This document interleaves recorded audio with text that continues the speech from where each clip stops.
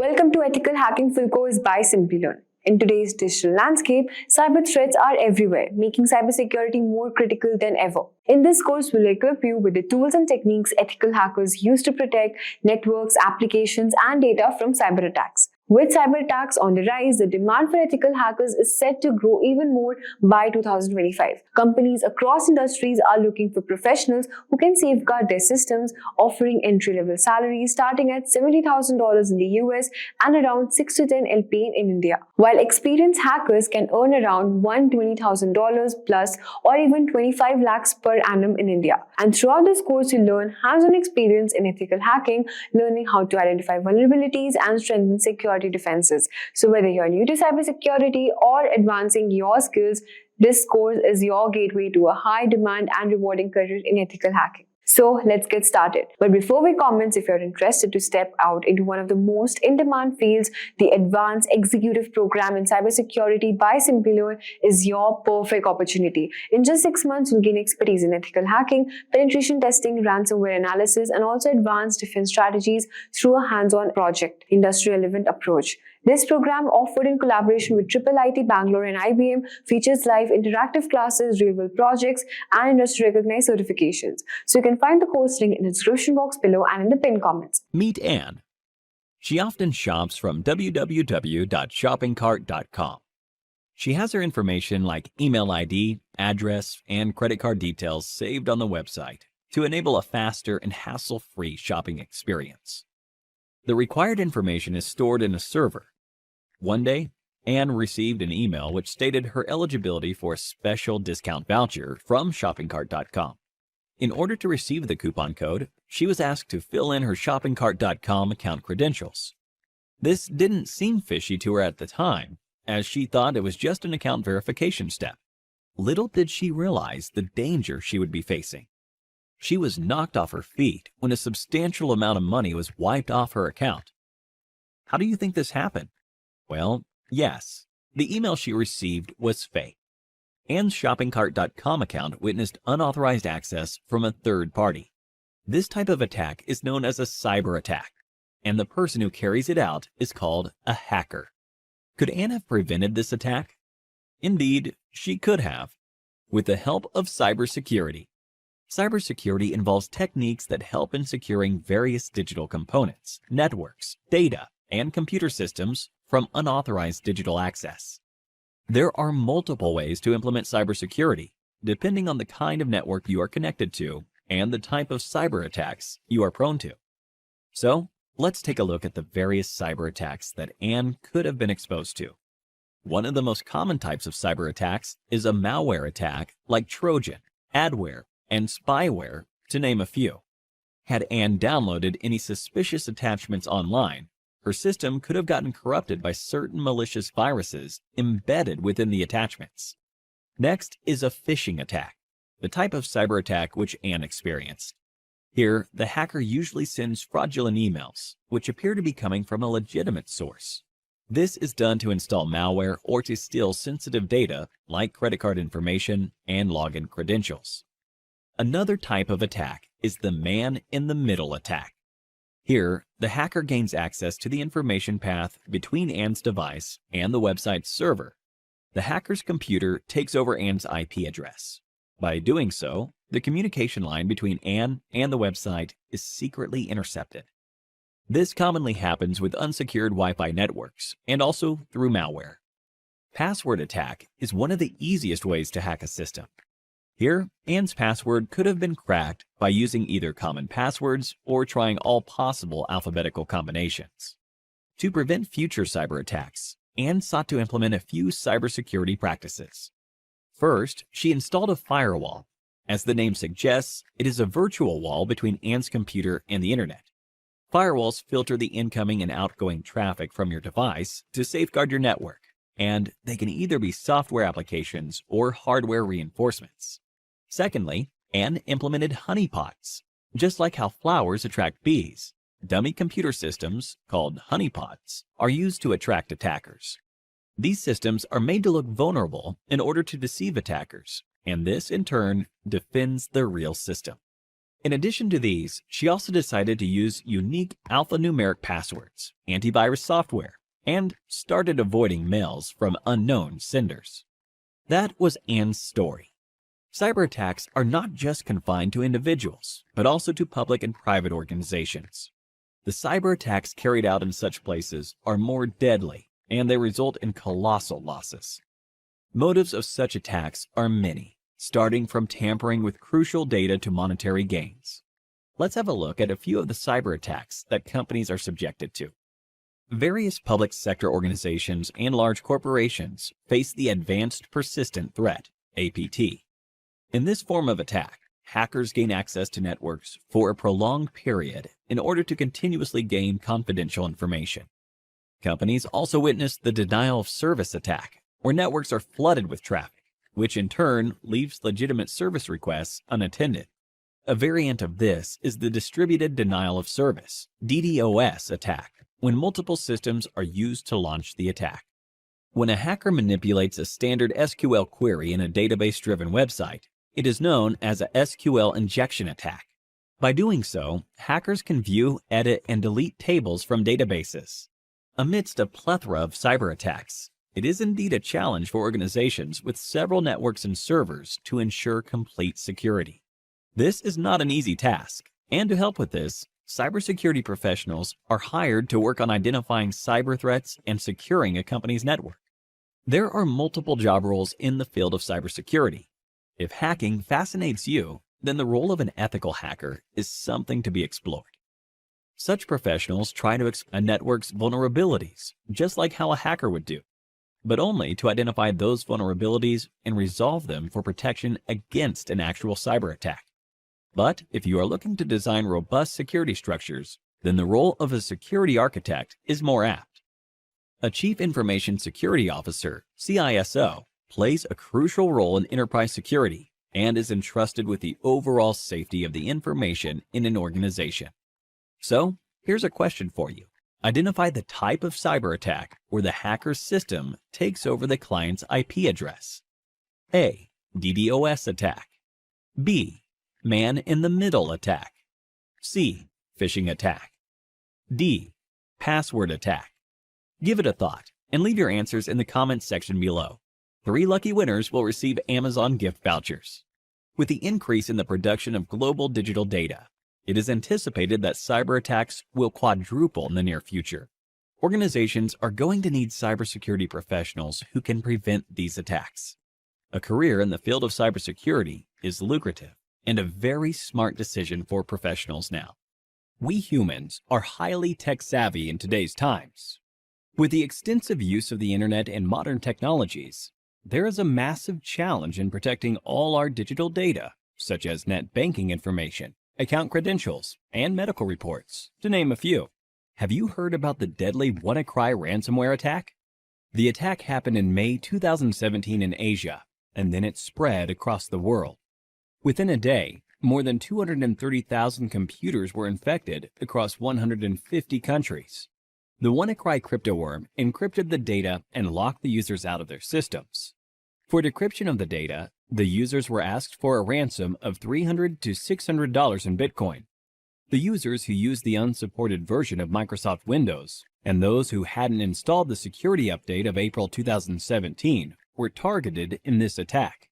The WannaCry attack took a toll on every sector. Top-tier organizations like Hitachi, Nissan, and FedEx had to put their businesses on hold as their systems were affected too. Now, this is what you call a cyber attack. To prevent such attacks, cybersecurity is implemented. We can define cybersecurity as the practice of protecting networks, programs, computer systems, and their components from unauthorized digital attacks. These illegal attacks are often referred to as hacking. Hacking refers to exploiting weaknesses in a computer network to obtain unauthorized access to information. A hacker is a person who tries to hack into computer systems. This is a misconception that hacking is always wrong. There are hackers who work with different motives. Let's have a look at 3 different types of hackers. Black hat hackers are individuals who illegally hack into a system for monetary gain. On the contrary, we have white hat hackers who exploit the vulnerabilities in a system by hacking into it with permission. in order to defend the organization. This form of hacking is absolutely legal and ethical. Hence, they are also often referred to as ethical hackers. In addition to these hackers, we also have the gray hat hackers. As the name suggests, the color gray is a blend of both white and black. These hackers discover vulnerabilities in a system and report it to the system's owner, which is a good act. But they do this without seeking the owner's approval. Sometimes gray hat hackers also ask for money in return for the spotted vulnerabilities. Now that you have seen the different types of hackers, let's understand more about the hacking that is legal and valid, ethical hacking, through an interesting story. Dan runs a trading company. He does online training with the money his customers invest. Everything was going well, and Dan's business was booming, until a hacker decided to hack the company's servers. The hacker stole the credentials of various trading accounts. He asked for a lump sum ransom in exchange for the stolen credentials. Dan took the hacker's words lightly and didn't pay the hacker. As a result, the hacker withdrew money from various customers' accounts, and Dan was liable to pay back the customers. Dan lost a lot of money, and also the trust of his customers. After this incident, Dan gave a lot of thought as to what could have gone wrong with the security infrastructure in his company. He wished there was someone from his company who could have run a test attack to see how vulnerable his systems were before the hacker penetrated into the network. This was when he realized he needed an employee who thinks like a hacker and identifies the vulnerabilities in his network before an outsider does. To do this job, he hired an ethical hacker, John. John was a skilled professional who worked precisely like a hacker. In no time, he spotted several vulnerabilities in Dan's organization and closed all the loopholes. Hiring an ethical hacker helped Dan protect his customers from further attacks in the future. This, in turn, increased the company's productivity and guarded the company's reputation. So, now you know hacking is not always bad. John, in this scenario, exposed the vulnerabilities in the existing network, and such hacking is known as ethical hacking. Ethical hacking is distributed into 6 different phases. Let us look at these phases step by step with respect to how John, our ethical hacker, will act. Before launching an attack, the first step John takes is to gather all the necessary information about the organization's system that he intends to attack. This step is called reconnaissance. He uses tools like Nmap and hping for this purpose. John then tries to spot the vulnerabilities, if any, in the target system using tools like Nmap and Nexpose. This is the scanning phase. Now that he has located the vulnerabilities, he then tries to exploit them. This step is known as gaining access. After John makes his way through the organization's networks, he tries to maintain his access for future attacks by installing backdoors in the target system. The Metasploit tool helps him with this. This phase is called maintaining access. John is a brilliant hacker. Hence, he tries his best not to leave any evidence of his attack. This is the 5th phase, clearing tracks. We now have the last phase, that is reporting. In this phase, John documents a summary of his entire attack, the vulnerabilities he spotted, the tools he used, and the success rate of the attack. Looking into the report, Dan is now able to take a call and see how to protect his organization from any external cyber attacks. Don't you all think John is an asset to any organization? If you want to become an ethical hacker like John, then there are a few skills that you need to acquire. First and foremost, you need to have a good knowledge of operating environments such as Windows, Linux, Unix, and Macintosh. You must have reasonably good knowledge of programming languages such as HTML, PHP, Python, SQL, and JavaScript. Networking is the base of ethical hacking. Hence, you should be good at it. Ethical hackers should be well aware of security laws so that they don't misuse their skills. Finally, you must have a global certification on ethical hacking to successfully bag a position of an ethical hacker like John. Few examples of ethical hacking certification are Certified Ethical Hacker Certification, CEH, CompTIA Pentest Plus, and Licensed Penetration Tester Certification, to name a few. Simplilearn provides a cybersecurity expert master's program that will equip you with all the skills required by a cybersecurity expert. You could have a look at it by clicking the link in the description. So, Here's a question for you. In which phase of ethical hacking will you install backdoors in the target system? A. Scanning. B. Maintaining access. C. Clearing tracks. D. Reconnaissance. Give it a thought and leave your answers in the comments section below. 3 lucky winners will receive Amazon gift vouchers. The endless growth of technologies in this area is directly proportional to the number of cybercrimes. Cybercrimes are estimated to cost $6 trillion in 2021. Hence, to tackle these cybercrimes, organizations are continuously on the lookout for cybersecurity professionals. The average annual salary of a certified ethical hacker is $91,000 in the US and approximately rupees 7 lakhs in India. So, what are you waiting for? Get certified and become an ethical hacker like John and put an end to the cyber attacks in the world. Let's understand what are the types of hackers. So, what are the types of hackers? Hacker is a technically skilled person who is very adept with computers. They have good programming skills, they understand how operating system works, they understand how networks work, they understand how to identify flaws and vulnerabilities within all of these aspects, and then they understand and know how to misuse these flaws to get a outcome which would be detrimental to the health of the organization. So there's 6 types of hackers that have been identified: black hat hackers, white hat hackers, gray hat, script kiddies, nation-sponsored hackers, and hacktivists. So black hat hackers are basically the malicious hackers who have malicious intent and have criminalistic tendencies. They want to harm the organization by hacking into their infrastructure, by destroying their infrastructure, by destroying their data, so that they can gain from it from a monetary perspective. These guys are also known as crackers. The main aspect of these people are that they have malicious intent, they try to do unauthorized activities, and they try it for personal gain. Another important aspect to remember is that a black hat hacker will always try to hide their identity. They will spoof their online digital identity by masking it, by spoofing their IP addresses, MAC addresses, and try to remain anonymous on the network. A white hat hacker, on the other hand, is also an ethical hacker or a security analyst who's an individual who will do exactly the same thing that a black hat hacker would do, minus the malicious intent, plus the intent of helping the organization identifying the flaws and remedying them so that nobody else can misuse those vulnerabilities. So they are authorized to act on the company's behalf. They are authorized to do that activity which would help the company identify those flaws and thus help the company mitigate those flaws, improving on their security posture. So these kind of security experts or ethical hackers would help organizations defend themselves against unauthorized attacks. Grey hat hackers is a blend of both white hat and black hat hackers. So here they can work defensively and offensively both. They can accept contracts from organizations to increase their security posture. At the same time, they can also get themselves involved in malicious activities towards other organizations to personally gain or benefit from them by doing unauthorized activity. Script kiddies are people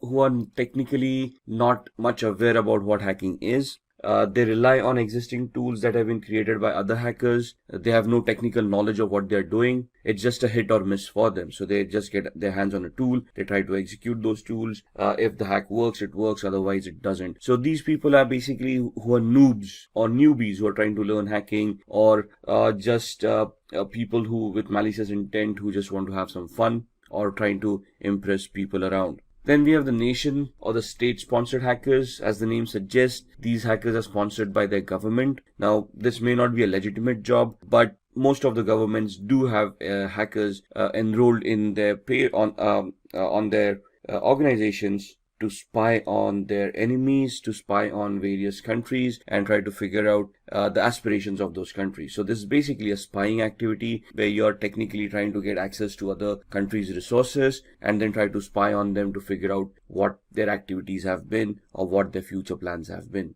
And then we have the hacktivists, who is an individual who has a political agenda to promote, and they promote it by doing hacking. So these guys, what is the difference between a black hat hacker and a hacktivist? The black hat hacker may try to hide their identity. A hacktivist will claim responsibility of what they have done. So for them, it's a political agenda, a political cause, and they will try to hack various organizations to promote their cause. They would probably do this by defacing the website and posting the messages that they want to promote on these websites.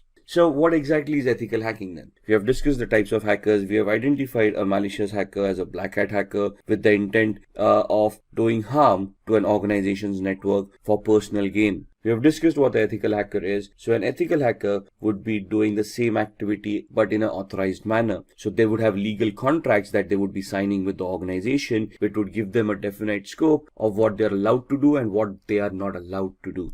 And the ethical hackers would function within those scopes, would try to execute those test scenarios where they would be able to identify those flaws or those system vulnerabilities, and then they would be submitting a report to the management of what they have found. They would also help the management to mitigate or to resolve those weaknesses so that nobody else can misuse them later on. They might use the same techniques and the same tools that black hat hackers do. However, the main difference here is that these guys are authorized to do that particular activity. They're doing it in a controlled manner with the intent of helping the organization and not with the intent of personal gains. So who's an ethical hacker? Again, an ethical hacker is a highly intelligent, highly educated person who knows how computers function, how programming languages work, how operating systems work. They can troubleshoot. They're technically very adept at computing. They understand the architecture. They understand how various components in a computer work. They can troubleshoot those components, and they can basically be very good with programming as well. Now, when I say programming, we don't want an ethical hacker to be a good developer of applications. We want them to understand programming in such a way that they can create scripts, they can write their own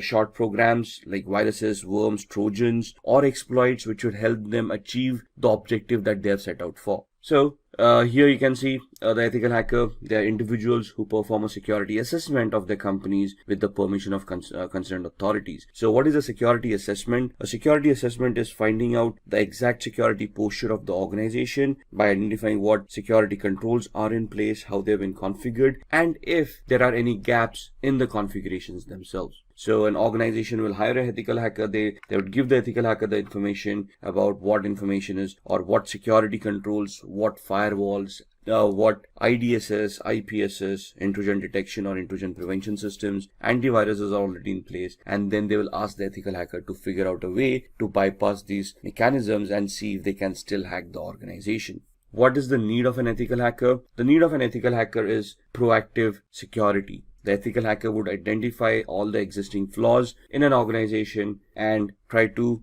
resolve those flaws to help secure the organization from black hat hackers. So ethical hackers would prevent hackers from cracking into an organization's network by securing the organization, by improving on their security on a periodic basis. And they would also try to identify system vulnerabilities, network vulnerabilities, or application level vulnerabilities that would have been missed or have already been missed, and then try to figure out a way of plugging them or resolving them so that they cannot be misused by other hackers. They would also analyze and enhance an organization's security policies. Now, what are policies? Policies are basically documents that have been created by an organization of rules that all the employees need to follow to ensure that the security of an organization is maintained. For example, a password policy. A password policy would help users in an organization to adhere to the standards the organization has identified for a password complexity. For example, a password, when a user is creating them, should adhere to standards where they are using random words. They contain the alphabet A through Z, uppercase and lowercase, 0 through 9 as numerics, and special characters, and they are randomized so that the password becomes more stronger to prevent from brute force attacks. So what would an ethical hacker do at this point in time? They would try to test the strength of the passwords to see if brute force attacks or dictionary attacks are possible, and if any of these passwords can be cracked. They would ensure that all the employees are following the policies and all the passwords are as secured as the policies want them to be. If there are any gaps in the policies or the implementation of the policy, it is the ethical hacker's responsibility to identify those gaps and warn the organization about it. Similarly, they would also try to protect any personal information, any data that is owned by the organization that is critical for the functioning of the organization, and they will try to protect it from falling into the hacker's hands. Now, what are the skills that are required of an ethical hacker? these are the following skills. So first and foremost, they should have good knowledge with operating systems such as Windows, Linux, Unix, and Mac. Now, when we say knowledge about operating systems, it's not only about how to use those operating systems, but how to troubleshoot those operating systems, how these operating systems work, how these operating systems need to be configured, how can they be secured. For example, securing an operating system is not only installing a firewall and an antivirus, but you need to configure permissions on an operating system of what users are allowed to do and what users are not allowed to do. For example, limiting the installation of applications. How are we going to do that? We need to go into the system center, the security center of Windows, and we need to configure security parameters over there of what are acceptable softwares and what are not. Same with Linux and Mac softwares, operating systems. So we need to know how we can secure these operating systems. Similarly, all of these would have desktop versions and server versions of operating systems. As an ethical hacker, we need to know the desktop and server versions both, how to configure them and how to provide services within the organization on these servers so that they can be consumed in a secure manner by all the employees. At the same time, they should also be knowledgeable of programming languages or scripting languages such as PHP, Python, Ruby, HTML for programming, if you will, because web servers come into the picture. So again, they should not be great developers where they can create huge applications, but they should be able to develop scripts, understand those scripts, analyze those scripts, and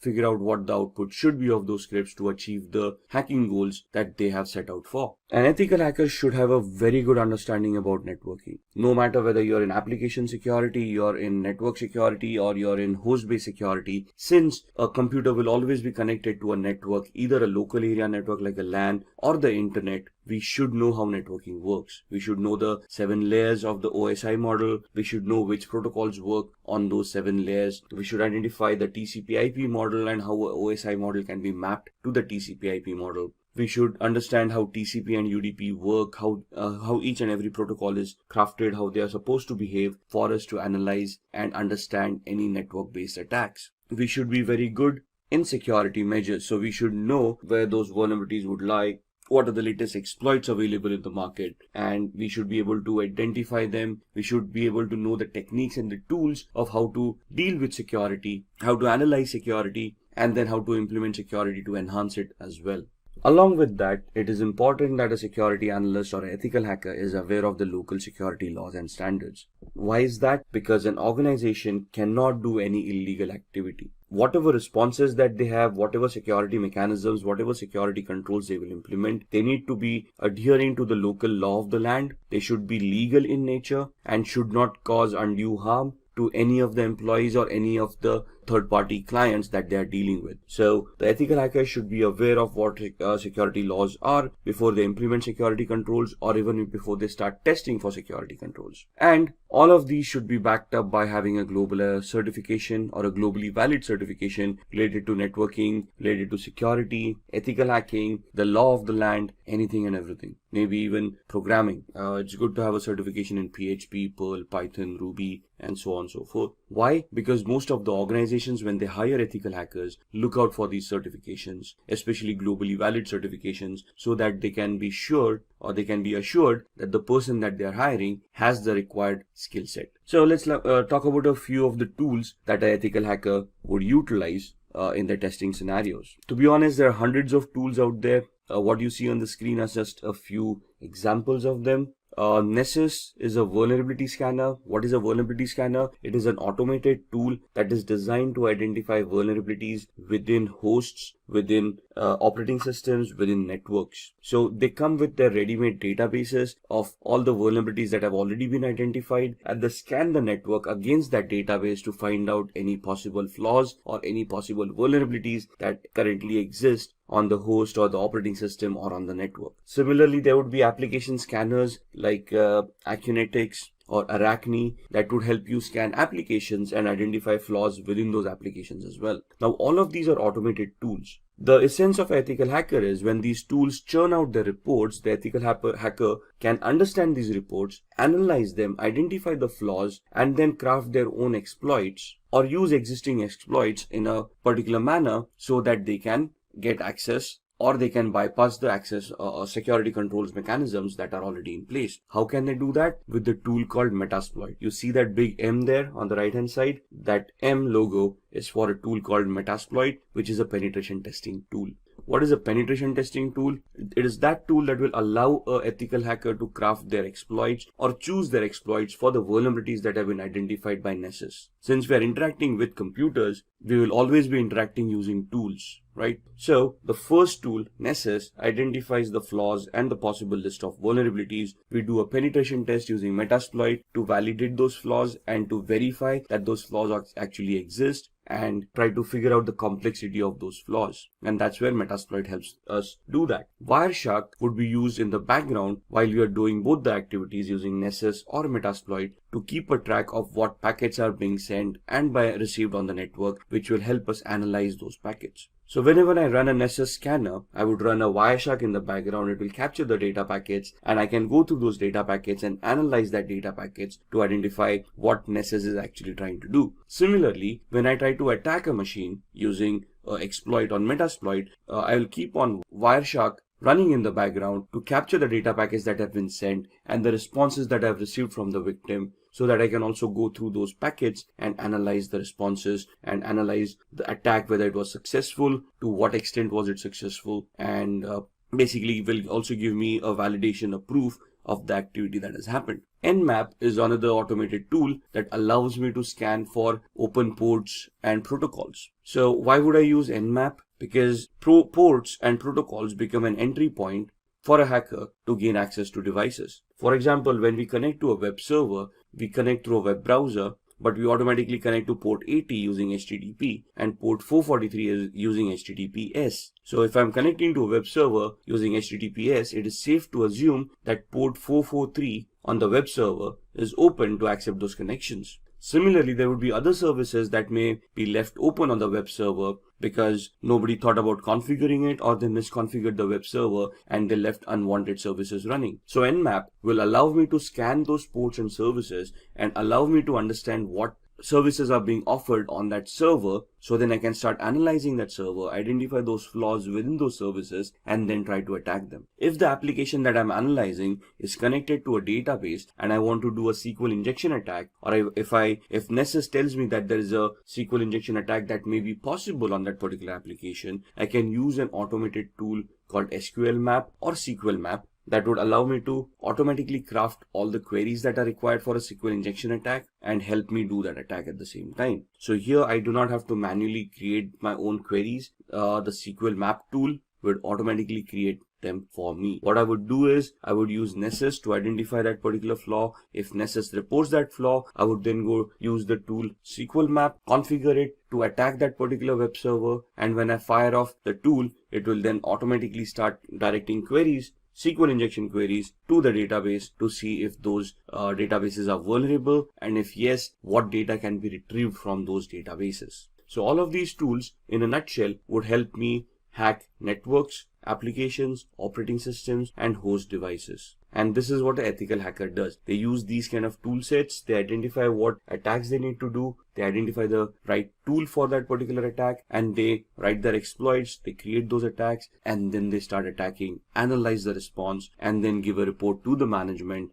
providing them feedback about how the attack was created or crafted, what was the response to that attack, and whether the attack was successful or not. If successful, they would also give recommendations of what to do to prevent these attacks from happening in the future. So when we are doing these attacks, or when we want to launch these attacks, what is the process that we would follow? So there are 6 steps that we would do as an ethical hacker. If you're just a hacker, you probably wouldn't do the 6th step, which is a reporting step. So the first step that would be done is the reconnaissance phase, which is the information gathering phase, which is very important from an ethical hacker's perspective or a hacker's perspective. Because if I want to attack someone or something as a digital device, I need to know what I'm attacking. I need to know the IP address of the device, the MAC address of those devices. I need to know the operating system, the build or the version of that operating systems, applications on top, the versions of those applications, so I know what I'm attacking. For example, if I want to attack a server, I assume it's a Windows-based server and I use a particular tool to attack it, but it actually turns out to be a Linux-based server, my attacks are going to be unsuccessful. So I need to focus my attack based on what is there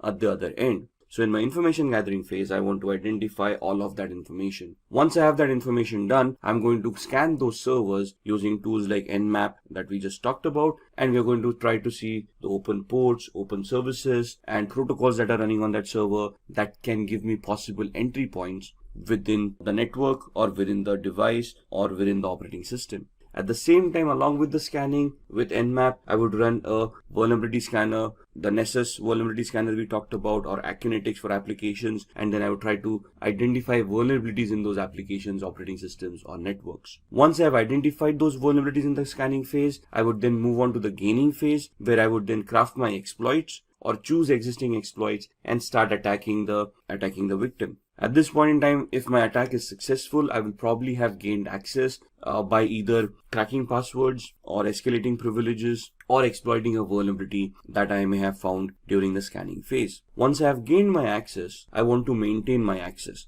Why? Because the vulnerability may not be there for long. Maybe somebody updated the operating system and hence the flaw was no longer existing, or somebody changed the password that I may have cracked, thus I no longer have access. So what do I do to maintain my access? I install Trojans or backdoor entries to those systems using which I can secretly, in a covert manner, get access to those devices at my own will, at my own time, as long as those devices are available over the network. So that's where I maintain my access. I have hacked them. Now I want to maintain my access, so I install a software which would give me a backdoor entry to that device no matter what. Once I have done this, I want to clear my tracks. So whatever activity that I've been doing, for example, installing a Trojan. A Trojan is also a software that would create directories and files once installed on the victim's machine. So I want to hide that. If I have accessed data stores, if I have modified data, I want to hide that activity, because if the victim comes to know that something has happened, they would start increasing their security parameters. They might start scanning their devices. They may take them offline. Thus, my hack would no longer be efficient. The reason I'm clearing my tracks is that the victim doesn't find out that they have been hacked or they have been compromised, or even if they do find out that they've been compromised, they cannot trace the compromise back to me. So I would be deleting references of any of the IP addresses or MAC addresses that I may have used to attack that particular device. And this is where I will be able to identify where those logs were created, where those traces are. Once I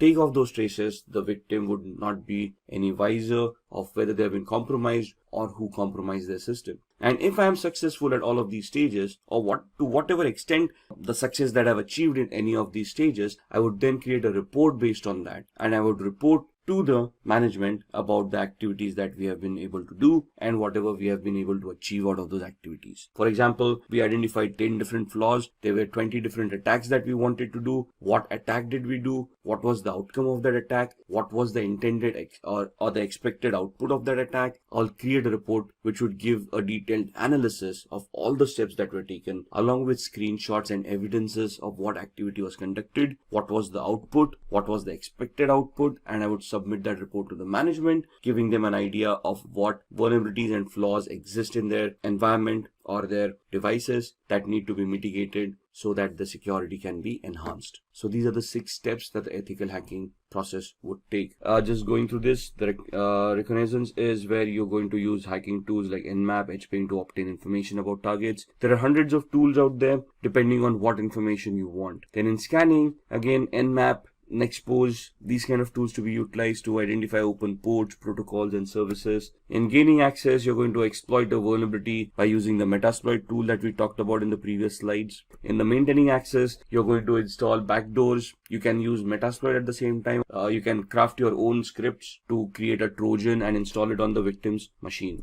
Once you have achieved that, clearing tracks is where you're going to clear all evidences of your activity so that you do not get caught or the victim doesn't even realize that they have been hacked. And once you're done all of this, we are going to create reports that are going to be submitted to the management to help them understand the current security evaluation of their organization. So now let's see how we can hack using social engineering. Now, what is social engineering? Social engineering is the art of manipulating humans into revealing confidential information which they otherwise would not have revealed. So this is where your social skill and your people skills come into the picture. If you are able to communicate effectively to another person, they would probably give up more information that they intended to give out. Let's look at examples, right? If you see on the screen, phishing activity. What is phishing? We receive a lot of fake mails on a regular basis. We have always received those emails where we have won a lottery of a few $1 million, but we have never realized that we didn't purchase a lottery to win a lottery in the first place. We have always had those Nigerian frauds where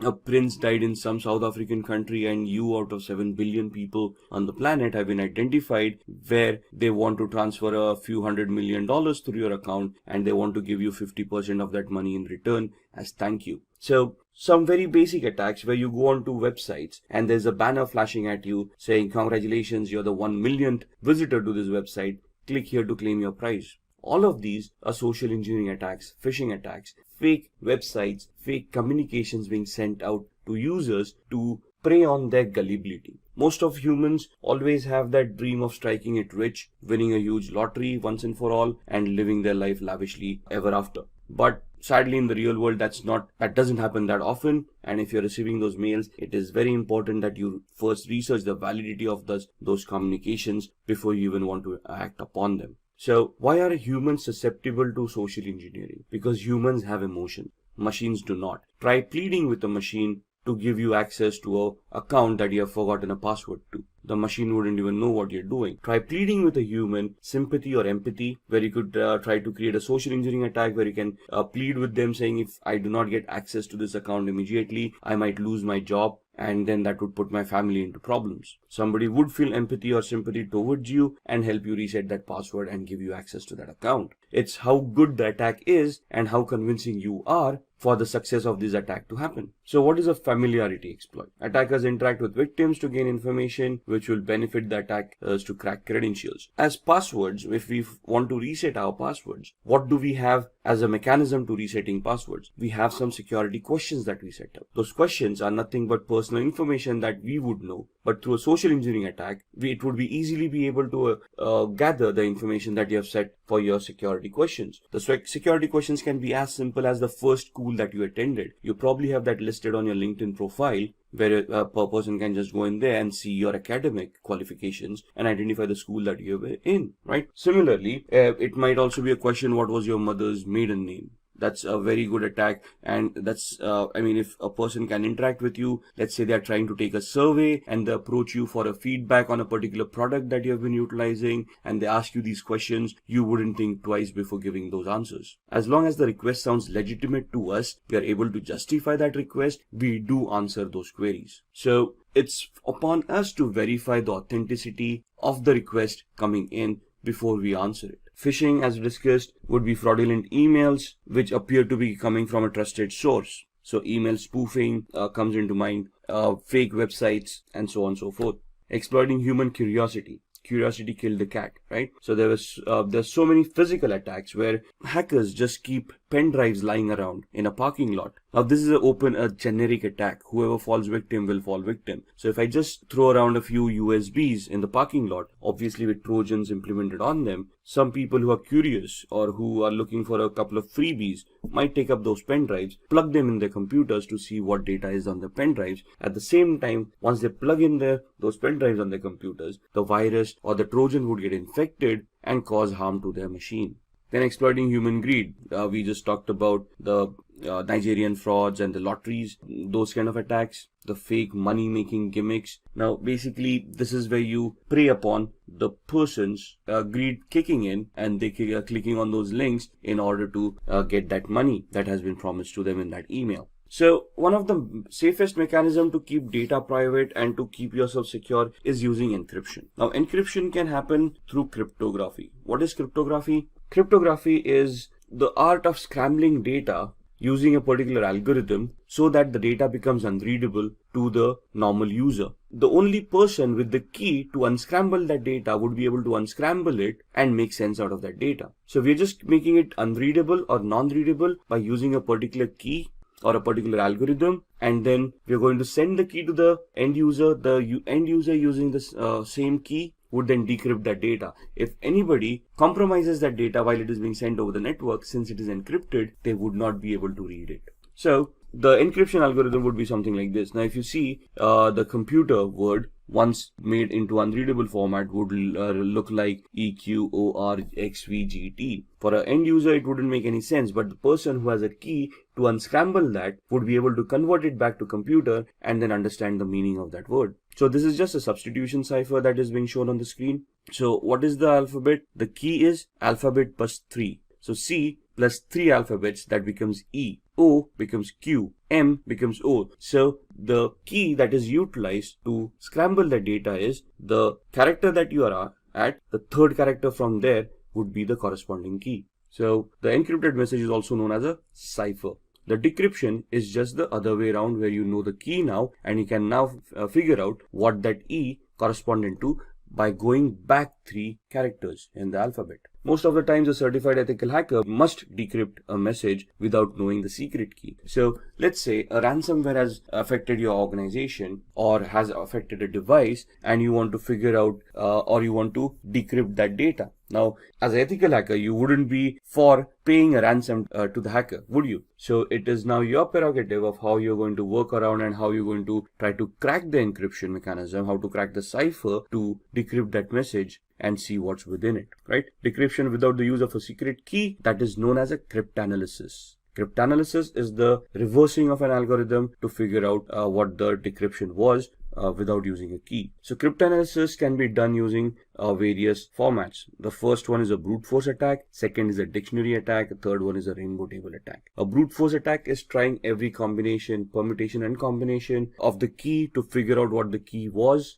It is 100% successful, but may take a lot of time. A dictionary attack is where you have created a list of possible encryption mechanisms, a list of possible cracks, and then you try to figure out whether those cracks work or not. Rainbow tables are where you have an encrypted text in hand and you're trying to figure out the similarities between the text that you have and the encrypted data that you wanted to decrypt in the first place. So in the brute force attack, you're trying every possible combination, permutation of what the key would be. In dictionary attack, you have a word list that would tantamount to the key, and if you're trying to match all the words listed in the text file or the word list to see if any of those words are going to work to decrypt that data. Here in the rainbow table, the ciphertext is compared with another ciphertext. You find out similarities and then you try to work or reverse engineer your way accordingly. So let's have a quick demo on cryptography before we end this session. So to begin with the demo of cryptography, we are on a website called spammimic.com, which will help us scramble the message that we created into a completely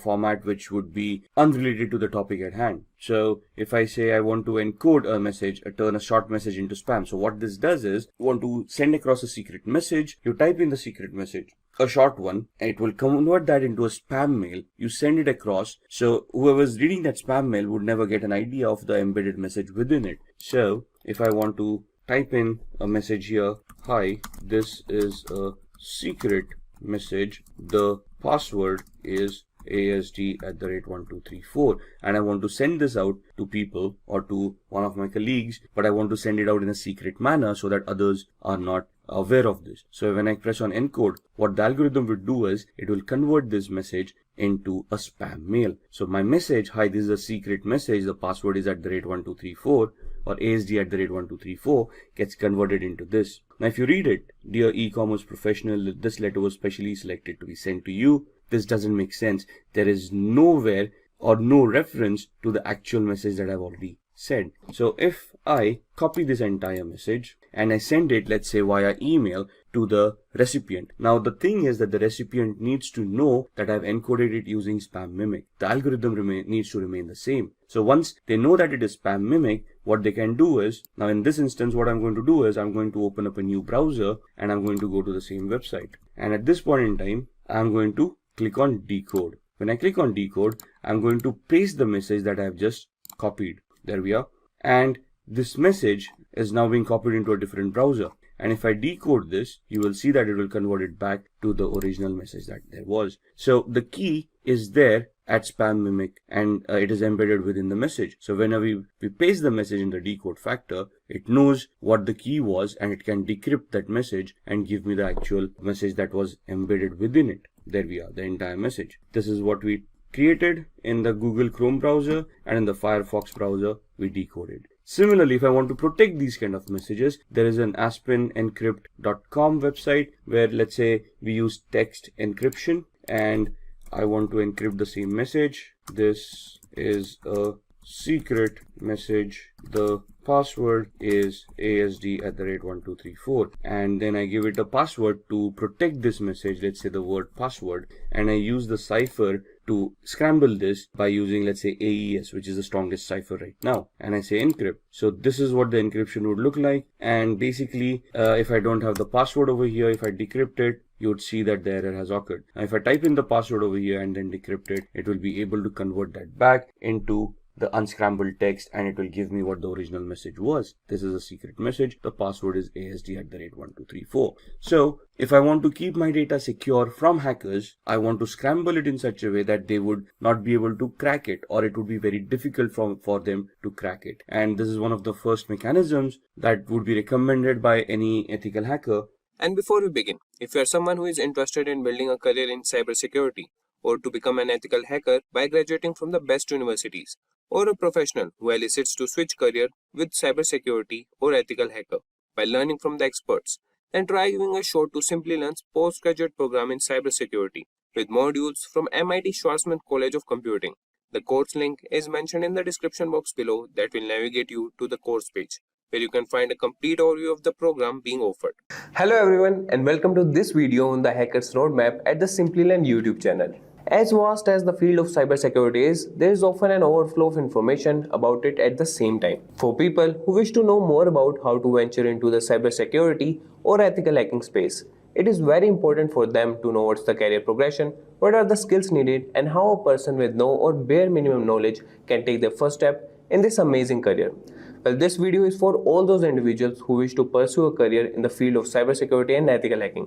Whether you are an entry-level professional, a college graduate, or an experienced professional looking to understand how a career in the field of cybersecurity progresses and what additional skills and responsibilities would you need as you grow in the field, then you are at the right place. So let's get started with our topic, the Hackers Roadmap. And before we begin, if you are someone who is interested in building a career in cybersecurity by graduating from the best universities, or a professional who elicits to switch careers with cybersecurity by learning from the experts, then try giving a shot to Simplilearn's postgraduate program in cybersecurity with modules from MIT Schwarzman College of Engineering.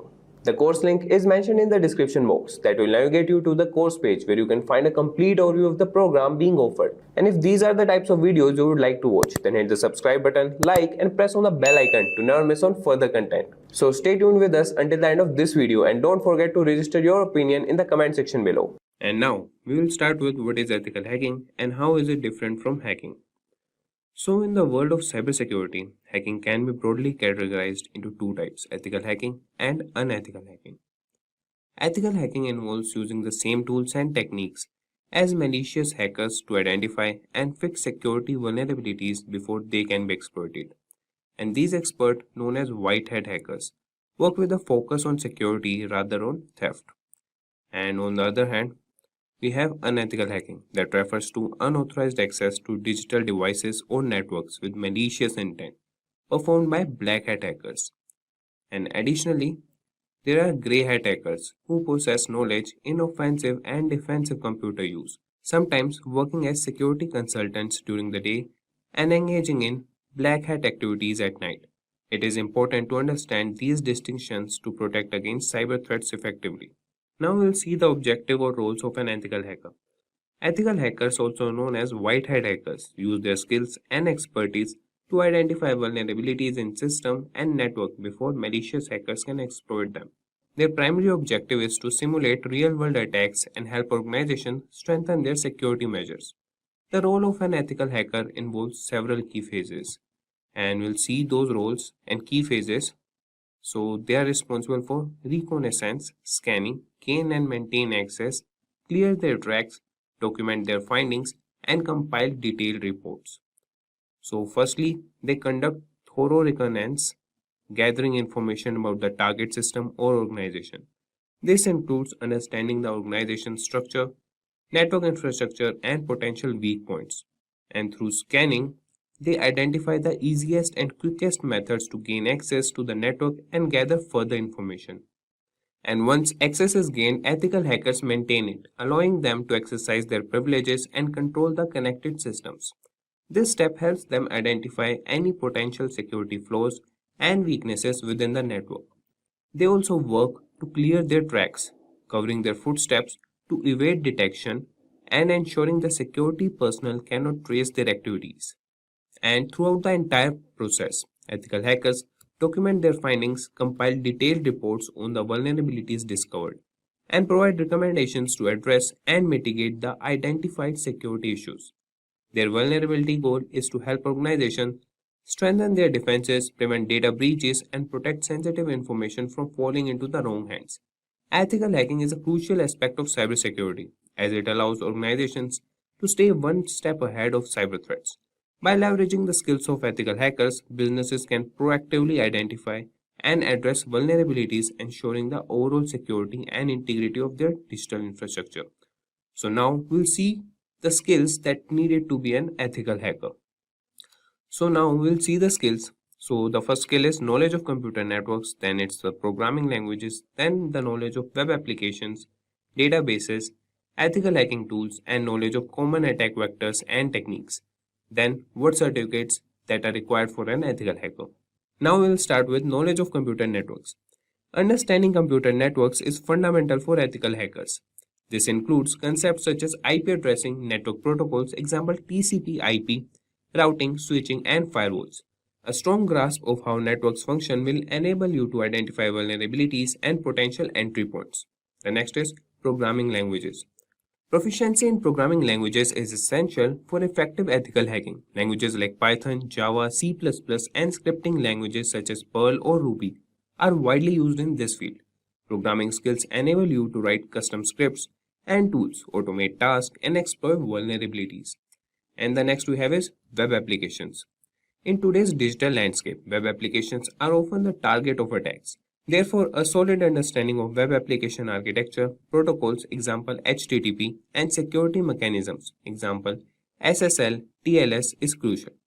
Knowledge of web programming languages like HTML, CSS, JavaScript, and frameworks like PHP or ASP.NET is also beneficial. Then we have databases. So databases store and manage sensitive data, making them attractive targets for hackers. Familiarize yourself with database management systems (DBMS) such as MySQL, Oracle, or Microsoft SQL Server. Learn about database security, including access control, encryption, and vulnerability assessment. Then we should focus on the skill to have a knowledge on ethical hacking tools.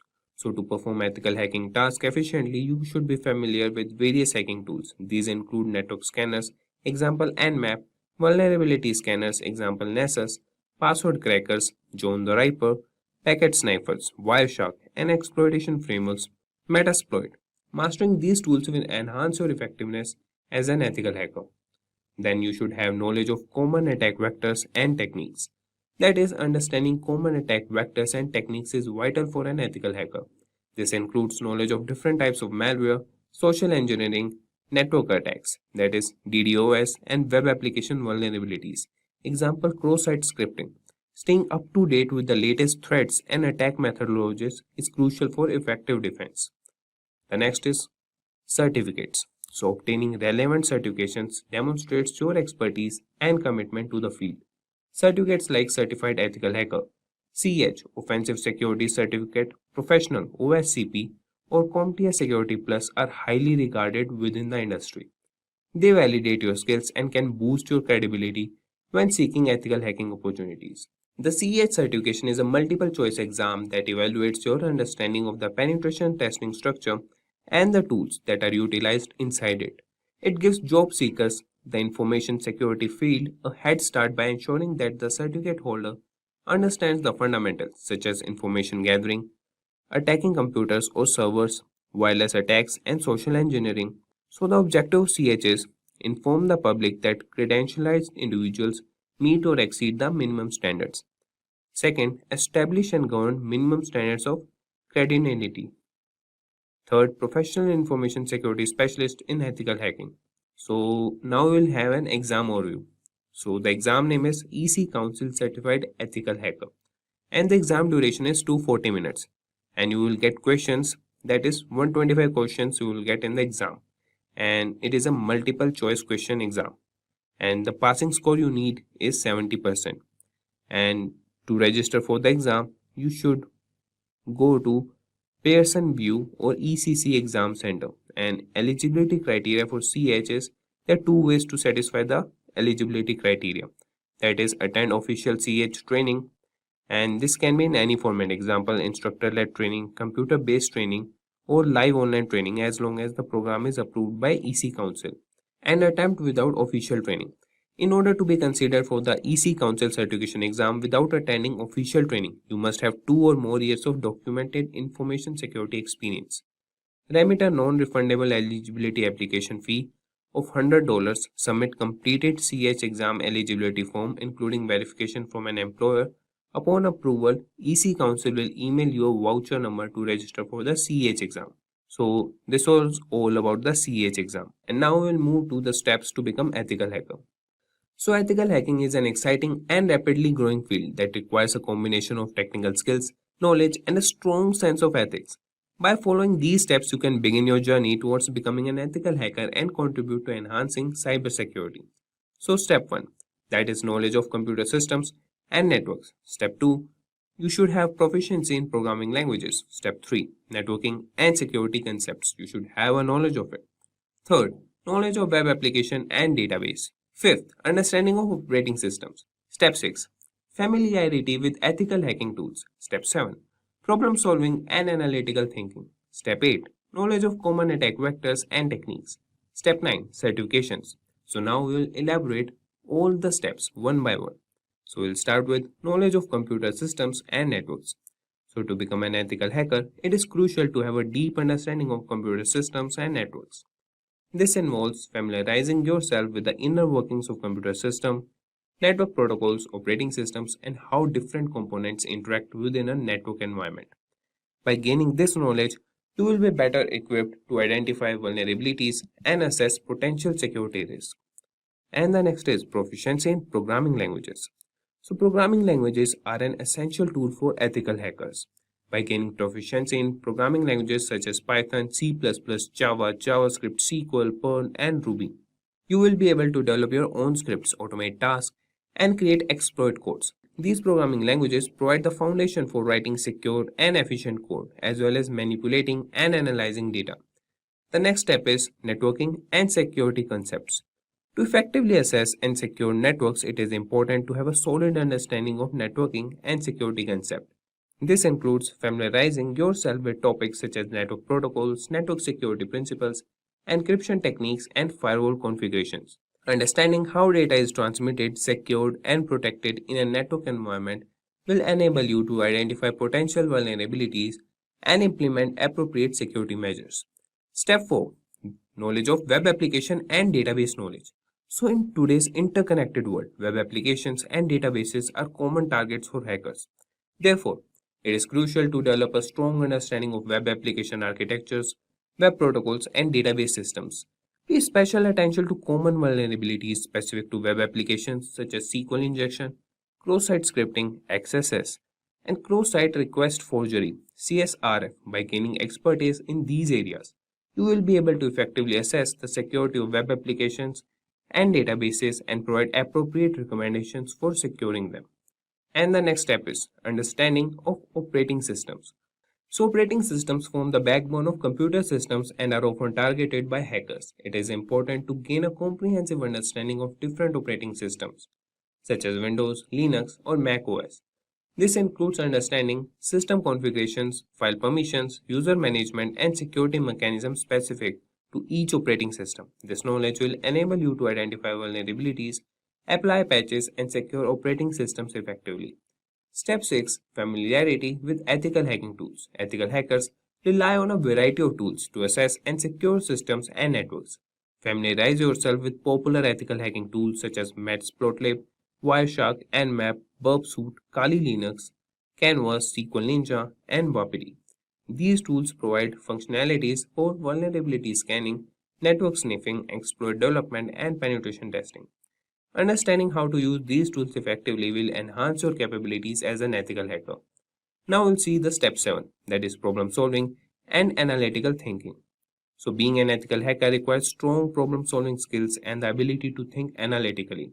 You will often encounter complex systems and face intricate security challenges. Developing your problem-solving abilities and analytical thinking will help you approach these challenges systematically, identify vulnerabilities, and devise effective strategies to mitigate risk. It is essential to stay updated with the latest security trends and technologies to enhance your problem-solving skills. And the step 8 is knowledge of common attack vectors and techniques. So to defend against potential threats, you must familiarize yourself with common hacking techniques and attack vectors used by malicious hackers.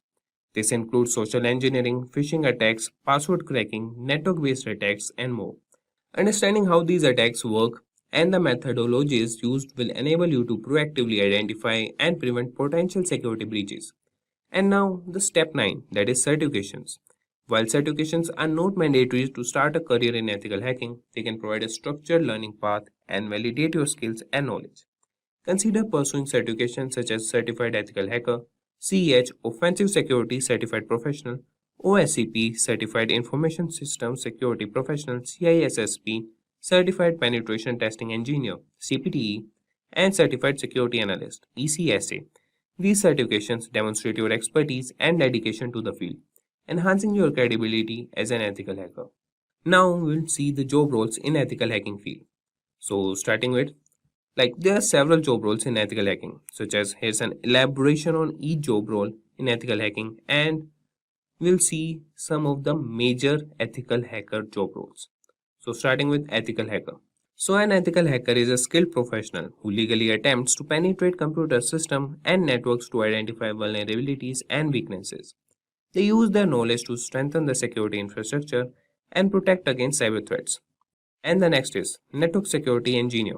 Network security engineers specialize in securing and maintaining computer networks within an organization. They implement and manage security measures such as firewalls, intrusion detection systems, and virtual private networks, that is VPNs, to protect sensitive data.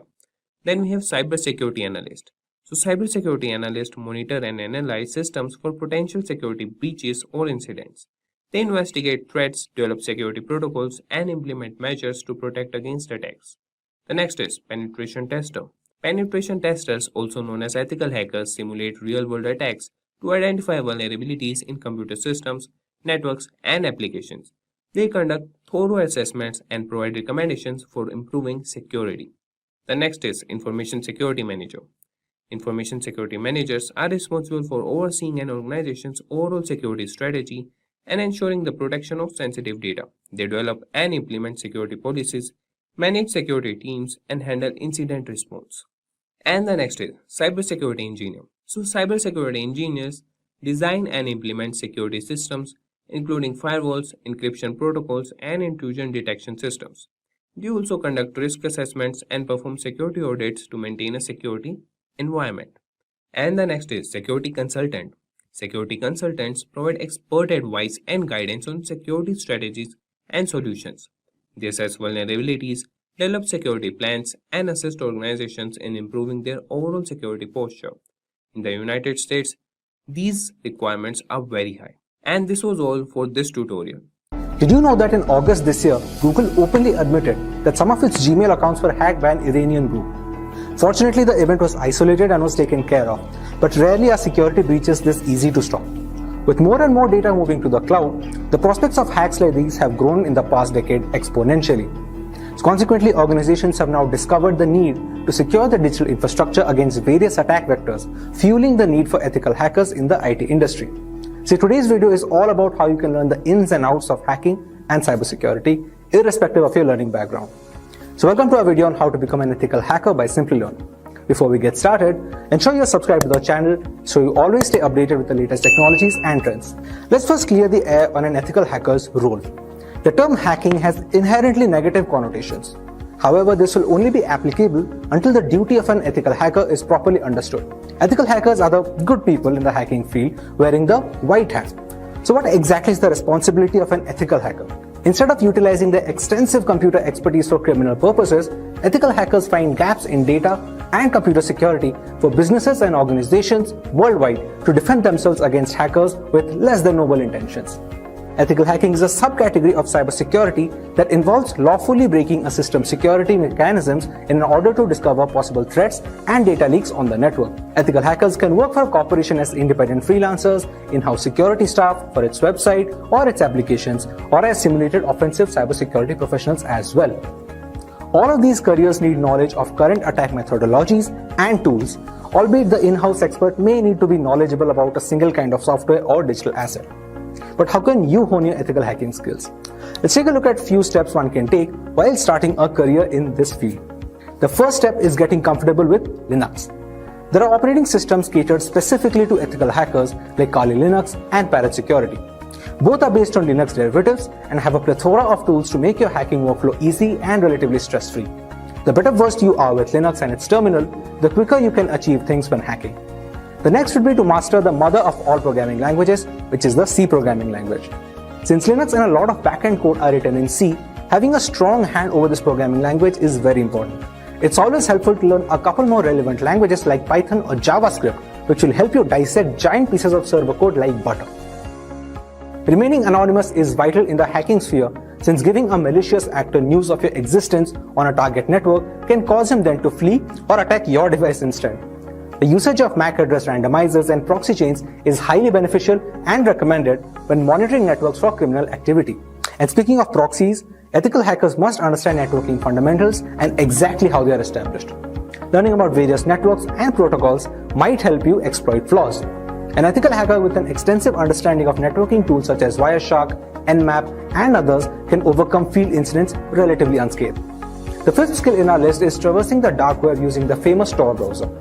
Most of the internet is hidden behind the Tor networks, and getting a closer look at the people who often are at the forefront of the hacking industry in the dark web directly can help you familiarize yourself with a certain domain secrets while keeping you updated with the latest happenings in the cybercrime world. A major advantage that can tip the scales in the favor of an ethical hacker is the knowledge of cryptography or encryption. Encryption is used in various elements of information security, including authentication, data integrity, anonymity, and others. Passwords and other sensitive information are always encrypted on a network. A hacker must understand how to recognize and break these encryption standards. Exploring vulnerabilities make you a better ethical hacker since it keeps you aware of the security measures that are kept in place as industry standards while handing you the most advanced penetration testing tools on the market. Learning how to scan networks and systems for vulnerabilities that might result in a security breach. Ethical hackers may also attempt to write vulnerabilities to exploit the system in question. As a final tip, join forums for conversations with other hackers worldwide to trade, share expertise, and collaborate. Discord, Reddit, Telegram, and other platforms all have communities where you can join and collaborate with fellow learners to broaden your learning spectrum. Now that we understand some basic skills ethical hackers need to excel in this domain, let us look at the roadmap one can follow to get started. Many ethical hackers begin their careers by studying computer science. You can also acquire an A+ certification from CompTIA by appearing for and passing 2 additional tests. These tests assess an individual's understanding of PC components and their ability to disassemble and reassemble a PC. However, before advancing in your profession, you must gather experience and obtain a Network Plus or a CCNA certification. The Network Plus certification certifies fundamental network expertise such as network administration, maintenance, deployment, and troubleshooting. The CCNA certification guarantees the same skills and strives for foundation level proficiency. Once qualified, you can advance to the next level of your career in network support. You will be responsible for monitoring and upgrading, installing security software, and testing for vulnerabilities. You will obtain expertise in network security, and your goal should be offered as a position as a network engineer. As a network engineer, you will build and plan networks rather than simply maintain them. Your focus should now be on the security part of your journey to becoming an ethical hacker. This is the time to focus on earning a security certifications such as Security Plus or CISSP. The US Department of Defense has approved the Security Plus accreditation, which covers testing on critical areas such as access control, identity authentication, and cryptography. The CISSP certification is a worldwide recognized security accreditation that validates the expertise of risk management, cloud technology, and application development. The next step would be to start working in the Information Security Division. An information security analyst studies systems and network security, engages with security breaches, and strives to implement security solutions. For this profession, you should focus on penetration testing to gain hands-on experience with some of the most essential tools of the trade. Getting the Certified Ethical Hacker or the CEH certification should be your top priority. The training will teach you all you must understand to become a productive and ethical hacker. You will be engaged in a hands-on environment where you will be guided through breaking into a network and finding any security flaws. After obtaining this certification, you can begin marketing yourself as a professional ethical hacker. We have already covered some skills one needs to learn when starting their journey. However, an ethical hacker has certain roles and responsibilities that must be carried out meticulously. The first of which is threat modeling. Threat modeling is optimizing network security by identifying vulnerabilities and determining countermeasures for avoiding or reducing an attack's impact on the system.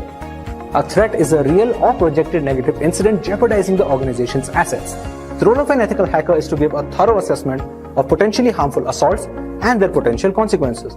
They can also conduct information security audits or a risk-based evaluation of a company's security. These regular exercises assess security's readiness, identify IT system weaknesses, and offer strategies for reducing future attack threats. They also assess how successfully security-related policies are implemented, resulting in a report that includes discovered flaws and appropriate solutions. Ethical writers must be able to collect data, detect vulnerabilities, and correlate risks to create clear and unambiguous professional reports.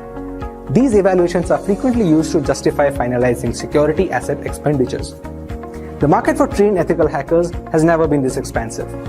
According to various surveys, the job outlook for ethical hackers and information security analysts is supposed to grow by 33% between 2020 and 2030. Companies like IBM, Google, and Microsoft are always on the lookout for trained cybersecurity personnel in this climate of data breaches and security vulnerabilities. We hope this video has cleared some doubts regarding where to start and what to learn during this journey. When it comes to web app hacking, it generally refers to the exploitation of applications via HTTP, which can be done by manipulating the applications via its graphical user interface. This is done by tampering with the Uniform Resource Identifier, also known as a URI, or tampering with the HTTP elements directly, which are not a part of the URI. The hacker can send a link via an email or a chat and may trick the users of a web application into executing actions. In case the attack is on an administrator account, the entire web application can be compromised. Anyone who uses a computer connected to the internet is susceptible to the threats that computer hackers and online predators pose. These online villains typically use phishing scams, spam email, or instant messages and bogus websites to deliver dangerous malware to your computer and compromise your computer security. Computer hackers can also try to access your computer and private information directly if you are not protected by a firewall. They can monitor your conversations or peruse the back end of your personal website. Usually disguised with a bogus identity, predators can lure you into revealing sensitive personal and financial information. A web server, which can be referred to as the hardware, the computer, or the software which helps to deliver content that can be accessed through the internet. The primary function of a web server is to deliver these web pages on the request to clients using the Hypertext Transfer Protocol or HTTP. So hackers attack the web server to steal credential information, passwords, and business information by using different types of attacks like DDoS attacks, SYN flooding, ping flood, port scan, and social engineering attacks. In the area of web security, despite strong encryption on the browser server channel, web users still have no assurance about what happens at the other end. Although wireless networks offer great flexibility, they have their own security problems. A hacker can sniff the network packets without having to be in the same building where the network is located. As wireless networks communicate through radio waves, a hacker can easily sniff the network from a nearby location. Most attackers use network sniffing to find the SSID and hack a wireless network. An attacker can attack a network from a distance, and therefore it is sometimes difficult to collect evidence against the main hacker. Social engineering is the art of manipulating users of a computing system into revealing confidential information, which can be later used to gain unauthorized access to a computer system.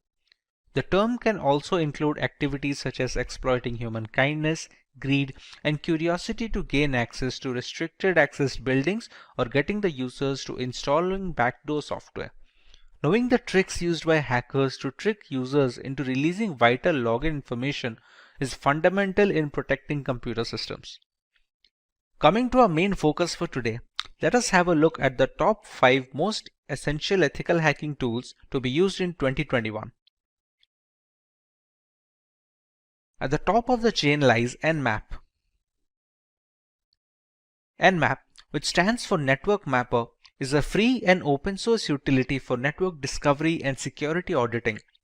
Many systems and network administrators also find it useful for tasks such as network inventory, managing service upgrade schedules, and monitoring host or service uptime. It is most beneficial in the early stages of ethical hacking, where a hacker must figure the possible entry point to a system before running the necessary exploits, thus allowing the hackers to leverage any insecure openings and thus breach the device. Nmap uses raw IP packets in novel ways to determine what hosts are available on the network, what service they are running, what operating systems are installed, what type of packet filters and firewalls are in use, and dozens other characteristics. It was designed to rapidly scan large networks, but works fine against single hosts as well. Since every application that connects to a network needs to do so via a port, the wrong port or a server configuration can open a can of worms which lead to a thorough breach of the system and ultimately a fully hacked device. Next on our list we have Metasploit. The Metasploit framework is a very powerful tool that can be used by cyber criminals as well as ethical hackers to probe systematic vulnerabilities on both networks and servers.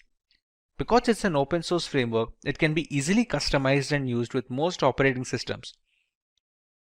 With Metasploit, the ethical hacking team can use ready-made or custom code and introduce it into a network to probe for weak spots. As another flavor of threat hunting, once the flaws are identified and documented, the information can be used to address systemic weaknesses and prioritize solutions. Once a particular vulnerability is identified and the necessary exploit is fed into the system, there are a host of options for the hacker. Depending on the vulnerability, hackers can even run root commands from the terminal, allowing complete control over the activities of the compromised system as well as all the personal data stored on the device. A big advantage of Metasploit is the ability to run full-fledged scans on the target system, which gives a detailed picture of the security index of the system along with the necessary exploits that can be used to bypass the antivirus software. Having a single solution to gather almost all the necessary points of attack is very useful for ethical hackers and penetration testers, as denoted by its high rank in the list. Moving on, we have the Acunetics framework. Acunetics is an end-to-end web security scanner which offers a 360-degree view of an organization's security. It is an application security testing tool that helps the company address vulnerability across all their critical web assets. The need to be able to test applications in depth and further than traditional vulnerability management tools has created a market with several players in the application security space. Acunetics can detect over 7,000 vulnerabilities, including SQL injections, cross-site scripting, misconfigurations, weak passwords, exposed database, and other out-of-band vulnerabilities. It can scan all pages, web apps, and complex web applications running HTML5 and JavaScript as well.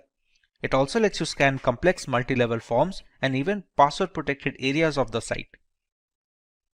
Acunetics is a dynamic application security testing package, which has definite perks over status application security testing frameworks, which are also known as SAST scanners. SAST tools only work during development and only for specific languages and have a history of reporting a lot of false positives, whereas dynamic testing tools, also known as DAST, have the ability to streamline testing from development to deployment with minimal issues. Next on our list, we have Airgarden. This is a multi-use bash script used for Linux systems to hack and audit wireless networks like our everyday Wi-Fi router and its counterparts. Along with being able to launch denial of service attacks on compromised networks, this multi-purpose Wi-Fi hacking tool has very rich features which support multiple methods for Wi-Fi hacking, including WPS hacking modes, WP attacks, handshake captures, evil twin, and so much more. It usually needs an external network adapter that supports monitor mode, which is necessary to be able to capture wireless traffic that traverse the air channels. Thanks to its open source nature, Airgarden can be used with multiple community plugins and add-ons, thereby increasing its effectiveness against a wide variety of routers, both in the 2.4 GHz and the 5 GHz band. Finally, at number 5, we have John the Ripper. John the Ripper is an open source password security auditing and the password recovery tool which is available for many operating systems. John the Ripper Jumbo supports hundreds of hash and cipher types, including for user passwords of operating systems, web apps, database servers, encrypted keys, and document files. Some of the key features of the tool include offering multiple modes to speed up the password cracking, automatically deselecting the hashing algorithm used by the passwords, and the ease of running and configuring the tool to make it password cracking easier. It can use dictionary attacks along with regular brute forcing to speed up the process of cracking the correct password without wasting additional resources. The word list being used in these dictionary attacks can be used by the user's end, allowing for a completely customizable process. We also have a few honorary mentions in our list that just missed the cut. NetSparker, for instance, is an automated yet fully configurable web application security scanner that enables you to scan websites, web applications, and web services. The scanning technology is designed to help you secure web applications easily without any fuss, so you can focus on fixing the reported vulnerabilities. The Burp Suite Professional is one of the most popular penetration testing and vulnerability finder tools, and is used for checking web application security. The term Burp, as it is commonly known, is a proxy-based tool which is used to evaluate the security of web-based application and to do hands-on testing. Moving away from websites and applications, Wireshark is a free and open source packet analyzer which was launched in 2006. It is used for network troubleshooting, analysis, software and communications protocol development, and education. It captures network traffic on the local network and stores data for offline analysis. Wireshark captures network traffic from Ethernet, Bluetooth, wireless networks, and frame relay connections. Now that we learn about the different types of tools that can be used when conducting an ethical hacking audit, let's learn about some potential benefits of such campaigns and why organizations prefer to pay for such audits. Being able to identify defects from an attacker's perspective is game-changing, since it displays all the potential avenues of a possible hack. One can only prepare for the known vulnerabilities as a defensive specialist, but proactively trying to breach a network or device can make hackers think of techniques that no defense contractors can account for. This kind of unpredictability goes a long way in securing a network against malicious actors. Another advantage of hiring ethical hackers is the ability to preemptively fix possible weak points in a company's network infrastructure. As seen on many occasions, a real breach will cause loss of data and irreparable damage to the foundation of an organization. Being able to gauge such shortcomings before they become public and can be exploited is a benefit most organizations make use of. This is not to imply that such security audits are only beneficial to the organization paying for it. When coming across companies that provide certain services, a reliable third-party security audit goes a long way in instilling trust and confidence over their craft. If the ethical hackers cannot find any major vulnerabilities that can be leveraged by hackers, it just accentuates the technical brilliance of the organization and its engineers, thereby increasing the clientele by a substantial amount. In this, we are going to discuss ethical hacking and penetration testing. So we are going to talk about the concepts about what constitutes an ethical hack and what is a penetration test. We are going to talk about the different types of penetration tests and how they can be done. We are going to talk about an operating system called Kali Linux, and we are going to talk about its usage and its importance in cybersecurity. We will also be discussing the different phases of penetration test and how people or hackers would utilize these phases to gain their objectives. We will also be discussing in what areas can we do a penetration test, how to do those penetration tests. We'll be discussing quite a few bit of penetration testing tools that are available in the Kali Linux space, and then we'll be looking at a couple of demos at the end of the session to understand how these tools in the operating system can be utilized for various hacks.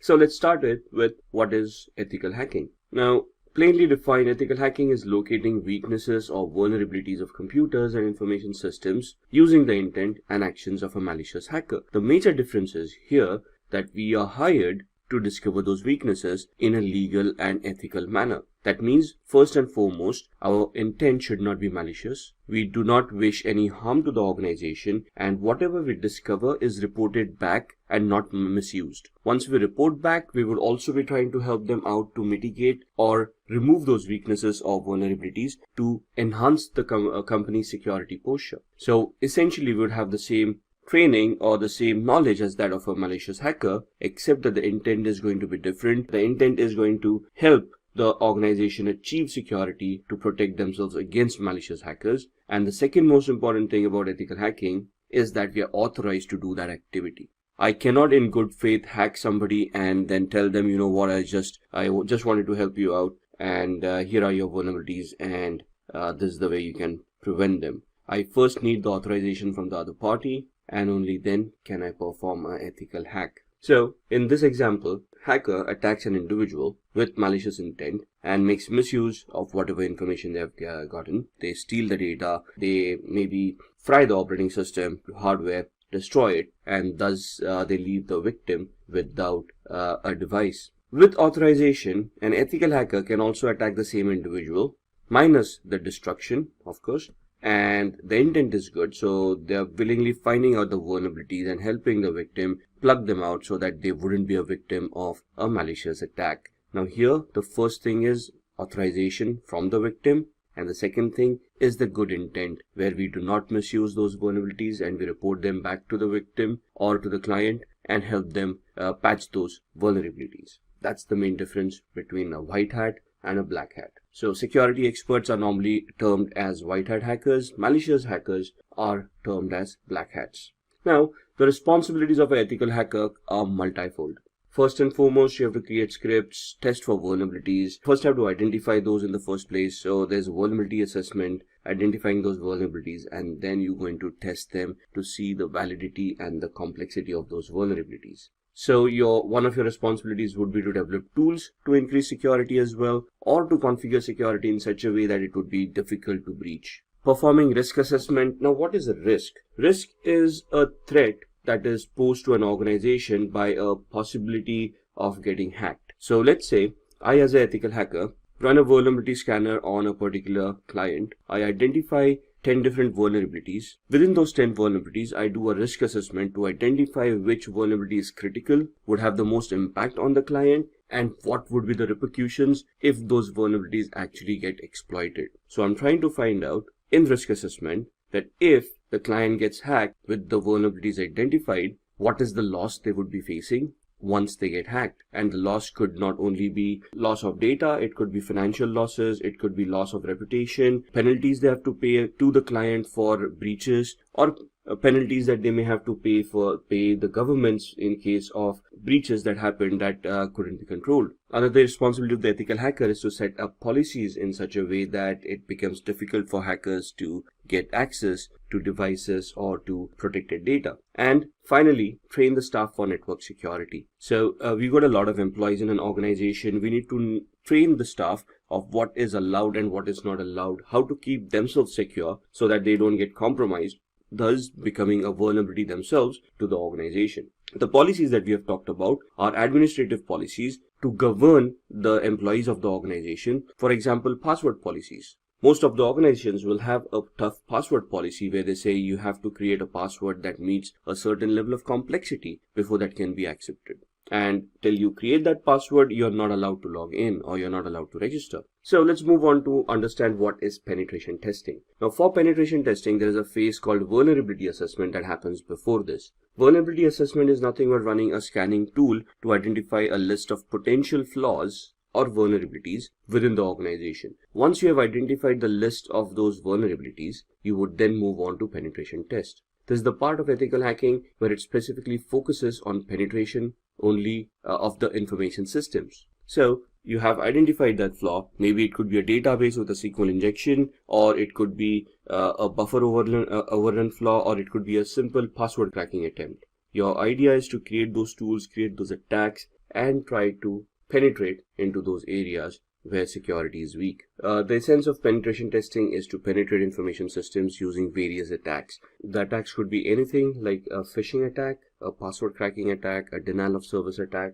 or any other vulnerabilities that you have identified during the vulnerability scan. So what is Kali Linux and why is it used? Kali Linux is an operating system often used by hackers and ethical hackers both because of the tool sets that the operating system contains. It is an operating system created by professionals with a lot of embedded tools. It is a Debian based operating system with advanced penetration testing and security auditing features. There are more than 600 plus odd tools on that operating system that can help you leverage any of the attacks, man-in-the-middle attacks, sniffing, password cracking. Any of these attacks would be possible with all the tools available. You just need to know how to utilize the operating system and its tools. Contains, like I said, hundreds of tools that are used for various information security tasks like computer forensics, reverse engineering, information finding, even getting access to different machines, and then creating viruses, worms, trojans, anything that you will. 600 plus tools in the Kali Linux operating system. There are periodic updates that are given out to the operating system as well. It is open source. That means it is free to utilize. You can even have the source code. You can modify it if you want to. There's customizations available for all the tools. You can download third-party tools and install them if you want. There's a wide support for wireless network cards. Multiple languages are being supported at the same time as well. And you can create a lot of attacking scripts, you can create attacking tools, and you can write your own exploits as well on Kali Linux. So this all in all helps you create a very robust system where you can create your own attacks and then launch them against unsuspecting victims. Now that is illegal. So as far as ethical hacking is concerned, once you have authorization, you're going to identify which tools to be utilized, you're going to get the appropriate permissions, and only then are you going to attempt those attacks. Let's talk about the phases of penetration testing. Now, there are 5 different phases. The first one is the reconnaissance phase, also known as the information gathering phase. This is the most important phase for any hacker. This is where the hacker, or the ethical hacker if you will gather as much information about the target's victim, or vice versa, the victim, right? So once you have that information, you would then be able to identify what tool sets to include and how to attack the victim. For example, you want to find out the IP addresses, the domains, subdomains, the network architecture that is being utilized. You want to identify operating systems that are being utilized, the network IP ranges that are being utilized, and so on and so forth. You might want to identify employees within an organization for social engineering attacks in the future, email addresses, telephone numbers, anything and everything that will help you validate and give you information about the target is something that you want to do in the reconnaissance phase. At this point in time, we are not going to question whether whatever information we are getting is useful or not. Only time will tell, depending on the various attacks that we will be building up later on. This becomes your baseline, this becomes your database with all the information about the victim, so that you can come back from later stages back to the reconnaissance phase to look at the information that you have gathered, and then you can fine tune your attacks. Once you have done that, you're going to then start the scanning phase. Based on the information that you have gathered, you're going to identify live machines within a network. Once you have identified the live machines, you'll scan them for open ports, protocols and procedures, any processes that are running, and then we're going to identify vulnerabilities within these processes and within these open ports. So in the scanning phase, why do we need to find live machines? Because we want to find out the machines that have booted up, have an operating system, and are running on the network. If a machine is not available on the network, or is in a shutdown mode, that machine cannot be hacked through a technical attack. Then it will be a physical attack where you physically go to the machine and then do whatever you want to do with it. For a technical attack, you will have to identify the machines that have booted up. Then you're going to scan the open ports because that's going to be your entry point. And on the port would be a service that is running, so you scan the service as well, identify the version of the service, and then do a vulnerability scan to identify if there are any vulnerabilities on those services that are running. And then based on all of this information, we are going to develop our attacks as we go on. So once we have this, we go on to the gaining access phase, where we are going to attack and try to get access to our victims' machines. Could be a social engineering attack based on the information gathering we have done. In the technical assessment and scanning phase, if we have identified a vulnerability, we are going to identify a relevant exploit and then use that exploit to try to gain access. Or we might just craft a Trojan and try to execute that Trojan on the victim's machine to check if we can get access through that particular manner. Once we have the access, could be even a simple password cracking attack which we have been able to accomplish, and we have cracked the password of the person and now we have gained access to that person's computer, right? But these attacks would be temporary. For example, we have cracked a password, somebody changes the password every 30 days. After that period, our attack would be useless.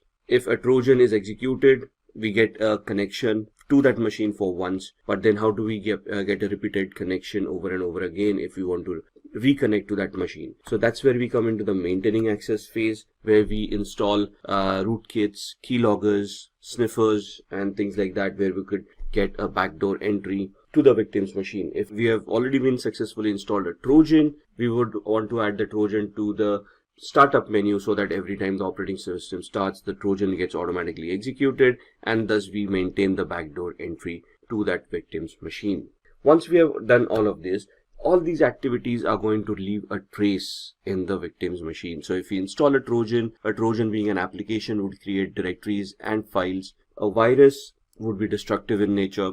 If you are executing a script, it will leave some logs behind. If we even log in through the cracked password that we have, it will create a login entry for that particular timestamp along with the IP address that we utilized. In the covering tracks, we are essentially trying to avoid detection by deleting traces of our activity. That means that we need to identify where logs are being stored, we need to address those logs, and we need to delete them or modify them in such a way that our activity is not traceable. So these are the 5 main phases of a penetration test. Gather as much information as you can, scan for machines, ports, protocols and services running on the victim's device. Try to gain access by password cracking, Trojans, exploits for the vulnerabilities if any. Maintain that access by installing further software which will allow you to get backdoor access to that particular system, and then try to cover your tracks by deleting all traces of your activity. Once successful, the victim will have no idea and you have a backdoor entry and you can monitor the victim to the extent that you want.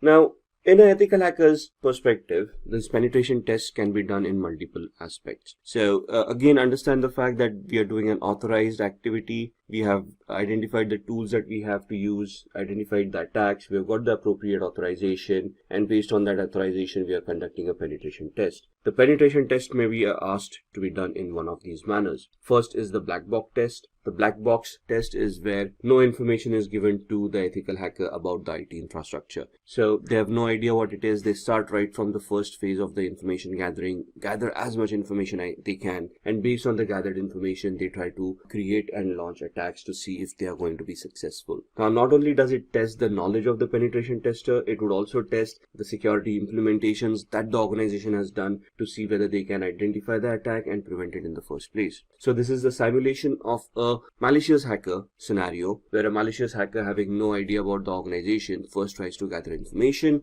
and then tries to attack that organization. So no source code knowledge, no technological knowledge, nothing. They're just going to try to gather information, scan those devices, and then try to gain access. The second test is a gray box test, where some information is given or some knowledge of the IT infrastructure is given. Think of it from an employee's perspective. A regular employee in an organization who doesn't have extra privileges like an administrator, but is just a regular employee, that means that they got limited access within the organization, based on which they get some knowledge of the IT infrastructure. So this is an attempt of an insider simulation attack, where a regular user may want to try to misuse the access that they've been given and then try to gather information or try to gain access to other devices which they are not authorized to.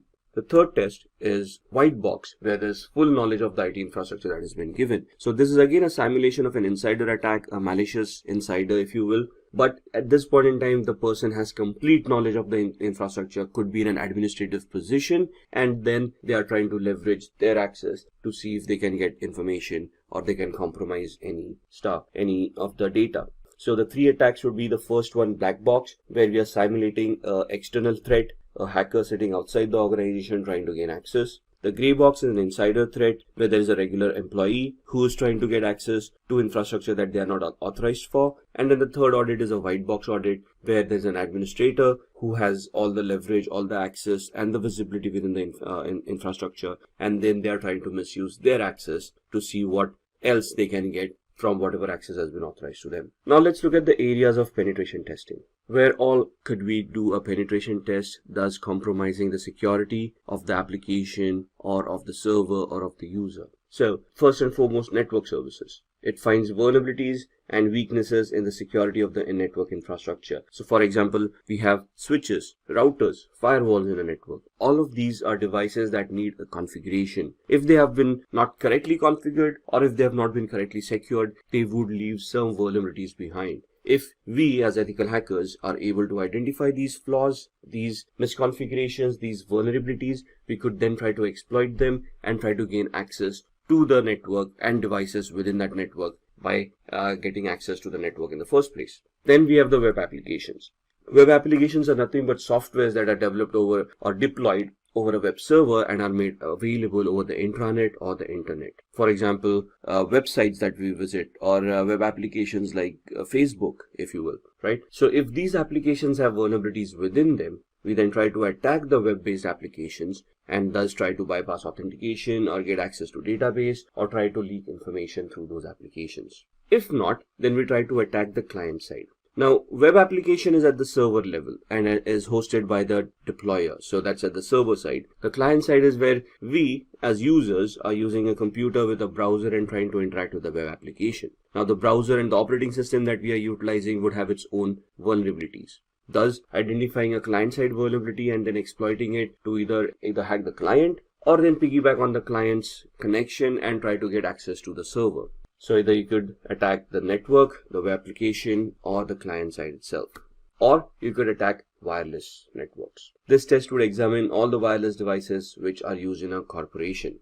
Most of the wireless would have laptops, smartphones, tablets, phablets, all of those connected to them. If you're able to access any of these devices through the wireless, it would help you gain access to other devices on the wireless as well. And then social engineering. So this is where you're trying to attack humans. You're tracking an employee of a corporation to reveal some confidential information, knowingly or unknowingly, by tricking them with fake mails or fake websites or malicious emails that you have sent to them, which they have failed to recognize as malicious, and they click on it, thus getting victimized. Social engineering attacks are always successful because of the gullibility of humans. Empathy, sympathy. Humans basically have emotions. Emotions can be toyed with and then taken advantage of if the person is not careful enough. For example, the most common social engineering attack that we see is the Nigerian fraud, where we receive an email that someone somewhere has died and has left a huge estate behind, a few $100 million,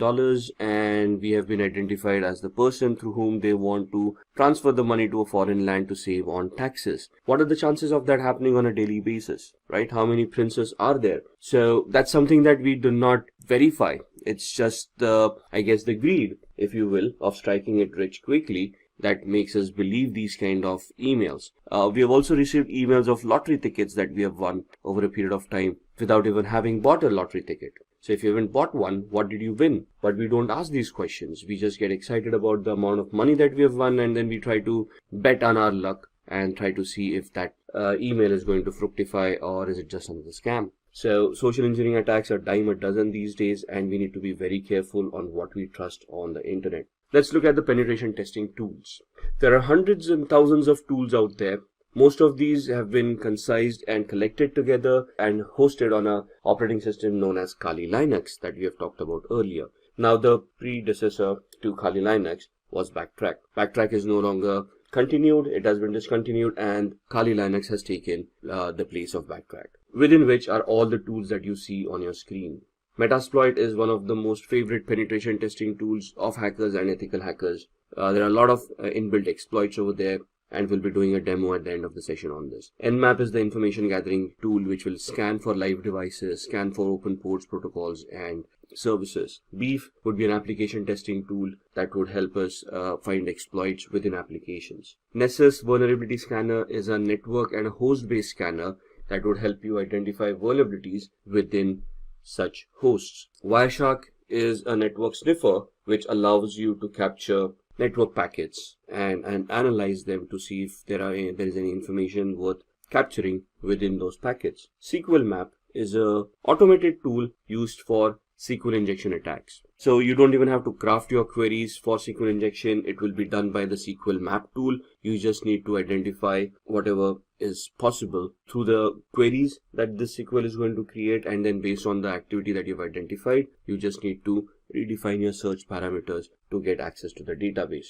We'll be doing a demo on SQL map or SQL map as well. And then there is John the Ripper. John the Ripper is a tool that is used for password cracking. So dictionary attacks, brute force attacks are done using John the Ripper. What is a dictionary attack? A dictionary attack is an attack where we create a list of all probable passwords, store them in a txt file, and run that list against the password tool to see if any of those passwords are going to match. A brute force attack is trying the same attack but with every permutation and combination of the alphabet that we have, and we are going to try to figure out if we are able to crack the password at all. So these are just some of the tools. For every tool there are another supporting 100 tools or more than that. Like for Nessus vulnerability scanner, you'll have Qualys vulnerability scanner, you have GFI LAN card, and there are lots of other softwares out there. But these are some of the most commonly utilized tools. Let's look at the Metasploit attack.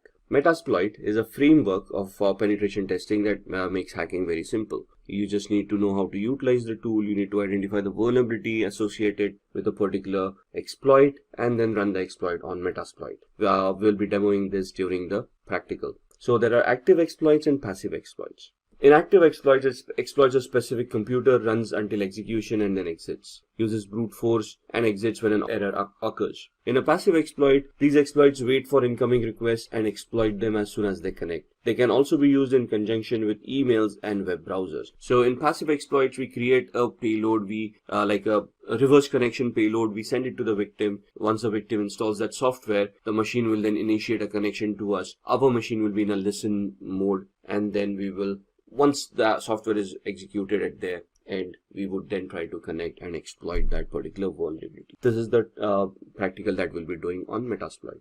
So let's move on with the demos, and then we'll see what we can discuss amongst them. Alright, let's have a look at some of the demos that we had talked about in the ethical hacking and penetration testing module. We are going to look at 3 different demos. The first one is going to be a SQL injection attack that we are going to perform on this tool that we have. The second one is a password cracking attack on Windows 7. And the third one is a MetaBreeder based or a Metasploit based shell shock attack on a Linux based web server. So let's get cracking.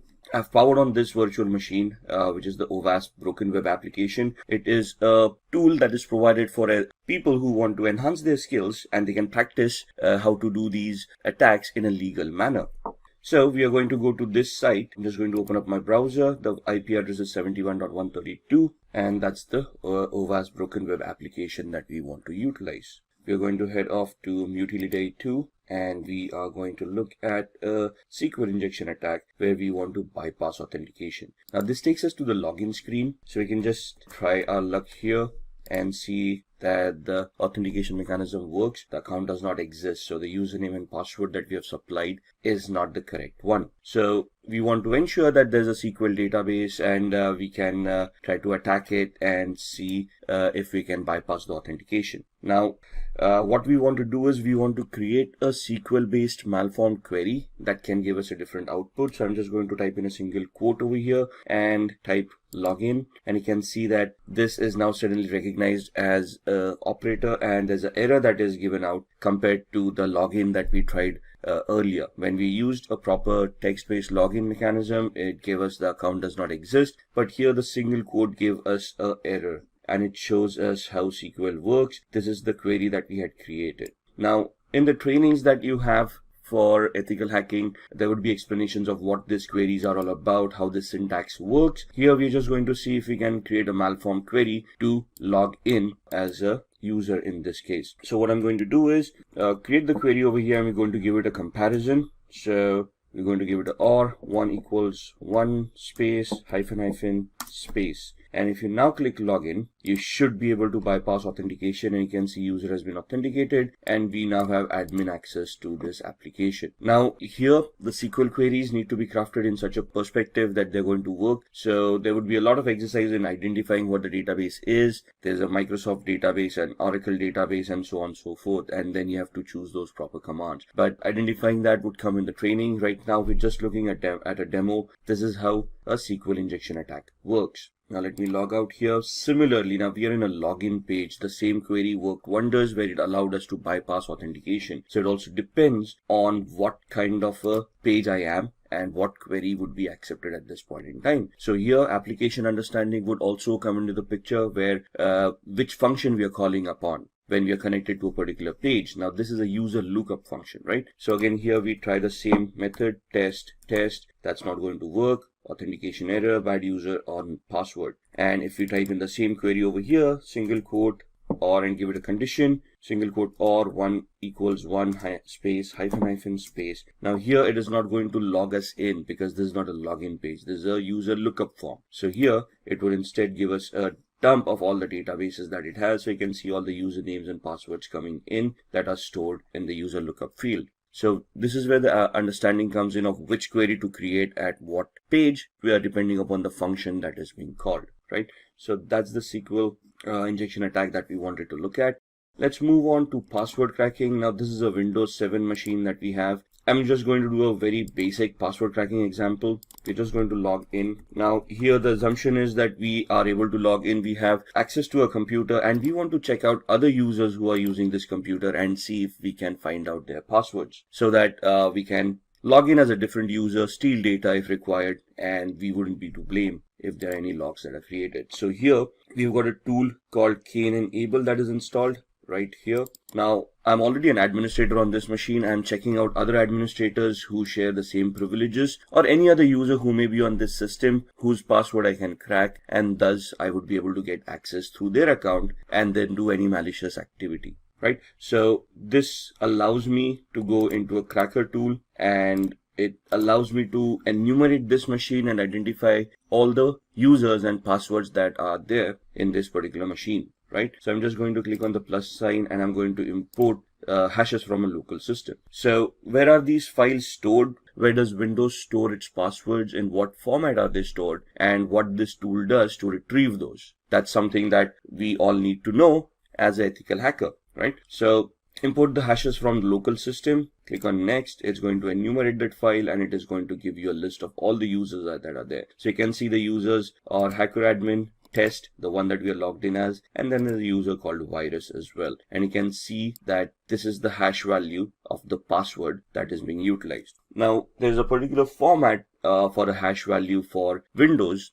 and how it stores. But once we have these hash values, let's say if I want to crack this password, there are various attacks that we can do. For example, a dictionary based attack or a brute force attack. Let's try a brute force attack, right? NTLM is the hashing mechanism that is used by Windows. So we're going to try to create an NTLM hash attack. And here we are going to use a predetermined rule set. For example, we are not sure what characters are being utilized over here. So we just create an attack like this using all characters and lowercase a through z, uppercase a through z, numeric 0 through 9, and all the special characters. Let's say the password is between 7 and 16 characters. And this is the character set that we want to try the brute force attack on. What is a brute force attack? It is an attack where the computer is going to try each and every permutation and combination out of this character set and try to figure out if the password is going to be correct. So if we click start, it's going to start with a particular characters, and then it is going to identify if that NTLM hash is going to work against this character.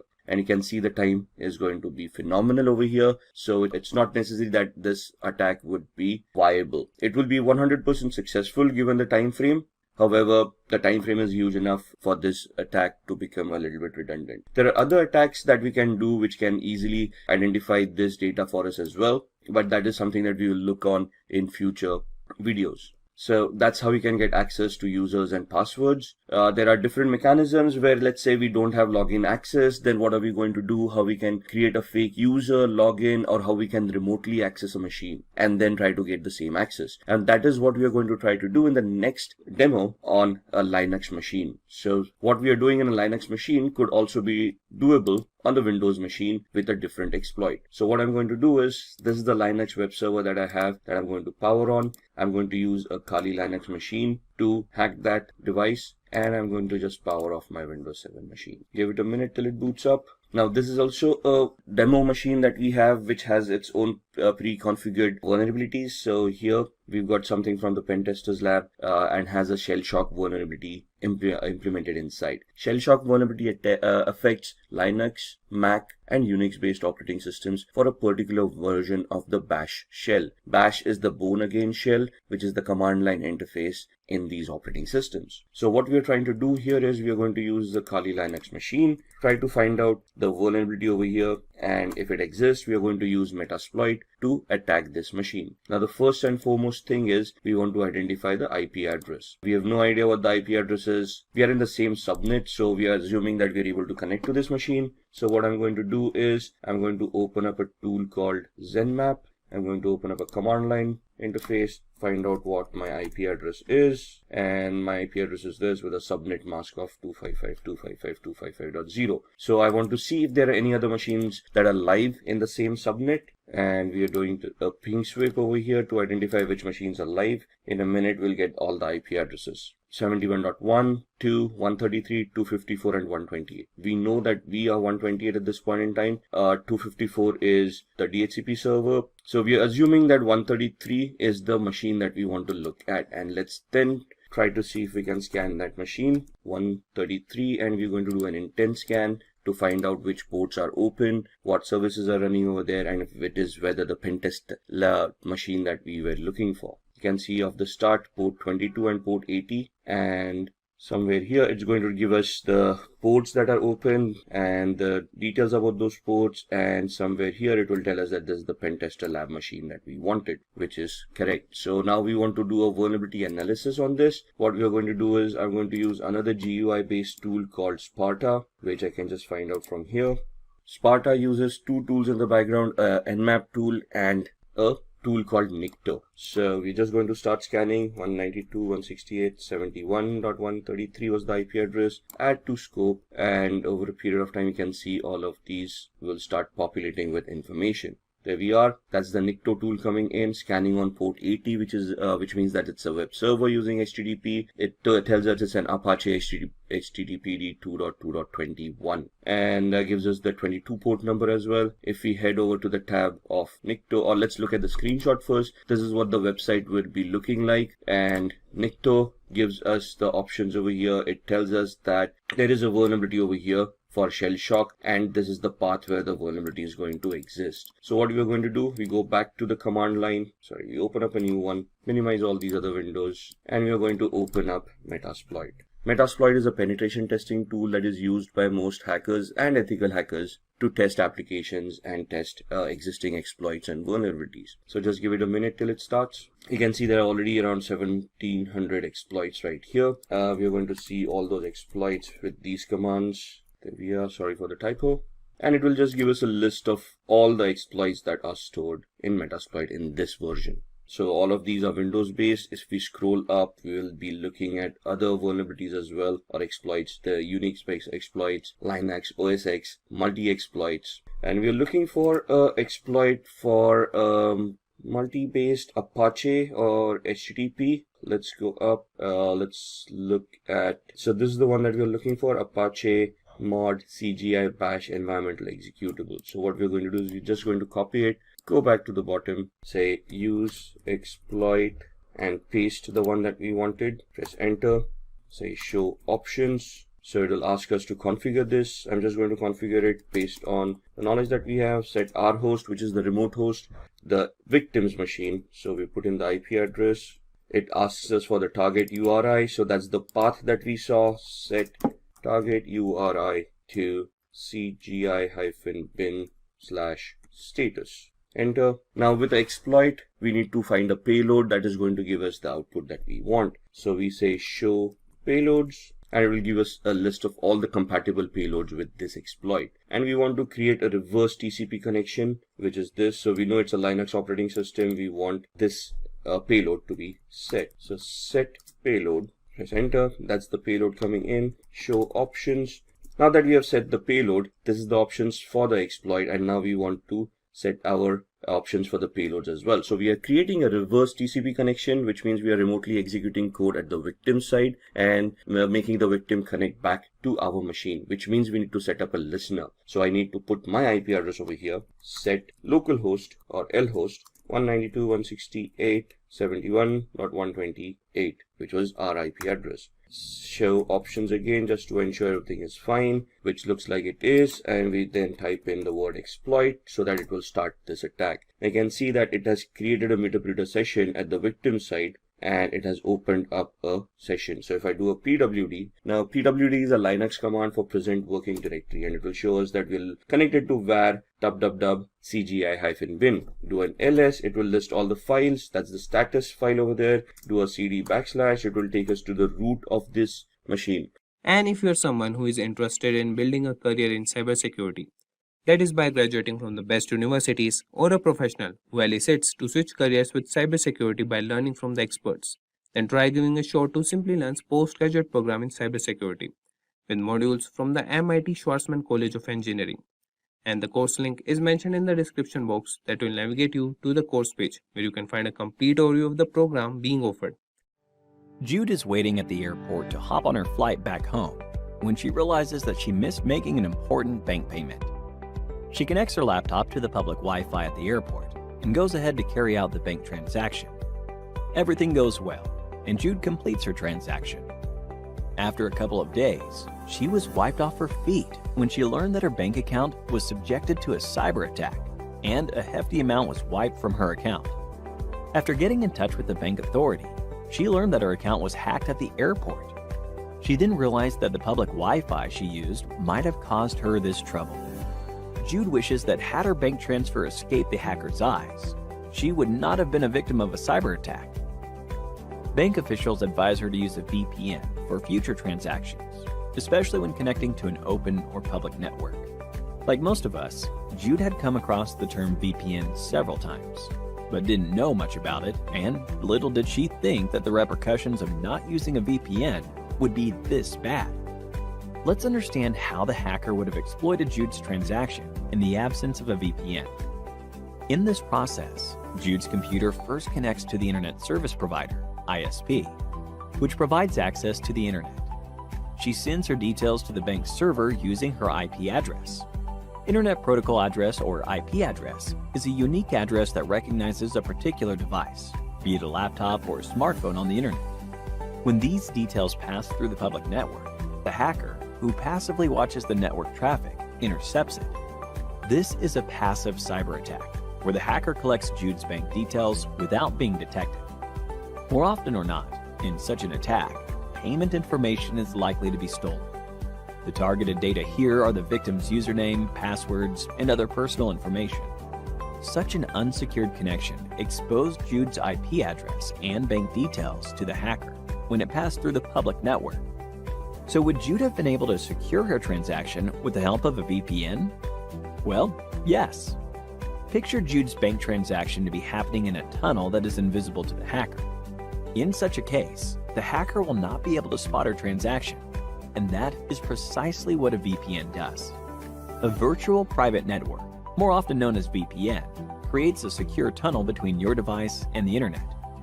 For using a VPN, Jude's first step would be to install software-based technology known as the VPN client on her laptop or smartphone that would let her establish a secure connection. The VPN client connects to the Wi-Fi and then to the ISP.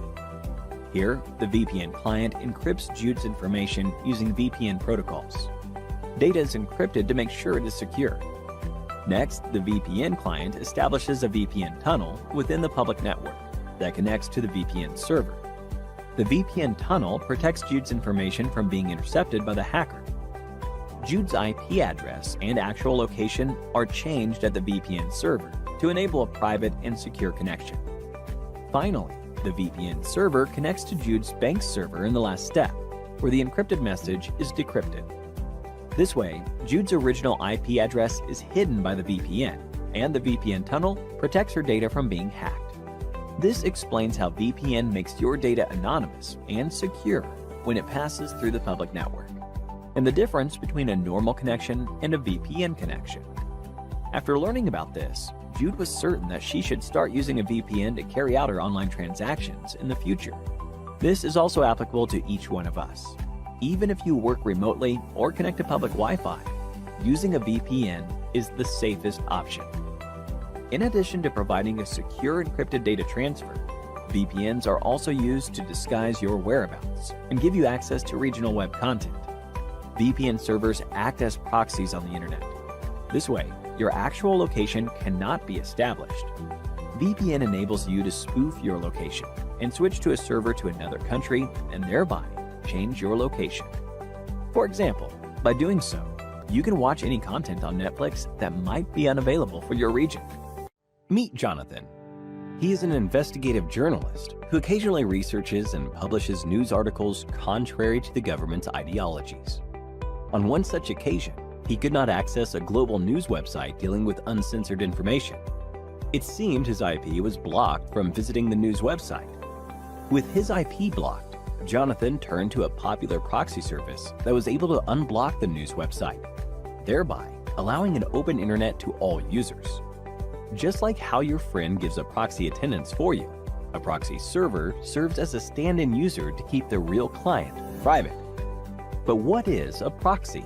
Let's understand its working by taking a look at how Jonathan was able to access geo-blocked content without much hassle. A proxy server acts as a gateway or intermediary server between a user and its destination website. When Jonathan wasn't able to access the news website, he connected his system to a global proxy server.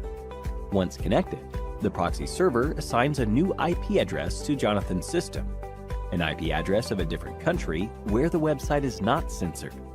Following this process, whenever Jonathan visits that website, the website administrators see the new IP address assigned via proxy server and sees no reason to deny access to their account. Once the proxy server is able to access the website, it's passed on to Jonathan's system via the same channel. Regarding accessibility to proxy servers, you must first set it up on your computer, device, or network. Next, check the steps required for your computer or network, as each operating system has its setup procedures. In most cases, however, setup entails using an automated configuration script. There are plenty of free proxy services available on the internet. However, the safety of such proxies is rarely verified. Most free proxies will provide an IP address and a relevant port for connection purposes. Reputed proxy providers like Smart Proxy and Bright Data that run on subscription models will most likely provide credentials to log into when establishing the connection. This extra step acts as authentication that verifies an existing subscription on the proxy provider's server, unlike free providers that are open to all. When it comes to hiding IP addresses, many people consider a VPN to be the primary solution. While that's true up to some extent, there are a few things proxies do differently. In the case of VPNs, extra encryption is also carried out to create a secure tunnel between the user's device and a VPN server. A VPN is usually much faster, more secure thanks to multiple layers of encryption, and has little to no downtime. Proxies tend to be comparatively unsafe, with the service owners having the exact IP address of the end user and having no guarantees regarding downtimes and reliability. If you want to know more about how VPNs work, do watch how Jude could have protected her banking credentials using VPNs in our detailed video linked above. Now, let's take a small quiz to check how much we have learned. What can a VPN connection provide that a proxy service cannot? A. New IP address. B. Multiple layers of encryption. C. Access to geo-blocked content. D. Authentication credentials. Think about it and leave your answers below in the comments section, and 3 lucky winners will receive Amazon gift vouchers. What about the benefits of a proxy service, though? Besides allowing access to blocked content, proxies can serve as an efficient firewall system. They can also filter content from third-party websites, allowing control over internet usage. In many cases, browsing speeds are stabilized compared to vanilla internet, thanks to proper optimization of the base proxy server. The element of privacy proxies provides is highly lucrative to people looking to hide their actual IP address from as many prying eyes as possible. One can easily argue the benefits of using VPNs over proxies for added security measures. However, a few basic tasks don't warrant maximum privacy for the user's side, as in other cases. For example, many consumers worldwide find proxy services more convenient, since all major operating systems starting from Windows to Android allow proxy configuration without the hassle of installing new applications, as is in the case of a VPN. In addition, there are services online that function as web proxies, allowing users to access blocked content without any setup from their end. They can enter the target URL, and the web proxy will route data from its physical server. This level of freedom is hard to come by in the case of VPNs, making proxies an ideal solution for casual browsing. With the next generation of internet exchanges focused on maximum privacy and security, a variety of ways have been enforced to maintain them as such. Censorship has been shifted from the streets to the digital domain. It forces the standard citizen to derive alternative ways to maintain anonymity. A major weapon in this battle for privacy and security is the Tor browser, an independent browser meant to browse the internet while relaying information through the Tor network. It serves as a meaningful alternative to the standard internet browsing habits. To better understand the purpose of this browser and such, we must learn about the work of the Tor network. Featuring its own routing protocol, the Tor browser is an easy way to maintain anonymity while browsing without emptying one's wallet. Let's take a look at the topics to be covered today. We start with the explanation of what is the Tor network and its significance in the working of the Tor browser. We take a look at the Onion routing protocol and how it transmits the data from the client devices to the Tor directories in order to circumvent government censorship. Moving on, we learn a few features of the Tor browser and the distinct advantages the Tor network provides. Next, we learn the difference between using a VPN and a Tor to anonymize internet usage. And finally, we have a live demonstration of the Tor browser anonymization features in action. Let's move on to learning about the Tor network. Tor, short for the Onion router. It's an open source privacy network that permits users to browse the web anonymously. The Tor was initially developed and solely used by the US Navy to protect sensitive government communications before the network was made publicly available. The digital era has disrupted the traditional way of doing things in every sector of the economy. The rapid rise in development and innovation of digital products has given way to frequent data breaches and cyber thefts. In response, consumers are increasingly opting for products that offer data privacy and cybersecurity. Tor is one such underground network that was implemented for the purpose of protecting users' identities. The Tor network is one example of the many emerging technologies that attempt to fill a data privacy void in a digital space plagued by cybersecurity concerns. The Tor network intercepts the traffic from your browser and bounces a user's request of a random number of other user IP addresses. Then the data is passed to the user requester's final destination. These random users are volunteer devices which are called as nodes or relays.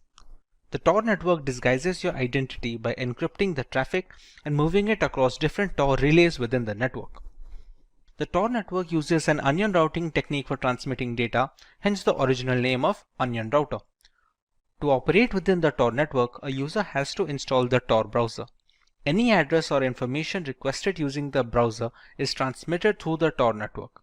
It has its own feature set, which we will be covering over later in this video.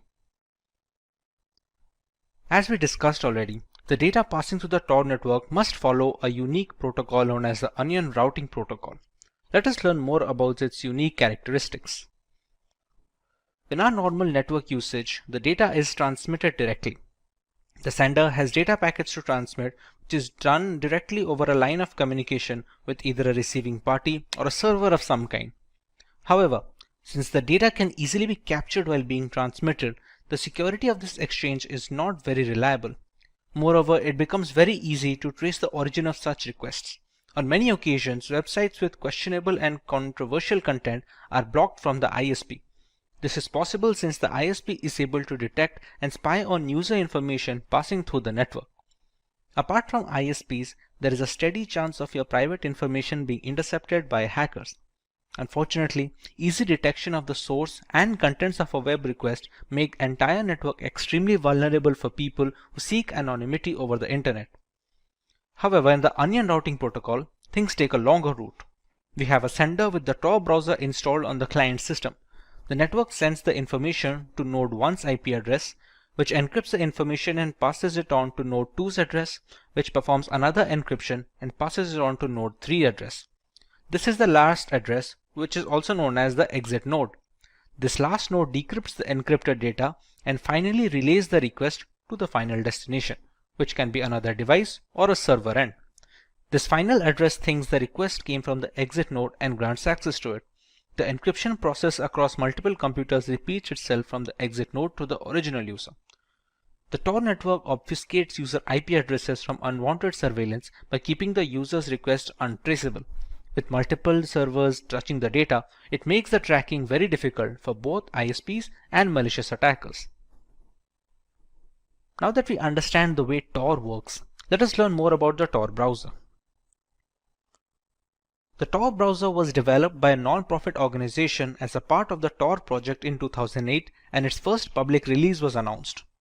The Tor browser is a browser forked from the popular Firefox that anonymizes your web traffic using the Tor network.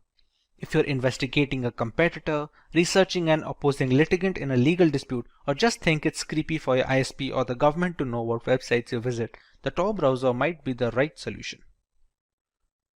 Before the Tor browser were developed, using that network to maintain anonymity was a huge task for everyday consumers. Starting from the setup to the usage, the entire process demanded a lot of knowledge and practice. The Tor browser managed to make it easy for users to traverse the relay servers in Tor and guarantee the privacy of the data exchange. A major feature of the Tor browser is the ability to delete all browser history, cookies, and tracking data the moment it is closed. Every new launch of the browser opens an empty slate, having your usage habits from being tracked and singled out. A major feature that is the highlight of the Tor network is the availability of onion links. Only a small portion of the World Wide Web is available to the general public. We have the deep web that contains links that are not allowed to be indexed by standard search engines like Google and Bing. The dark web is a further subset of the deep web which contains onion links. Tor browser gives you access to these .onion websites which are only available within the Tor network. Onion is a special use top-level domain which designates an anonymous onion service, which is also known as a hidden service.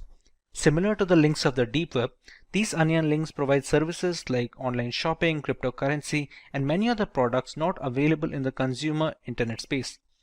Often being considered as a haven for illegal activities and sales, onion links provide both information and assets in a private manner without the risk of spying by authorities. Browsing the web over Tor is slower than the ClearNet due to the multiple layers of encryption. Some web services also block Tor users. Tor browser is also illegal in authoritarian regimes that want to prevent citizens from reading, publishing, and communicating anonymously. Journalists and dissidents around the world have embraced Tor as a cornerstone of democracy, and researchers are hard at work at improving Tor's anonymity properties. Let us take a look at some of the advantages of using the Tor browser over standard web browsers. The highlight of using the Tor browser is to maintain anonymity over the internet.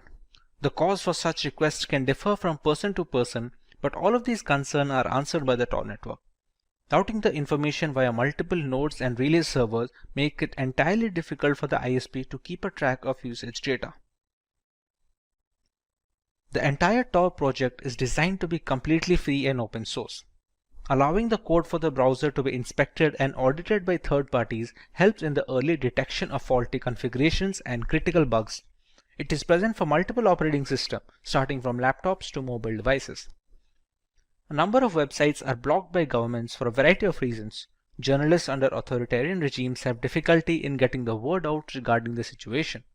Since the onion routing protocol transfers data between multiple servers of random countries, the domains being blocked become available when used via Tor. Usage of these encryption messaging platforms is easily enforced using the Tor browser, which otherwise would have been a difficult task under oppressive circumstances. Many people believe that a VPN offers the same benefits as the Tor browser.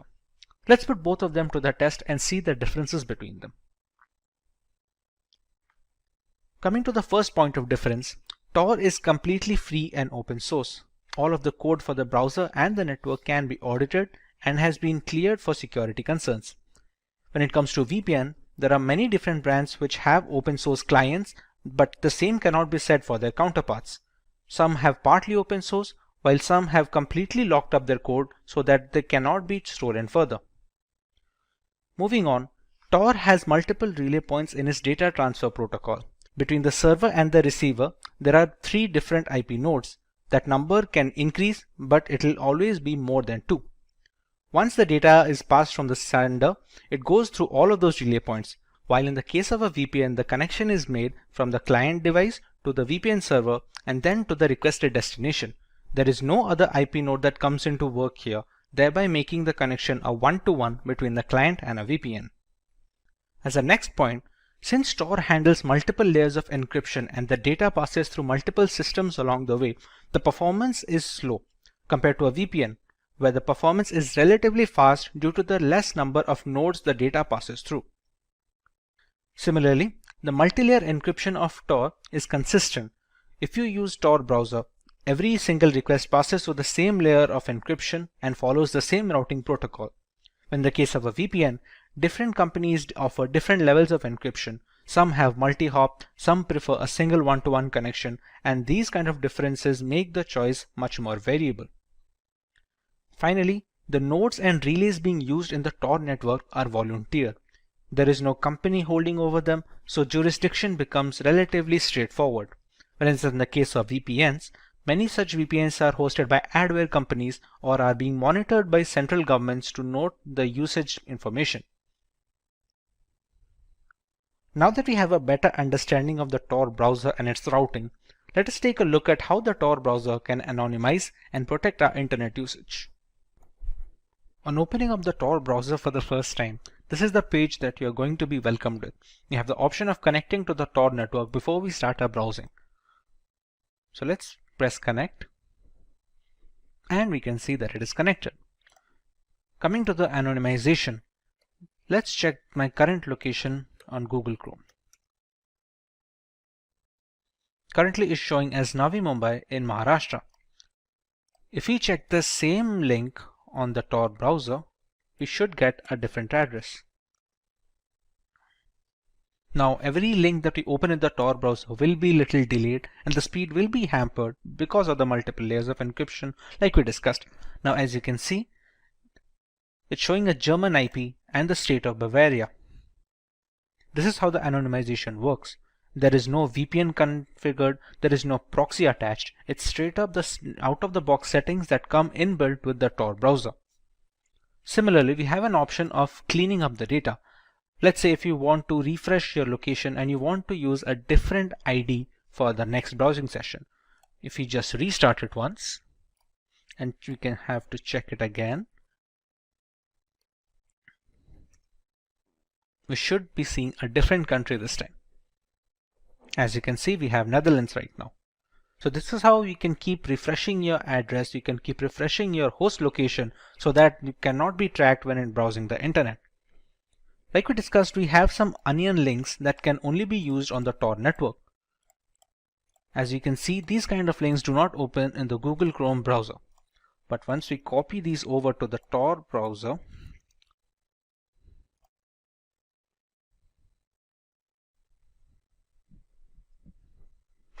as you can see, we have opened the hidden wiki, which is available only on the Tor network. This is kind of an alternative Wikipedia website where we can find articles to read and more information to learn. Similarly, we have another onion link over here, which is once again available only for the Tor browser.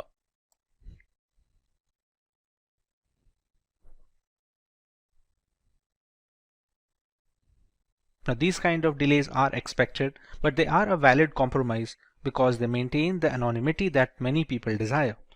Similarly, we have found a hidden wallet which is a cryptocurrency wallet which is specifically for dark web members. This operates over the Tor network, and this is used by mostly journalists and people who want to anonymize their internet transactions when it comes to dealing money. All of the transactions that occur over the Tor network are almost impossible to track. Therefore, these kind of cryptocurrency wallets are very big on the deep web. This is just one example, while having multiple different wallets for every single cryptocurrency available. Imagine our houses without a fence or boundary wall. This would make our property easy accessible to trespassers and robbers, and place our homes at great risk, right? Hence, fencing our property helps safeguard it and keeps trespassers at bay. Similarly, imagine our computers and networks without protection. This would increase the probability of hackers infiltrating our networks. To overcome this challenge, just like how boundary walls protect our houses, a virtual wall helps safeguard and secure our devices from intruders, and such a wall is known as a firewall. Firewalls are security devices that filter the incoming and outgoing traffic within a private network. For example, if you were to visit your friend who lives in a gated community, you would first take permission from the security guard. The security guard would check with your friend if you should be allowed entry or not. If all is well, your access is granted. On the other hand, the security guard would not grant permission to a trespasser looking to enter the same premises. Here, the entry access depends solely on your friend, the resident's discretion. The role of the security guard in this case is similar to that of a firewall. The firewall works like a gatekeeper at your computer's entry point, which only welcomes incoming traffic that it has been configured to accept. Firewalls filter the network traffic within your network and analyzes which traffic should be allowed or restricted based on a set of rules in order to spot and prevent cyber attacks. Your computer communicates with the internet in the form of network packets that hold details like the source address, destination address, and information. These network packets enter your computer through ports. A firewall works on a set of rules based on the details of these network packets, like their source address, a destination address, content, and port numbers. Only trusted traffic sources or IP addresses are allowed to enter your network. When you connect your computer to the internet, there is a high chance of hackers infiltrating your network. This is when a firewall comes to your rescue by acting as a barrier between your computer and the internet. The firewall rejects the malicious data packet and thus protects your network from hackers. On the other hand, traffic from trusted websites is allowed access to your network. This way, a firewall carries out quick assessments to detect malware and other suspicious activities, thereby protecting your network from being susceptible to a cyber attack. Firewalls can either be hardware or software. Software firewalls are programs installed on each computer. This is also called a host firewall. Meanwhile, hardware firewalls are equipments that are established between the gateway and your network. Linksys routers are a good example of a hardware firewall. Besides this, there are other types of firewalls designed based on their traffic filtering methods, structure, and functionality. The firewall that compares each outgoing and incoming network packet to a set of established rules, such as the allowed IP addresses, IP protocols, port number, and other aspects of the packet, is known as a packet filtering firewall. If the incoming network traffic is not per the predefined rules, that traffic is blocked. A variant of the packet filtering firewall is the stateful inspection firewall. These types of firewalls not only examine each network packet, but also checks whether or not that network packet is part of an established network connection. Such firewalls are also referred to as dynamic packet filtering firewalls. Our next type of firewall is called a proxy firewall. This draws close comparison to how you give proxy attendance for a friend.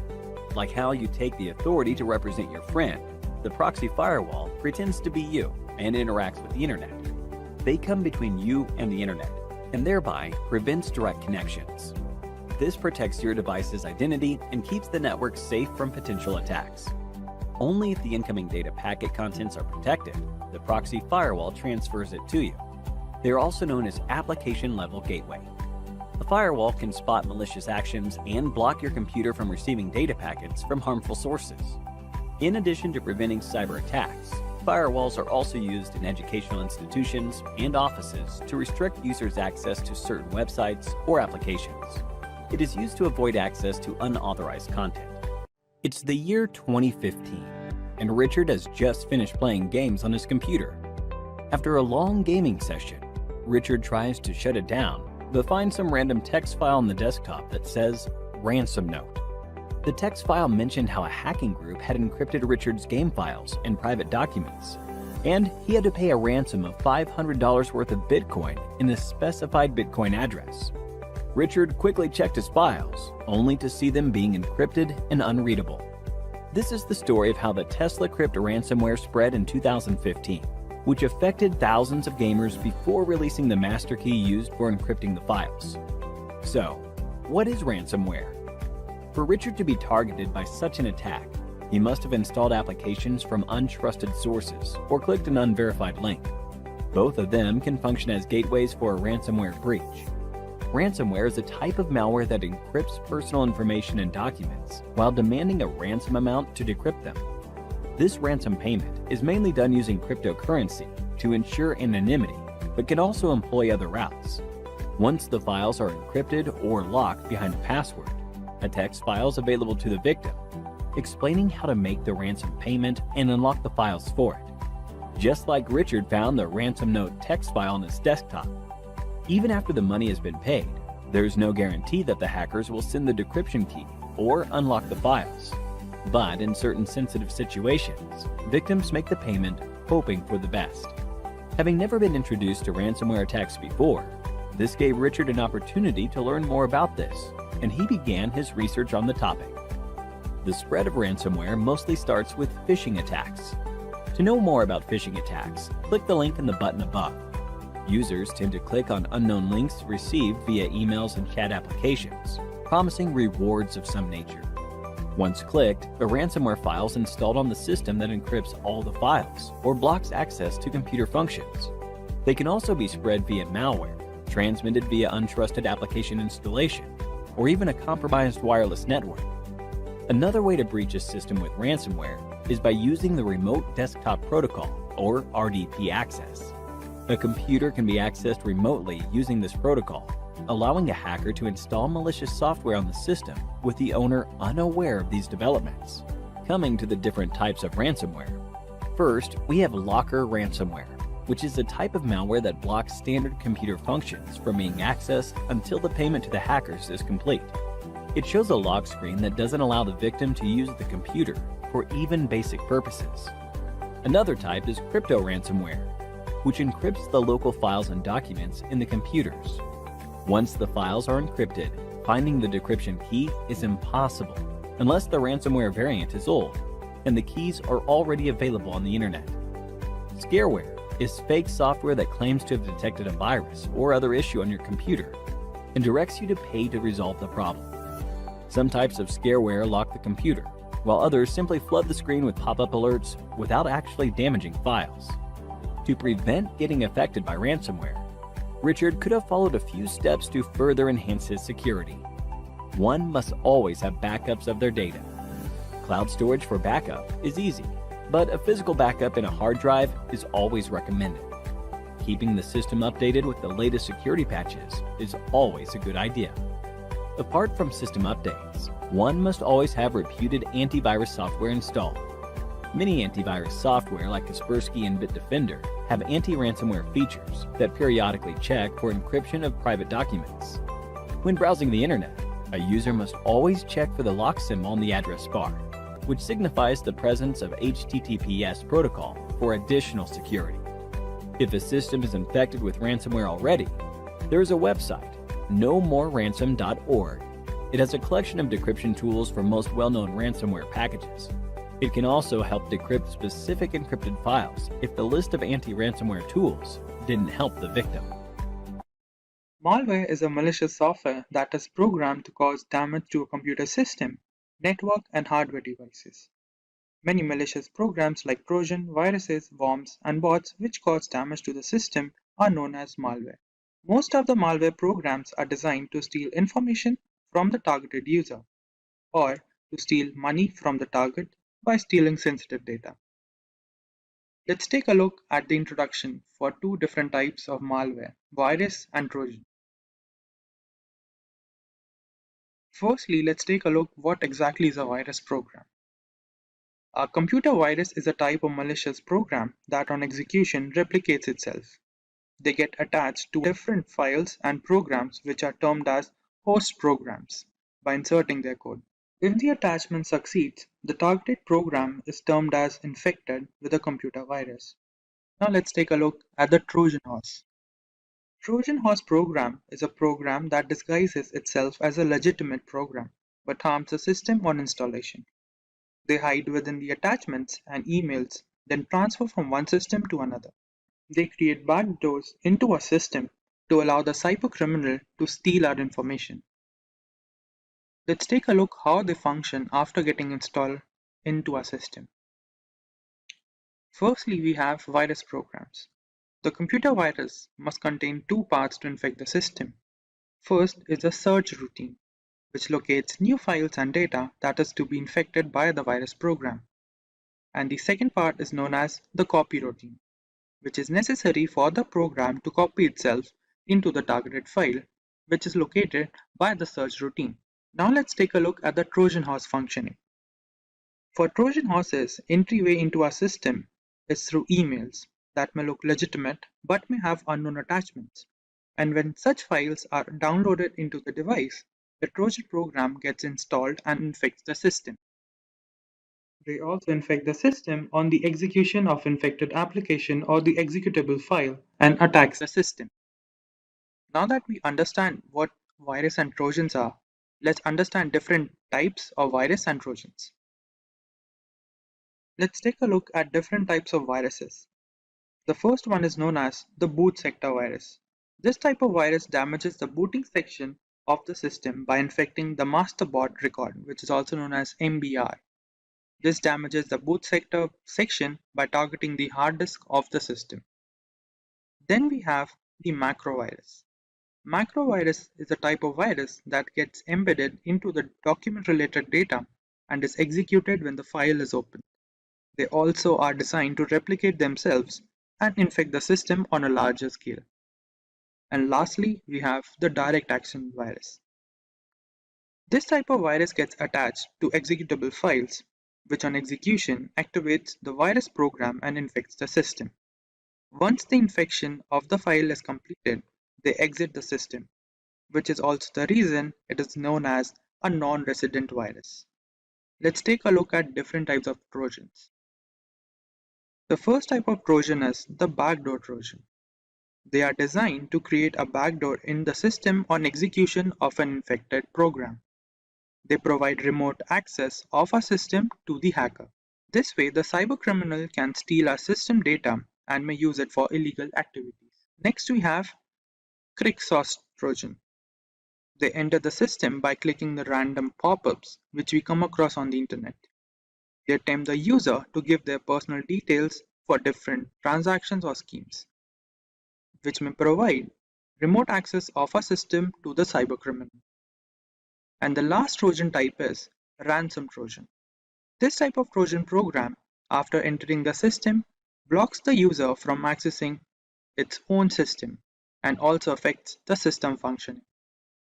The cybercriminal demands a ransom from the targeted user for the removal of the Trojan program from the device. Now that we understand some details regarding viruses and Trojan, let's solve a question. The question is, Jake was denied access to his system and he wasn't able to control the data and information in his system. Now, the actual question is, what could be the reason behind his system's problem? Option A, macrovirus. Option B, ransom Trojan. Option C, backdoor Trojan. Give your answers in the comment section. Now let's understand how to detect the activity of viruses and Trojan in our system. To detect virus or Trojan activity in our system, we can refer to the following points. For viruses, we have slowing down of the system and frequent application freeze shows that the infection of the virus is present in the system. Then we have the viruses can also steal sensitive data, including passwords, account details, which may lead to unexpected logout from the accounts or corruption of the sensitive data. And lastly, we have frequent system crashes due to virus infection, which damages the operating system. For Trojan, we have frequent system crashes, and system also faces slow reaction time. Then there are more random pop-ups from the system, which may indicate Trojan activity. And lastly, we have modification in the system application and change of the desktop appearance can be also due to the infection of a Trojan program. Next, let's take a look at a famous cyber attack for virus and a Trojan horse. For virus, we have the MyDoom virus, which was identified in the year 2004, which affected over 50 million systems by creating a network of sending spam emails, which was to gain backdoor access into our systems.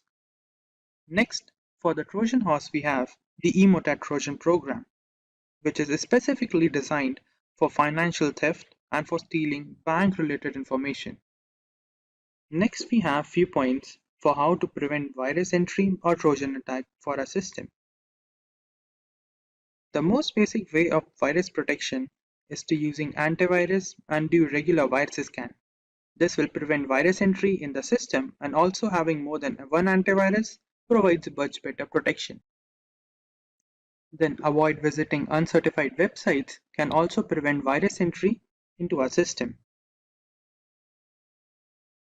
Then we have using regular driver updates and system updates to prevent virus entry.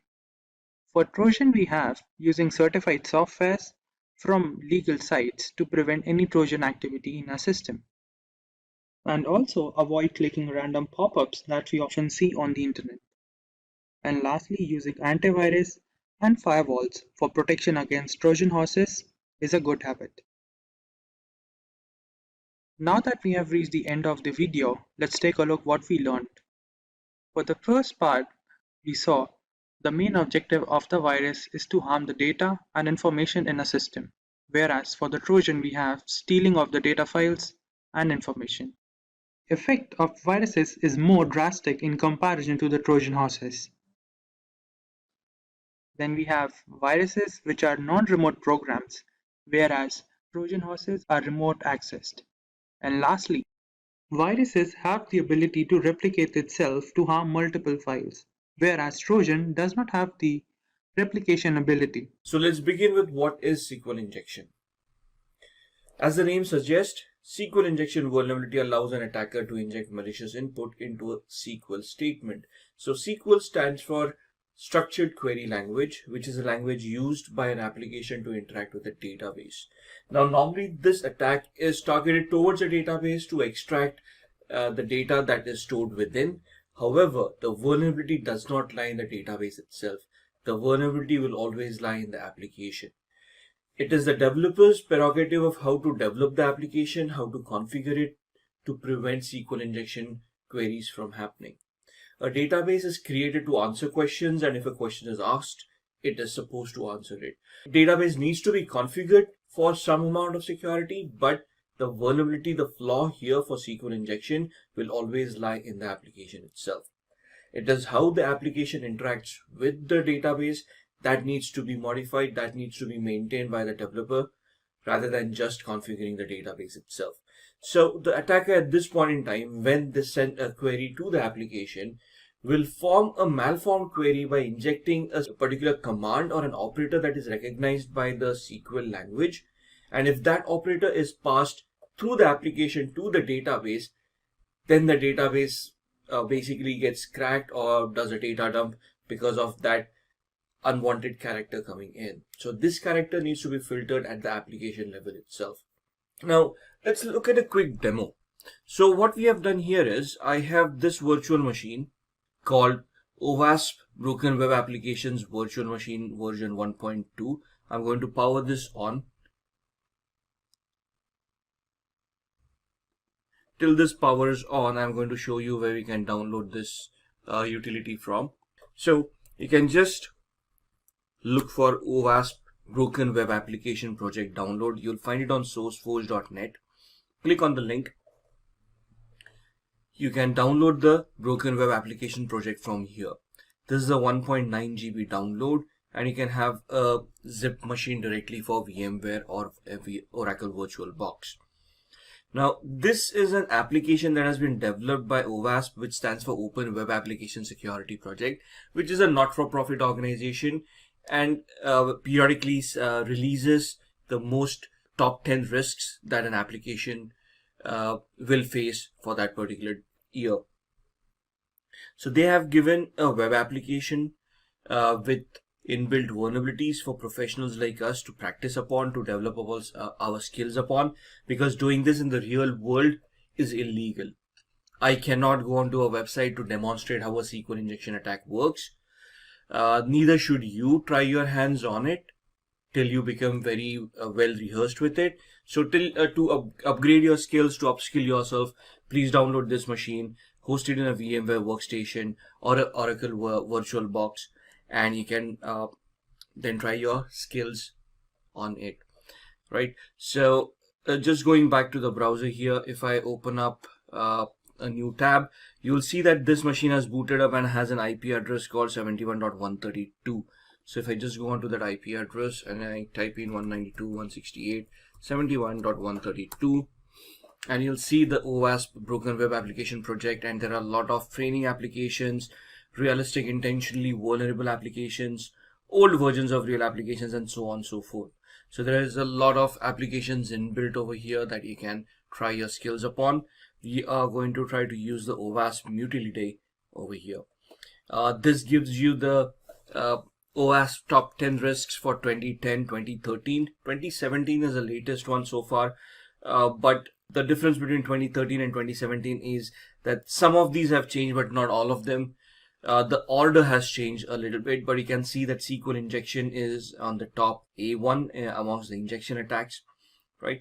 And you can see there are multiple types that have been given here: the SQL injection for extracting data, or SQL injection for bypass authentication, or insert your injection attacks, blind SQL injection.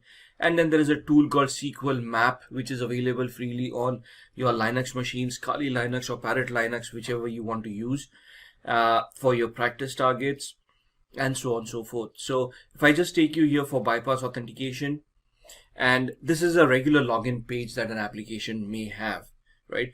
You look at a username, you look at password, you type that in, and you log in. So let's say I don't know a password here. I'm just going to type in the username test. Password is PASSWORD. I try to log in, and it shows me that the account does not exist. So the authentication mechanism does work. I did type in a username and password. It wasn't recognized, so the account does not exist. Now let's try to type in a SQL query. Here I'm going to just give it a single quote, which is an operator that is recognized by the SQL language, which when the database tries to execute will cause the database to dump some data or to bypass authentication in this case. And I'm going to give it a condition, single quote, or 1 equals 1 space hyphen space, and I'm going to click on login. Now right now I'm not logged in at all, and we tried our username and password and we weren't able to log in. So now if I log in, you will see that it gave me a status update saying the user has been authenticated, and I'm logged in as admin, got root. So that is what these SQL queries can achieve. I'm going to log out right now, and we're going to look at the basics of SQL injection. So looking at that small demo, now let's look at what types of SQL injections are available. So the first is in-band SQL injection. There are two subtypes within in-band: error-based injection attack and a union-based injection attack. The second type is blind SQL injection attack, where there's a Boolean-based and a time-based attack. And the third one is out-of-bound SQL injection attack. Now, what is in-band SQL injection attack? In-band is where we are either attempting the error-based or the union-based. What is error-based? We send a query to the database, we craft a query to the database, and it generates an error message, and it dumps the error message right in front of us on the screen. That makes us realize that there is a flaw, and there is some information that is dumped on the screen, which we can then further utilize to craft our further queries as we go ahead. Whereas union-based is it is where we combine multiple statements at the same time. So if you look at the URL Earlier in the URL, you would see a large structure in that URL. We can try to add two or more statements within the URL itself to combine them and then confuse the database into executing both the statements together and giving a data dump at the same time, right? So what would a error-based SQL injection look like? If I go back to the same database, which is here, right?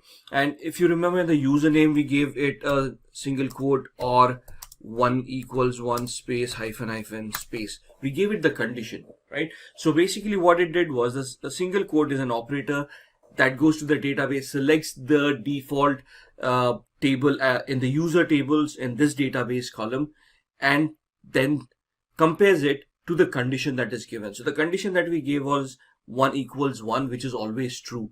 So what it did was it selected the default user table that was available in the database, and instead of comparing it to a password, it compared it to the condition. So if I give it 1 equals 2 where the condition is false, and if I log in, you will see that the account doesn't exist, comes back again because the condition was false, and instead of comparing the user account to the password, it basically compared the user account to the condition. So if I give it a single quote or 1 equals 1 hyphen space and log in, you can see that this is a correct condition, and thus we are able to log in. Now, before we even go to that extent, if I just forget the condition over here and I just give it a single quote, the operator, and I send this operator to the database and I click on login, you will see that it generates an error, which is right on top.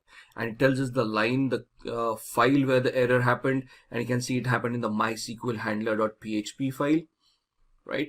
And then it gives us the message, you have an error in your SQL syntax, check the manual that corresponds to your MySQL server version for the right syntax to use. Now, why would a hacker want to do this in the first place? Because there are different types of databases. So there is a MySQL, MS SQL or Microsoft SQL, Oracle SQL, IBM DB2. All of these are variations of the SQL database. They use the SQL language. However, every database has its own command, right? They have their own syntax, they have their own specific commands that are utilized for the database. So in this scenario, the hacker wants to identify what database is being currently utilized so they can craft those particular queries. So now with this injection, with just me sending the quote and the error getting generated, I now come to know that we are using a MySQL server and the version of that server is 5.1.73. and the rest of the information about where the handlers are located and so on and so forth, right? This gives the information to the hacker of how they want to proceed next, what kind of queries they want to create, what kind of syntax they want to utilize. So error-based attack is where you generate these kind of errors and you get this information. The union-based is where you craft your queries within the URL, or you can try to combine multiple statements within the input fields and try to generate a response from that. Then we come to Boolean-based SQL injection. Sends a SQL query to the database which forces the application to return a different result depending on whether the query returns a true or a false result. So basically, if the input is false, both the inputs are false, the output would be false. There's one input that is false, the other input that is true, input B, the output would be true, and so on and so forth, right? So depending on the result from the inputs, the attacker will come to know which input is true. With this, he can then access the database of the website. So you're trying to figure out by sending out multiple inputs and then analyzing the output to see what exactly, which command exactly worked, what was the resultant output of that command. Thus, from this kind of an information, the hacker can infer their next step forward. Then you have time-based SQL injections. Now, there are times when a database administrator or an application administrator has done some security configuration and thus have disabled verbose error messages. Now, what is a verbose error message? The error message that we saw right here is a verbose error message. That means that the message gives out details. The message gives out details about what the database is, the version and whatnot. So if they have sanitized these errors and you no longer can generate these errors and thus you cannot figure out what database is, then what do you do, right? For example, if I just take you to Simplilearn,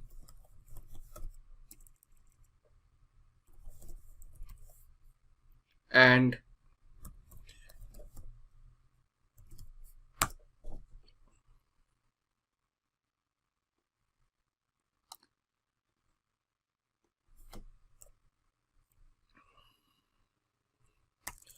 take you to a URL that is supposedly not accessible, you can see that it gives a generic error.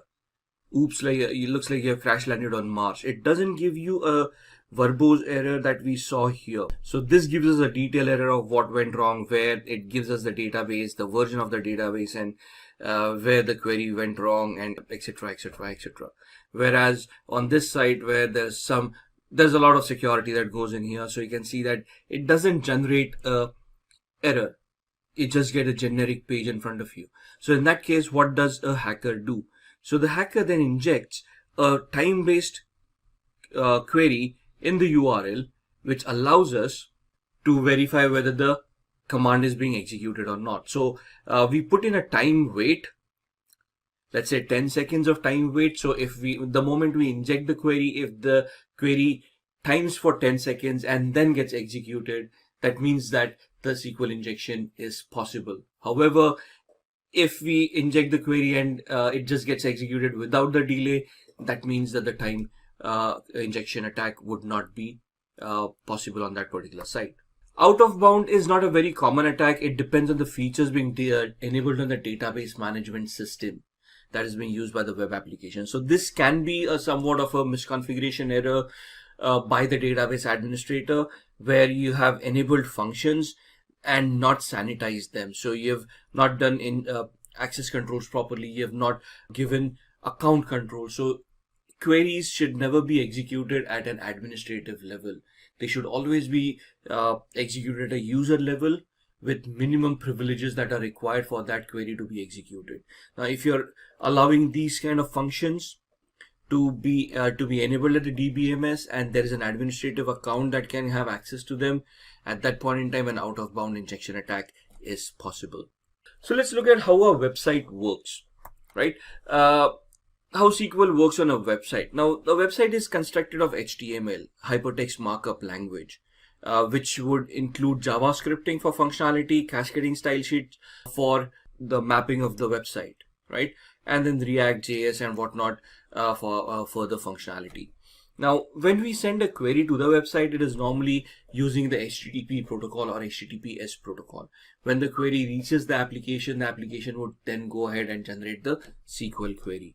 At the client side, you'll have all these scripting languages coming in on the front end that we can utilize to craft queries and then send them across.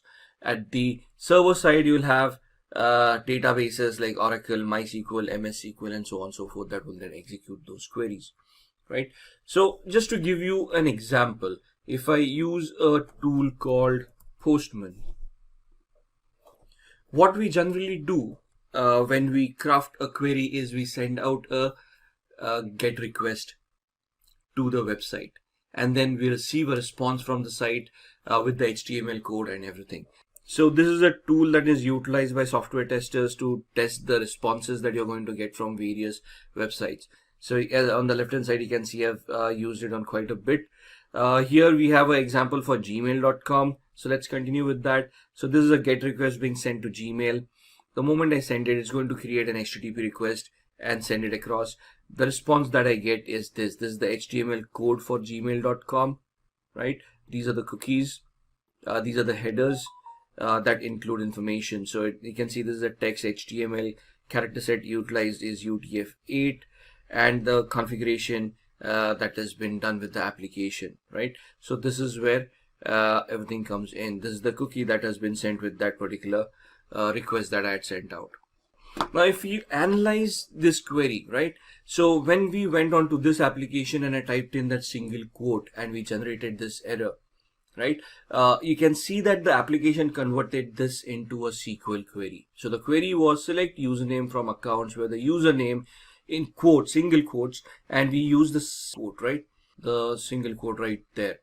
So that's where we use that operator, and that's where the exception error occurred. So these are the kind of queries that are structured by the application and then taken on to the database for execution.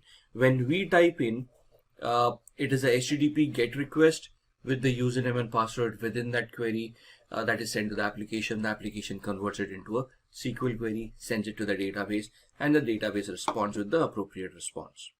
So how do we prevent SQL injection in the first place? Use prepared statements and parameterized queries. These statements make sure that the parameters passed into SQL statements are treated in a safe manner. So for example, we saw that the single quote was an operator. This shouldn't be allowed to be utilized in the first place, right? So here, what we are doing here is a secure way of running a SQL query in the JDBC using a parameterized statement. Define which user we want to find. So there's a string, the email comes in. Connection to the database, we are going to figure out how the connection is going to be passed, how it is going to be created. Construct the SQL statement we want to run specifying the parameter, right? So we define how is it going to be created, what is going to be created, what can be passed to the database and what should not be passed to the database. So that is one way of utilizing prepared statements and parameterized queries. Then we have object relational mapping. Most development teams prefer to use object relational mapping frameworks to make the translation of SQL results set into code objects more seamless. So this is an example of object relational mapping where we map certain objects and allow that to be executed. And then escaping inputs. It is a simple way to protect against most SQL injection attacks. Many languages have standard functions to achieve this. Right, so you need to be very careful while using escape characters in your code base when a SQL statement is constructed. Not all injection attacks rely on abuse of code characters. So you need to know what characters are being utilized in the configuration that you have created, in the structure that you have created, in the code that you have created. Which characters are being recognized as operators. You need to sanitize those operators, and you need to basically ensure that these operators cannot be accepted as user input. If they are, they're weeded out by the application and they never reach the database.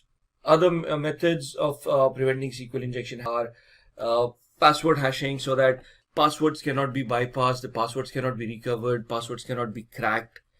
Third-party authentication, you use OAuth or some other service for a single sign-on mechanism. Thus, you rely on a third party to maintain the security of authentication and what kind of parameters are passed. For example, using LinkedIn logins or Facebook logins, right?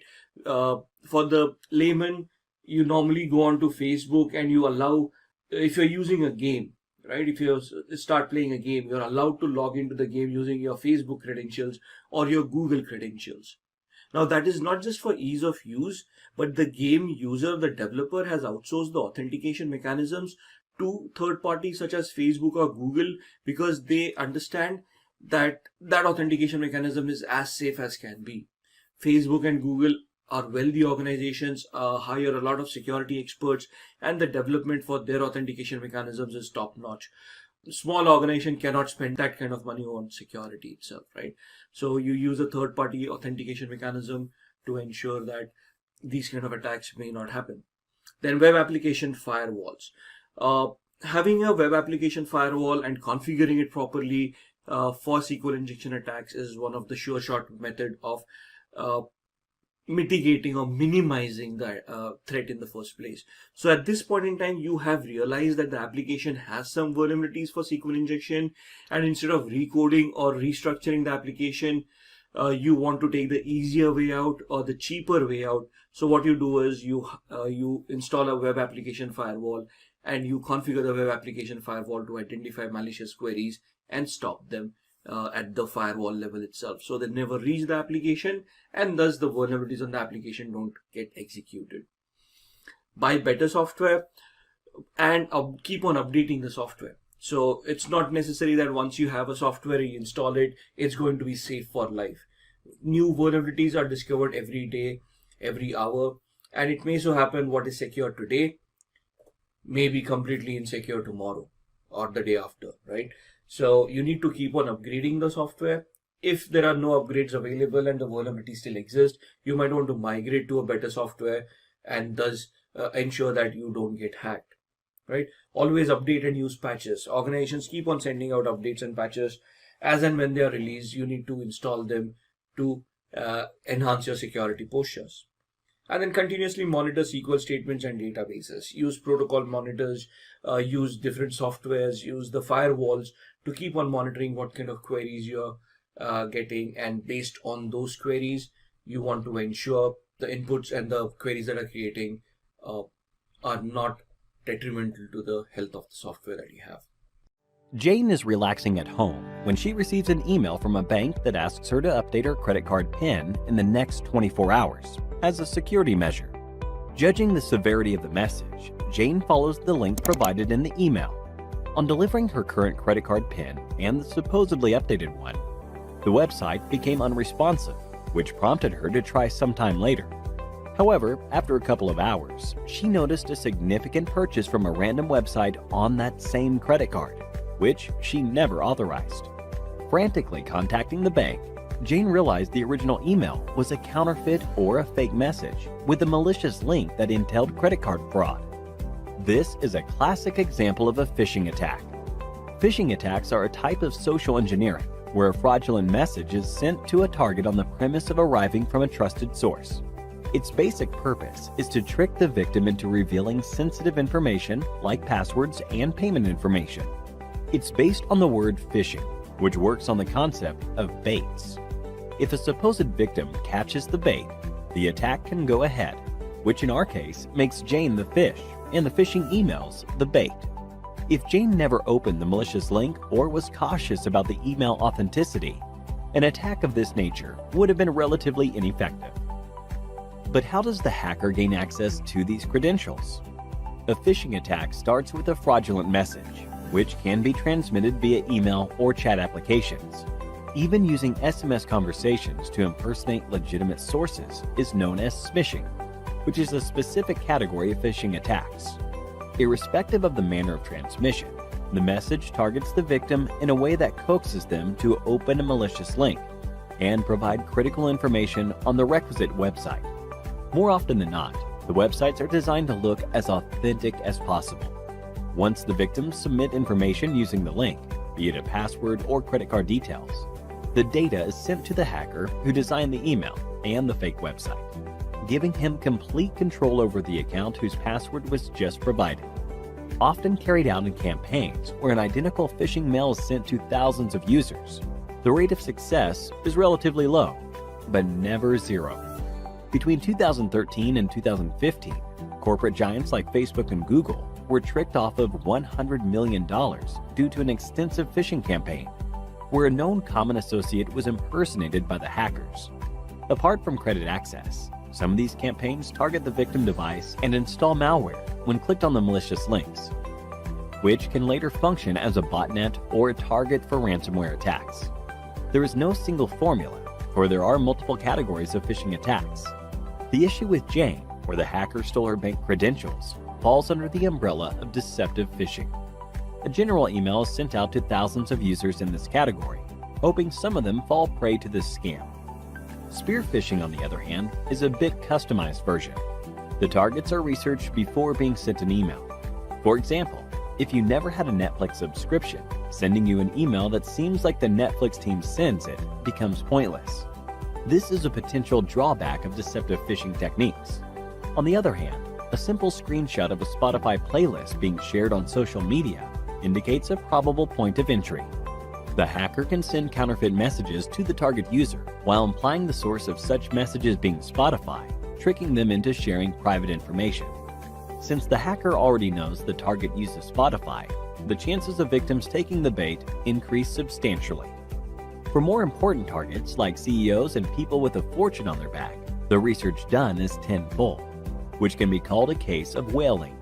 The hackers prepare and wait for the right moment to launch their phishing attack, often to steal industry secrets for rival companies or sell them off at a higher price. Apart from just emails, farming focuses on fake websites that resemble their original counterparts as much as possible. A prevalent method is to use domain names like Facebook with a single O, or YouTube with no E. These are mistakes that people make when typing the full URL in the browser, leading them straight to a counterfeit web page, which can fool them into submitting private data. A few more complex methods exist to drive people onto fake websites, like ARP spoofing and DNS cache poisoning, but they are rarely carried out due to time and resource constraints. Now that we know how phishing attacks work, let's look at ways to prevent ourselves from becoming victims. While the implications of a phishing attack can be extreme, protecting yourself against these is relatively straightforward. Jane could have saved herself from credit card fraud had she checked the link in the email for authenticity, and that it redirected to a secure website that runs on the HTTPS protocol. Even suspicious messages shouldn't be entertained. One must also refrain from entering private information on random websites or pop-up windows, irrespective of how legitimate they seem. It is also recommended to use secure anti-phishing browser extensions like Cloudfish to sniff out malicious emails from legitimate ones. The best way to prevent phishing is browsing the internet with care and being on alert for malicious attempts at all times. Start by learning about cross-site scripting from a layman's perspective. Cross-site scripting, also known as XSS, is a type of code injection attack that occurs on the client side.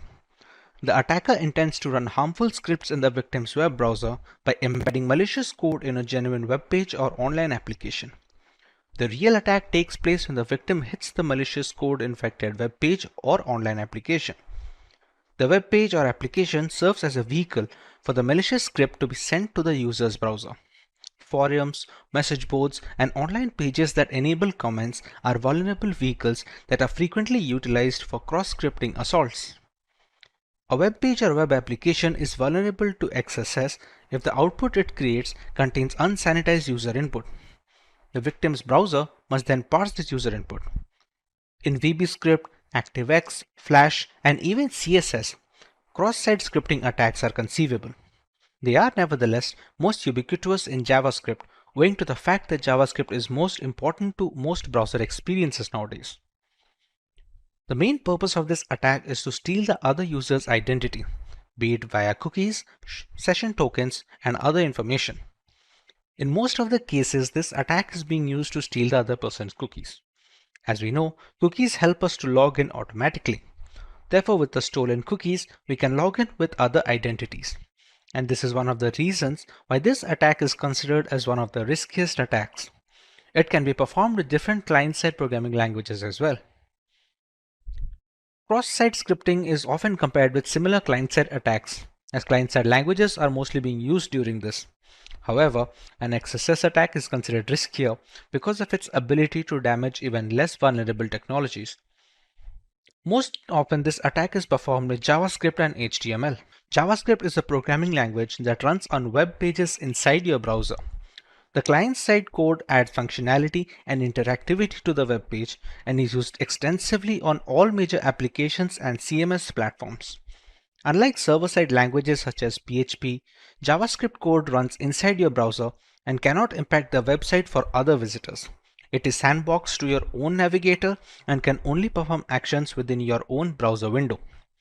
While JavaScript is client-side and does not run on the server, it can be used to interact with the server by performing background requests.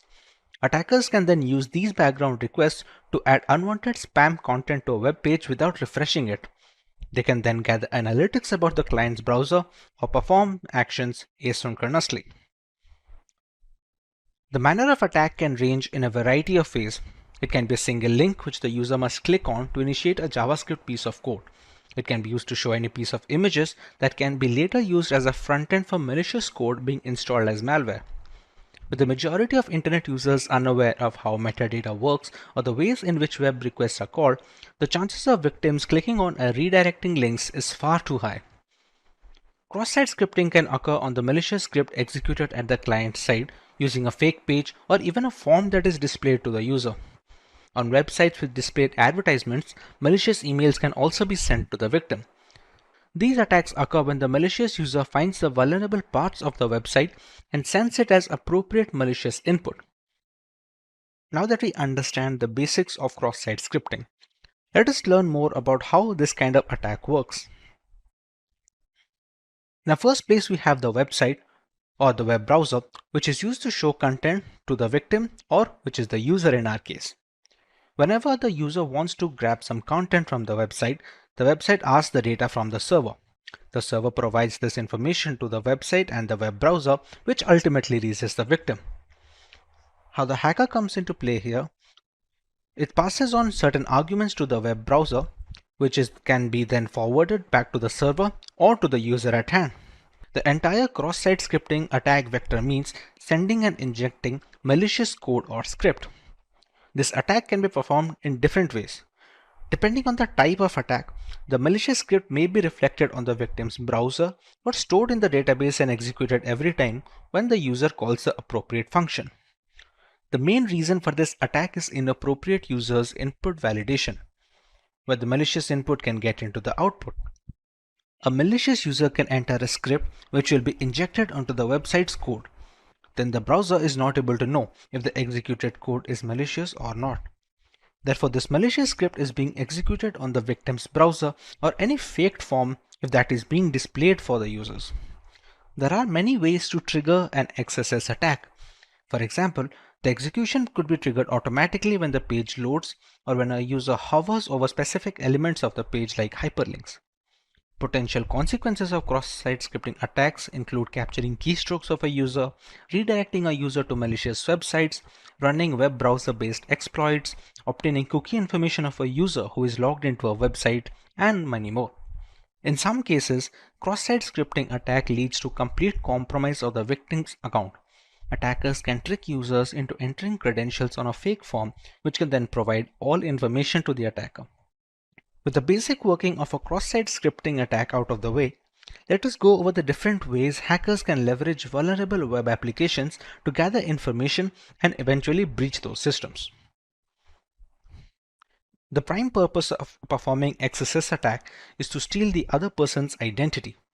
As mentioned, it may be cookies, session tokens, etc. XSS may also be used to display fake pages or forms for the victim. However, this can be performed in several ways. We have a reflected attack.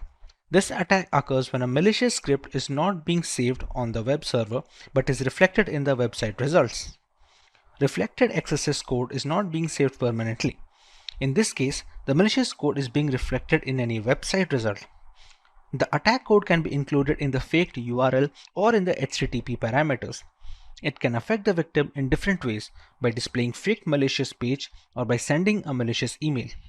In a reflected cross-site scripting example, the input of a search form is reflected on the page to show what the search key was.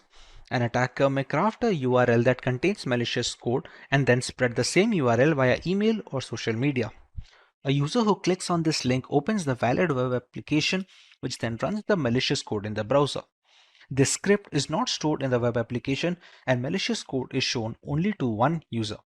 The user that opens the link executes the script, and the attack is not necessarily visible on the server side or to the app owner itself. The next variant is the stored cross-site scripting attacks. This occurs when a malicious script is being saved on the web server permanently. This can be considered a riskier attack since it has leverage for more damage. In this type of attack, the malicious code or script is being saved on the server, for example in the database of the website. It is executed every time the users call the appropriate functionality. This way, stored XSS attack can affect many users. Also, as the script is being stored on the web server, it will affect the website for a longer time. In order to perform stored XSS attack, the malicious scripts should be sent through the vulnerable input form. For example, can be a comment field or a review field. This way, the appropriate script will be saved in the database and evaluated on the page load or appropriate function calling. In a stored XSS example, the script might have been submitted via an input field to the web server, which did not perform a sufficient validation and stores the script permanently in the database. The consequence of this might be that this script is now being delivered to all users visiting the web application and, for example, able to gain access to the user session cookies. In this attack, the script is permanently stored in the web app. The users visiting the app after the information retrieve the script.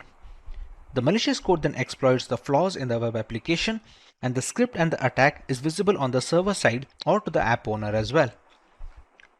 The third variant is DOM-based cross-site scripting attacks.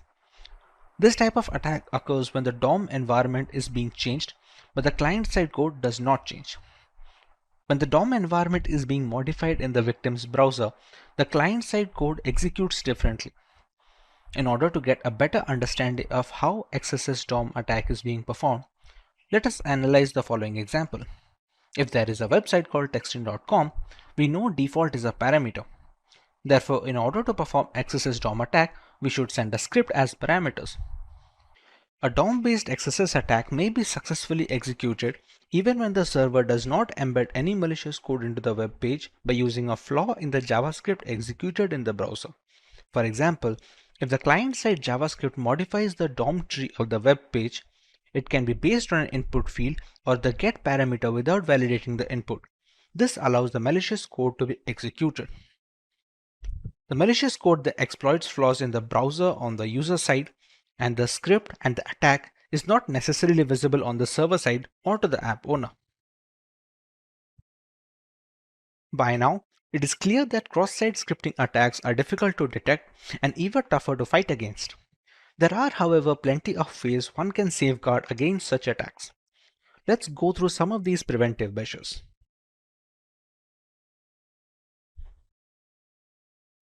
Like mentioned earlier, XSS attacks are sometimes difficult to detect. However, this can be changed if you get some external help. A way to prevent XSS attacks is using automated testing tools like CrashTest Security Suite or Akinetic Security Suite. Still, manual testing is highly time consuming and costly, and therefore not possible to be done for every iteration of your web application. Consequently, your code shouldn't be untested before any release. Using automated security, you can scan your web application for cross-site scripting and other critical vulnerabilities before every release. This way, you can ensure that your web application's live version is still secure whenever you alter or add a feature. Input fields are the most common point of entry for XSS attack scripts. Therefore, you should always screen and validate any information input into data fields. This is particularly important if the data will be included as HTML output. This can be used to protect against reflected XSS attacks. Validation should occur on both the client side and server side as an added precaution. This helps validating the data before it's being sent to the servers and can also protect against persistent XSS scripts. This can be accomplished using JavaScript. XSS attacks only appear if any user input is being displayed on the web page. Therefore, try to avoid displaying any untrusted user input if possible. If you need to display user data, restrict the places where the user input might appear. Any input displayed inside a JavaScript tag or a URL shown on the site is much more likely to be exploited than the input that appears inside a division or a span element inside the HTML body. Protecting against XSS vulnerabilities typically requires properly escaping user-provided data that is placed on the page. Rather than trying to determine if the data is user-provided and could be compromised, we should always play it safe and escape data whether it is user-provided or not. Unfortunately, because there are many different rules for escaping, you still must choose the proper type of escaping before settling on a final code. Encoding should be applied directly before user-controllable data is written to a page because the context you're writing into determines what kind of encoding you need to use. For example, values inside a JavaScript string require a different type of escaping to those in an HTML context. Sometimes you'll need to apply multiple layers of encoding in the correct order. For example, to safely embed user input inside an event handler, you need to deal with both JavaScript context and the HTML context. So you need to first Unicode escape the input and then HTML encode it.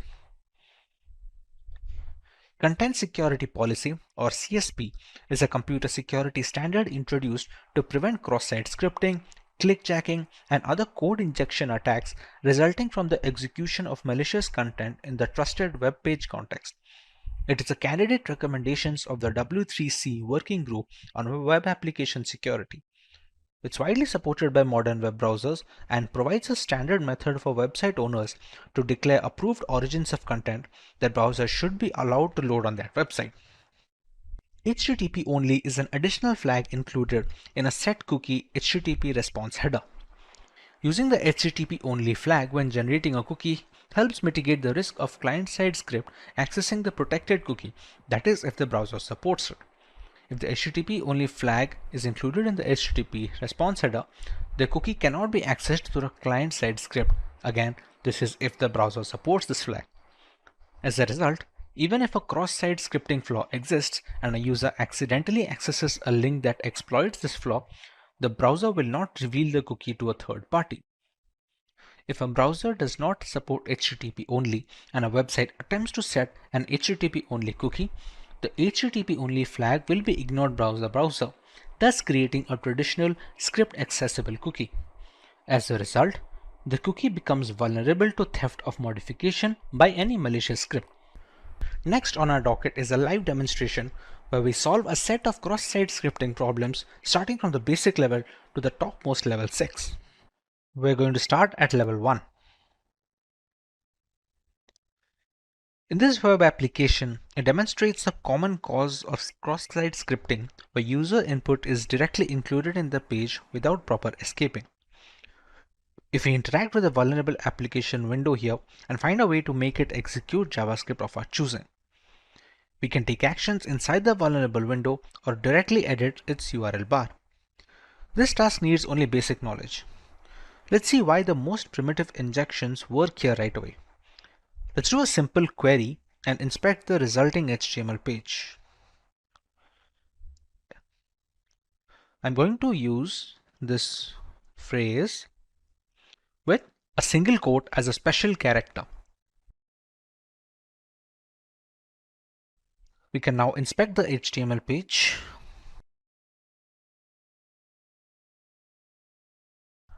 We can see here in this line,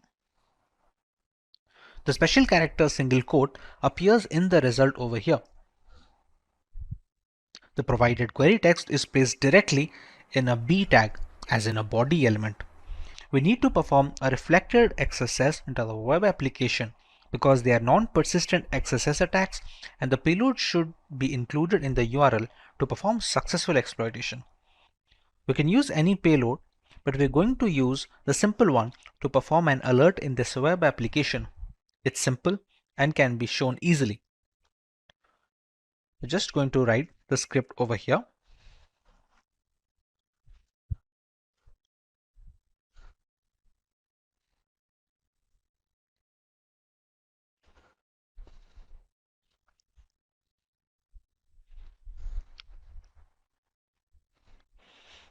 And we're going to press search. As you can see, we have successfully launched our first cross-site scripting attack. We can see an alert box pop up with the necessary message, and a similar process can be used to steal browser cookies and passwords, albeit with different commands. Now we have the option to move to level 2. In this web application, it shows that how easily XSS bugs can be introduced in complex chat applications. Chat app conversations are stored in a database and retrieved when a user wants to see the conversation. Therefore, if a malicious user injects some JavaScript code, all visitors will be infected. This kind of cross-site scripting attack is more powerful and it is more riskier than reflected cross-site scripting attacks, and that's why it is known as stored XSS. I posted my query with a special character of a single quote, and this is what I get. Whatever I typed in simply appeared on the page right after I click on Share Status. Let's see the source.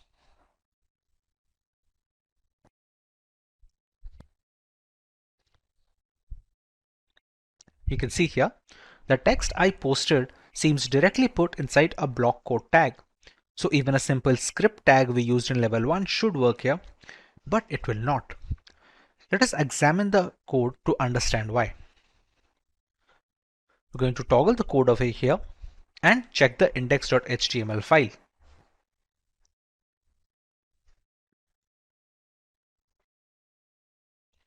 Important part is line 32. The generated HTML fragment which is the HTML variable in the code, is added to the mail HTML using the inner HTML method. So when the browser parsing this HTML fragment, it will not execute any script tag defined within that HTML fragment.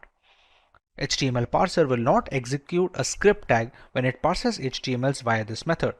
This is why the script tag like we used in level 1 is not going to work here. Our solution is to use events. Events will execute the defined JavaScripts. We're going to use an image over here.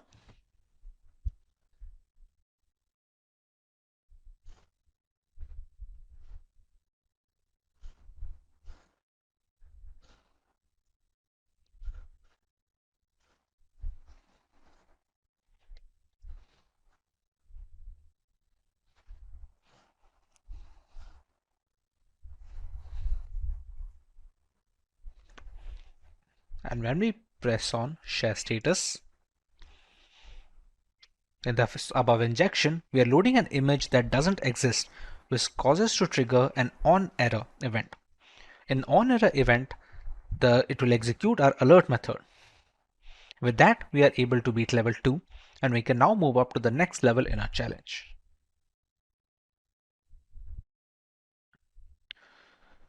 As you can see, clicking on any tab causes the tab number to be displayed in the URL fragment. This hints that the value after the hashtag controls the behavior of the page. That is, it is an input variable. To confirm, let's analyze the code.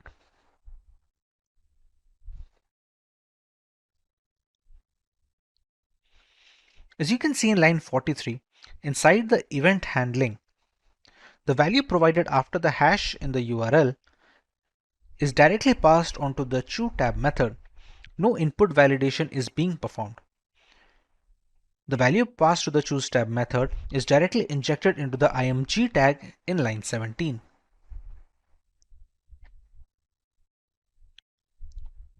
This is an unsafe assignment and it is the vulnerable part of the code. Now all we have to do now is to craft a payload that would adjust the img tag to execute our JavaScript. Remember, the script tag from level 1 would not work here since the variable HTML is used to add the DOM dynamically. Hence the events are our aces here once again. I will choose to use the existing img tag and change the source to something that doesn't exist, hence forcing it to fall in to execute an onError, even which I will pass the URL.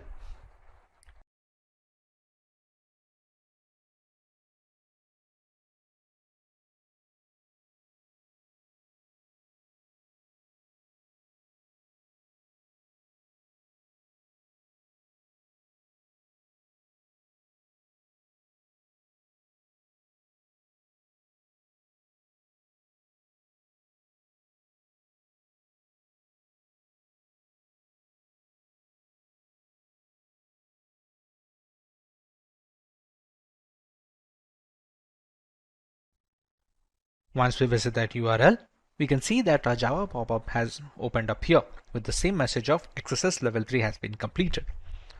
With this, we can now move on to level 4, which is going to present a different kind of attack. In this web application, there is a timer on the page. That means whatever numbers we put in the box, a countdown starts. And then when it finishes, the application alerts that the countdown is finished. And you can see the time is up pop-up appearing over here, and this resets the timer again. Now it is obvious that the value entered in the text box is transferred to the server over the timer parameter in the URL. Let us examine the code to see how the timer parameter is being handled. We're going to visit timer.html over here, and we're going to check over here. In line 21, the start timer method is being called in the onLoad event. However, the timer parameter is being directly passed to the start timer method. We need to perform a pop-up alert in the web application which escapes the content of the function start timer without breaking the JavaScript code. The parameter value is directly added to the start timer method without any filtering. What we can try to do here is to inject an alert function to be executed inside the onLoad event along with the start timer method. We're going to remove this argument and put our script over here.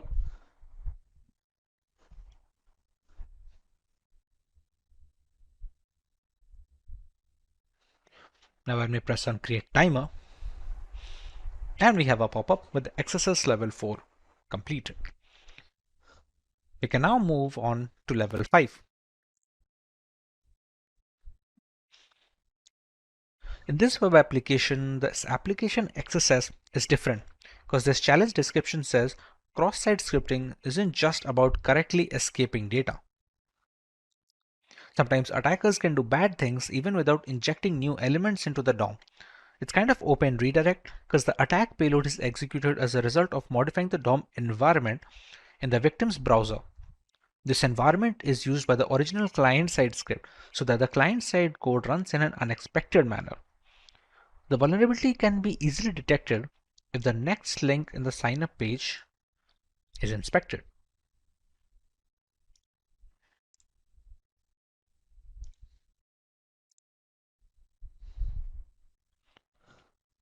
The href attribute value of next link is confirmed, which is exactly the value of the next URL query parameter, as you can see over here. This means using the next query parameter can be used to inject a JavaScript code to the href attribute of the next link. The following is the best way to do it. As soon as the user clicks on the link, the script will be triggered.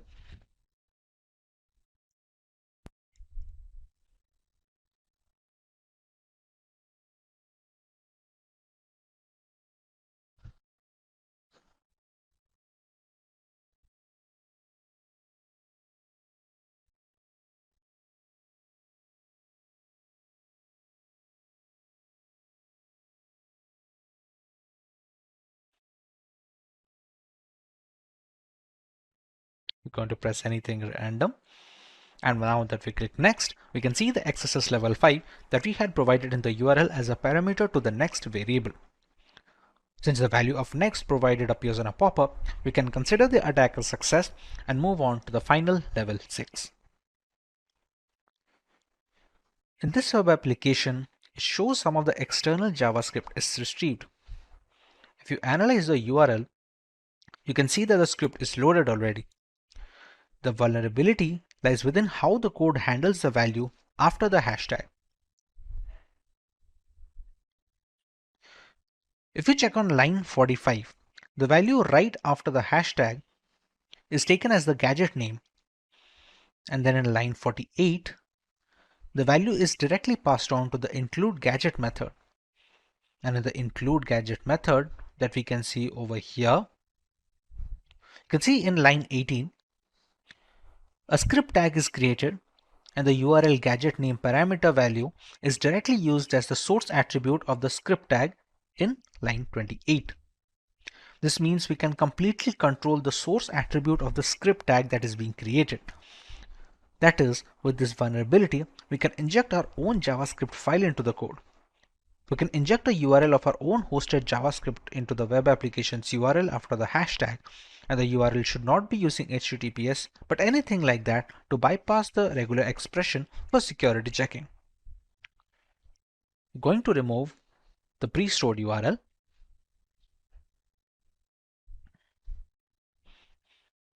and we're going to load our own JavaScript file.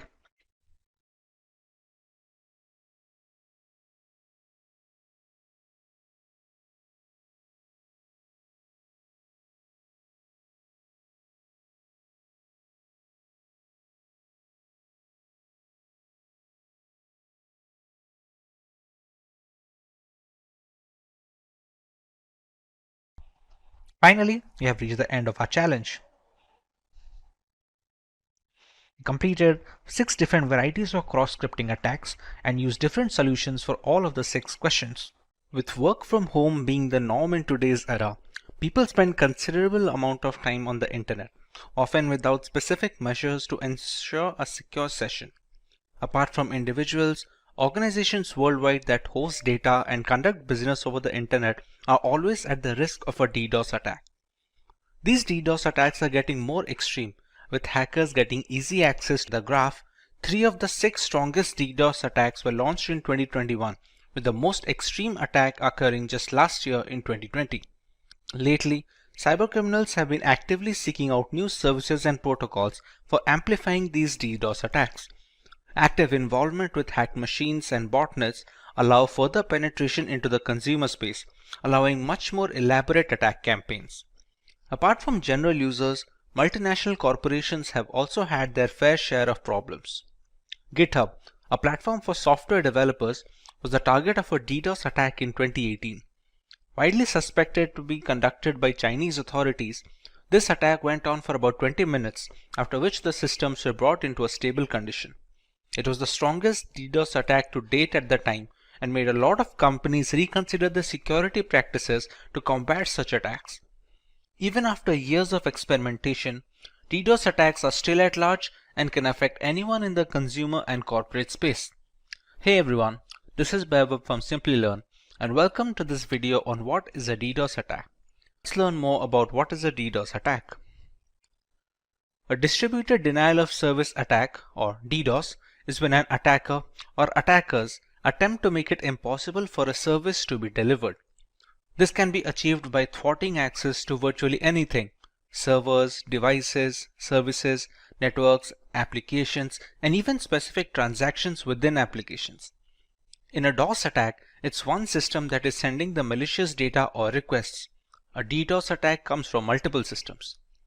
Generally, these attacks work by drowning a system with requests for data. This could be sending a web server so many requests to serve a page that it crashes under the demand, or it could be a database being hit with a high volume of queries. The result is available internet bandwidth, CPU, and RAM capacity become overwhelmed. The impact could range from a minor annoyance from disrupted services to experiencing entire websites, applications, or even entire businesses taking offline. More often than not, these attacks are launched using machines in a botnet. A botnet is a network of devices that can be triggered to send requests from a remote source, often known as the command and control center. The bots in the network attack a particular target, thereby hiding the original perpetrator of the DDoS campaign. But how do these devices come under a botnet? And what are the requests being made to the web servers? Let's learn more about these and how DDoS attacks work. A DDoS attack is a two-phase process. In the first phase, a hacker creates a botnet of devices. Simply put, a vast network of computers are hacked via malware, ransomware, or just simple social engineering. These devices become a part of the botnet, which can be triggered anytime to start bombarding a system or a server on the instruction of the hacker that created the botnet. The devices in these networks are called bots or zombies. In the second phase, a particular target is selected for the attack. When the hacker finds the right time to attack, all the zombies in the botnet network send these requests to the target, thereby taking up all the server's available bandwidth. These can be simple ping requests or complex attacks like SYN flooding and UDP flooding. The aim is to overwhelm them with more traffic than the server or the network can accommodate. The goal is to render the website or service inoperable. There is a lot of wiggle room when it comes to the type of DDoS attack a hacker can go with. Depending on the target's vulnerability, we can choose one of the three broad categories of DDoS attacks. Volume-based attacks use massive amounts of bogus traffic to overwhelm a resource. It can be a website or a server. They include ICMP, UDP, and spoofed packet flood attacks. The size of volume-based attack is measured in bits per second. These attacks focus on clogging all the available bandwidth for the server, thereby cutting the supply short. Several requests are sent to the server, all of which warrant a reply, thereby not allowing the target to cater to the general legitimate users. Next, we have the protocol level attacks. These attacks are meant to consume essential resources of the target server. They exhaust the load balancers and firewalls, which are meant to protect the system against the DDoS attacks. These protocol attacks include SYN floods and Smurf DDoS, among others, and the size is measured in packets per second. For example, in an SSL handshake, server replies to the hello message sent by the hacker, which will be the client in this case, but since the IP is spoofed and leads nowhere, The server gets stuck in an endless loop of sending the acknowledgement without any end in sight. Finally, we have the application level attacks. Application layer attacks are conducted by flooding applications with maliciously crafted requests. The size of application layer attacks is measured in requests per second. These are relatively sophisticated attacks that target the application and operating system level vulnerabilities. They prevent the specific applications from delivering necessary information to users and hog the network bandwidth up to the point of a system crash. Examples of such an attack are HTTP flooding and BGP hijacking. A single device can request data from a server using HTTP POST or GET without any issues. However, when the requisite botnet is instructed to bombard the server with thousands of requests, the database bandwidth gets jammed and it eventually becomes unresponsive and unusable. But what about the reasons for such an attack? There are multiple lines of thought as to why a hacker decides to launch a DDoS attack on unsuspecting targets. Let's take a look at a few of them. The first option is to gain a competitive advantage. Many DDoS attacks are conducted by hacking communities against rival groups. Some organizations hire such communities to stagger their rivals' resources at a network level to gain an advantage in the playing field. Since being a victim of a DDoS attack indicates a lack of security, the reputation of such a company takes a significant hit, allowing the rivals to cover up some ground. Secondly, some hackers launch these DDoS attacks to hold multinational corporations at ransom. The resources are jammed, and the only way to clear the way is if the target company agrees to pay a designated amount of money to the hackers. Even a few minutes of inactivity is detrimental to a company's reputation in the global market, and it can cause a spiral effect, both in terms of market value and product security index. Most of the time, a compromise is reached and the resources are freed after a while. DDoS attacks have also found use in the political segment. Certain activists tend to use DDoS attacks to voice their opinion. Spreading the word online is much faster than any local rally or forum. Primarily political, these attacks also focus on online communities, ethical dilemmas, or even protests against corporations. Let's take a look at a few ways that companies and individuals can protect themselves against DDoS attacks. The company can employ load balancers and firewalls to help protect the data from such attacks. Load balancers reroute the traffic from one server to another in a DDoS attack. This reduces the single point of failure and adds resiliency to the server data. A firewall blocks unwanted traffic into a system and manages the number of requests made at a definite rate. It checks for multiple attacks from a single IP and occasional slowdowns to detect a DDoS attack in action. Early detection of a DDoS attack goes a long way in recovering the data lost in such an event. Once you've detected the attack, you will have to find a way to respond. For example, you will have to work on dropping the malicious DDoS traffic before it reaches your server so that it doesn't throttle and exhaust your bandwidth. Here's where you will filter the traffic so that only legitimate traffic reaches the server. By intelligent routing, you can break the remaining traffic into manageable chunks that can be handled by your cluster resources. The most important stage in DDoS mitigation is where you will look for patterns of DDoS attacks and use those to analyze and strengthen your mitigation techniques. For example, blocking an IP that's repeatedly found to be offending is a first step.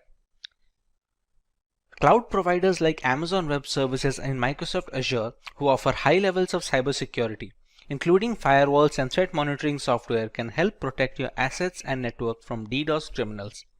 The cloud also has greater bandwidth than most private networks, so it is likely to fail if under the pressure of increased DDoS attacks. Additionally, reputable cloud providers offer network redundancy, duplicating copies of your data, systems, and equipment, so that if your service becomes corrupted or unavailable due to a DDoS attack, you can switch to a secure access on backed up versions without missing a beat. One can also increase the amount of bandwidth available to a host server being targeted. Since DDoS attacks fundamentally operate on the principle of overwhelming systems with heavy traffic, simply provisioning extra bandwidth to handle unexpected traffic spikes can provide a measure of protection. This solution can prove expensive as a lot of that bandwidth is going to go unused most of the time. A content delivery network, or a CDN, distributes your content and boosts performance by minimizing the distance between your resources and end users. It stores the cached version of your content in multiple locations, and this eventually mitigates DDoS attacks by avoiding a single point of failure when the attacker is trying to focus on a single target. Popular CDNs include Akamai CDN, Cloudflare, AWS CloudFront, etc. Let's start with our demo regarding the effects of DDoS attacks on a system. For our demo, we have a single device that will attack a target, making it a DOS attack of sorts. Once a botnet is ready, multiple devices can do the same and eventually emulate a DDoS attack. To do so, we will use the virtualization software called VMware with an instance of Parrot Security operating system running. For a target machine, we will be running another VMware instance of a standard Linux distribution known as Linux Lite. In a target device, we can use Wireshark to determine when the attack begins and see the effects of the attack accordingly. This is Linux Lite, which is our target machine, and this is Parrot Security, which is used by the hacker when trying to launch a DDoS attack. This is just one of the distros that can be used. To launch the attack, we must first find the IP address of our target. So to find the IP address, we open the terminal.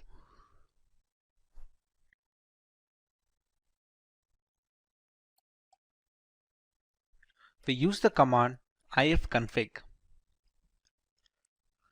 And here we can find the IP address. Now remember, we're launching this attack in VMware. Now both the instances of Parrot Security and Linux Lite are being run on my local network. So the address that you can see here is 192.168.72.129, which is a private address. This IP cannot be accessed from outside the network, basically anyone who is not connected to my Wi-Fi. When launching attacks with public servers or public addresses, it will have a public IP address that does not belong to the 192.168 subnet. Once we have the IP address, we can use a tool called hping3. hping3 is an open source packet generator and analyzer for the TCP/IP protocol. To check what are the effects of an attack, we will be using Wireshark. Wireshark is a network traffic analyzer.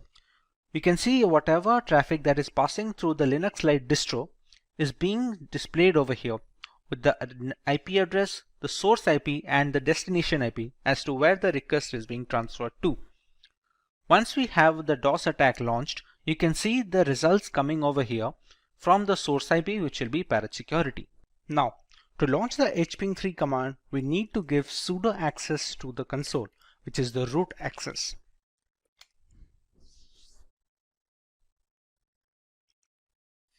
Now, we have the root access for the console. The hping3 command will have a few arguments to go with it, which are, as you can see on the screen, -s and a flood, a -v, -p80, and the IP address of the target, which is 192.168.72.129.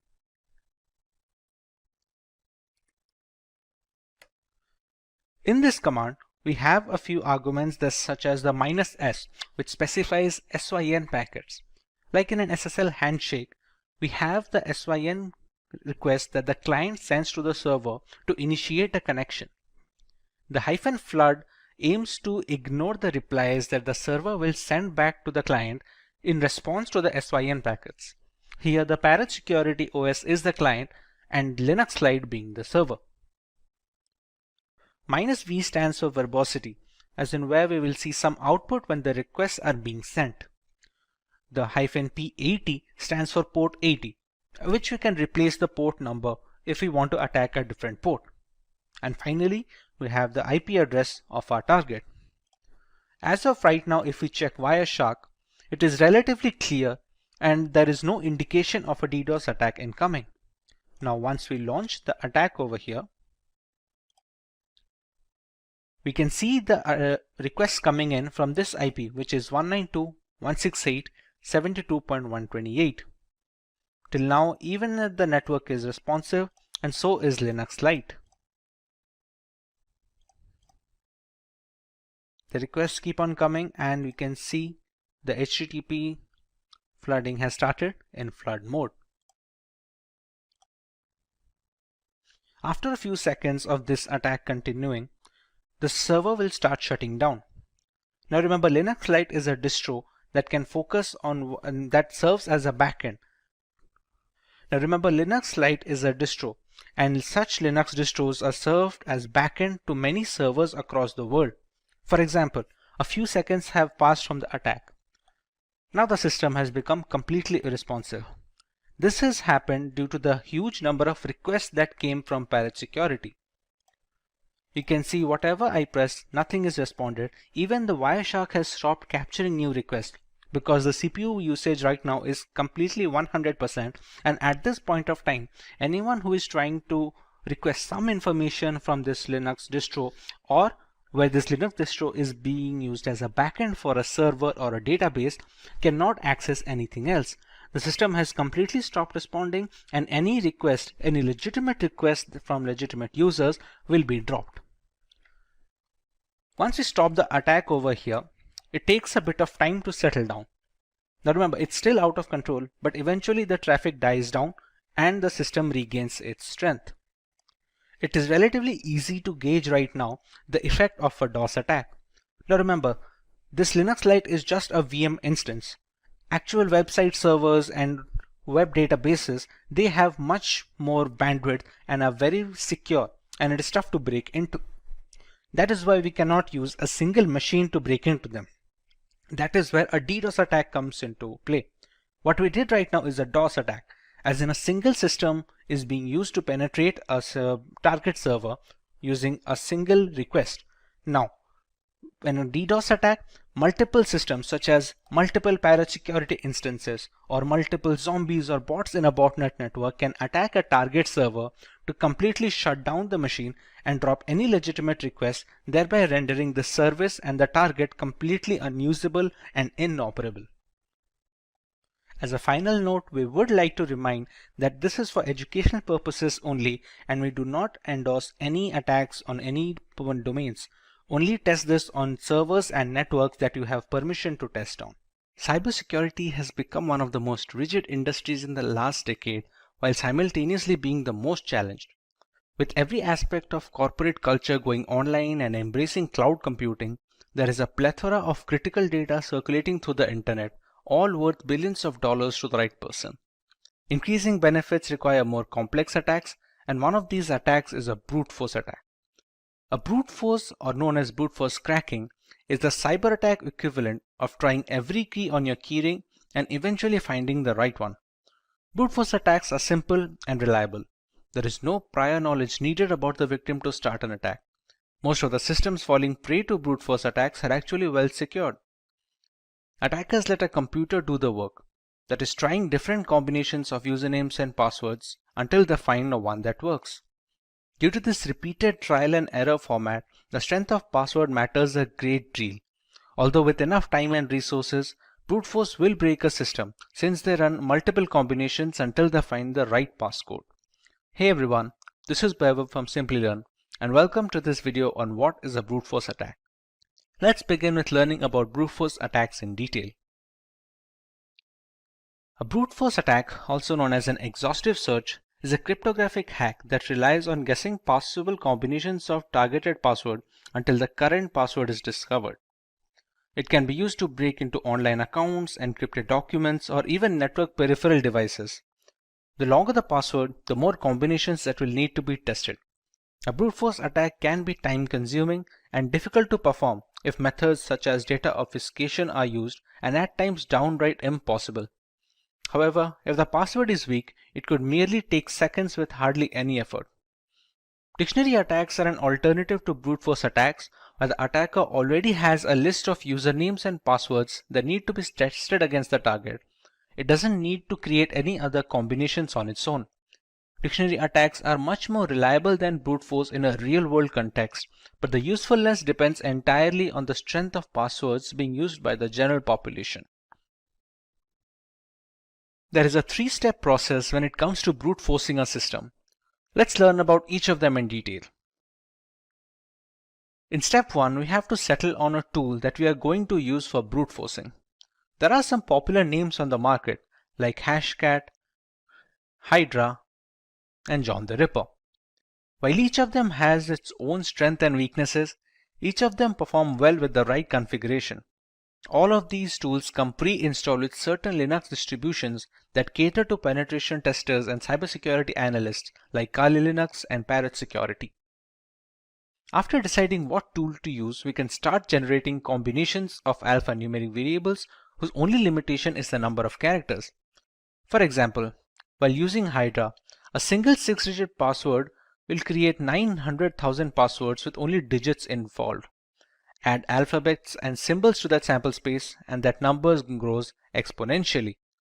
The popular tools allow customizing this process. Let's say the hacker is aware of the password being a specific 8-digit word containing only letters and symbols.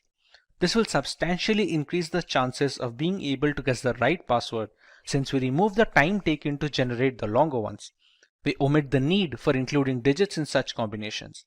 These small tweaks go a long way in organizing an efficient brute force attack since running all the combinations with no filters will dramatically reduce the odds of finding the right credentials in time. In the final step, we run these combinations against the file or service that is being broken. We can try and break into a specific encrypted document, a social media account, or even devices at home that connect to the internet. Let's say there is a Wi-Fi router. The generated passwords are then fed into the connection one after the other. It is a long and arduous process, but the work is left to the computer rather than someone manually clicking and checking each of these passcodes. Any password that doesn't unlock the router is discarded and the brute force tool simply moves on to the next one. This keeps going on until we find the right combination which unlocks the router. Sometimes reaching the success stage takes days and weeks, which makes it cumbersome for people with low computing power at their disposal. However, the ability to crack any system in the world purely due to bad password habits is very appealing, and the general public tends to stick with simple and easy to use passwords. Now that we have a fair idea about how brute force works, let's see if we can answer this question. We learned about how complex passwords are tougher to crack by brute force. Among the ones listed on the screens, which one do you believe will take the longest to be broken when using brute force tools? Leave your answers in the comment section and we will get back to you with the correct option next week. Let's move on to the harmful effects of getting a system compromised due to brute force attacks. A hacked laptop or mobile can have social media accounts logged in, giving the hackers free access to the victim's connections. It has been reported on multiple occasions where compromised Facebook accounts are sending malicious links and attachments to people on their friends list. One of the significant reasons for hacking, malware infusion is best done when spread from multiple devices, similar to distributing spam. This reduces the chance of circling back the source to a single device which belongs to the hacker. Once brute forced, a system can spread malware via email attachments, sharing links, file upload via FTP, etc. Personal information such as credit card data, usage habits, private images and videos are all stored in our systems, be it in plain format or root folders. A compromised laptop means easy access to these information that can be further used to impersonate the victim regarding bank verification, among other things. Once a system is hacked, it can also be used as a mail server that distributes spam across lists of victims. Since the hacked machines all have different IP addresses and MAC addresses, it becomes challenging to trace the spam back to the original hacker. With so many harmful implications arising from a brute force attack, it's imperative that the general public must be protected against such. Let's learn about some of the ways we can prevent ourselves from becoming a victim of brute force attacks. Using passwords consisting of alphabets, letters, and numbers have a much higher chance of withstanding brute force attacks thanks to the sheer number of combinations they can produce. The longer the password, the less likely it is that a hacker will devote the time and resources to brute force them. Having alphanumeric passwords also allows the user to keep different passwords for different websites. This is to ensure that if a single account or a password is compromised due to a breach or a hack, the rest of the accounts are isolated from the incident. Two-factor authentication involves receiving a one-time password on a trusted device before a new login is allowed. This OTP can be obtained either via email, SMS, or specific 2FA applications like Authy and Aegis. Email and SMS based OTPs are considered relatively less secure nowadays due to the ease with which SIM cards can be duplicated and mailboxes can be hacked. Applications that are specifically made for 2FA cores are much more reliable and secure. CAPTCHAs are used to stop bots from running through web pages precisely to prevent brute forcing through their website. Since brute force tools are automated, forcing the hacker to solve CAPTCHA for every iteration of a password manually is very challenging. The CAPTCHA system can filter out these automated bots that keep refreshing the page with different credentials, thereby reducing the chances of brute force considerably. A definite rule that locks the account being hacked for 30 minutes after a specific number of attempts is a good way to prevent brute force attempts. Many websites lock account for 30 minutes after 3 failed password attempts to secure the account against any such attack. On an additional note, some websites also send an email instructing the user that there have been 3 insecure attempts to log into the website. Let's look at a demonstration of how brute force attacks work in a real-world situation. The world has gone wireless. With Wi-Fi taking the reins in every household, it's natural that their security will always be up for debate. To further test the security index and understand brute force attacks, we will attempt to break into the password of a Wi-Fi router. For that to happen, we first need to capture a handshake file, which is a connection file from the Wi-Fi router to a connecting device like a mobile or a laptop. The operating system used for this process is Parrot Security, a Linux distribution that is catered to penetration testers. All the tools being used in this demo can easily be found pre-installed in this operating system. If getting your learning started is half the battle, what if you could do that for free? Visit SkillUp by Simplilearn. Click on the link in the description to know more. To start our demo, we're going to use a tool called Airgeddon, which is made to hack into wireless networks specifically.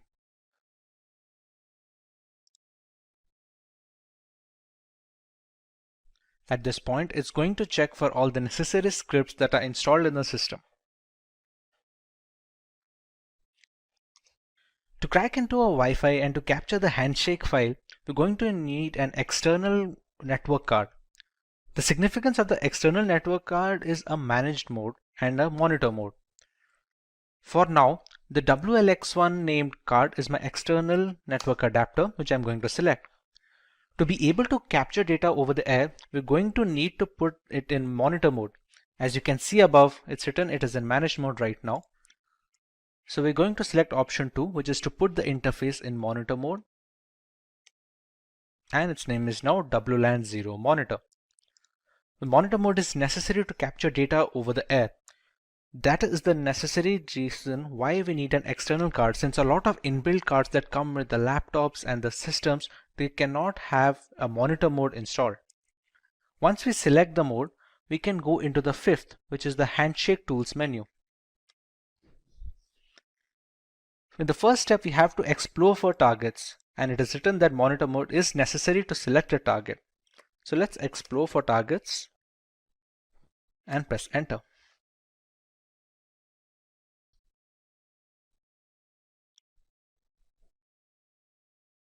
We have to let this run for about 60 seconds to get a fair idea about the networks that are currently working in this locality.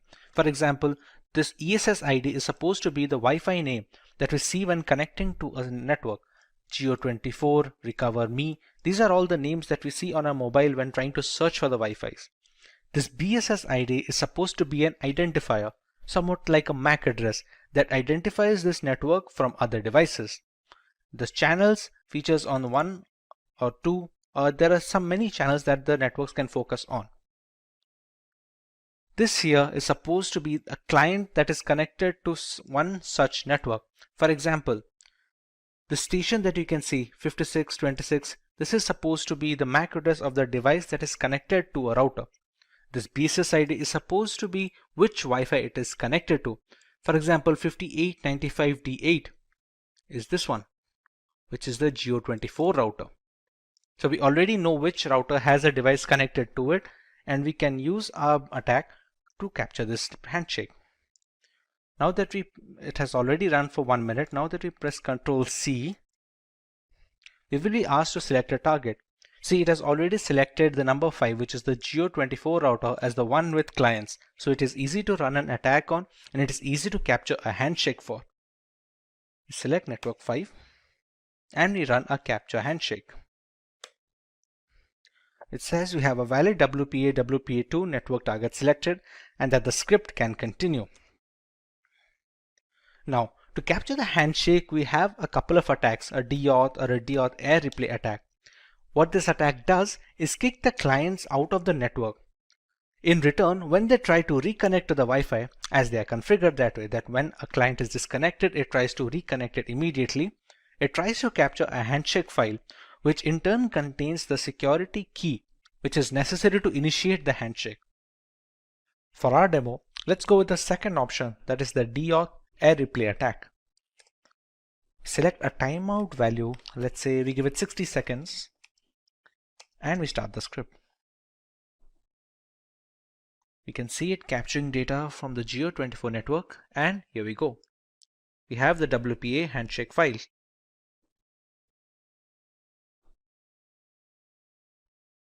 Once the handshake file is captured, you can actually close this, and here we go. Congratulations. In order to capturing a handshake, it has verified that a PMK ID from the target network has successfully been captured. This is the file that is already stored. It's a .cap file. For the path, we can, let's say we can keep it in a desktop.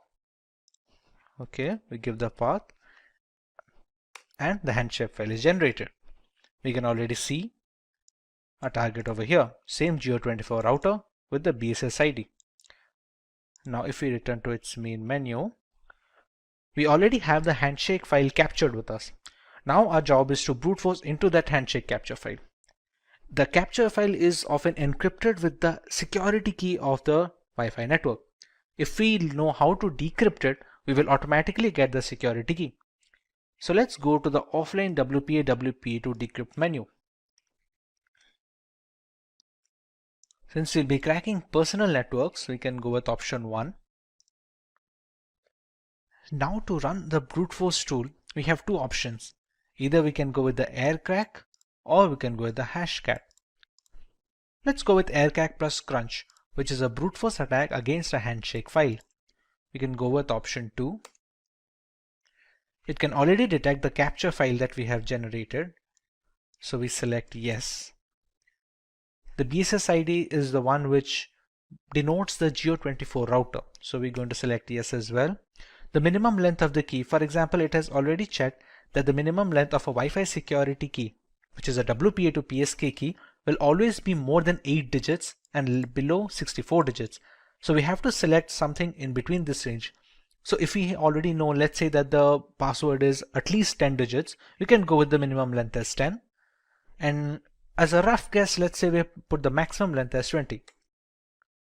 The character set that we're going to use for checking the password will affect the time taken to brute force.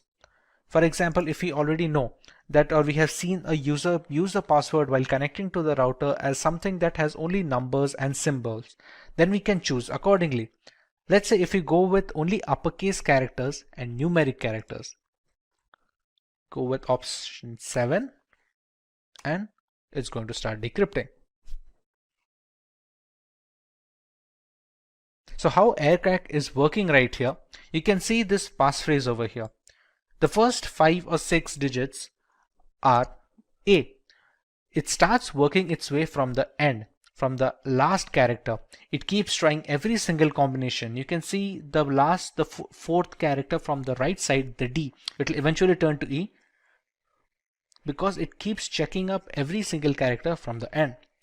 This will keep going on until all the single characters are tested and every single combination is tried out. Since the handshake file is encrypted using the security key, that is the WPA2 key of the router, whichever passphrase is able to decrypt the handshake key completely will be the key of the Wi-Fi router. This is the way we can brute force into Wi-Fi routers anywhere in the world. Cyber attacks are frequently making headlines in today's digital environment. At any time, everyone who uses a computer could become a victim of a cyber attack. There are various sorts of cyber attacks ranging from phishing to password attacks. In this video, we'll look into one such attack that is known as botnet. But before we begin, if you love watching tech videos, subscribe to our channel and hit the bell icon never to miss an update. To begin with, let's take a look at some of the famous botnet attacks. The first one is Mirai botnet, which is a malicious program designed to attack vulnerable IoT devices and infect them to form a network of bots that on command perform basic and medium level denial of service attacks. Then we have the Zeus bot, specifically designed for attacking the system for bank related information and data. Now let's see what exactly a botnet is. Botnet refers to a network of hijacked interconnected devices that are installed with malicious codes known as malware. Each of these infected devices are known as bots, and a hijacked criminal known as bot hoarder remotely controls them. The bots are used to automate large-scale attacks, including data theft, server failure, malware propagation, and denial of service attacks. Now that we know what exactly a botnet is, let's dive deeper into learning how a botnet works. During the preparation of a botnet network, the first step involves preparing the botnet army. After that, the connection between the botnet army and the control server is established. And the end, the launching of the attack is done by the bot hoarder. Let's understand through an illustration. Firstly, we have a bot hoarder that initiates the attack.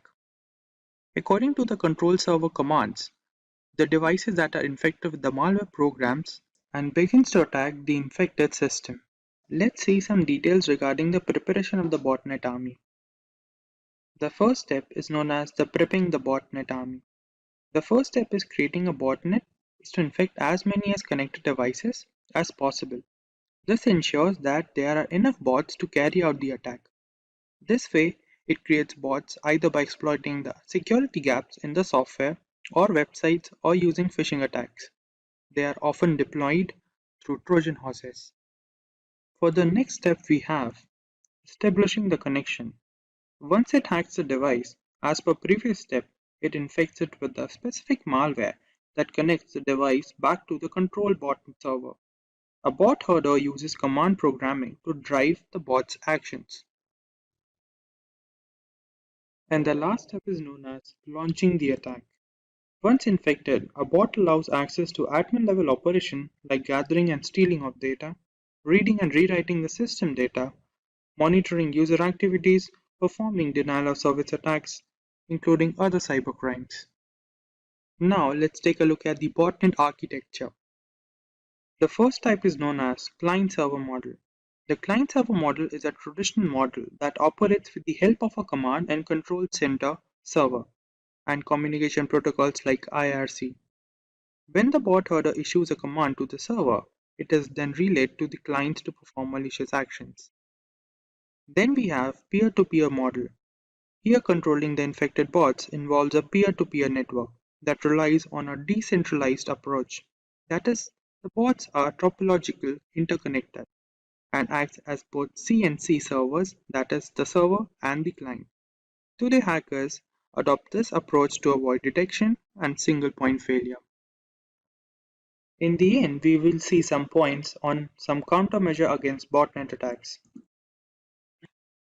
The first step is to have updated drivers and system updates. After that, we should avoid clicking random pop-ups or links that we often see on the internet. And lastly, having certified antivirus, anti-spyware softwares, and firewall installed into a system will protect against malware attack. The internet is an endless source of information and data.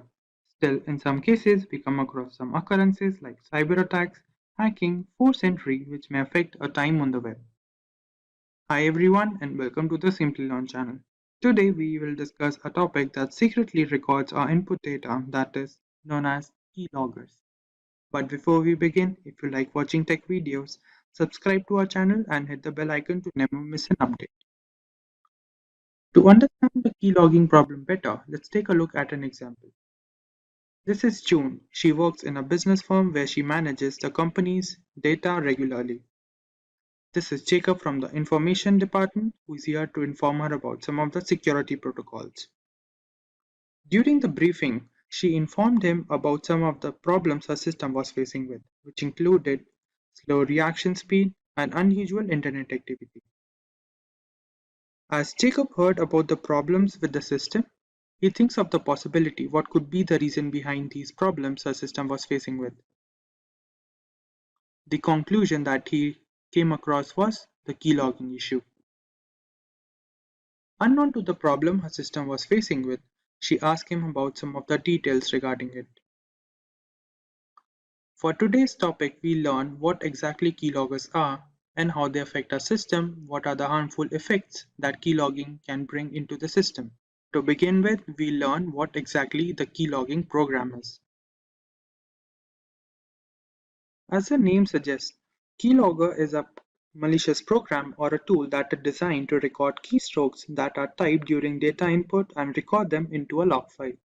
Then the same program secretly sends these log files to its origin, where they can be used for malicious acts by the hacker.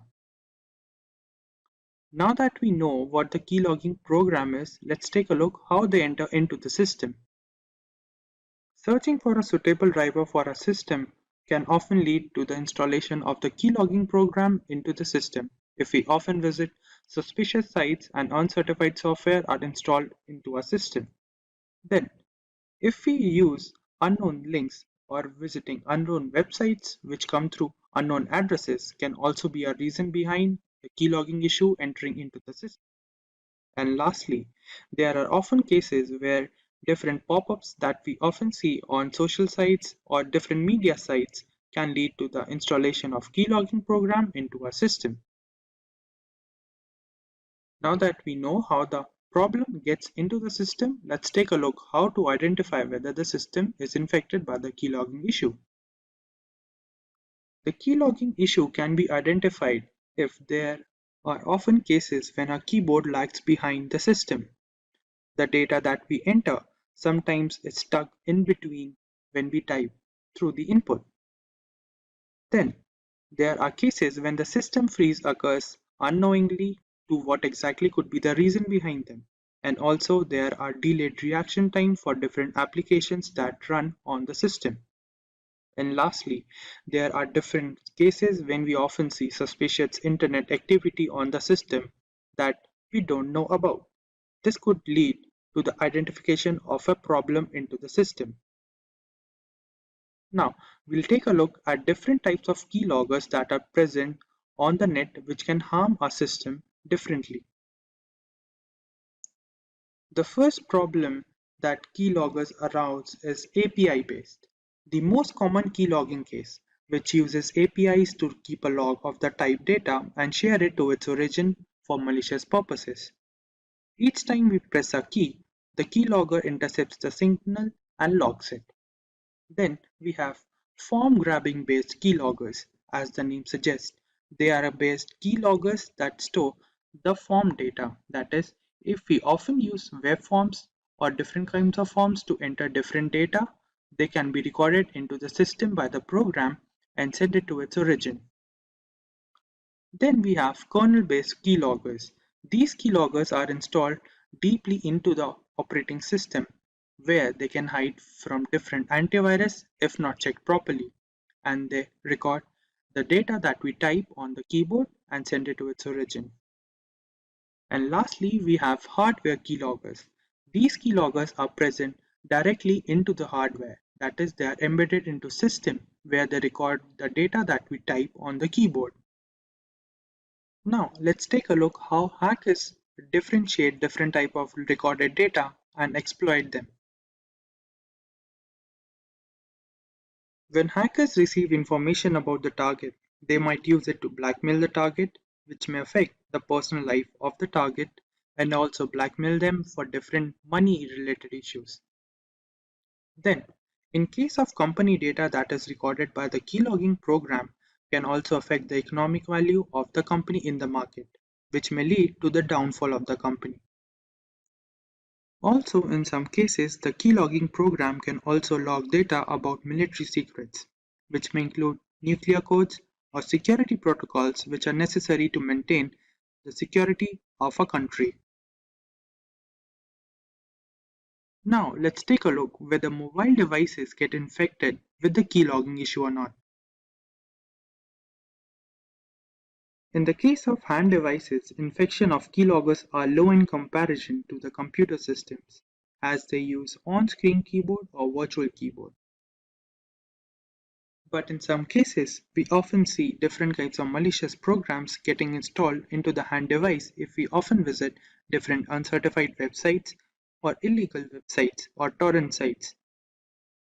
And also, the device that is infected with the keylogging issue or different kind of malicious program can often lead to the exploitation of data that includes photos, emails, or important files by the hacker or the cyber criminal that installed the particular malicious program into the system. Now, to prevent a system from getting infected by the keylogging program, let's take a look at different points. The first point includes using of different antivirus softwares or tools which can prevent the entering of malicious program into the system. Then, keeping system security protocols regularly updated is also a good habit. And lastly, using virtual keyboard to input our sensitive data, which may include bank details, login details, or different passwords related to different websites. Now that we have some understanding about the topic of keyloggers, let's take a look at the demo to further increase the knowledge about the topic. For the first step, we have to download some of the important libraries that are required into the system, which is this library. Now we'll run it. The system says the library is already installed into the system. Now let's take a look what exactly modules are required from the particular library. From this library, we'll import the keyboard module, which will help us to record the data that we type on the keyboard. Now, from the same, we'll also import key module and the listener module, and also the logging module, which will help us to record the data into a log file. For the next part, we'll write a piece of code that will allow us to save the data that is recorded by the program into a text file that will be named as key_log text file along with the date and time stamp. Let's take a look.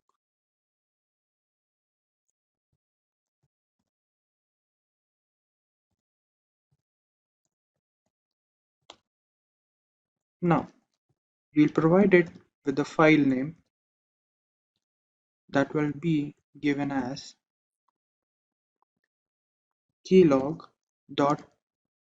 file, and also show the part where the format of the data is recorded. Put the brackets over here to contain the file name. Now we'll write the format in which the data will be recorded into the log file, which will be given as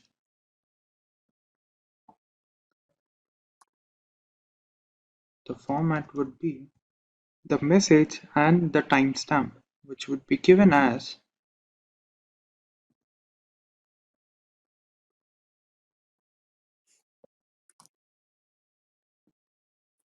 along with the timestamp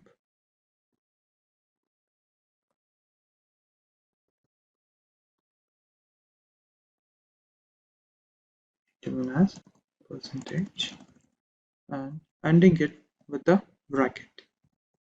Now, for the next step, we'll design two of the functions that will be used into the program that will be termed as while press function and while release function. Let's take a look. While press function would be a function that will come into play when the keyboard key has been pressed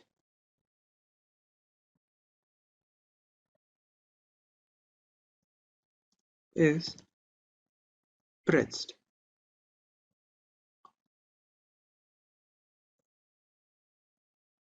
And this would go for the format that we designed in the above line, and logging the pressed key info, a string file to be recorded into the log file. Now we'll design a function that is while release.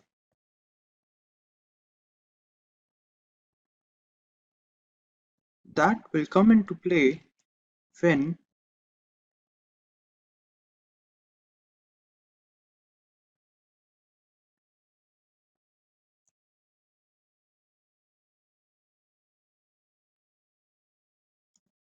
the escape key has been pressed. That is, the program will terminate itself and the program will stop from running. And in the end, we require for the functioning of the program to loop these functions, that is while press and while release, to continue its cycle.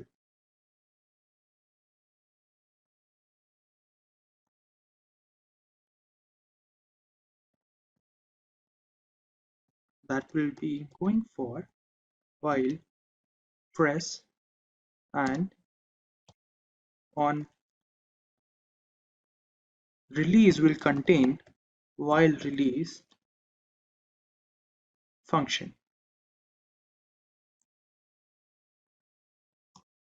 As listener. And now this part would join the different threads and store them into the log file.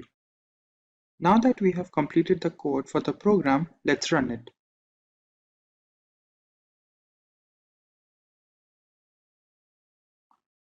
We have to wait for a moment so the program runs it.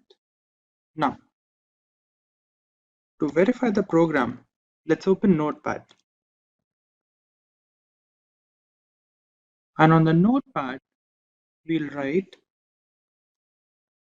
hello world, which will be the basic whether the program is working or not. Let's take a look. And we'll go for the main page on Jupyter Notebook and refresh the page. Go to the bottom. Over here, we see the keylog text. That is a text file that we created. Let's open it. And over here, we have the data that is created. As we started with note, then this is the hello world part that we created just now, which shows that the program we created is working properly. Now that we have reached the end of the module, let's take a look at the summary. Firstly, we learned what exactly keyloggers are. Then we understood what different modes are present, how the system get infected with the keylogging problem. Then we learned how to detect the problem into our system. Then we learned what different types of keyloggers are present on the net. We also understood how hackers use the recorded data from the program. And we also learned whether mobile devices get infected with the keylogging problem or not. And lastly, we understood what different points can be taken to prevent the entering of the keylogging problem into the system. And before we begin, if you are someone who is interested in building a career in cybersecurity, or to become an ethical hacker by graduating from the best universities, or a professional who elicits to switch career with cybersecurity or ethical hacker by learning from the experts, then try giving a shot to Simplilearn's postgraduate program in cybersecurity with modules from MIT Schwarzman College of Computing. The course link is mentioned in the description box below that will navigate you to the course page, where you can find a complete overview of the program being offered. Before we learn about the Pegasus platform, let us understand what spyware is and its working. Spyware is a category of malware that can gather information regarding a user or a device straight from the host machine. It is mostly spread by malicious links via email or chat applications. When a link with the malware is received, clicking on this link will activate the spyware, which allows the hacker to spy on all our user information. With some spyware systems, even clicking on the link isn't necessary to trigger the malicious payload. This can ultimately cause security complications and further loss of privacy. One such spyware system that is making the rounds in the tech industry today is Pegasus. The Pegasus is a spyware system developed by an Israeli company known as the NSO Group.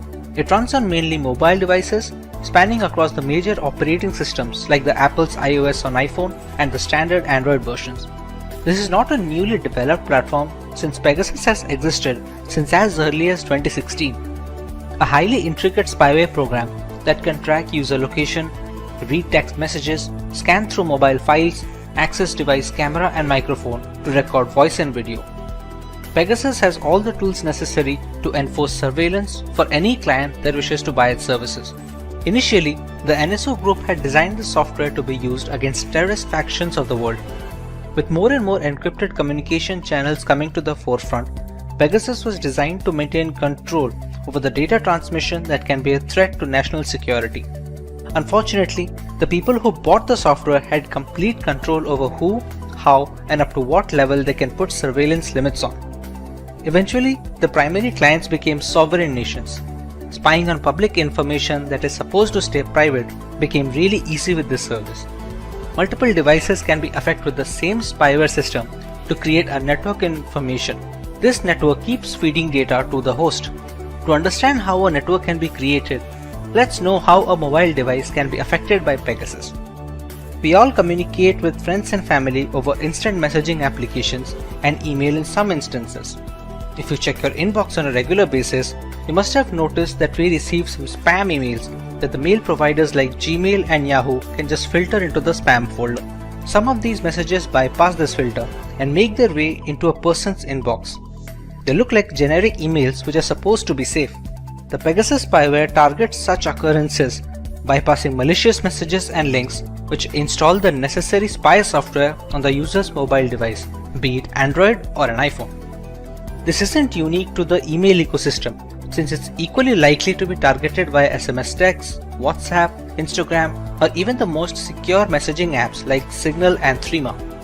Once the malicious links are clicked, a spyware package is downloaded and installed on the device. After the spyware is successfully installed, the perpetrator who sent the payload to the victim can monitor everything the user does. Pegasus can collect private emails, passwords, images, videos, and every other piece of information that passes through the device network. All this data is transmitted back to the central server, where the primary spying organization can monitor the activities at a granular level. This is not even surface level, since complex spyware software like Pegasus can access the root files on our mobiles. These root files hold information that is crucial to the working of the Android and iOS operating systems. Leaking such private information is a massive blow to the security and the privacy of an individual.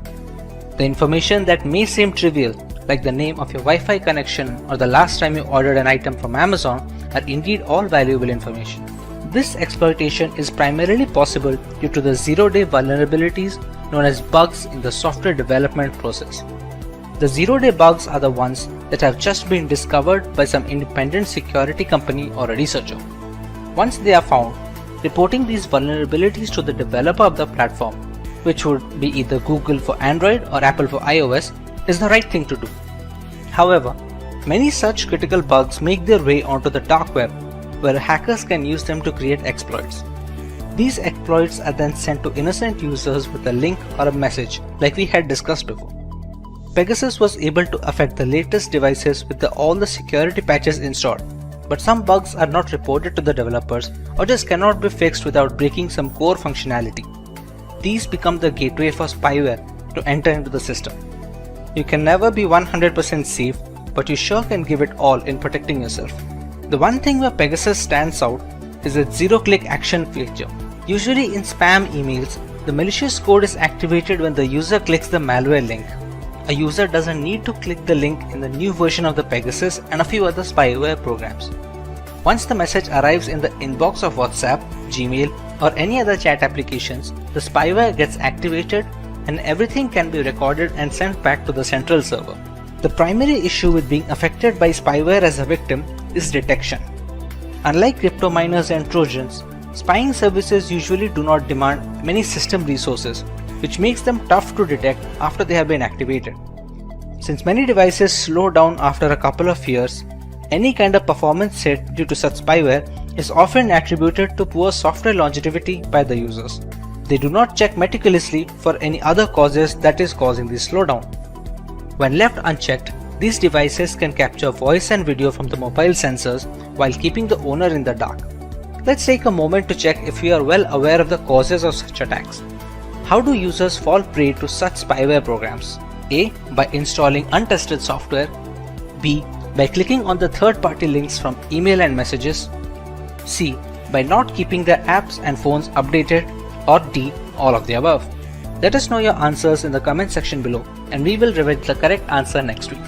But what about the unaffected devices, the vulnerable ones? While we cannot be certain of our security, there are a few things we can do to boost our device, be it against Pegasus or the next big spyware on the market.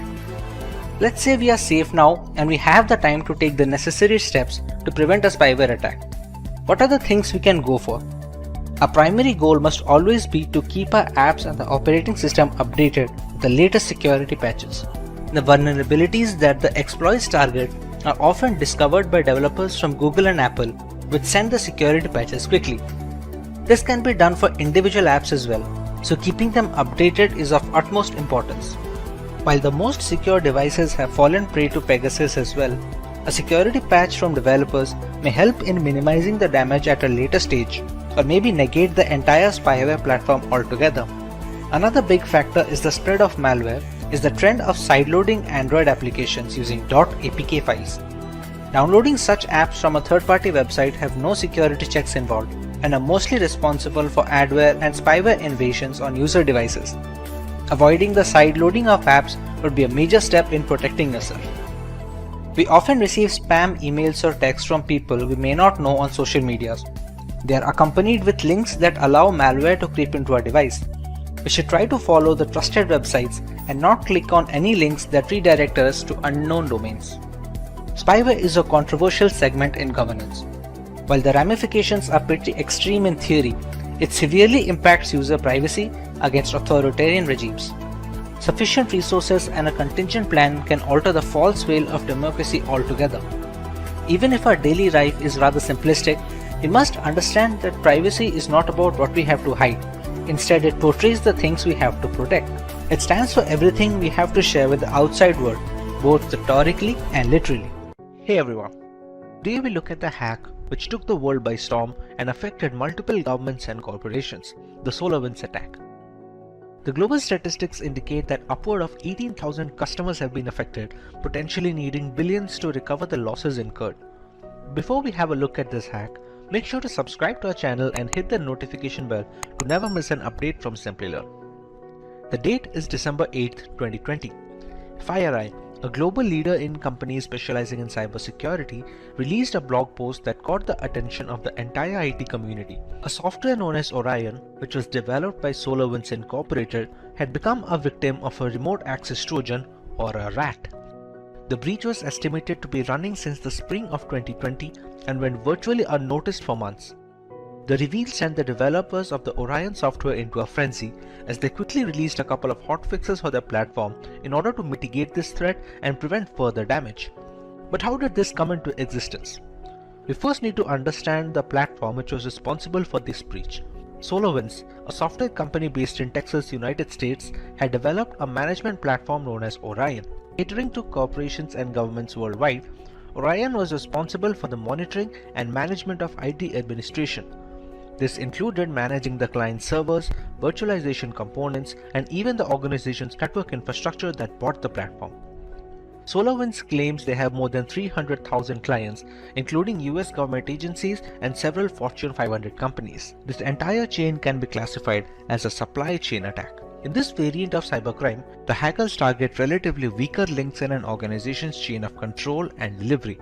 These are preferably services rendered by a third party since there is no direct jurisdiction over it.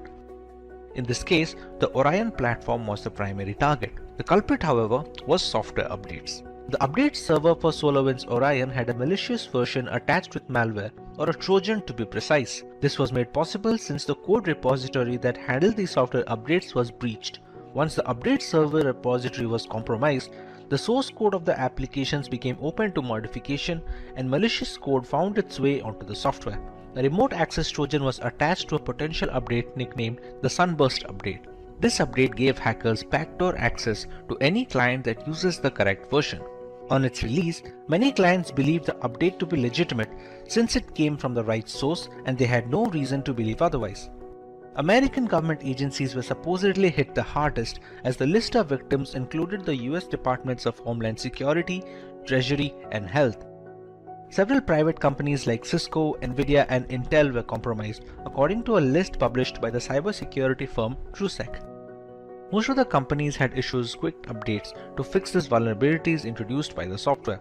While the actual perpetrators have never been found, it is believed that this was an act of cross-border corporate espionage conducted by state-sponsored hackers either from Russia or China. Before we move forward, let's take a recap of the things we learned. What category of malware was responsible for the SolarWinds hack? Was it one, a virus, a remote access Trojan, a spyware, or a worm? Let us know your answers in the comment section right away, and we will reveal the correct answer in a week. Coming to possible reparations, the Biden government has launched a full investigation on the effects and the repercussions of this breach. There are a couple of things that we as consumers must always tend to when working our way through the World Wide Web. Using a password manager is highly recommended, which can generate secure alphanumeric passwords. You must also use different passwords for different accounts, thereby reducing the chances of a single point of failure should one of those accounts get breached. Usage of two-factor authentication applications is also encouraged since it acts as a safety net if hackers directly get a hold of our credentials. Clicking on unknown links transmitted via emails is also a strict no, as is installing applications from unverified sources. The SolarWinds hack is estimated to cost the parent company nearly $18 million as reparations, making it one, if not the biggest hacks in cyberspace history. As recently as of July 2021, the hackers accessed some US attorneys' Microsoft 365 email accounts as part of the attack. Criminal organizations like the FBI and CIA are determined to figure out the culprits responsible for this debacle. However, the intricacy and the full extent of the breach makes it a way more complicated job than it looks on paper. The day is 26th February 2022. The world is hit with breaking news that Russian state TV channels have been hacked by Anonymous, a hacktivist collective and movement who have made a name taking part in multiple cyber wars in the past decade. This was in response to the Russian aggression on Ukrainian territory in the hopes of annexation. Anonymous hacked the Russian state TV networks to combat propaganda in Russia and highlight the damage to life meted out by the Kremlin in Ukraine. They also hacked 120,000 Russian troops' personal information and the Russian central bank, stealing 35,000 files. This served as a clear indicator of how cyber war can change the momentum in battle, something which people had never seen so closely. So, what is cyber war? A digital assault or series of strikes or hacks against a country is sometimes referred to as a cyber war. It has the ability to cause havoc on government and civilian infrastructure, as well as disrupt essential systems, causing state harm and even death. In this day and age, the internet plays a bigger role than just watching videos and learning content. It's where you have your personal data and carry financial transactions. So rather than resorting to physical violence, cyber wars become the new means to cause havoc, considering the vulnerability of the data passing through the internet. In most circumstances, cyber warfare involves a nation-state attacking another.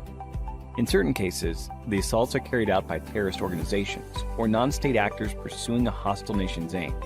In June 2021, Chinese hackers targeted organizations like Verizon to secure remote access to their networks. Stuxnet was a computer worm designed to attack Iran's nuclear facilities, but evolved and expanded to many other industrial and energy-producing sites in 2010. Since the definition of cyber war is so vague, applying rules and sanctions based on digital assault is even tougher, making the field of cyber warfare a lawless land, not bound by any rules or policies. There are multiple ways in which these attacks can be carried out. A major category of cyber attack is espionage. Espionage entails monitoring other countries to steal critical secrets. This might include compromising vulnerable computer systems with botnets or spear phishing attempts before extracting sensitive data in cyber warfare. The next weapon in cyber war is sabotage. Government agencies must identify sensitive data and its dangers if it is exploited. Insider threats, such as disgruntled or irresponsible personnel or government staff with ties to the attacking country, can be used by hostile countries or terrorists to steal or destroy information. By overwhelming a website with bogus requests and forcing it to handle them, denial of service attacks prohibit real users from accessing it. Attacking parties may use this form of assault to disrupt key operations and systems and prevent citizens, military, and security officials and research organizations from accessing sensitive websites. But what benefits does cyber war offer in contrast to traditional physical warfare? The most important advantage is the ability to conduct attacks from anywhere globally without having to travel thousands of miles. As long as the attacker and target are connected to the internet, organizing and launching cyber wars is relatively less tedious than physical warfare. People living in or battling for a country are subjected to propaganda attacks in an attempt to manipulate their emotions and thoughts. Digital infrastructure is highly crucial in today's modern world. Starting from communication channels to secure storage servers, crippling a country's footprint and control on the internet is very damaging. But what are some of the ways we as citizens protect ourselves in the case of a cyber war? In the unfortunate event that your country is involved in warfare, be sure to fact-check every piece of information and follow only trusted sources in that frame of time. Even conversations online should be limited to a need-to-know basis, considering propaganda campaigns have the power to influence the tide of war drastically. It is highly crucial to follow basic security guidelines to secure our devices, like regularly updating our operating systems, occasionally running full system antivirus scans, etc. If your country or organization is being attacked, having devices segregated in a network goes a long way in bolstering security. Try to avoid sharing a lot of personal data online. In this era of Instagram and Facebook, divulging private information can be detrimental to keeping a secure firewall for your data. The more information an attacker has access to, the higher his chances of being able to devise a plan to infiltrate defenses. And if you're someone who is interested in building a career in cybersecurity, that is by graduating from the best universities, or a professional who elicits to switch careers with cybersecurity by learning from the experts, then try giving a shot to Simplilearn's postgraduate program in cybersecurity with modules from the MIT Schwarzman College of Engineering. And the course link is mentioned in the description box that will navigate you to the course page where you can find a complete overview of the program being offered. During data transmission, there are various external factors which can affect the transmission of data over a network channel. To prevent such cases from happening, we use Internet Protocol Security, which we will be discussing in the session on IPsec Explained. Hi guys, and welcome to yet another trusting video by Simplilearn. But before we begin, if you love watching tech videos, subscribe to our channel and hit the bell icon to never miss an update from us. Now without further ado, let's take a look at the agenda for this session. To begin with, we will look into what is IPsec. Continuing with why do we use IPsec in a network, followed by components of IPsec, modes of IP security. As for the last topic, we will look into working steps involved in IP security. Let's begin with the first heading, that is, what is IPsec? IPsec, Internet Protocol Security, is defined as a set of framework and protocol to ensure data transmission over a network channel.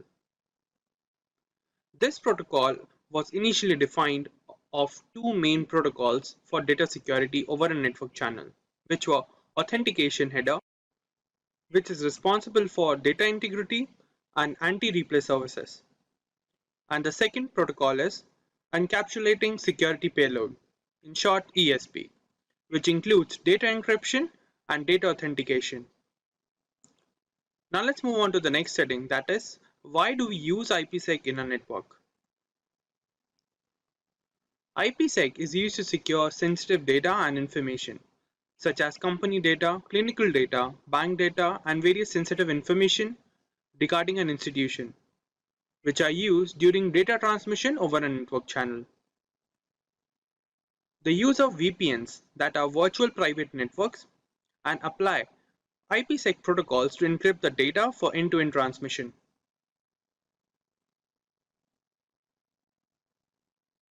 Let's continue with why do we use IPsec services. IPsec is also used to encrypt data for application layer in the OSI model and provide security for sharing data over network routers and data authentication. Let's take a look at the working of IPsec services. To begin with, we have two different systems, System 1 and System 2, which will establish a network channel, and then the encryption of data will take place when one host will share the data to the second host. During this, IPsec services will secure the data that is to be transferred over the network channel by applying router encryption and authentication. Now let's move on to the next topic, that is components of IPsec. The IPsec services comprises of multiple protocols that ensure the data transmission over the network channel. The first one is Encapsulating Security Payload Protocol, in short ESP. This protocol of IP security provides data encryption and authentication services, and it also authenticates and encrypts the data packet in the transmission channel. Moving on, we have Authentication Header, in short AH. Similar to ESP, the authentication header also provides all the security services, but it does not encrypt the data. It also protects the IP packet and adds additional headers to the packet header. The modified IP datagram looks this way, where the IP components are included at the second position, the seventh position, and the sixth position, along with the authentication of data services over the network channel. Moving on, we have Internet Key Exchange, IKE. This protocol provides protection for content data and also changes the attribute of the original data to be shared by implementing SHA and MD5 algorithms. They also check the message for authentication and then only is forwarded to the receiver side. For example, this is the original data packet we are used to with IP header path, TCP UDP and data. Whereas this is the modified IPsec data packet where a ESP header is added between IP header and the TCP protocol. Now let's move on to the next heading, that is modes of IPsec. There are basically two types of IPsec modes available for data transmission over the network channel, where the first one is tunnel mode. This mode of transmission is used to secure gateway to gateway data. It is applied when the final destination of the data is to be connected to a sender side through a connection gateway over the internet. For example, we have two hosts, host A and host B. Through the host A, we are sending a message to host B, which will pass through a gateway at host A point, and it passes through a gateway to host B then.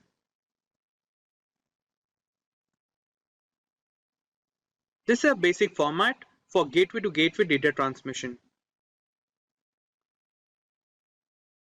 And the given IP datagram format is used for tunnel mode.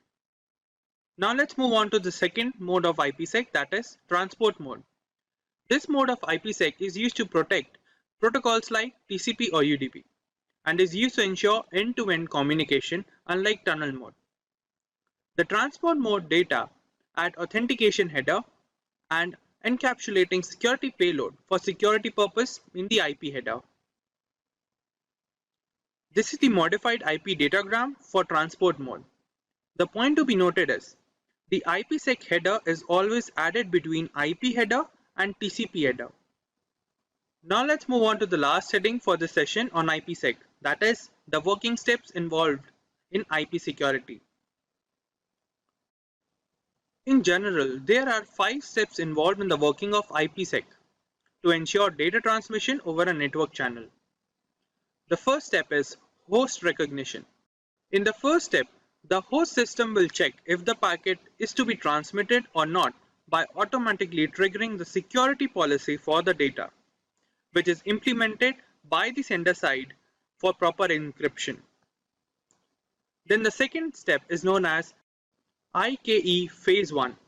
In this step, the two host devices, the sender and the receiver side, will authenticate each other to establish a secure network channel. It is comprised of two modes. The main mode. This provides much better security with a proper time limit. And the second mode, known as aggressive mode. As the name suggests, it establishes the IPsec protocol much faster in comparison to main mode. Let's move on to the third step, which is IKE Phase 2. After the second step, the hosts decide the type of cryptography algorithm to apply over the session in the network channel, and the secret key for the algorithm to be used to encrypt the data for transmission. Then we have IPsec transmission. This step involves the actual transfer of data over the network channel using the various protocols used in IPsec security, which are implemented under the tunnel condition. And the last step is IPsec termination. After the completion of data exchange or session timeout, the IPsec tunnel is terminated, and the security key established is discarded by both the host system. Network security is a set of technologies that protects the usability and integrity of a company's infrastructure by preventing the entry or proliferation within a network. Its architecture comprises of tools that protect the network itself and the applications that run over it. Effective network security strategies employ multiple lines of defense that are scalable and automated. Each defensive layer here enforces a set of security policies which are determined by the administrator beforehand. This aims at securing the confidentiality and accessibility of the data and the network. Every company or organization that handles a large amount of data has a degree of solutions against many cyber threats. The most basic example of network security is password protection. It has the network the user chooses. Recently, network security has become the central topic of cybersecurity, with many organizations involving applications from people with skills in this area. It is crucial for both personal and professional networks. Most houses with high-speed internet have one or more wireless routers, which can be vulnerable to attacks if they are not adequately secured. Data loss, theft, and sabotage risk may be decreased with the usage of a strong network security system. Your workstations are protected from hazardous spyware thanks to network security. Additionally, it guarantees the security of the data which is being shared over a network. By dividing information into various sections, encrypting these portions, and transferring them over separate pathways, network security infrastructure offers multiple levels of protection to thwart man-in-the-middle attacks, preventing situations like eavesdropping, among other harmful attacks. It is becoming increasingly difficult in today's hyper-connected environment as more corporate applications migrate to both public and private clouds. Additionally, modern applications are also frequently virtualized and dispersed across several locations, some outside the physical control of the IT team. Network traffic and infrastructure must be protected in these cases since assaults on businesses are increasing every single day. We now understood the basics of network security, but we need to understand how network security works in the next section in slightly more detail. Network security revolves around two processes: authentication and authorization. The first process, which is authentication, is similar to access cards, which ensure that only those who have the right to enter a building. In other words, authentication checks and verifies that it is indeed the user belonging to the network who is trying to access or enter it, thereby preventing unauthorized intrusions. Next comes authorization. This process decides the level of access provided to the recently authenticated user. For example, network admin needs access to the entire network, whereas those working within it probably need access to only certain areas within the network. Based on the network user's role, the process of determining the level of access or permission level is known as authorization. Today's network architecture is complex and faces a threat environment that is always changing and attackers that are always trying to find and exploit vulnerabilities. These vulnerabilities can exist in many areas, including devices, data, applications, users, and locations. For this reason, many network security management tools and applications are in use today that address individual threats. When just a few minutes of downtime can cause widespread disruption and massive damage to an organization's bottom line and reputation, it is essential that these protection measures are in place beforehand. Now that we know a little about network security and its working, let's cover the different types of network security. The fundamental tenet of network security is the layering of protection for massive networks and stored data that ensure the acceptance of rules and regulations. As a whole, there are three types. The first of which is physical security, the next being technical, and the third being administrative. Let's look into physical security first. This is the most basic level that includes protecting data and network to unauthorized personnel from acquiring control over the confidentiality of the network. These include external peripherals and routers that might be used for cable connections. The same can be achieved by using devices like biometric systems. Physical security is critical, especially for small businesses that do not have many resources to devote to security personnel and the tools as opposed to large firms. When it comes to technical network security, it focuses mostly on safeguarding data either kept in the network or engaged in network transitions. This kind fulfills two functions. One is defense against unauthorized users, the other is a defense against malevolent actions. The last category is administrative. This level of network security protects user behavior, like how the permission has been granted and how the authorization process takes place. This also ensures the level of sophistication the network might need to protect it through all the attacks. This level also suggests necessary amendments that have to be done to the infrastructure. I think that's all the basics that we need to cover on network security, in which our next topic we're going to go through two mediums of network security, which are the transport layer and the application layer. The transport layer is a way to secure information as it is carried over the internet, with users browsing websites, emails, instant messaging, etc. TLS aims to provide a private and secure connection between a web browser and a website server. It does this with a cryptographic handshake between two systems using public key cryptography. The two parties to the connection exchange a secret token, and once each machine validates this token, it is used for all communications. The connection employs lighter symmetric cryptography to save bandwidth and processing power. Since the application layer is the closest layer to the end user, it provides hackers with the largest threat surface.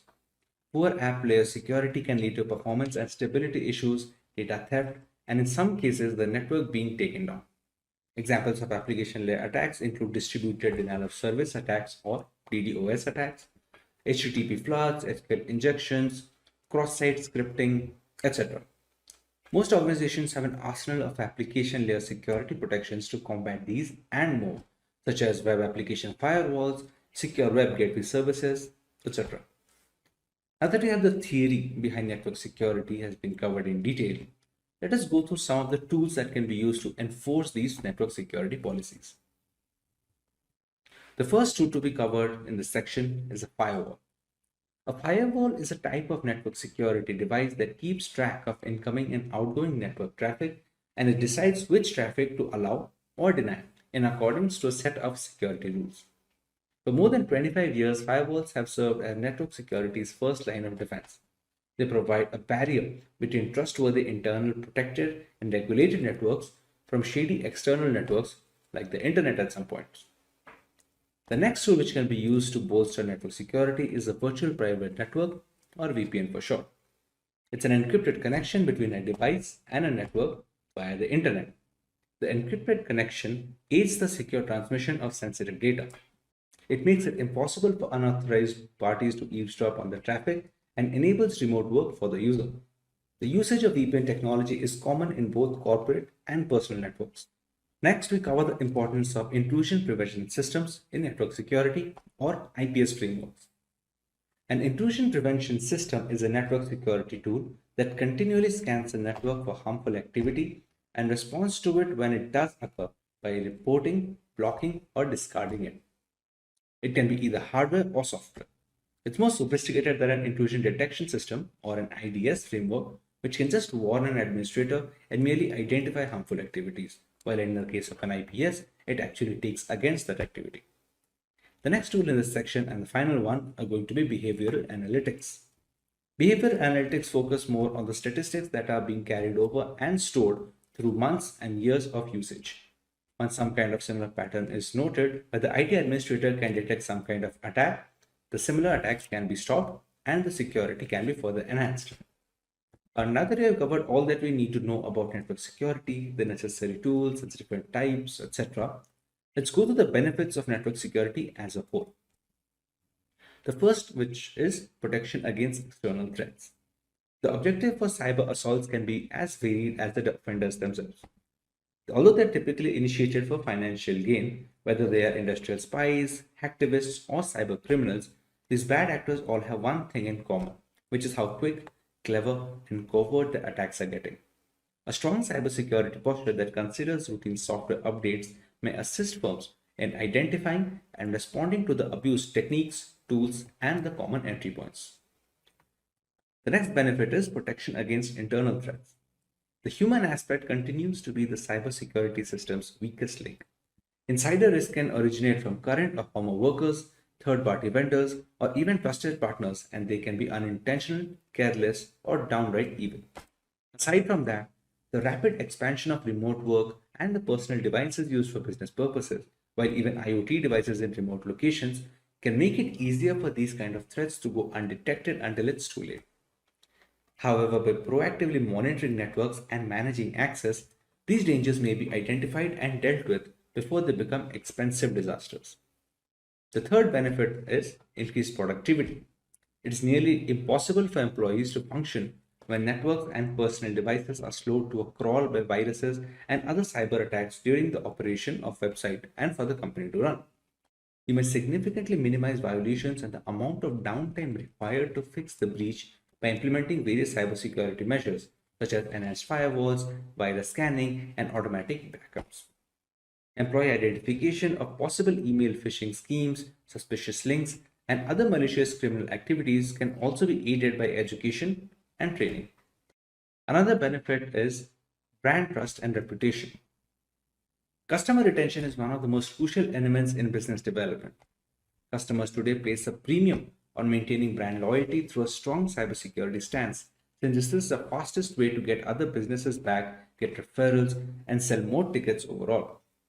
Additionally, it helps manufacturers get on the vendor list with bigger companies as a part of their supply chain, which is only as strong as its weakest link. This opens possibilities for potential future endeavors and development.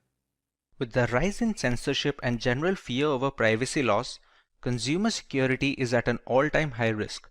Technology has made our lives so much easier while putting up a decent target on our personal information. It is necessary to understand how to simultaneously safeguard our data and be up to date with the latest technological developments. Maintaining this balance has become easier with cryptography taking its place in today's digital world. So hey everyone, this is Bev from Simplilearn and welcome to this video on cryptography. But before we begin, if you love watching tech videos, subscribe to our channel and hit the bell icon to never miss an update from Simplilearn. So here's a story to help you understand cryptography. Meet Anne. Anne wanted to look for a decent discount on the latest iPhone. She started searching on the internet and found a rather shady website that offered a 50% discount on the first purchase. Once Anne submitted her payment details, a huge chunk of money was withdrawn from her bank account just moments after. Devastated, Anne quickly realized she had failed to notice that the website was a HTTP web page instead of an HTTPS one. The payment information submitted was not encrypted and it was visible to anyone keeping an eye, including the website owner and hackers. Had she used a reputed website which has encrypted transactions and employs cryptography, our iPhone enthusiast could have avoided this particular incident. This is why it's never recommended to visit unknown websites or share any personal information on them. Now that we understand why cryptography is so important, let's take a look at the topics to be covered today. We take a look into what cryptography is and how it works. We learn where cryptography is being used in our daily lives and how we are benefiting from it. Then we will understand the different types of cryptography and their respective uses. Moving on, we will look at the usage of cryptography in ancient history and a live demonstration of cryptography and encryption in action. Let's now understand what cryptography is. Cryptography is the science of encrypting or decrypting information to prevent unauthorized access. We transform our data and personal information so that only the correct recipient can understand the message. As an essential aspect of modern data security, using cryptography allows the secure storage and transmission of data between willing parties. Encryption is the primary route for employing cryptography by adding certain algorithms to jumble up the data. Decryption is the process of reversing the work done by encrypting information so that the data becomes readable again. Both of these methods form the basis of cryptography. For example, when Simplilearn is jumbled up or changed in any format, not many people can guess the original word by looking at the encrypted text. The only ones who can are the people who know how to decrypt the coded word, thereby reversing the process of encryption. Any data pre-encryption is called plain text or clear text. To encrypt the message, we use certain algorithms that serve a single purpose of scrambling the data to make them unreadable without the necessary tools. These algorithms are called ciphers. They are a set of detailed steps to be carried out one after the other to make sure the data becomes as unreadable as possible until it reaches the receiver. We take the plain text, pass it to the cipher algorithm, and get the encrypted data. This encrypted text is called the ciphertext, and this is the message that is transferred between the two parties. The key that is being used to scramble the data is known as the encryption key. These steps, that is the cipher and the encryption key, are made known to the receiver, who can then reverse the encryption on receiving the message. Unless any third party manages to find out both the algorithm and the secret key that is being used, they cannot decrypt the messages, since both of them are necessary to unlock the hidden content. Wonder what else we would lose if not for cryptography? Any website where you have an account can read your passwords. Important emails can be intercepted and their contents can be read without encryption during their transit. More than 65 billion messages are sent on WhatsApp every day, all of which are secured thanks to end-to-end encryption. There is a huge market opening up for cryptocurrency, which is possible due to blockchain technology that uses encryption algorithms and hashing functions to ensure that the data is secure. If this is of particular interest to you, you can watch our video on blockchain, the link of which will be in the description. Of course, there is no single solution to a problem as diverse as explained. There are three variants of how cryptography works and is in practice.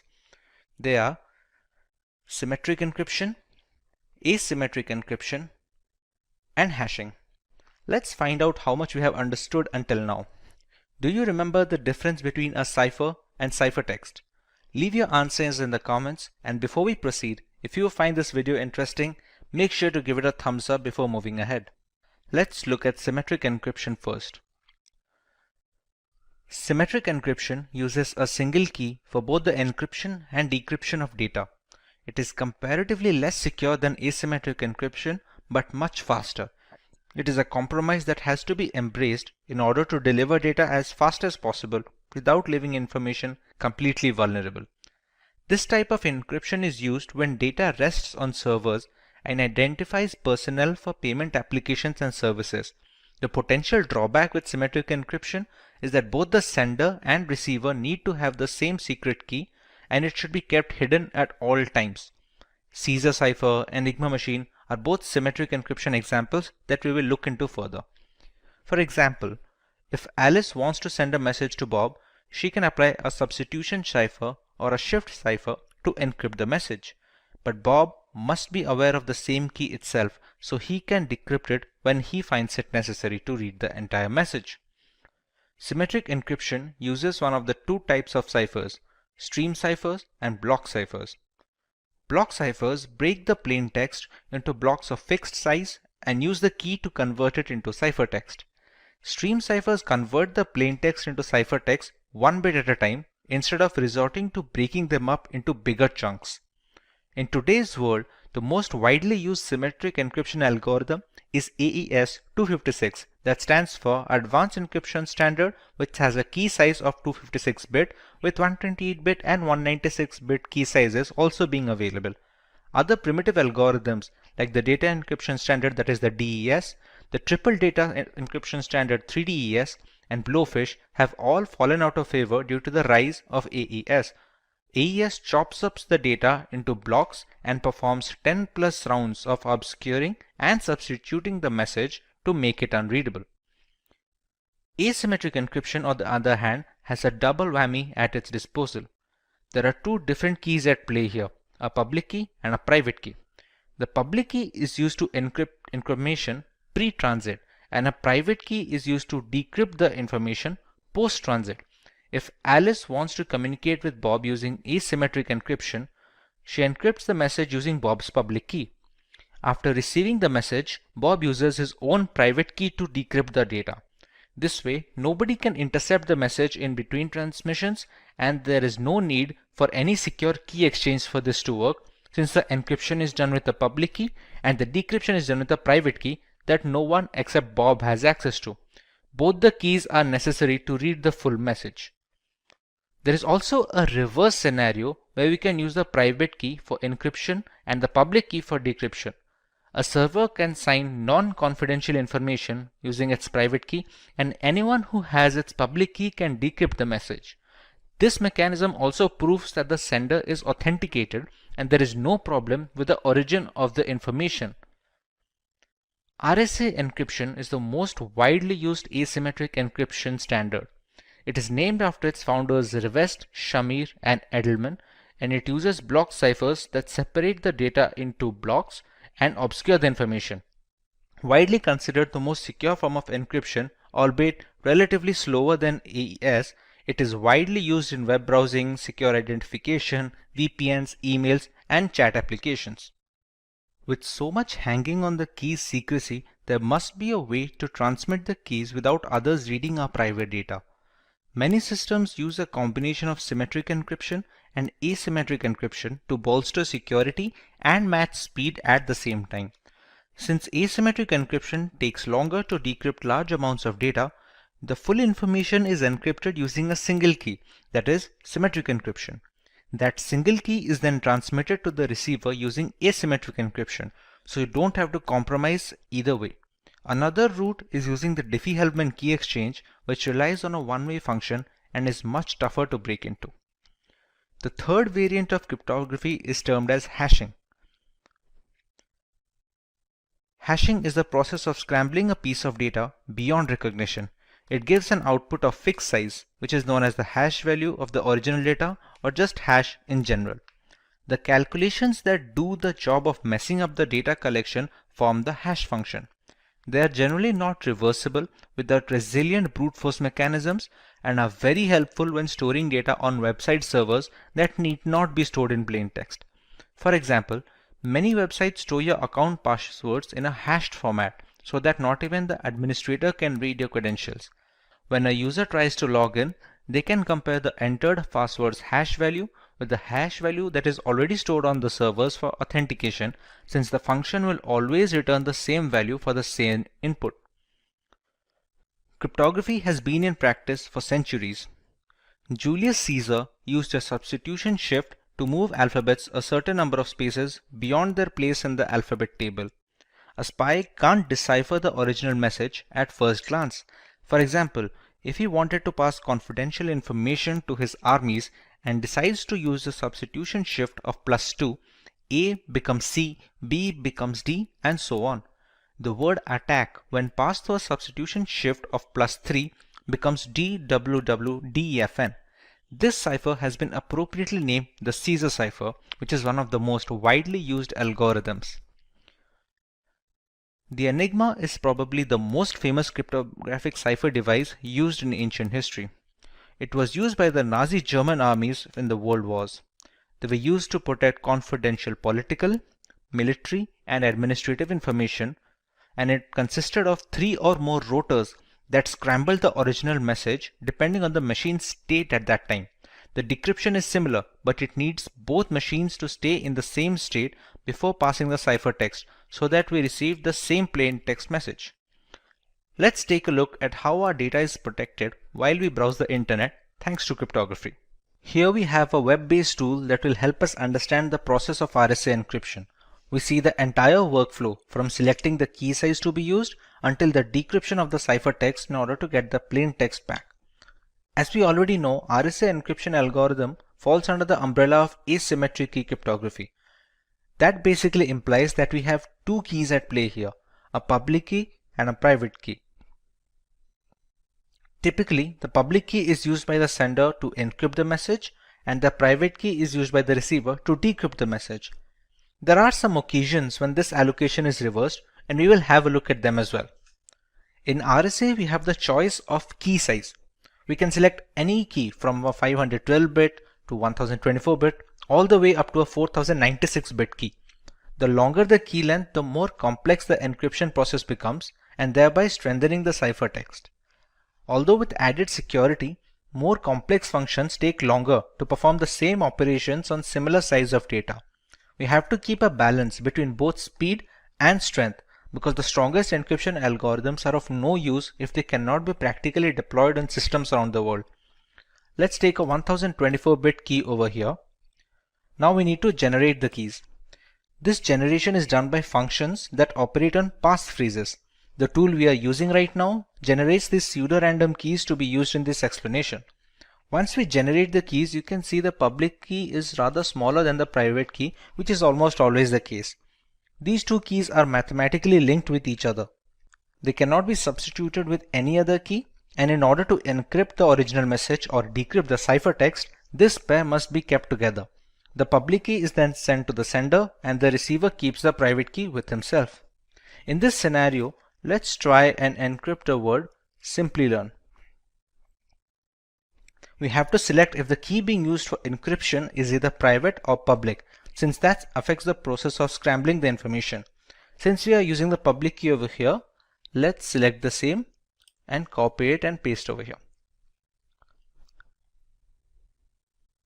The cipher we are using right now is plain RSA. There are some modified ciphers with their own pros and cons that can also be used, provided we use it on a regular basis and depending on the use case as well. Once we click on encrypt, we can see the ciphertext being generated over here. The pseudorandom generating functions are created in such a way that a single character change in the plaintext will trigger a completely different ciphertext. This is a security feature to strengthen the process from brute force methods. Now that we are done with the encryption process, let's take a look at the decryption part.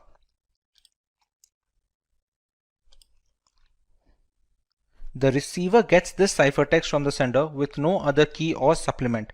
He or she must already possess the private key generated from the same pair. No other private key can be used to decrypt the message since they are mathematically linked. We paste the private key here and select the same.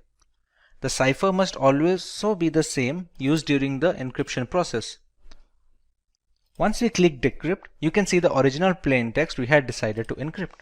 This sums up the entire process of RSA encryption and decryption. Now some people use it the other way around.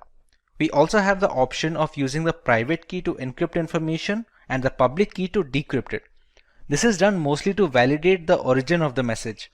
Since the keys only work in pairs, if a different private key is used to encrypt the message, the public key cannot decrypt it. Conversely, if the public key is able to decrypt the message, it must have been encrypted with the right private key and hence the rightful owner. Here we just have to take the private key and use that to encrypt the plaintext and select the same in this checkbox as well. You can see we have generated a completely new ciphertext. This ciphertext will be sent to the receiver and this time we will use the public key for decryption. Let's select the correct checkbox and decrypt and we still get the same output. Now let's take a look at practical example of encryption in the real world. We all use the internet on a daily basis and many are aware of the implications of using unsafe websites. Let's take a look at Wikipedia here. Pretty standard HTTPS website where the H stands for secured. Let's take a look at how it secures the data. Wireshark is the world's foremost and most widely used network protocol analyzer. It lets you see what's happening on your network at a microscopic level, and we are going to use this software to see the traffic that is leaving our machine and to understand how vulnerable it is. Since there are many applications running in this machine, let's apply a filter that will only show us the results related to Wikipedia.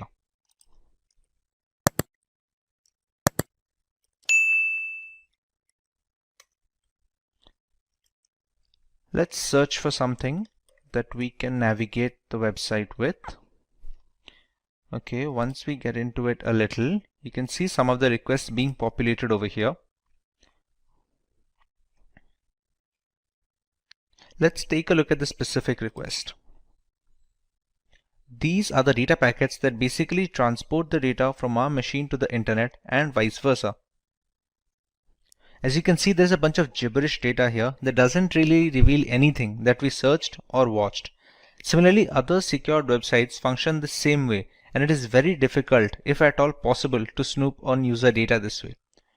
To put this in perspective, let's take a look at another website, which is a HTTP web page.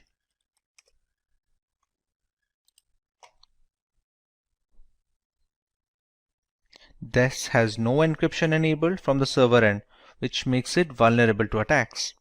There is a login form here, which needs legitimate user credentials in order to grant access. Let's enter a random pair of credentials.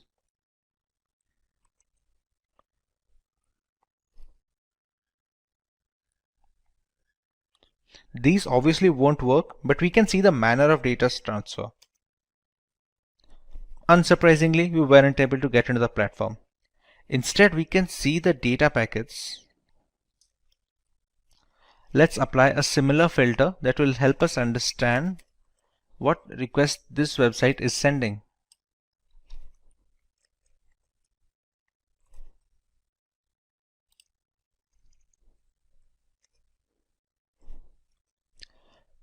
These are the requests being sent by the HTTP login form to the internet. If we check here, see, whatever username and password that we are entering, we can easily see it with the Wireshark. Now, we used a dummy pair of credentials. If we select the right data packet, we can find our correct credentials. If any website had asked for our payment information or our legitimate credentials, it would have been really easy to get a hold of these. To reiterate what we have already learned, we must always avoid HTTP websites and just unknown or not trustworthy websites in general, because the problem we saw here is just the tip of the iceberg. Even though cryptography has managed to lessen the risk of cyber attacks, it is still prevalent and we should always be alert to keep ourselves safe online. There are two types of encryption in cryptography: symmetric key cryptography and asymmetric key cryptography. Both of these categories have their pros and cons and differ only by their implementation. Today we are going to focus exclusively on symmetric key cryptography. Let us have a look at its applications in order to understand its importance better. This variant of cryptography is primarily used in banking applications where personally identifiable information needs to be encrypted. With so many aspects of banking moving on to the internet, having a reliable safety net is crucial. Symmetric cryptography helps in detecting bank fraud and boosts the security index of these payment gateways in general. They are also helpful in protecting data that is not in transit and rests on servers and data centers. These centers house a massive amount of data that needs to be encrypted with a fast and efficient algorithm, so that when the data needs to be recalled by the respective service, there is the assurance of minor to no delay. While browsing the internet, we need symmetric encryption to browse secure HTTPS websites so that we get an all-around protection. It plays a significant role in verifying website server authenticity, exchanging the necessary encryption keys required, and generating a session using those keys to ensure maximum security. This helps us in preventing the rather insecure HTTP website format. So let us understand how symmetric key cryptography works first before moving on to the specific algorithms.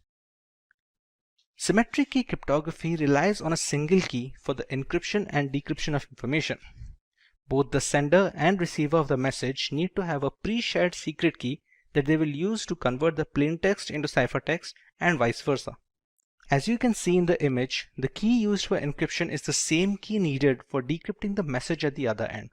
The secret key shouldn't be sent along with the ciphertext to the receiver, because that would defeat the entire purpose of using cryptography. Key exchange can be done beforehand using other algorithms like the Diffie-Hellman key exchange protocol, for example. For example, if Paul wants to send a simple message to Jane, they need to have a single encryption key that both of them must keep secret to prevent snooping on by malicious actors. It can be generated by either one of them, but must belong to both of them before the messages start flowing. Suppose the message "I am ready" is converted into ciphertext using a specific substitution cipher by Paul. In that case, Jane must also be aware of the substitution shift to decrypt the ciphertext once it reaches her. Irrespective of the scenario where someone manages to grab the ciphertext mid-transit to try and read the message, not having the secret key renders everyone helpless looking to snoop in. The symmetric key algorithms like the data encryption standard have been in use since the 1970s, while the popular ones like the AES have become the industry standard today. With the entire architecture of symmetric cryptography depending on the single key being used, you can understand why it's of paramount importance to keep it secret on all occasions. The side effect of having a single key for the encryption and decryption is it becomes a single point of failure. Anyone who gets their hand on it can read all the encrypted messages and do so mainly without the knowledge of the sender and the receiver. So it is the priority to keep the encryption and decryption key private at all times. Should it fall into the wrong hands, the third party can send messages to either the sender or the receiver using the same key to encrypt the message. Upon receiving the message and decrypting it with the key, it is impossible to guess its origin. If the sender somehow transmits the secret key along with the ciphertext, anyone can intercept the package and access the information. Consequently, this encryption category is termed private key cryptography, since a big part of the data's integrity is riding on the promise that the users can keep the keys secret. This terminology contrasts with asymmetric key cryptography, which is called public key cryptography, because it has two different keys at play, one of which is public. Provided we manage to keep the keys secret, we still have to choose what kind of ciphers we want to use to encrypt this information. In symmetric key cryptography, there are broadly two categories of ciphers that we can employ. Let us have a look. Stream ciphers are the algorithms that encrypt basic information one bit at a time. It can change depending on the algorithm being used, but usually it relies on a single bit or byte to do the encryption. This is the relatively quicker alternative considering the algorithm doesn't have to deal with blocks of data at a single time. Every piece of data that goes into the encryption can and needs to be converted into binary format. In stream ciphers, each binary digit is encrypted one after the other. The most popular ones are the RC4, Salsa, and Panama.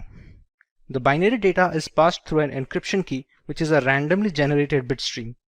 Upon passing it through, we receive the ciphertext that can be transferred to the receiver without fear of man-in-the-middle attacks. The binary data can be passed through an algorithmic function. It can have either XOR operations, as it is most of the time, or any other mathematical calculations that have the singular purpose of scrambling the data. The encryption key is generated using the random bitstream generator, and it acts as a supplement in the algorithmic function. The output is in binary form, which is then converted into the decimal or hexadecimal format to give our final ciphertext. On the other hand, block ciphers dissect the raw information into chunks of data of fixed size. The size of these blocks depend on the exact cipher being used. A 128-bit block cipher will break the plain text into blocks of 128-bit each and encrypt those blocks instead of a single digit. Once these blocks are encrypted individually, they are chained together to form a final ciphertext. Block ciphers are much slower, but they are more tamper-proof and are used in some of the most widely used algorithms employed today. Just like stream ciphers, the original ciphertext is converted into binary format before beginning the process. Once the conversion is complete, the blocks are passed through the encryption algorithm along with the encryption key. This would provide us with the encrypted blocks of binary data. Once these blocks are combined, we get a final binary string. This string is then converted into hexadecimal format to get our ciphertext. Today, the most popular symmetric key algorithms like AES, DES, and 3DES are all block cipher methodology subsets.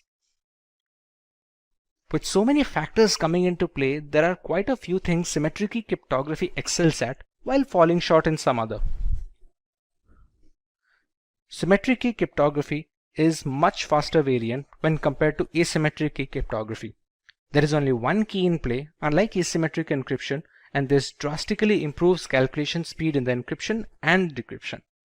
Similarly, the performance of symmetric encryption is much more efficient under similar computational limitations. Fewer calculations help in better memory management for the host system. Bulk amounts of data that need to be encrypted are very well suited for symmetric algorithms. Since they are much quicker, handling large amounts of data is simple and easy to use in servers and data farms. This helps in better latency during data recall and fewer mixed packets. Thanks to its simple single key structure, symmetric key cryptography algorithms are much easier to set up a communication channel with and offer a much more straightforward maintenance duties. Once the secret key is transmitted to both the sender and receiver without any prior mishandling, the rest of the system aligns easily and everyday communications becomes easy and secure. If the algorithm is applied as per the documentation, symmetric algorithms are very robust and can encrypt vast amounts of data with very less overhead. DES algorithm stands for Data Encryption Standard. It is a symmetric key cipher that is used to encrypt and decrypt information in a block-by-block manner. Each block is encrypted individually and they are later chained together to form our final ciphertext, which is then sent to a receiver. DES takes the original unaltered piece of data called the plain text in a 64-bit block and it is converted into an encrypted text that is called the ciphertext. It uses 48-bit keys during the encryption process and follows a specific structure called the Fistel cipher structure during the entire process. It is a symmetric key algorithm, which means DES can reuse the keys used in the encryption format to decrypt the ciphertext back to the original plain text. Once the 64-bit blocks are encrypted, they can be combined together before being transmitted. Let's take a look at the origin and the reason DES was founded. DES is based on a Fistel block cipher called Lucifer, developed in 1971 by IBM cryptography researcher Horst Fistel. DES uses 16 rounds of this Fistel structure, using a different key for each round. It also utilizes a random function with 2 inputs and provides a single output variable. DES became the organization's approved encryption standard in November 1976 and was later reaffirmed as a standard in 1983, 1988, and finally in 1999.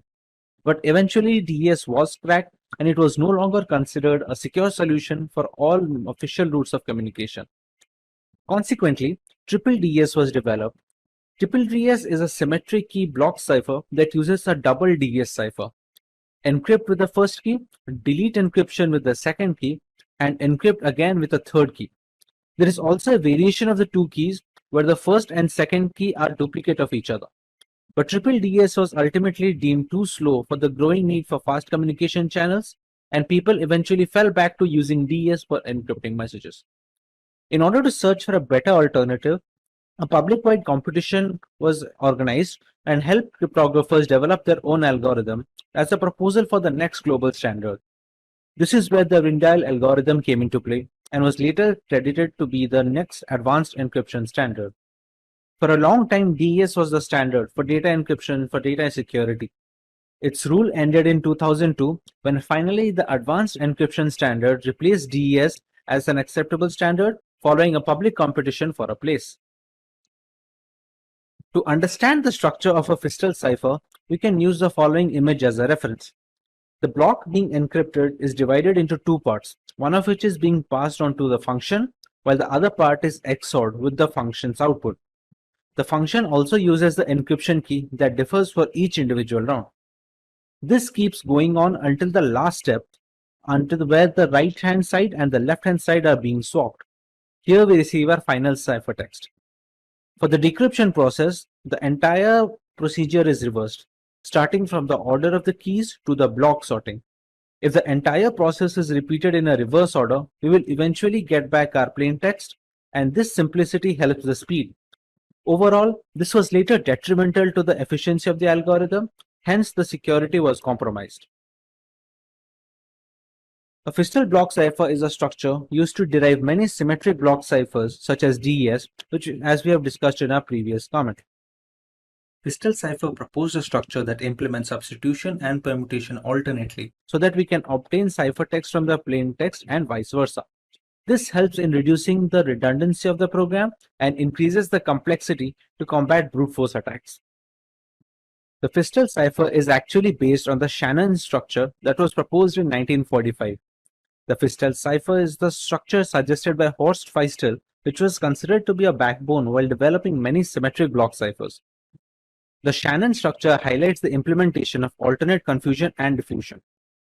And like we already discussed, the Fistel cipher structure can be completely reversed depending on the data.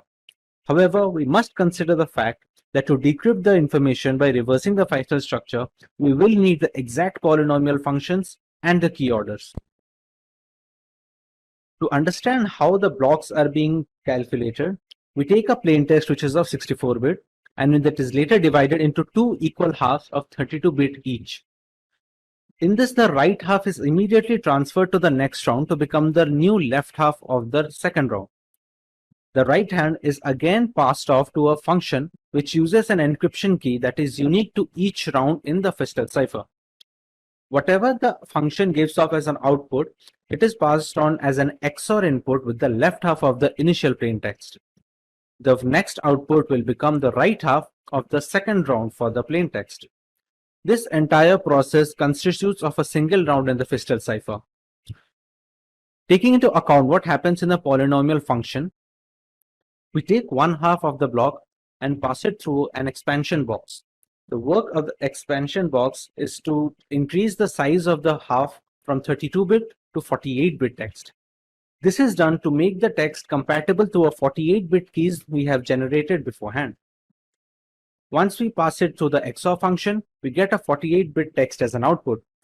Now remember, a half should be of 32-bit. So this 48-bit output is then later passed on to a substitution box. This substitution box reduces its size from 48-bit to 32-bit output, which is then later XORed with the first half of the plain text. A block cipher is considered the safest if the size of the block is large, but large block sizes can also slow down encryption speed and the decryption speed. Generally, the size is 64-bit. Sometimes modern block ciphers like AES have a 128-bit block size as well. The security of the block cipher increases with increasing key size, but larger key sizes may also reduce the speeds of the process. Earlier, 64-bit keys were considered sufficient. Modern ciphers need to use 128-bit keys due to the increasing complexity of today's computational standards. The increasing number of rounds also increase the security of the block cipher. Similarly, they are inversely proportional to the speed of encryption. A highly complex round function enhances the security of the block cipher, albeit we must maintain a balance between the speed and security. The symmetric block cipher is implemented in a software application to achieve better execution speed. There is no use of an algorithm if it cannot be implemented in a real-life framework that can help organizations to encrypt or decrypt the data in a timely manner. Now that we understand the basics of Fistel ciphers, we can take a look at how DES manages to run through 16 rounds of this structure and provide the ciphertext at the end. Now that we understand the basics of Fistel ciphers, we can take a look at how DES manages to run through 16 rounds of this structure and provide a ciphertext. In simple terms, DES takes the 64-bit plaintext and converts it into a 64-bit ciphertext. And since we are talking about asymmetric algorithms, the same key is being used when it is decrypting the data as well. We first take a 64-bit key plaintext and we pass it through an initial permutation function. The initial permutation function has the job of dividing the block into two different parts so that we can perform Fistel cipher structures on it. There are multiple rounds being procured in the DES algorithm, namely 16 rounds of Fistel cipher structure. Each of these rounds will need keys. Initially, we take a 56-bit cipher key, but it is a single key. We pass it on to a round key generators, which generates 16 different keys for each single round that the Fistel cipher is being run. These keys are passed on to the rounds as 48 bits. The size of these 48 bits keys is the reason we use the substitution and permutation bonds in the polynomial functions of the special ciphers. When passing through all these rounds, we reach round 16, where the final key is passed on from the round key generator, and we get a final permutation. In the final permutation, the rounds are swapped, and we get a final ciphertext. This is the entire process of DES with 16 rounds of crystal ciphers encompassed in it. To decrypt our ciphertext back to the plaintext, we just have to reverse the process we did in the DES algorithm and reverse the key order along with the functions. This kind of simplicity is what gave DES the bonus when it comes to speed, but eventually it was detrimental to the overall efficiency of the program when it comes to security factors. DES have 5 different modes of operation to choose from. One of those is electronic codebook. Each 64-bit block is encrypted and decrypted independently in the electronic codebook format. We also have cipher block chaining, or the CBC method. Here, each 64-bit block depends on the previous one, and all of them use an initialization vector. We have a cipher feedback block mechanism, where the preceding ciphertext becomes the input for the encryption algorithm. It produces a pseudo-random output, which in turn is XORed with the plaintext.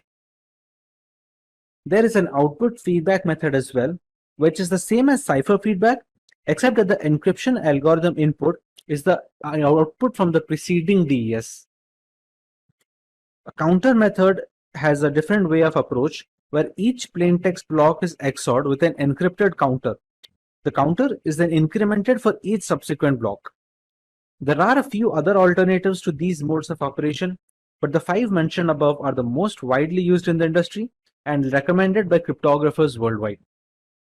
Let's take a look at the future of DES. The dominance of DES ended in 2002 when the Advanced Encryption Standard replaced the DES encryption algorithm as the accepted standard. It was done following a public competition to find a replacement. NIST officially withdrew the global acceptance standard in May 2005, although triple DES is approved for some sensitive government information through 2030.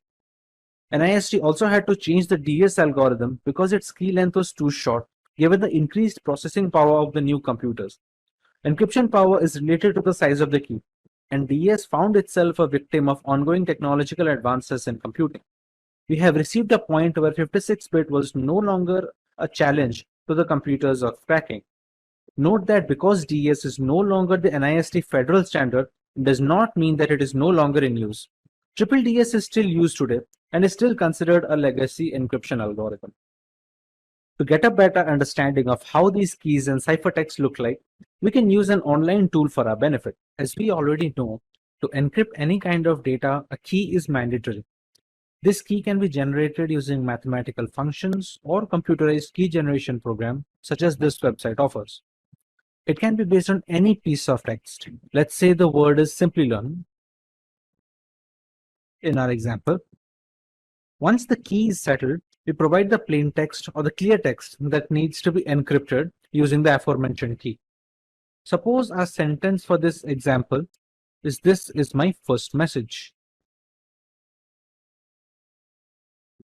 We have satisfied 2 prerequisites, the message and the key. Another variable that goes into play is the mode of operation. We have already learned about 5 different modes of operation, while we can see some other options here as well. Let us go with the CBC variant, which basically means the cipher block chaining method. One of CBC's key characteristics is that it uses a chaining process. It causes the decryption of a block of ciphertext to depend all on the preceding ciphertext blocks. As a result, the entire validity of all the blocks is contained in the previous adjacent blocks as well. A single bit error in a ciphertext block affects the decryption of all the subsequent blocks. Rearrangement of the order of these, for example, can cause the decryption process to get corrupted. Regarding the manner of displaying binary information, we have 2 options here. We can either go with base 64 or the hexadecimal format. Let's go with the base 64 right now.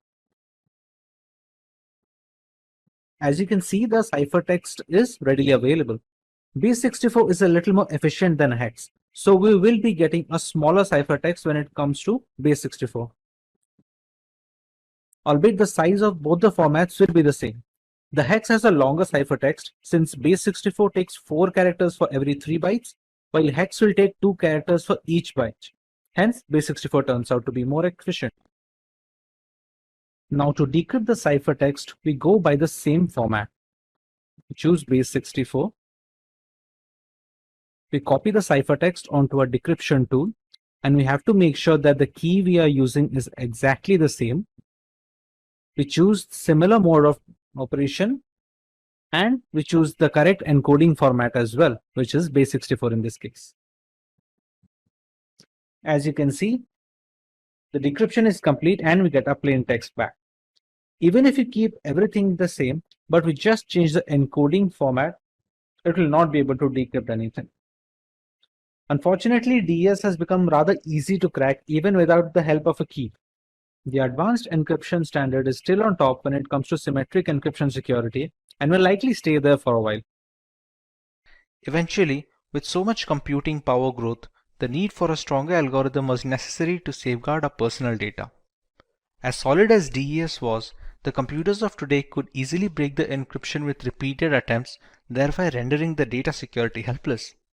To counter this dilemma, a new standard was introduced which was termed as the Advanced Encryption Standard or the AES algorithm. Let's learn what is Advanced Encryption Standard. The AES algorithm, also known as the Rijndael algorithm, is a symmetric block cipher with a block size of 128 bits.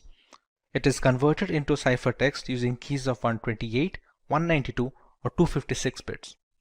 It is implemented in software and hardware throughout the world to encrypt sensitive data. The National Institute of Standards and Technology, also known as NIST, started development on AES in 1997 when it was announced the need for an alternative to the data encryption standard. The new internet needed a replacement for DES because of its small key size. With increasing computing power, it was considered unsafe against entire key search attacks. The triple DES was designed to overcome this problem. However, it was deemed to be too slow to be deployed in machines worldwide.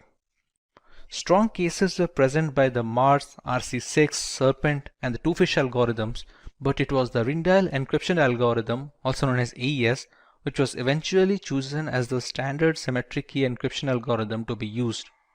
Its selection was formalized with the release of Federal Information Processing Standards Publication 197 in the November of 2001. It was approved by the US Secretary of Commerce. Now that we understand the origin of AES, let us have a look at the features that make AES encryption algorithm unique. The AES algorithm uses a substitution permutation or SP network. It consists of multiple rounds to produce a ciphertext. It has a series of linked operations, including replacing inputs with specific outputs, that is substitutions, and others that involve bit shuffling, which is permutations. At the beginning of the encryption process, we only start out with a single key, which can be either a 128-bit key, a 192-bit key, or a 256-bit key. Eventually, this one key is expanded to be used in multiple rounds throughout the encryption and the decryption cycle. Interestingly, AES performs all its calculations on byte data instead of bit data, as seen in the case of the DES algorithm. Therefore, AES treats 128 bits of a clear text block as 16 bytes. The number of rounds during the encryption process depends on the key size that is being used. The 128-bit key size fixes 10 rounds, the 192-bit key size fixes 12 rounds, and the 256-bit key holds 14 rounds. A round key is required for each of these rounds, but since only one key is input into the algorithm, the single key needs to be expanded to get the key for each round, including the round 0. With so many mathematical calculations going on in the background, there are bound to be a lot of steps throughout the procedure. Let's have a look at the steps followed in AES. Before we move ahead, we need to understand how data is being stored during the process of AES encryption. Everything in the process is stored in a 4x4 matrix format. This matrix is also known as a state array, and we'll be using these state arrays to transmit data from one step to another and from one round to the next round. Each round takes state array as input and gives a state array as output to be transferred into the next round. It is a 16-byte matrix with each cell representing 1 byte, with each 4 bytes representing a word. So every state array will have a total of 4 words representing it. As we previously discussed, we take a single key and expand it to the number of rounds that we need the key to be used in. Let's say the number of rounds are n, then the key has to be expanded to be used with n plus 1 rounds, because the first round is the key 0 round. Let's say n is the number of rounds. The key is expanded to n plus 1 rounds. It is also a state array having 4 words in its vicinity. Every key is used for a single round, and the first key is used as a round key before any round begins. In the very beginning, the plaintext is captured and passed through an XOR function with the round key as a supplement. This key can be considered the first key from the n plus 1 expanded set. Moving on, the state array resulting from the above step is passed on to a byte substitution process. Beyond that, there is a provision to shift rows in the state arrays. Later on, the state array is mixed with a constant matrix to shuffle its column in the mix column segment, after which we add the round key for that particular round. The last 4 steps mentioned are part of every single round that the encryption algorithm goes through. The state arrays are then passed from one round to the next as an input. In the last round, however, we skip the mix columns portion, with the rest of the process remaining unchanged. But what are these byte substitution and row shifting processes? Let's find out regarding each step in more detail. In the first step, the plaintext is stored in a state array and it is XORed with the K0, which is the first key in the expanded key set. This step is performed only once on a block, while being repeated at the end of each round as per iteration demands. The state array is XORed with the key to get a new state array, which is then passed off as input to the sub-bytes process. In the second stage, we have byte substitution. We leverage an X box called as a substitution box to randomly switch data among each element. Every single byte is converted into a hexadecimal value having 2 parts. The first part denotes the row value and the second part denotes the column value. The entire state array is passed through the S box to create a brand new state array, which is then passed off as an input to the row shifting process. The 16 input bytes are replaced by looking at a fixed table given in the design.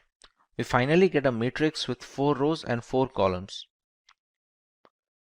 When it comes to row shifting, each bit in the 4 rows of the matrix is shifted to the left. An entry that is a fall off is reinserted to the right of the line. The change is done as follows. The first line is not moved in any way. The second line is shifted to a single position to the left. The third line is shifted 2 positions to the left, and the fourth line is shifted 3 positions to the left. The result is a new matrix that contains the same 16 bytes but has been moved in relation to each other to boost the complexity of the program. In mix columns, each column of 4 bytes is now replaced using a special mathematical function. The function takes 4 bytes of a column as input and outputs 4 completely new bytes. We will get a new matrix with the same size of 16 bytes, and it should be noted that this phase has not been done in the last round of the iteration. When it comes to adding a round key, the 16 bytes of the matrix are treated as 128 bits and the 128 bits of the round key are XORed. If it is the last round, the output is the ciphertext. If you still have a few rounds remaining, the resulting 128 bits are interpreted as 16 bytes and we start another similar round. Let's take an example to understand how all these processes work. If our plaintext is the string 2192, we first convert it into a hexadecimal format as follows. We use an encryption key which is "that's my kung fu" and it is converted into a hexadecimal format as well. As per the guidelines, we use a single key which is then later expanded into n plus 1 number of keys, in which case it's supposed to be 11 keys for 10 different rounds. In round 0, we add the round key. The plaintext is XORed with the case 0 and we get a state array that is passed off as an input to the substitution bytes process. When it comes to the substitution bytes process, we leverage an S-box to substitute the elements of each byte with a completely new byte. This way the state array that we receive is passed off as an input to the row shifting process on the next step. When it comes to row shifting, each element is shifted a few places to the left, with the first row being shifted by 0 places, second row by 1 place, third row by 2 places, and the last by 3. The state array that we received from the row shifting is passed off as an input to mix columns. In mix columns, we multiply the state array with a constant matrix, after which I receive a new state array to be passed on to the next step. We add the new state array as an XOR with the round key of the particular iteration. Whatever state array we receive here, it becomes an output for this particular round. Now, since this is the first round of the entire encryption process, the state array that we receive is passed off as an input to the new round. We repeat this process for 10 more rounds and we finally receive a ciphertext. Once the final state array can be denoted in the hexadecimal format, this becomes our final ciphertext that we can use for transferring information from the sender and receiver. Let's take a look at the applications of AES in this world. AES finds most use in the area of wireless security in order to establish a secure mode of authentication between routers and clients. Highly secure mechanisms like WPA and WPA2 are extensively used in securing Wi-Fi endpoints with the help of Rindial's algorithm. It also helps in SSL TLS encryption that is instrumental in encrypting our internet browser sessions.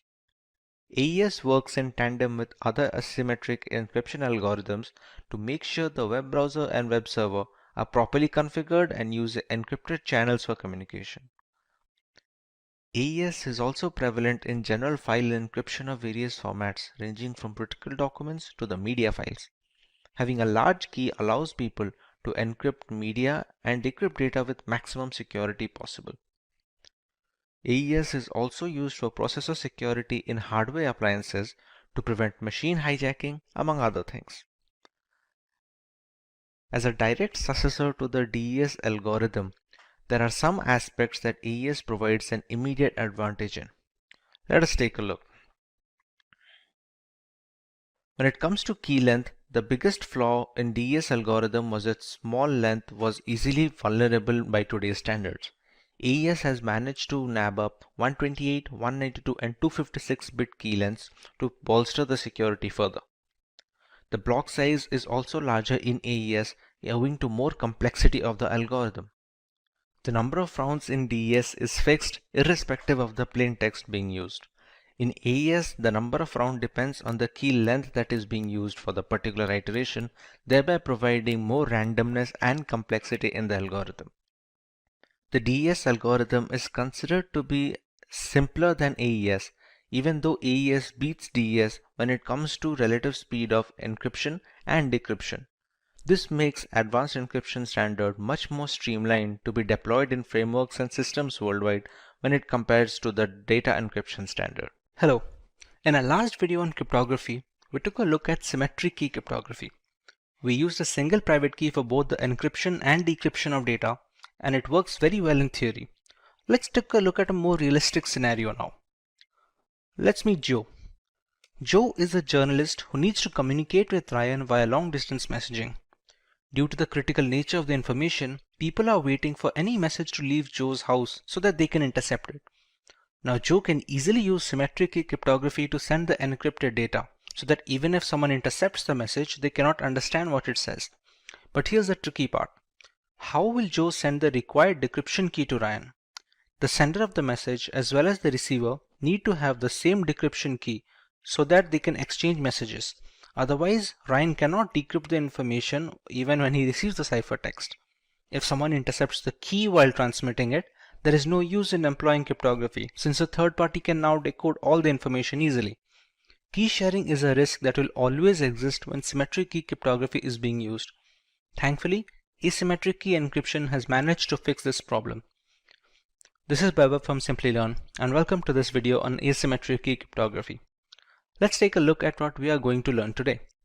We begin by explaining what asymmetric key cryptography is and how it works. We take a look at its application and uses. We understand why it's called public key cryptography and then learn a little bit about RSA encryption, and then we learn about the advantages of asymmetric key cryptography over symmetric key cryptography. Let's understand what asymmetric key cryptography is. Asymmetric encryption uses a double layer of protection. There are two different keys at play here, a private key and a public key. A public key is used to encrypt the information pre-transit, and a private key is used to decrypt the data post-transit. These pair of keys must belong to the receiver of the message. The public keys can be shared via messaging, blog posts, or key servers, and there are no restrictions. As you can see in the image, the two keys are working in the system. The sender first encrypts the message using the receiver's private key, after which we receive the ciphertext. The ciphertext is then transmitted to the receiver without any other key. On getting the ciphertext, the receiver uses his private key to decrypt it and get the plain text back.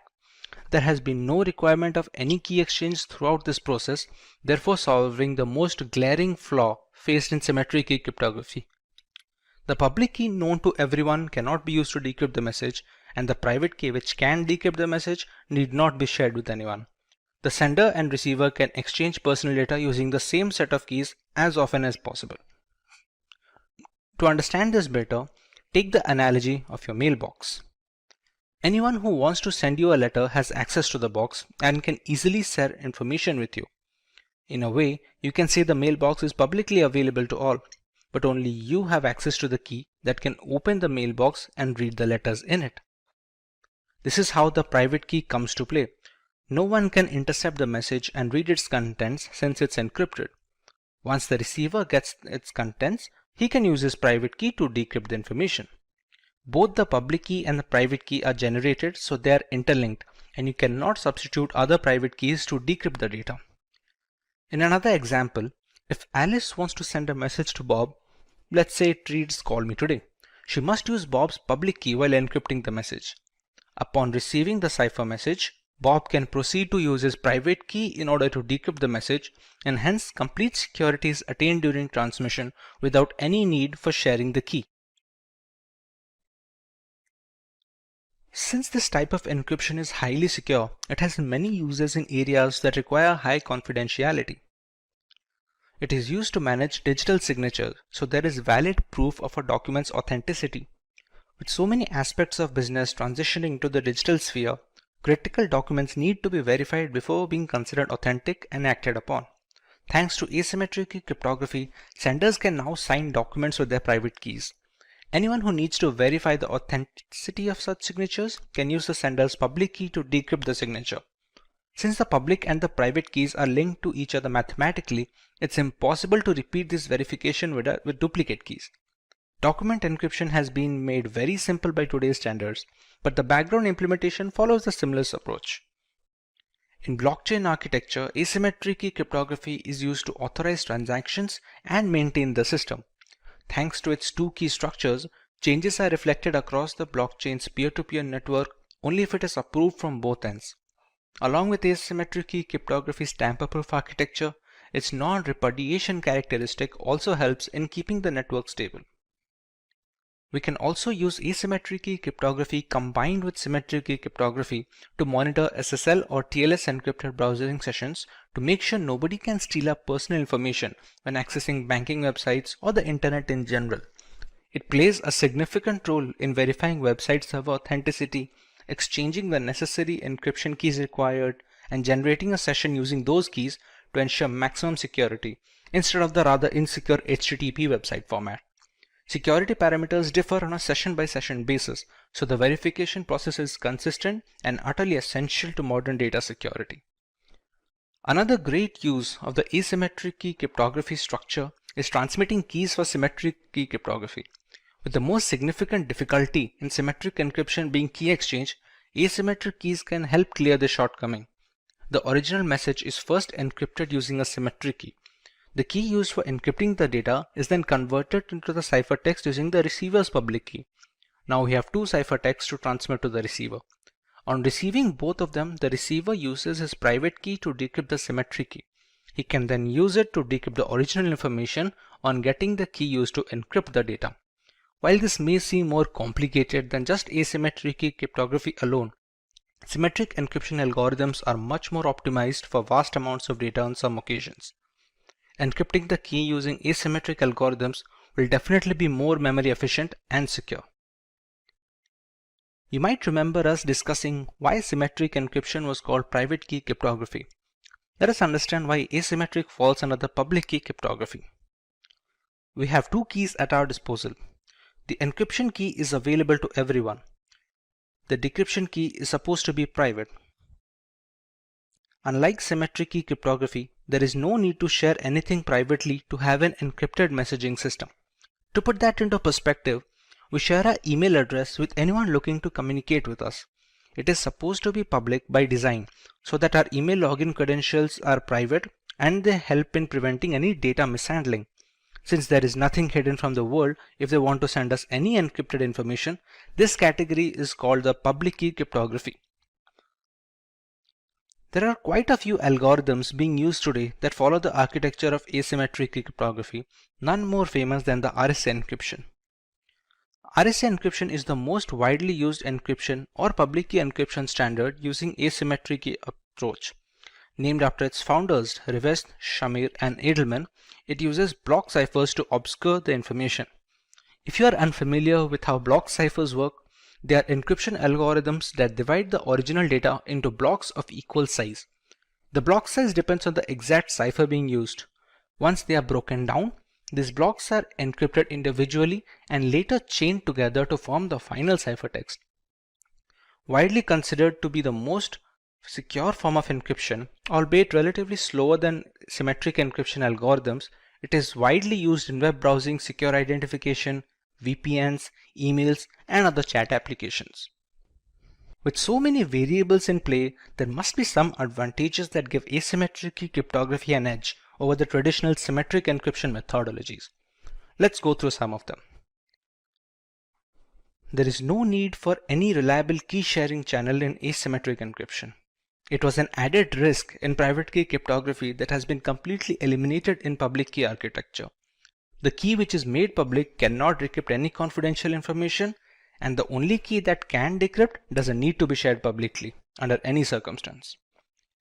We have much more extensive key lengths in RSA encryption and other asymmetric algorithms like 2048-bit key and 4096-bit keys. Larger keys are much harder to break into via brute force and are much more secure. Asymmetric key cryptography can use as a proof of authenticity, since only the rightful owner of the keys can generate the messages to be decrypted by the private key. This situation can also be reversed. Encryption is done using a private key and decryption is done by the public key, which would not function if the correct private key is not used to generate the message, hence proving the authenticity of the owner.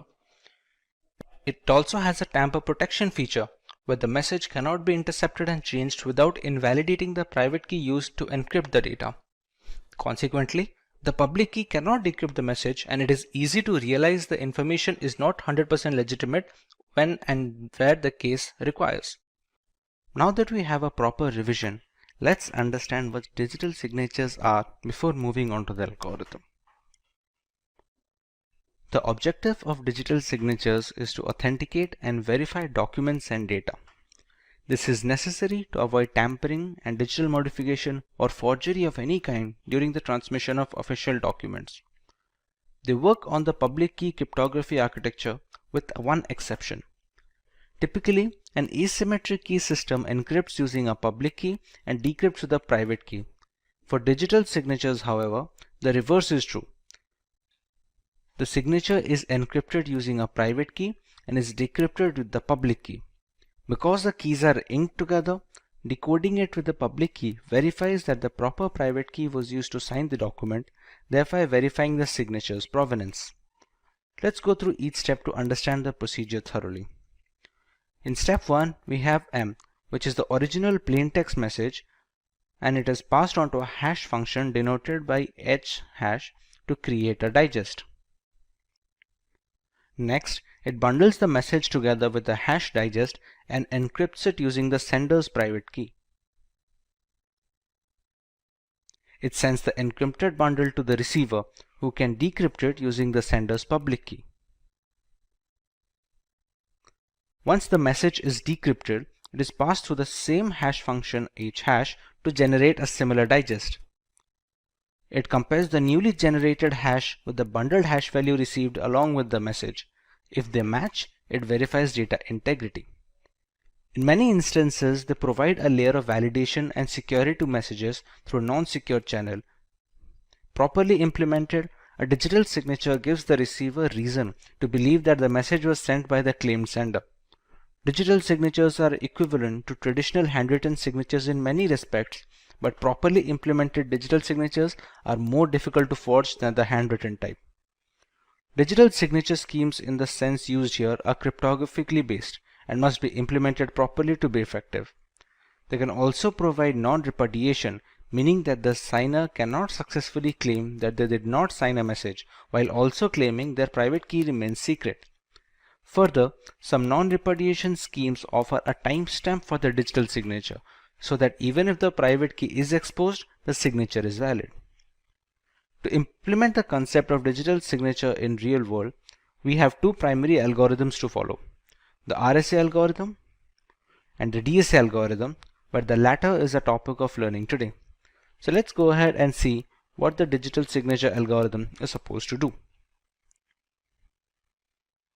Digital signature algorithm is a FIPS standard, which is the Federal Information Processing Standard for digital signatures. It was proposed in 1991 and globally standardized in 1994 by the National Institute of Standards and Technology, also known as the NIST. It functions on the framework of modular exponentiation and discrete logarithmic problems, which are difficult to compute as a force brute system. Unlike DSA, most signature types are generated by signing message digest with the private key of the originator. This creates a digital thumbprint of the data. Since just the message digest is signed, the signature is generally much smaller compared to the data that was signed. As a result, digital signatures impose less load on processors at the time of signing execution, and they use small volumes of bandwidth. DSA, on the other hand, does not encrypt message digest using private key or decrypt message digest using public key. Instead, it uses mathematical functions to create a digital signature consisting of two 160-bit numbers, which are originated from the message digests and the private key. DSAs make use of the public key for authenticating the signature, but the authorization process is much more complicated when compared with RSA. DSA also provides three benefits, which is the message authentication, integrity verification, and non-repudiation. In the image, we can see the entire process of DSA validation. A plain text message is passed on to a hash function where the digest is generated, which is passed on to a signing function. Signing function also has other parameters like a global variable G, a random variable K, and the private key of the sender. The outputs are then bundled onto a single pack with the plain text and sent to the receiver. The two outputs we receive from the signing functions are the two 160-bit numbers denoted by S and R. On the receiver end, we pass the plain text through the same hash function to regenerate the message digest. It is passed on to verification function, which has other requirements such as the public key of the sender, global variable G, and SNR received from the sender. The value generated by the function is then compared to R. If they match, then the verification process is complete and data integrity is verified. This was an overview of the way the DSA algorithm works. We already know it depends on logarithmic functions to calculate the outputs, so let us see how we can do the same in our next section. We have three phases here, the first of which is key generation. To generate the keys, we need some prerequisites. We select a queue which becomes a prime divisor. We select a prime number P such that p-1 mod q equal to 0. We also select a random integer g which must satisfy the two formulas being mentioned on the screen right now. Once these values are selected, we can go ahead with generating the keys. The private key can be denoted by x, and it is any random integer that falls between the bracket of 0 and the value of q. The public key can be calculated as y equal to g to the power x mod p, where y stands for the public key. The private key can then be packaged as a bundle which comprises of values of p, q, g and x. Similarly, the public key can also be packaged as a bundle having the values of p, q, g and y. Once we're done with key generation, we can start verifying the signature and its generation. Repeat. Once the keys are generated, we can start generating the signature. The message is passed through a hash function to generate the digest h first. We can choose any random integer k which falls under the bracket of 0 and q. To calculate the first 160-bit number of a signing function of r, we use the formula g to the power k mod p into mod q. Similarly, to calculate the value of the second output, that is s, we use the following formula that is shown on the screen. The signature can then be packaged as a bundle having r and s. This bundle along with the plain text message is then passed on to the receiver. Now with the third phase, we have to verify the signature. We first calculate the message digest received in the bundle by passing it to the same hash function. We calculate the value of w, u1 and u2 using the formulas shown on the screen. We have to calculate a verification component which is then to be compared with the value of r being sent by the sender. This verification component can be calculated using the following formula. Once calculated, this can be compared with the value of r. If the values match, then the signature verification is successful and our entire process is complete, starting from key generation to the signature generation all the way up to the verification of the signature. With so many steps to follow, we are bound to have a few advantages to boot this, and we would be right to think so. DSA is highly robust in the security and stability aspect when compared to alternative signature verification algorithms. We have a few other ciphers that aim to achieve the simplicity and the flexibility of DSA, but it has been a tough ask for all the other suits. The key generation is much faster when compared to the RSA algorithm and such. While the actual encryption and decryption process may falter a little in comparison, a quicker start in the beginning is well known to optimize a lot of frameworks. DSA requires less storage space to work its entire cycle. In contrast, its direct correspondent, that is RSA algorithm, needs a certain amount of computational and storage space to function efficiently. This is not the case with DSA, which has been optimized to work with weaker hardware and lesser resources. The DSA is patented, but NIST has made this patent available worldwide royalty-free. A draft version of the speculation FIPS 186.5 indicates that DSA will no longer be approved for digital signature generation, but it may be used to verify signatures generated prior to the implementation date of that standard. The RSA algorithm is a public key signature algorithm developed by Ron Rivest, Adi Shamir and Leonard Edelman. The paper was first published in 1977, and the algorithm uses logarithmic functions to keep the working complex enough to withstand brute force and streamlined enough to be fast post-deployment. RSA can also encrypt and decrypt general information to securely exchange data along with handling digital signature verification. Let us understand how it achieves this. We take our plaintext message M. We pass it through a hash function to generate the digest H, which is then encrypted using the sender's private key. This is appended to the original plaintext message and sent over to the receiver. Once the receiver receives the bundle, we can pass the plaintext message to the same hash function to generate a digest, and the ciphertext can be decrypted using the public key of the sender. The remaining hashes are compared. If the values match, then the data integrity is verified and the sender is authenticated. Apart from digital signatures, The main case of RSA is encryption and decryption of private information before being transmitted across communication channel. This is where the data encryption comes into play. When using RSA for encryption and decryption of general data, it reverses the key set usage. Unlike signature verification, it receives the receiver's public key to encrypt the data and uses the receiver's private key in decrypting the data. Thus, there is no need to exchange any keys in this scenario. There are two broad components when it comes to RSA cryptography. One of them is key generation. Key generation employs a step of generating the private and the public keys that are going to be used for encrypting and decrypting the data. The second part is the encryption and decryption functions. These are the ciphers and steps that need to be run when scrambling the data or recovering the data from the ciphertext. You will now understand each of these steps in our next subtopic. Keeping the previous two concepts in mind, let us go ahead and see how the entire process works, starting from creating the key pair to encrypting and decrypting the information.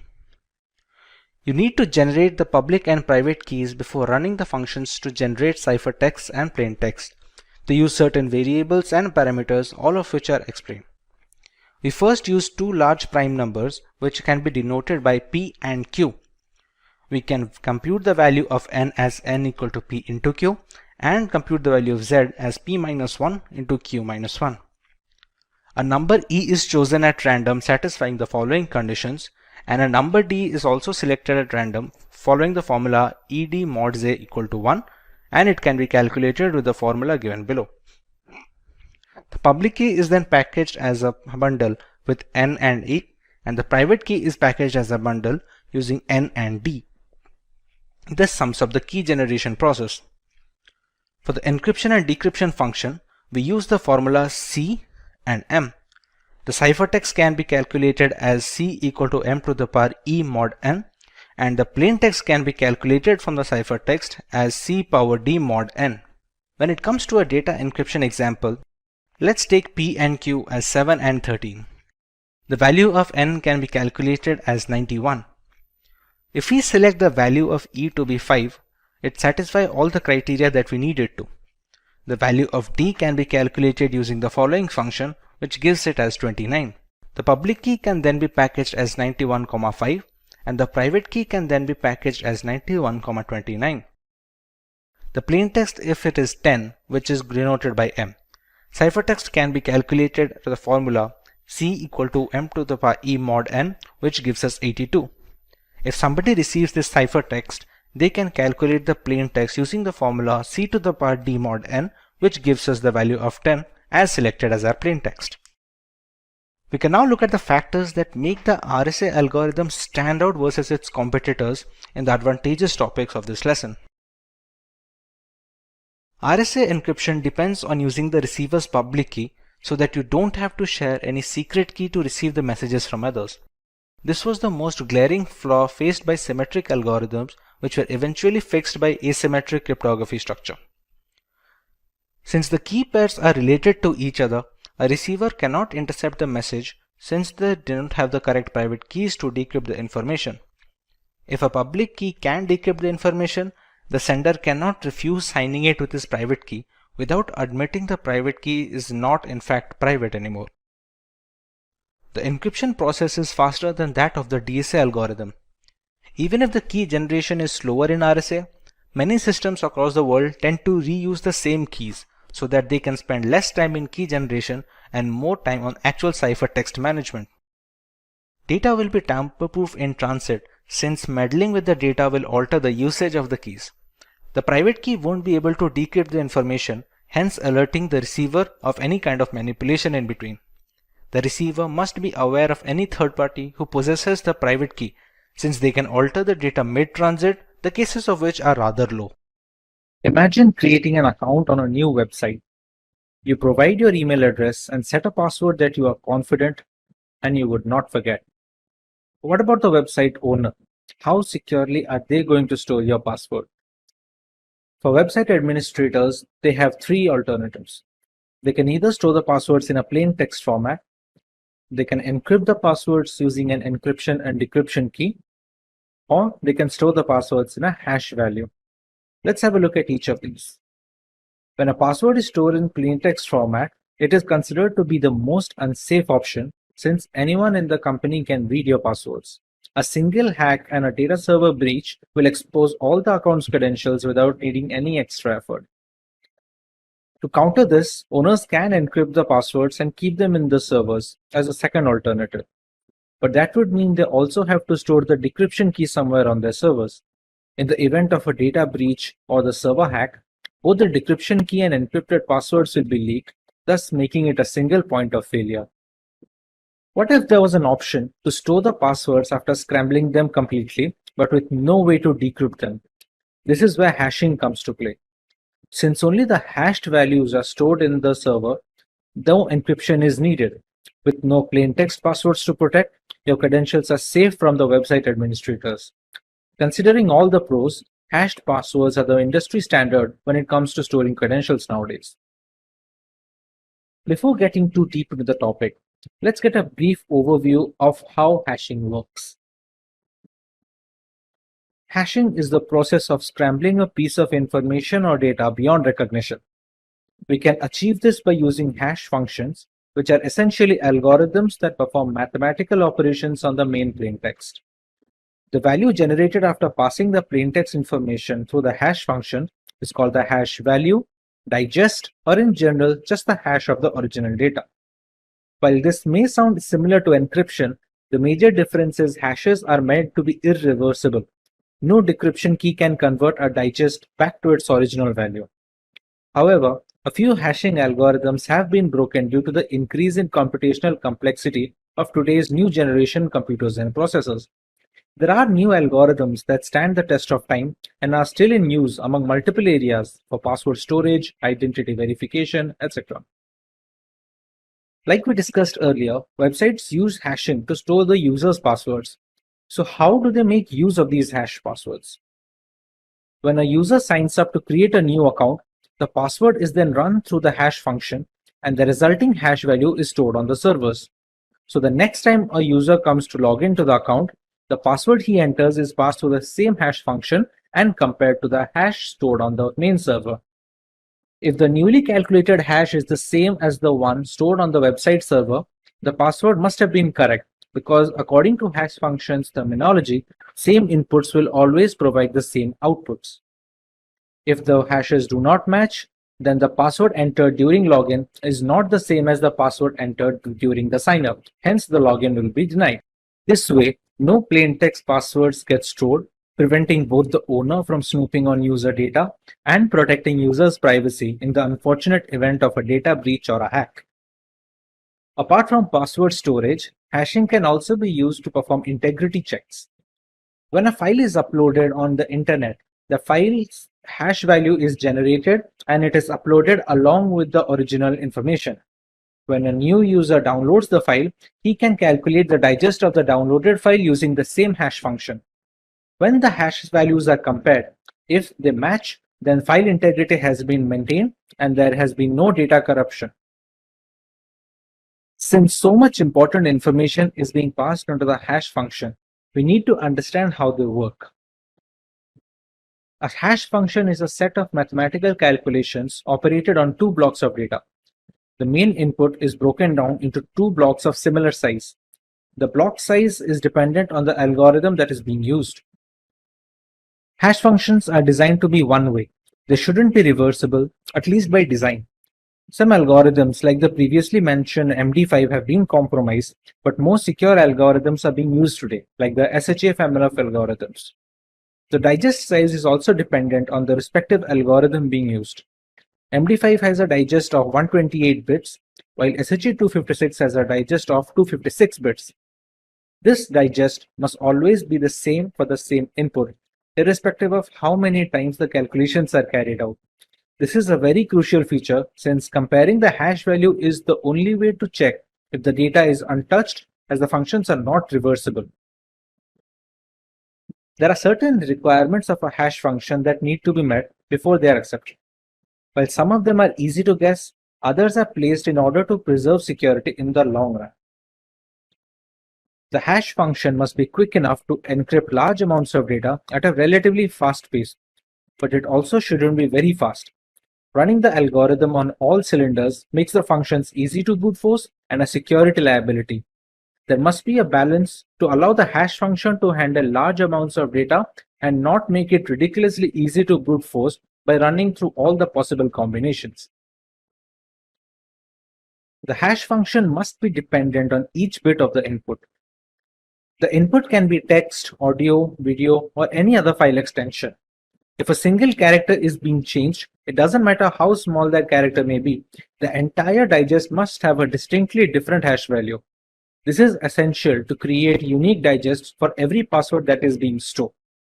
But what if two different users are using the same password? Since the hash function is the same for all users, both the digests will be the same. This is called a hash collision. You may think this must be a rare occasion where two users have exactly the same password, but that is not the case. We have techniques like salting that can be used to reduce these hash collisions, as we will discuss later in this video. You would be shocked to see the most used passwords of 2020. All of these passwords are laughably insecure, and since many people use the same passwords repeatedly on different websites, hash collisions risks are more common than one would expect. Let's say the hash functions find two users having the same password. How can they store both the hashes without messing up the original data? This is where salting and peppering come to play. Salting is the process of adding a random keyword to the end of the input before it is passed on to the hash function. This random keyword is unique for each user on the system, and it is called the salt value or just the salt. So even if two passwords are exactly the same, the salt value will differ, and so will their digest. There is a small problem with this process though. Since the salt is unique for each user, they need to be stored in the database along with the passwords, and sometimes even in plain text to speed up the process of continuous verification. If the server is hacked, then the hashes will need to be brute forced, which takes a lot of time. But if they receive the salts as well, the entire process becomes very fast. This is something that peppering aims to solve. Peppering is the process of adding a random string of data to the input before passing them to the hash function. But this time the random string is not unique for each user. It is supposed to be common for all users in the database, and the extra bit added is called the pepper in this case. The pepper isn't stored on the servers. It is mostly hard-coded onto the website source code, since it's going to be the same for all credentials. This way, even if the servers get hacked, they will not have the right pepper needed to crack into all the passwords.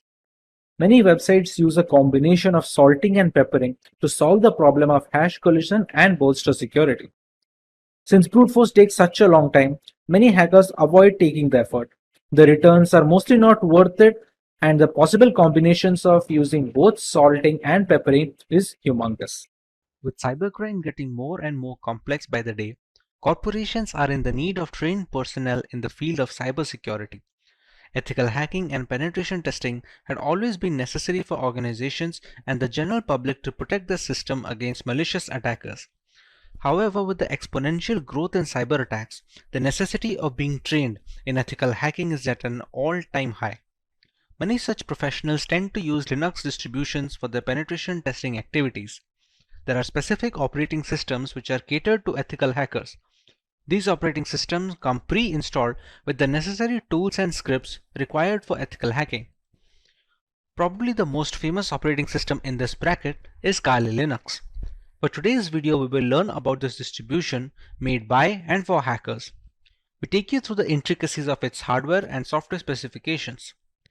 Let's take a look at the agenda for today.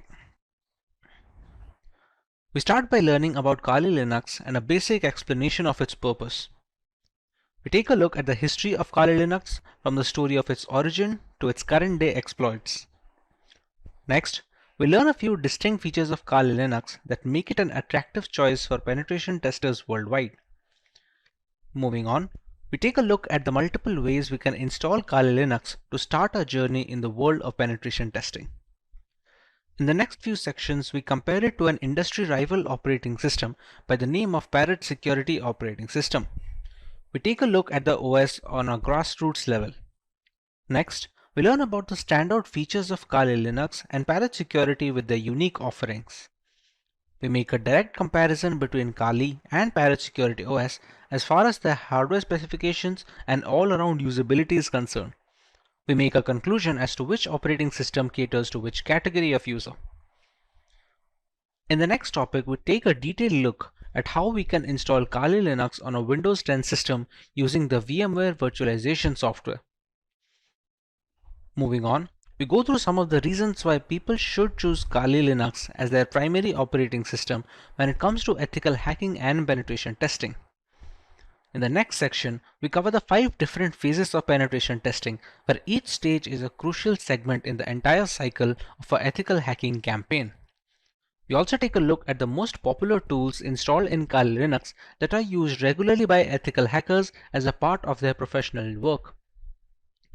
Coming to a few live demonstrations, we start by learning some Linux terminal basic commands, set up proxy chains to maintain our privacy on the internet, run a few Nmap scans to find information about our victims, use Wireshark to detect insecure browser traffic traveling through HTTP web pages, learn about Metasploit and its components, and finally use Metasploit to hack into a Windows 10 machine and grant ourselves root access or the admin access, which basically gives us the key to the entire machine. It's no secret that the majority of our internet usage is at the risk of being hacked, be it via unsafe messaging applications or misconfigured operating systems. To counteract this void of digital security, penetration testing has become the norm when it comes to vulnerability assessment. Kali Linux is an operating system that has become a well-known weapon in this fight against hackers. A Linux distribution that is made specifically for penetration testers, Kali Linux has layers of features that we will be covering in today's lesson. Let's take a look at the topics to be covered in this video. We start by learning about Kali Linux and a basic explanation of its purpose. We take a look at the history of Kali Linux, from the story of its origin to its current day exploits. Next, we learn a few distinct features of Kali that make it an attractive choice for penetration testers worldwide. Finally, we take a look at the multiple ways we can install Kali Linux to start our journey in the world of penetration testing. Let's start by learning about Kali Linux in general. Kali Linux, which is formerly known as Backtrack Linux, is an open source Linux distribution aimed at advanced penetration testing and security auditing. It contains several hundred tools that are targeted towards various information security tasks such as penetration testing, security research, computer forensics, and reverse engineering. Kali Linux is a multiple platform solution, accessible and freely available to information security professionals and hobbyists. Among all the Linux distributions, Kali Linux takes its roots from the Debian operating system. Debian has been a highly dependable and stable distribution for many years, providing a similarly strong foundation to the Kali desktop. While the operating system is capable of practically modifying every single part of our installation, the networking components of Kali become disabled by default. This is done to prevent any external factors from affecting the installation procedure, which may pose a risk in critical environments. Apart from boosting security, it allows a deeper element of control to the most enthusiastic of users. We did not get Kali Linux since the first day. How did it come into existence? Let's take a look at some of its history. Kali Linux is based on years of knowledge and experience in building penetration testing and operating systems. During all these project lifelines, there have been only a few different developers, as the team has always been small. The first project was called WOPEX, which stands for White Hat Knopex. As can be inferred from the name, it was based on the Knopex operating system as its underlying OS. WOPEX had releases ranging from version 2.0 to 2.7. This made way for the next project, which was known as WAX, or the longhand being White Hat Slacks. The name change was because the base OS was changed from Knopex to Slacks. WAX started at version 3 as a nod, it carrying on from WOPEX. There was a similar OS being produced at the same time, Auditor Security Collection, often being shortened to just Auditor, which was once again using Knopex. Its efforts were combined with WAX to produce Backtrack. Backtrack was based on Slackware from version 1 to version 3, but switched to Ubuntu later on with version 4 to version 5. Using the experience gained from all of this, Kali Linux came after Backtrack in 2013. Kali started off using Debian stable as the engine under the hood before moving to Debian testing when Kali Linux became a rolling operating system. Now that we understand the history and the purpose of Kali Linux, let us learn a little more about its distinct features. The latest version of Kali comes with more than 600 penetration tools pre-installed. After reviewing every tool that was included in Backtrack, developers have eliminated a great number of tools that either simply did not work or which duplicated other tools that provided the same or similar functionality. The Kali Linux team is made up of a small group of individuals who are the only ones trusted to commit packages and interact with the repositories, all of which is done using multiple secure protocols. Restricting access of critical code bases to external assets greatly reduces the risk of source contamination, which can cause Kali Linux users worldwide a great deal of damage as a direct victim of cybercrime. Although penetration tools tend to be written in English, the developers have ensured that Kali includes true multilingual support, allowing more users to operate in their native language and locate the tools they need for the job. The more comfortable a user feels with the intricacies of the operating system, the easier it is to maintain a stronghold over the configuration and the device in general. Since ARM-based single-board systems like the Raspberry Pi are becoming more and more prevalent and inexpensive, the development team knew that Kali's ARM support would need to be as robust as they could manage with fully working installations. Kali Linux is available on a wide range of ARM devices and has ARM repositories integrated with the mainline distributions, so the tools for ARM are updated in conjunction with the rest of the distribution. All this information is necessary for users to determine if Kali Linux is the correct choice for them. If it is, what are the ways that they can go forward with this installation and start their penetration testing journey? The first way to use Kali Linux is by launching the distribution in the live USB mode. This can be achieved by downloading the installer image file or the ISO file from the Kali Linux website and flashing it to a USB drive with a capacity of at least 8 GB. Some people don't need to save their data permanently, and a live USB is the perfect solution for such cases. After the ISO image is flashed, the thumb drive can be used to boot a fully working installation of the operating system, with the caveat that any changes made to the OS in this mode are not written permanently. Some cases allow persistent usage in live USBs, but those require further configuration than normal situations. But what if the user wants to store data permanently in the installed OS? The best and the most reliable way to ensure this is the full-fledged hard disk installation. This will ensure the complete usage of the system's hardware capabilities and will take into account the updates and the configurations being made to the OS.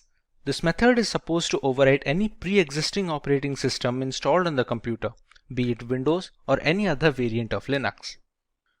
The next alternative route for installing Kali Linux would be to use virtualization software such as VMware or VirtualBox. The software will be installed as a separate application on an already existing OS, and Kali Linux can be run as an operating system in the same computer as a window. The hardware requirements will be completely customizable, starting with the allotted RAM to the virtual hard disk capacity. The usage of both a host and guest operating system like Kali Linux allows users a safe environment to learn while not putting their systems at risk. If you want to learn more about how one can go forward with this method, we have a dedicated video where Kali Linux is being installed on VMware while running on a Windows 10 operating system. You can find the link in the description box to get started with your very own virtual machine. The final way to install Kali Linux is by using a dual boot system. To put it in simple words, the Kali Linux OS will not be overwriting any pre-installed operating system on a machine, but will be installed alongside it. When a computer boots up, the user will get a choice to boot into either of these operating systems. Many people prefer to keep both the Windows and Kali Linux installed, so the distribution of work and recreational activities is also allotted effectively. It gives users a safety valve should their custom Linux installation run into any bugs that cannot be fixed from within the operating system. Professionals in security testing, penetration testing, and ethical hacking utilize Linux as their preferred operating system. Provide several configurable distributions that you may configure based on your end use. Kali Linux and Parrot OS are two popular penetration testing distributions.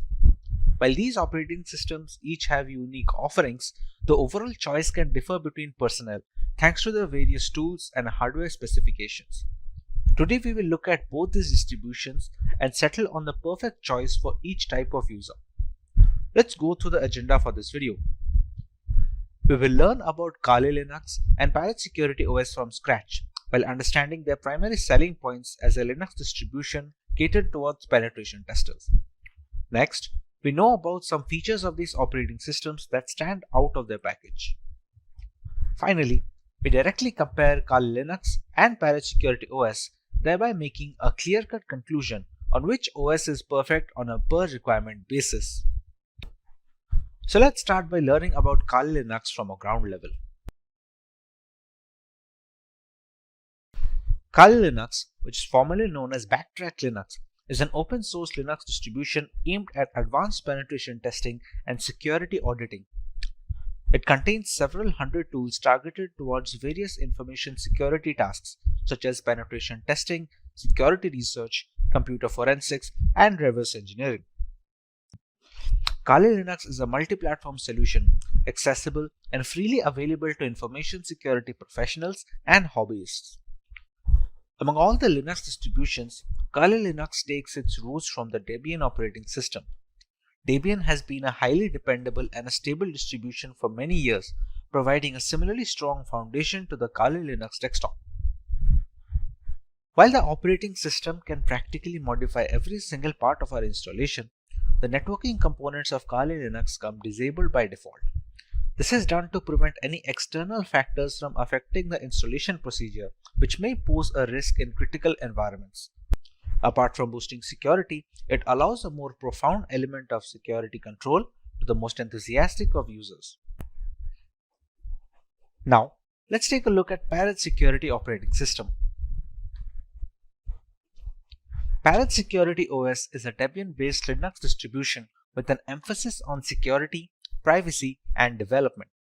It is built on the Debian's testing branch and uses a custom-hardened Linux kernel. Parrot Security contains several hundred tools targeted towards tasks such as penetration testing, computer forensics, reverse engineering, and security research. It is seen as a generally lightweight distribution that can work under rigorous hardware and software specifications. It features a distinct forensics mode that does not mount any of the system's hard disks or partitions and has no influence on the host system, making it much more stealthy than its regular occurrence. This mode is used on the host system to execute forensic procedures.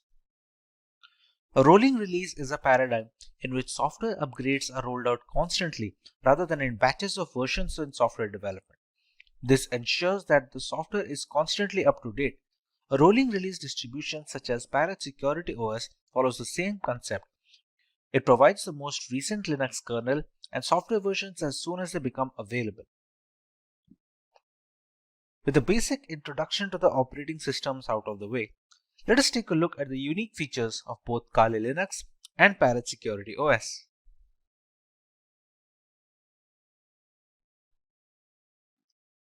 The latest version of Kali Linux comes with more than 600 penetration tools pre-installed. After reviewing every tool included in Backtrack, developers have eliminated a significant number of tools that either simply did not work or duplicated other tools that provided the same and similar functionality. The Kali Linux team comprises a small group of individuals who are the only ones trusted to commit packages and interact with the repositories, all of which is done using multiple secure protocols. Restricting access of critical code bases to external assets dramatically reduces the risk of source contamination, which can cause Kali Linux users worldwide a great deal of damage as a direct victim of cybercrime. Although penetration tools tend to be written in English, the developers have ensured that Kali includes proper multilingual support, allowing more users to operate in the native language and locate the tools they need for their job. The more comfortable a user feels with the intricacies of the operating system, the easier it is to maintain a strong hold over the configuration and the device in general. Since ARM-based single-board systems like the Raspberry Pi are becoming more prevalent and inexpensive, the development team knew that Kali's ARM support would need to be as robust as they could manage with fully working installations. Kali Linux is available on a wide range of ARM devices and has ARM repositories integrated with the mainline distribution, so the tools for ARM are updated in conjunction with the rest of the distribution. Let's take a look at some of the features of Parrot Security operating system now. Along with a giant catalog of scripts, Parrot Security OS has its own hardened Linux kernel modified explicitly to provide as much security and resistance to hackers as possible in the first line of defense. The configurations in the operating system act as the second gateway, taking care of malicious requests and dropping them off. This is particularly beneficial since should there be a scenario where the latest Linux kernel is causing some particular issue, the Parrot OS development team will most likely iron it out first before passing it on as an update. If the custom hardened kernel wasn't reason enough, Parrot Security developers managed to install more hacking tools and scripts to ensure a smooth transition for the Kali Linux users. All the tools you find in Kali are present in Parrot OS and a few extra ones for good measure. And this has been achieved while keeping roughly the same operating system size between both of them. However, it's not all productivity points for Parrot OS. They provide a choice between two different desktop environments, Mate, which comes pre-installed by default, and KDE. For those unfamiliar with Linux terminology, you can think of desktop environments as the main UI for a distribution. Being highly modular in nature, one can use Parrot Security OS while adding another desktop environment that they find appealing. While Kali Linux has only a single option, Parrot Security has provided two optimized builds with Mate Desktop and KDE Desktop. One of the primary advantages of Parrot OS over Kali Linux is that it's relatively lightweight. This implies that it takes significantly less disk space and computing power to function correctly, with as little as 320 MB of RAM required. In reality, Parrot OS is designed to operate successfully off a USB stick, but Kali Linux does not work well from a USB drive and is generally installed in a virtual machine. Parrot OS is more of a niche distribution if you're searching for something lighter than Kali Linux. Features are great, but what about performance? Real-world metrics. Let us compare both these operating systems directly with respect to their hardware specifications and usability. In the end, we can decide on what distribution is fit for each type of user.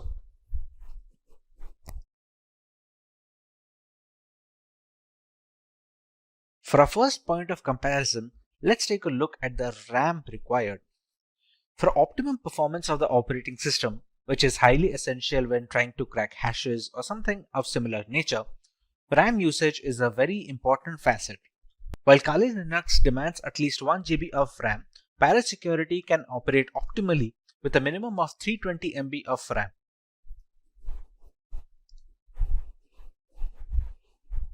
For correctly displaying graphical elements, Kali Linux requires GPU-based acceleration, while this is not the case with Parrot Security OS, which doesn't require any graphical acceleration needed from the user side.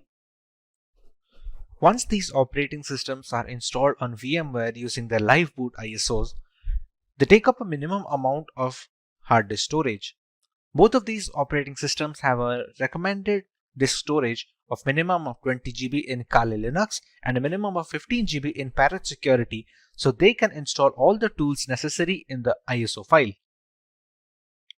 When it comes to the category and the selection of tools, Kali Linux has always been the first in securing every single tool available for hackers in the penetration testing industry.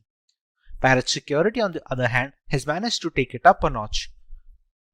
While specializing in wireless pen testing, Parrot Security makes it a point that all the tools that Kali Linux provides has been included in the ISO, while simultaneously adding some extra tools that many users will have to install from third-party sources in Kali Linux.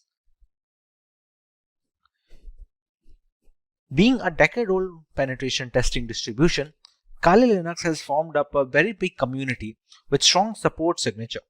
Parrot Security, on the other hand, is still growing and it is garnering much more interest among veteran penetration testers and ethical hackers. A primary drawback of Kali Linux is the extensive hardware requirement. To perform optimally, it requires higher memory than parallel security. It also needs graphical acceleration while demanding more virtual hard disk storage. Parallel security, on the other hand, was initially designed to run off a USB drive directly, thereby requiring very minimal requirements from a hardware perspective, like just 320 MB of RAM and no graphical acceleration needed. This means parallel security is much more feasible for people who are not able to devote massive resources to either their virtual machine or on their laptop hard disk directly. With the comparison done between both of these operating systems, let's take a look at the type of users both of these are catered to. One can go with Kali Linux if they want the extensive community support offered by its users, if they want to go with a trusted development team that have been working on this distribution since many years, if they have a powerful system which can run Kali Linux optimally without having to bottleneck performance, and if they are comfortable with a semi-professional environment which may or may not be very useful for new beginners. One can decide to go with parallel security if they want to go with a very lightweight and lean distribution that can run pretty much on all systems. It also has a lot of tools pre-installed, and some of them are not even present on Kali Linux. It is much more suitable for underpowered rigs where users do not have a lot of hardware resources to provide to the operating system, and thereby it is much more feasible for people with underpowered laptops or no graphical acceleration. Compared to Kali Linux, parallel security's desktop environment is also relatively easier to use for new beginners. For people who are just getting into ethical hacking, parallel security does a relatively better job of introducing them to the operating system and to the various tools without having to dump them into the entire intricacies. The installation of Kali Linux. There are multiple ways to install Kali Linux. We can either install it on a normal hard drive, in a virtual machine software such as VMware or VirtualBox, or we can do that in hard bare metal machines. Now, for the convenience of explanation, we're going to install Kali Linux today on a virtual machine software known as VMware. VMware is able to run multiple operating systems on a single host machine, which in our case is a Windows 10 system. To get started with Kali Linux installation, we have to go to the website to download an image file. We go to Get Kali, and as you can see, there are multiple platforms on which this operating system can be inverted. As per our requirement, we're going to go with the virtual machine section. As you can see, it is already recommended by the developers. This is the download button, which will download a 64-bit ISO file. We can download 32-bit, but that is more necessary for hard metal machines, or if you're going to use it for older devices which do not support 64-bit operating systems yet. After clicking on the download button, we can see we have a WinRAR archive which will have the ISO files. For now, we have downloaded the ISO file and it is already present with me. So we can start working on the VMware side of things. Once the ISO file is downloaded, we open up VMware Workstation. We go to File and we create a new virtual machine. In these two options, it is highly recommended to go with the typical setup rather than the custom one. The custom is much more advanced and requires much more information from the user, which is beneficial for developers and people who are well versed with virtualization software, but for 90% of the cases, typical setup will be enough. Here, we can select the third option, which will be I will install the operating system later. In some operating systems, we can use the ISO file here directly and VMware will install it for us. But for right now, in the case of Kali Linux, the third option is always the safest. Kali Linux is a Linux distribution. So we can select Linux over here, and the version, as you can see here, have multiple versions such as the multiple kernels.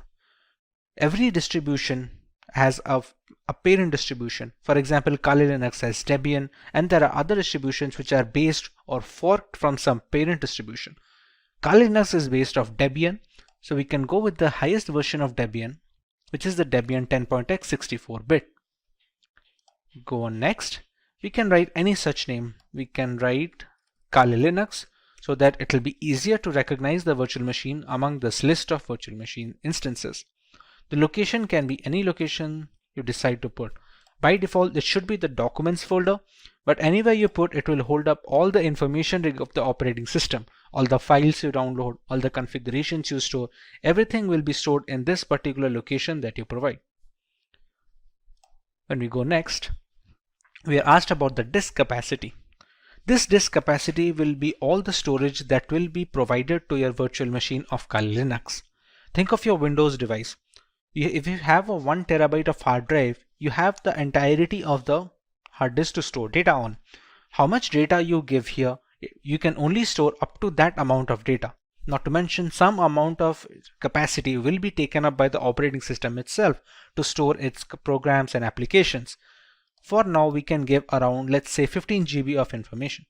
Or if the recommended size for Debian is 20, you can just go ahead at 20. It depends all on the user case. If you are going to use it extensively, you can even go as high as 50 or 60 GB if you have plans to download many more applications and perform multiple different tests. Another option we get over here is storing virtual disks as a single file or storing them into multiple files.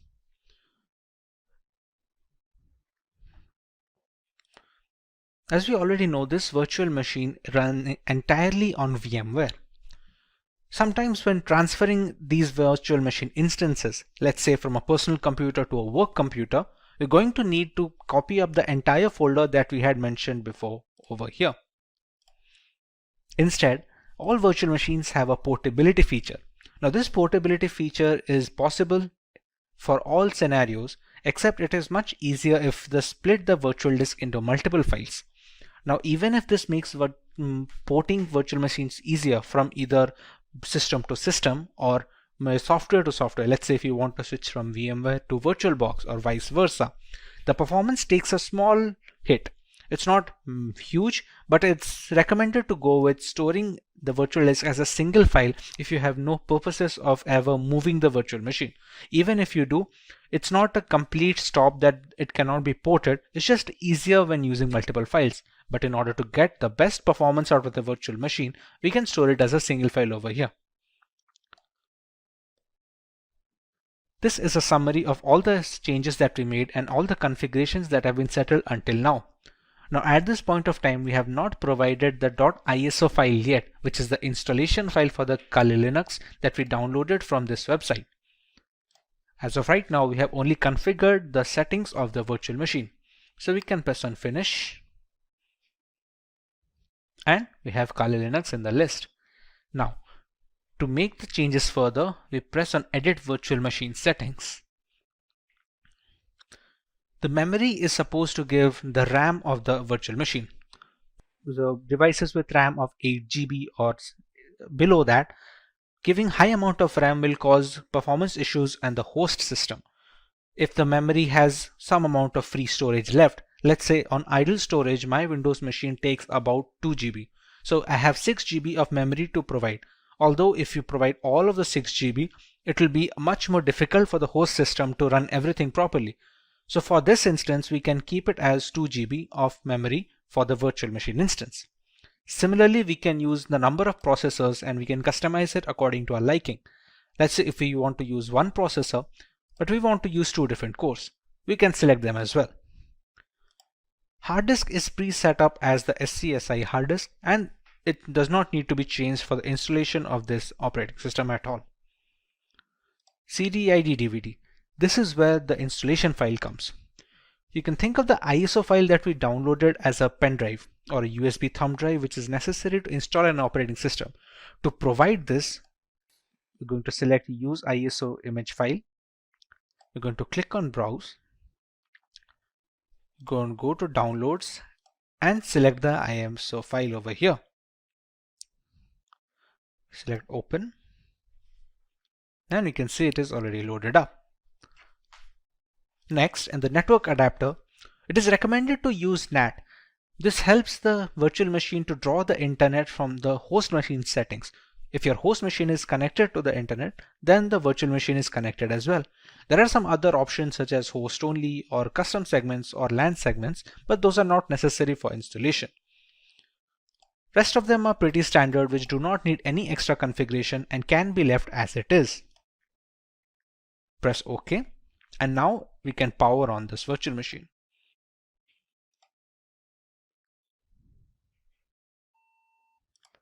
In this screen, we can choose how we want to proceed with the installation. We have a Start Installer option over here. So we're going to press Enter on that.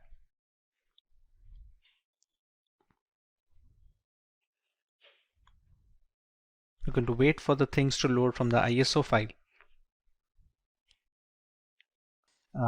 The first step in the installation is choosing the language of the operating system.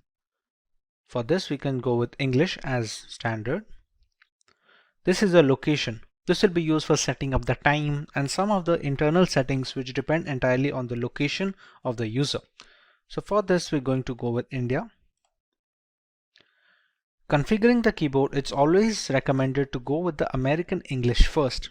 Many people make a mistake of going with the Indian keyboard if it is possible, and it provides a lot of issues later on. So it's always preferred to go with the American English, and if later we see some necessity of another keyboard dialect that is required, we can install it later. But for now, we should always stick with American English as a basic. At this point, it's going to load the installation components from the .iso file. It is a big file of 3.6 GB, so it has a lot of components that need to be put into the virtual machine, which can also be used to detect hardware.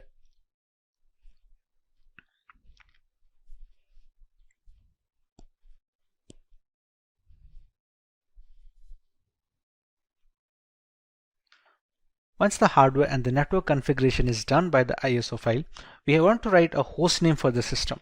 This host name can be anything which is used to recognize this device on a local network or a LAN cable. Let's say if we use the name Kali. Domain name, we can skip it for now. It's not necessary as such for the installation. This is the full name for the user. Let's say we can provide the name as Simplilearn as a full name. Next, we're going to set up a username. This username is going to be necessary to identify the user from its root accounts and the subsequent below accounts. For now, we can give it as something as simply123. Now we have to choose a password for the user. Now remember, since this is the first user that is being added onto this newly installed operating system, it needs to be a password for the administrator. We can use whichever password we like over here and use the same password below and press on continue. At this point, it's going to detect on the components on which the operating system can be installed. Like here, there are multiple options like the use entire disk and set up LVM, use entire disk and set up encrypted LVM. For newcomers, it is recommended to just use the first one, since LVM encryption is something that you can learn afterwards when you're much more hands-on with the Linux operating system. For now, we're going to use the use entire disk guided installation and press on continue. When we set up the virtual machine on VMware, we had set up a disk capacity. There we gave a purpose 20 GB. That is the hard disk which is being discovered here. Even though it is a virtual disk, on VMware it acts as a normal hard disk on which an operating system can be installed. So we select this one and press on continue. Here there is a multiple partition system. All the operating systems that are installed have different components. One is used for the keeping of the applications, one for the files, other for the RAM management and other things. For newcomers, it is always recommended to keep it in one partition. And we're going to select that and press on continue. This is just an overview of the partition it's going to make. As you can see, it has a primary partition of 20.4 GB and a logical partition of 1 GB used for swap memory. Now these kind of naming can be confusing for people who are not well versed with Linux operating systems or in general virtualization, but for now you can go ahead and press on continue as this will be fine. We can press on Finish Partitioning and write changes to disk and continue. It's just a confirmation page. As you can see, it's wrote that SCSI3 is our virtual hard disk of 20 GB disk capacity. We write the changes to the disk, we press yes and click on continue. At this point, the installation has started. Now this installation will take a while depending on the amount of RAM provided, the processors provided, and how quickly the performance of the system is being hampered by the host machine. On quicker systems this will be rather quick, while on the smaller ones this will take a while. Since this is going to take some time to install as it is being run on a virtual machine with only 2 GB of RAM, we're going to speed up this part of the video so we don't have to waste any more time just watching the progress bar.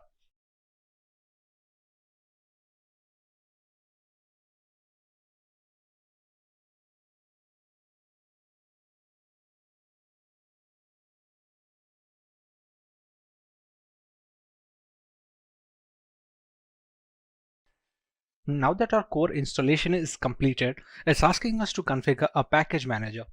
The work of a package manager on Linux operating systems is similar to the Google Play Store on Android mobile devices and on the App Store for the Apple devices. It's an interface to install external applications which are not installed by default. Let's say for Google Chrome or any other browser which can be used to browse the internet. At this point of time, it's asked us to select a network mirror. We're going to select as yes and move forward with this. Next, it's going to ask us for an HTTP proxy, which we can leave it as blank and press it as continue forward. At this point of time, it's looking for updates to the Kali Linux installation. This will fetch the new builds from the Kali server, so the installation is always updated to the latest version. Now that the package manager is configured, we have the grub bootloader. The grub is used for selecting the operating system while booting up. Its core functionality is to allow the operating system to be loaded correctly without any faults. So at this point of time, if it asks install the grub bootloader to your primary drive, we can select it as yes and press continue. Remember, the installation was conducted on dev SDA. So we're going to select installation of the grub loader on the same hard disk that we have configured. We press this one and press continue. So now the grub bootloader is being installed. The grub is highly essential because it shows the motherboard where to start the operating system from. Even if the operating system is installed correctly and all the files are in correct order, the absence of a bootloader will not be able to launch the OS properly. As you can see, the installation is finally complete. So now we can press on continue and it's going to finalize the changes.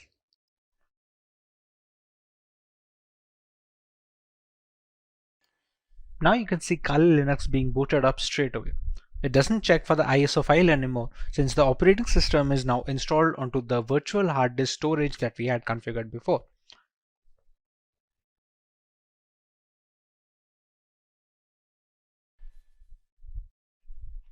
Here we're going to enter our username and password that we had set up before.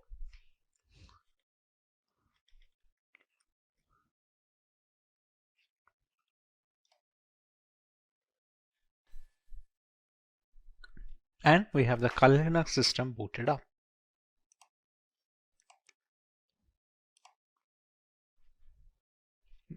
And this is your homepage.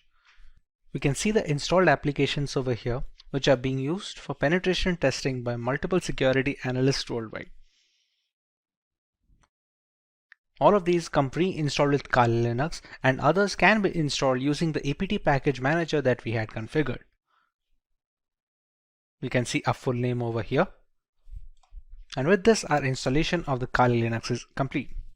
It's no secret that the vast bulk of our internet usage is vulnerable to hacking, whether it's through hazardous messaging apps or faulty operating systems. Penetration testing has become the norm for vulnerability assessment in order to fill this vacuum in digital security. Kali Linux is a well-known operating system in this fight against hackers. Kali Linux, a distribution designed specifically for penetration testers, has layers of features that we will go over in today's lesson and take a look at some of the tools and features that the operating system has to offer. Let's take a look at the video's topics and features that the operating system has to offer. Let's take a look at the video's topics. We start by learning the requirements of an operating system like Kali Linux. We learn more about the core features of the OS and its intricacies. Moving on, we take a look at the 5 distinct stages of penetration testing that dictate the flow of vulnerability assessment in general. Next, we learn about some important tools that can be found on Kali Linux which are geared specifically for ethical hacking purposes. And finally, we have an extensive demonstration where we work on some basic terminal commands, proxy tools, and a couple of highly regarded software from the crux of the operating system. Let's start by learning why one should learn Kali Linux in the first place. In today's world, an organization's most valuable asset is its information or data. This is true for all kinds of businesses, be it public or private. On a daily basis, they all deal with enormous amounts of sensitive information. As a consequence, terrorist groups, hacking teams, and cyber thieves often attack them. To ensure this safety and protection, businesses use a variety of security measures and regularly update their index. Organizations must be proactive in this age of digitalization by regularly assessing and updating their security. Every day, hackers discover new methods to breach firewalls. Ethical hackers or white hat hackers provide a fresh perspective on security. They conduct penetration tests to validate security measures. Generally, they will penetrate your networks and give you relevant information about your security posture. Once an organization has this knowledge, it may upgrade its security procedures accordingly. The latest version of Kali Linux comes with more than 600 penetration tools pre-installed. After reviewing every tool that was included in Backtrack, developers have eliminated a great number of tools that either simply did not work or which duplicated other tools that provided the same or similar functionality. Occasionally, when conducting penetration testing or hacking, we must automate our activities since there may be hundreds of conditions and payloads to test, and manually examining everything is time-consuming. To improve our productivity, we utilize tools that come pre-packaged with Kali Linux. These tools not only save us time, but also accurately capture and process the data. The Kali Linux team is made up of a small group of individuals who are the only ones trusted to commit packages and interact with the repositories, all of which is done using multiple secure protocols. Restricting access of critical code bases to external assets greatly reduces the risk of source contamination. Although penetration tools tend to be written in English, the developers have ensured that Kali includes true multilingual support, allowing more users to operate in their native language and locate the tools they need to do for the job. Since ARM-based single board systems like the Raspberry Pi are becoming more and more prevalent and inexpensive, the development team knew that Kali's ARM support would need to be as robust as they could manage with fully working installations. Kali Linux is available on a wide range of ARM devices and has ARM repositories integrated with the mainline distribution, so tools for ARM are updated in conjunction with the rest of the distribution tools. Now that we understand the necessity for an operating system like Kali Linux, let us take a look at some of its core features and offerings to the ethical hacking world. Kali Linux, formerly known as Backtrack Linux, is an open source Linux distribution which is aimed at advanced penetration testing and security auditing. It contains several hundred tools targeted towards various information security tasks such as penetration testing, security research, computer forensics, and reverse engineering. Kali Linux is a multi-platform solution accessible and freely available to information security professionals and hobbyists. Among all the Linux distributions, Kali Linux takes its roots from the Debian operating system. Debian has been a highly dependable and stable distribution for many years, providing a similarly strong foundation to the Kali Linux desktop. While the operating system is capable of practically modifying every single part of our installation, the networking components of Kali Linux come disabled by default. This is done to prevent any external factors from affecting the installation procedure, which may pose a risk in critical environments. Apart from boosting security, it allows a deeper element of security and control to the most enthusiastic of users. Let us now take a look at the 5 stages or phases of penetration testing. This is the first stage of the penetration test, which is known as the reconnaissance phase.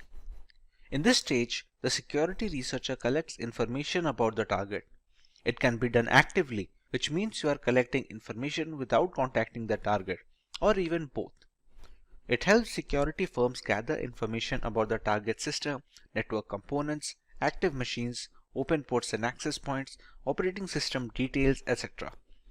This activity can be performed by using information available in the public domain and using different tools. The next phase is more tool-oriented rather than performed manually, and it is the scanning phase. The penetration tester runs one or more scanner tools to gather more information about the target.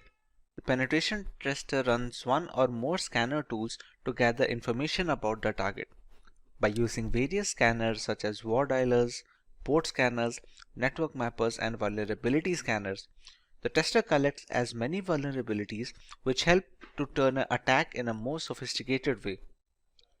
The next stage is known as the gaining access phase. In this phase, the penetration tester tries to establish a connection with the target and exploit the vulnerabilities found in the previous stage. Exploitation may be buffer overflow attacks, denial of service or DOS attacks, session hijacking, and many more. Basically, penetration tester extracts information and sensitive data from servers by gaining access using different tools. In the maintaining access phase, the penetration tester tries to create a backdoor for himself. It helps him to identify hidden vulnerabilities in the system and can later act as a gateway to retrieve control of the system. In the final phase of covering tracks, the penetration tester tries to remove all logs and footprints which help the administrator identify his presence. This helps the tester to think like a hacker and perform corrective actions to mitigate those activities. Now that we understand the basics of penetration testing and how ethical hackers go about their way, let us take a look at some notable tools which can be used on Kali Linux.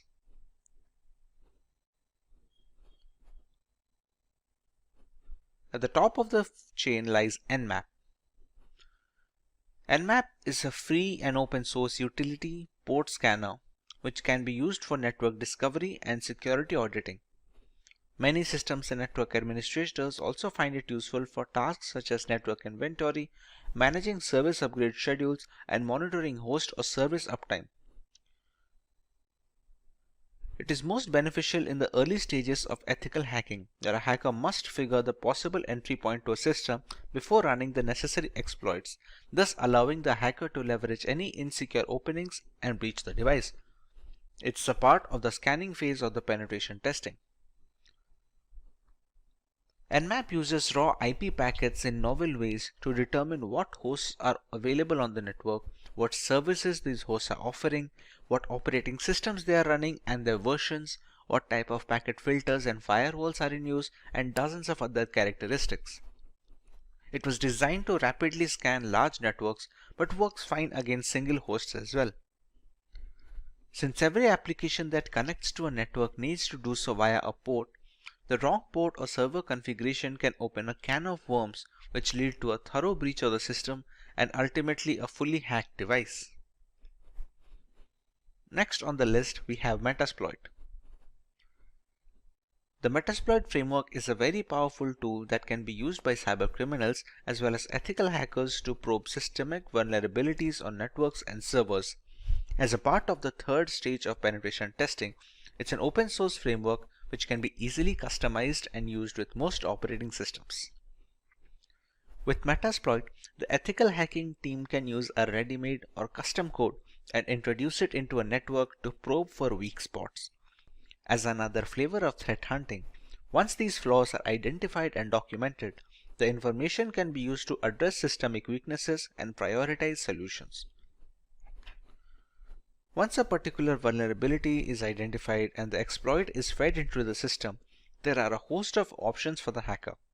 Depending on the vulnerability, hackers can even run root commands from the terminal, allowing complete control over the activities of the compromised system as well as all personal data stored on the device. A big advantage of Metasploit is the ability to run full-fledged scans on a target system, thereby giving a detailed picture of the security index of said system. This also provides the necessary exploits that can be used to bypass the firewalls and the antivirus software. Having a single solution to gather almost all the necessary points of attack is very useful for ethical hackers and penetration testers, as denoted by the high rank in this list. At number 3, we have Wireshark. Wireshark is the world's foremost and widely used networking protocol analyzer. It lets you see what's happening on your network at a microscopic level and is the de facto standard across many commercial and non-profit enterprises, government agencies, and educational institutions. Wireshark is a popular open source tool to capture network packets and converts them to human-readable binary format. It provides every single detail of the organization's network infrastructure. It consists of devices designed to help measure the ins and outs of the network. The information collected through Wireshark can be used for various purposes, such as real-time or offline network analysis, identification of the traffic coming onto your network, its frequency, and its latency between specific hops. This helps network administrators generate statistics based on real-time data. Wireshark is also a cross-platform tool that can be installed on Windows, Linux, and Mac systems to enable hackers in all ecosystems to monitor network traffic irrespective of the operating system. The development team is determined to maintain this level of freedom for their users in the foreseeable future. The next tool on our list is AirGarden, which is a part of the third phase of penetration testing. This is a multi-use bash script for Linux systems to hack and audit wireless networks like our everyday Wi-Fi router and its counterparts. Along with being able to launch denial of service attacks on compromised networks, this multipurpose Wi-Fi hacking tool has very rich features which support multiple methods for Wi-Fi hacking, including multi-fi WPS hacking modes, all-in-one WEP attack, handshake file capturing, evil twin attacks, pixie dust, and so much more. It usually needs an external network adapter that supports monitor mode, which is necessary to be able to capture wireless traffic traversing the air channels. Thanks to its open source nature, AirGarden can be used with multiple community plugins and add-ons, thereby increasing its effectiveness against a wide variety of routers, both in the 2.4 GHz band and 5 GHz band. The next tool is John the Ripper. John the Ripper is an open source password security auditing and password recovery tool available for many operating systems. John the Ripper Jumbo supports hundreds of hash and cipher types, including for user passwords of operating systems, web apps, groupware, database servers, network traffic captures, encrypted private keys, file systems, and document files.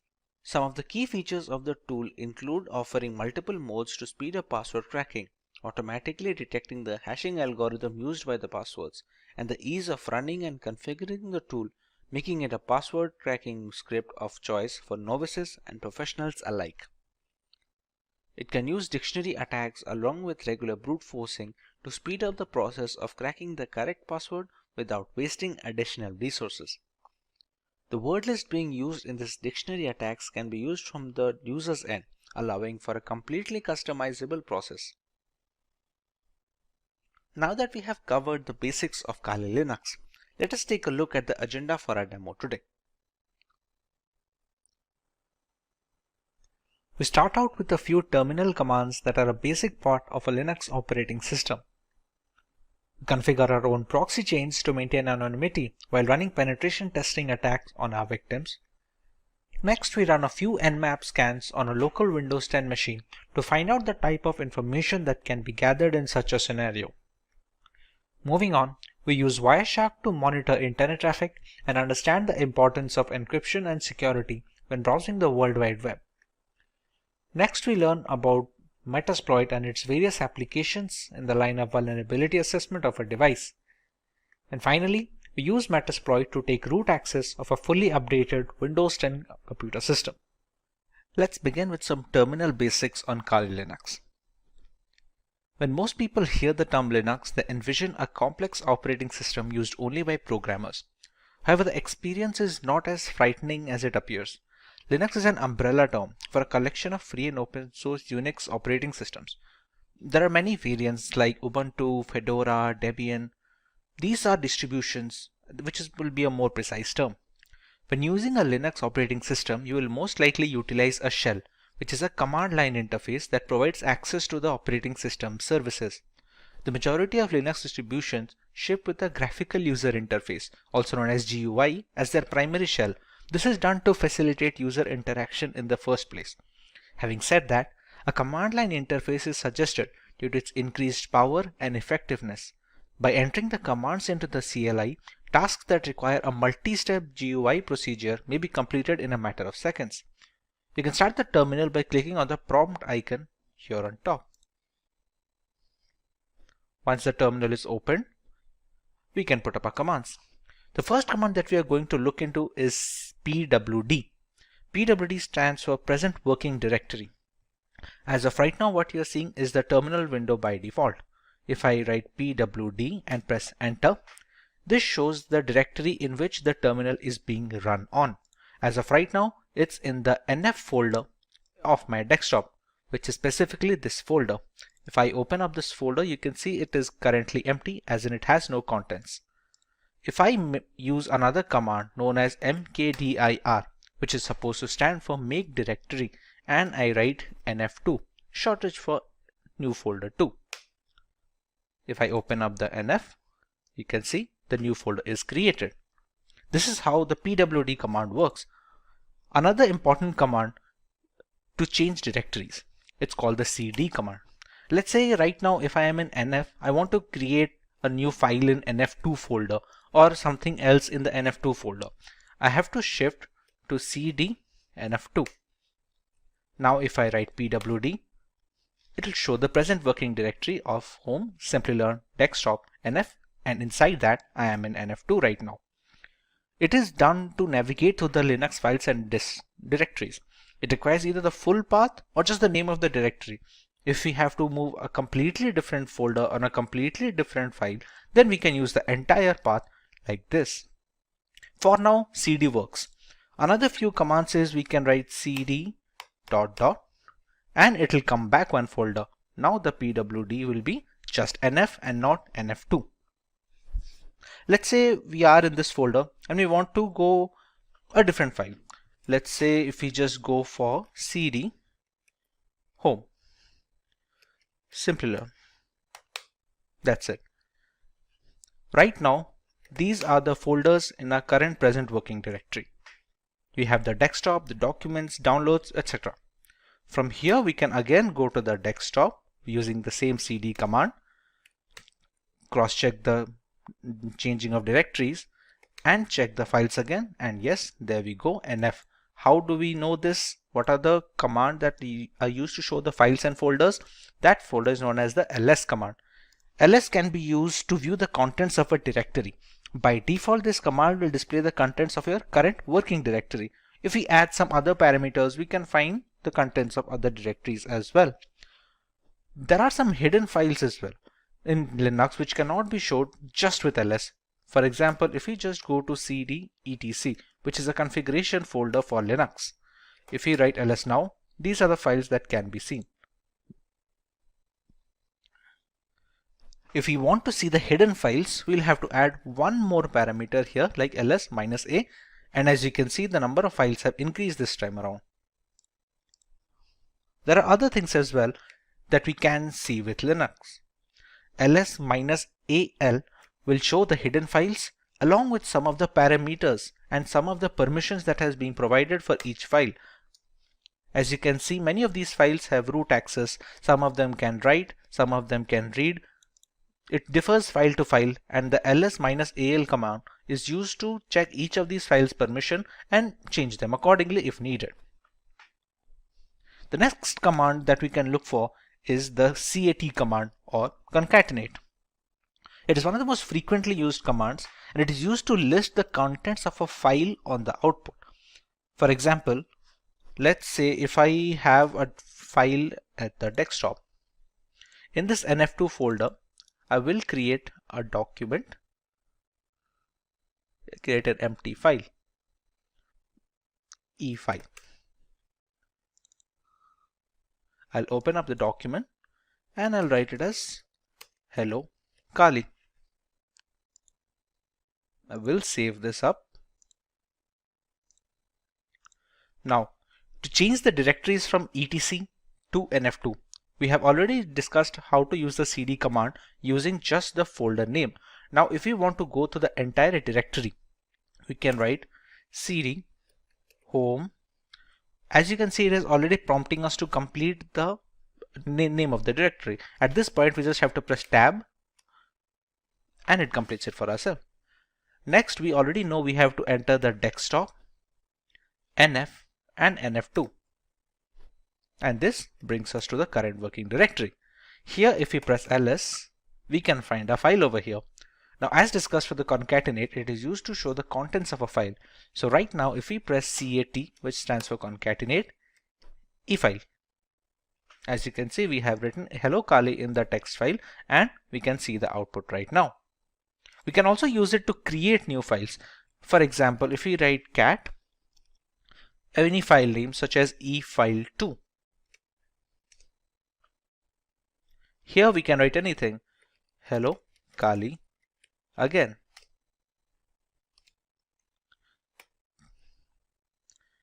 Once we press Ctrl C here, we can check e-file2 and we have hello Kali again printed over here.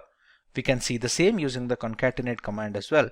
If I press ls, you can see we have two files here and I can go with cat e-file2 and I have hello Kali again. This is how the concatenate command works. Apart from this, it can be used to copy. There is a different command like called cp, which is used to copy the files from one place to another. Mind you, this is not moving. This is only going to copy the command. For example, currently our pwd, which is the present working directory, is in the nf2 folder, as you can see over here. Let's copy the e-file2 to the nf folder. We can write cp e-file2 and give the path of the nf folder, which will be home, Simplilearn, desktop, and nf. Now if I press ls, I'll find both the files in nf2 since I copied. To go back to the nf folder again, we can again use the same command of we can again use the home, Simplilearn, desktop, and just nf. No nf2 this time, just nf. As you can see, this will change back our present working directory. Now when we press ls, we will find the e-file2 file and the nf2 folder. And we can confirm this using the GUI as well. This is the nf folder and you can see the nf2 folder and the e-file2 document. If I write cat e-file2,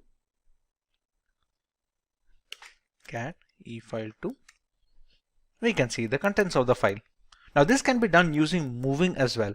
For example, if I go to cd nf2, which is the inside folder, it has both the document files like e-file and e-file2. Let's say I want to move the e-file completely from nf2 to nf1. Instead of writing cp, the command I'm going to use is mv e-file, and again give the path of the folder into which I have to copy, which will be again home, Simplilearn, desktop, and nf. As you can see, the contents of the nf2 have appeared here and e-file has been moved from nf2 to nf. This is the nf2 and we don't find e-file here anymore. If we press cd ... and we go back to nf ls right now, and we can find both the files, e-file that we moved and e-file2 that we copied, from the NF2 folder. So this is how copying and moving will work using the terminal. Now this is just a simple one-line statement that might take a couple of clicks when using GUI. This is why the command line interface is considered to be much more streamlined for Linux operating systems. Another very important command for Linux operating system is the sudo command. Sudo is short for super user do. The command enables you to perform tasks that require administrative or root permissions. You can think of it as how we run programs as administrator on Windows systems. It is not advisable to use this command for daily use because it might be easy for an error to occur, and the permissions of root are very intricate, so new beginners are advised to use the sudo command only when absolutely necessary. For example, sudo su. With this command, I am giving this terminal a root permission. This su stands for this user. At this point, it's going to ask for my admin password. Once I enter my password, and I now have root access. Note how the password that I entered did not show up here. This is a security measure to prevent people from snooping on your root password, which is the end game of all this operating system. As you also can see, the symbol changed. If the dollar symbol is showing, it shows as a standard user. When you switch to root, you can easily see a hash symbol.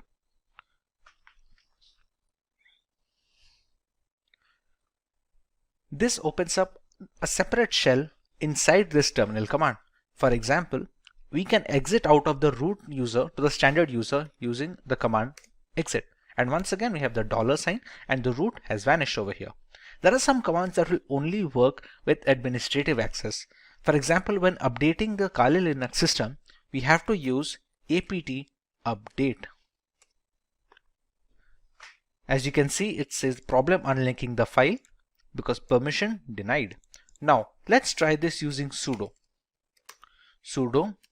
apt update.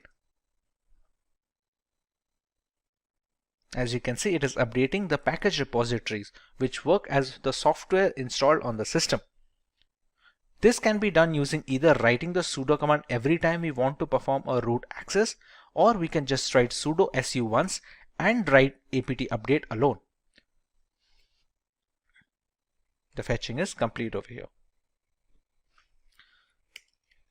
For the second example, let's say I just write sudo su, and this time it's not going to ask me the password because at this current terminal process I've already provided the root password once and it is in memory right now. Now when we used to update the system, we had to write sudo apt update. That was because we were running it as a standard user. Now we are running it as a root user, so all we have to write is apt update and it's going to continue its work. There you go. Another command that can be useful is the ping command. It's pretty self-explanatory. It's going to be checking the internet connectivity. You can be used to check internet connectivity, or you can see if there is a local server on your system which needs to be pinged. Then you can check that. For example, if we have to write ping, and we can use either IP address or domain. Let's say if we want to check that if we can access google.com using this Kali Linux installation or not, we can write ping google.com. And you can see it shows the bytes being sent and received and how much time it took to take up the request. This can be done for local systems as well. For example, this installation of Kali Linux is being run on a virtual machine. Once this machine is running, I still have my host machine running over here, the IP address of which is 192.168.129.179. If I try to ping this from here,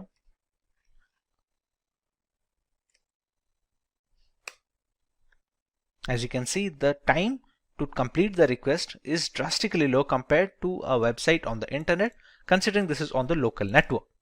This is how the ping command is worked, and it can show you what kind of packages are transmitted, how many are received, if there was any kind of packet loss between the connection window, and other details. A very important command when working with the terminal for a long duration is the history command. Pretty self-explanatory. There are so many commands that are being run. Sometimes people forget what was the change they did or what was the directory name they put. A history command helps to recover some of the commands that you have written. It doesn't go all the way back, but it takes up many commands that were inputted in the last few processes. This is how the history command works. These are some of the most commonly used terminal commands.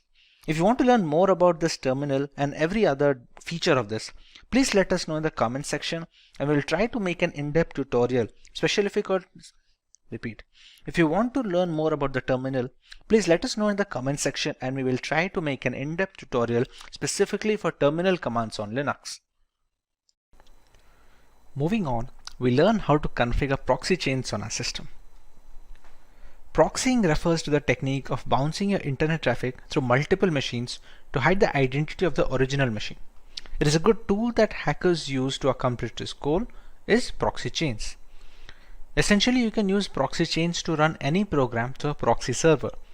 This will allow you to access internet from behind a restrictive firewall which hides your IP address. Proxy chains even allows you to use multiple proxies at once by chaining them together. One of the most important reasons that proxy chains is used in a security context is that it's easy to evade detection. Attackers often use proxies to hide their true identities while executing an attack. And when multiple proxies are chained together, it becomes harder and harder for a forensic professional to trace the traffic back to the original machine.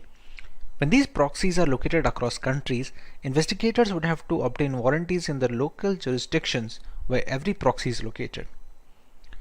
To see how proxy chain works, let's open Firefox first and check our current IP address. Write Firefox and there we go.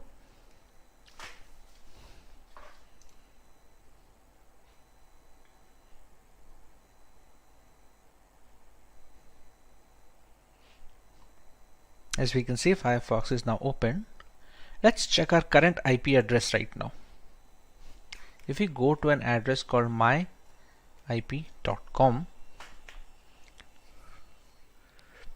and you can see it easily detects our country is in India and this is a public IP address. Now, if we move to the terminal again, here we can now write proxy chains -h.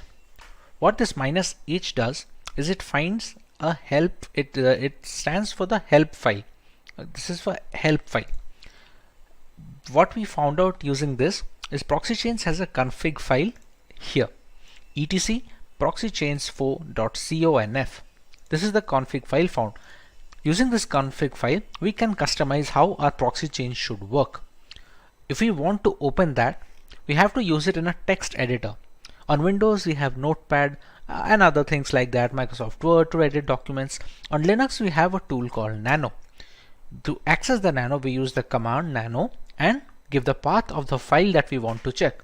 As of right now, the proxy chains config file is located over here. So we're going to follow the path there. chains4.conf. And here we go. We see the config file. There are three basic types of proxy chaining here. We have a strict chain where all the proxy in the list will be used and they will be chained in order. We have a random chain where each connection made through proxy chains will be done by a random combo of proxies in the proxy list. And you have dynamic chain.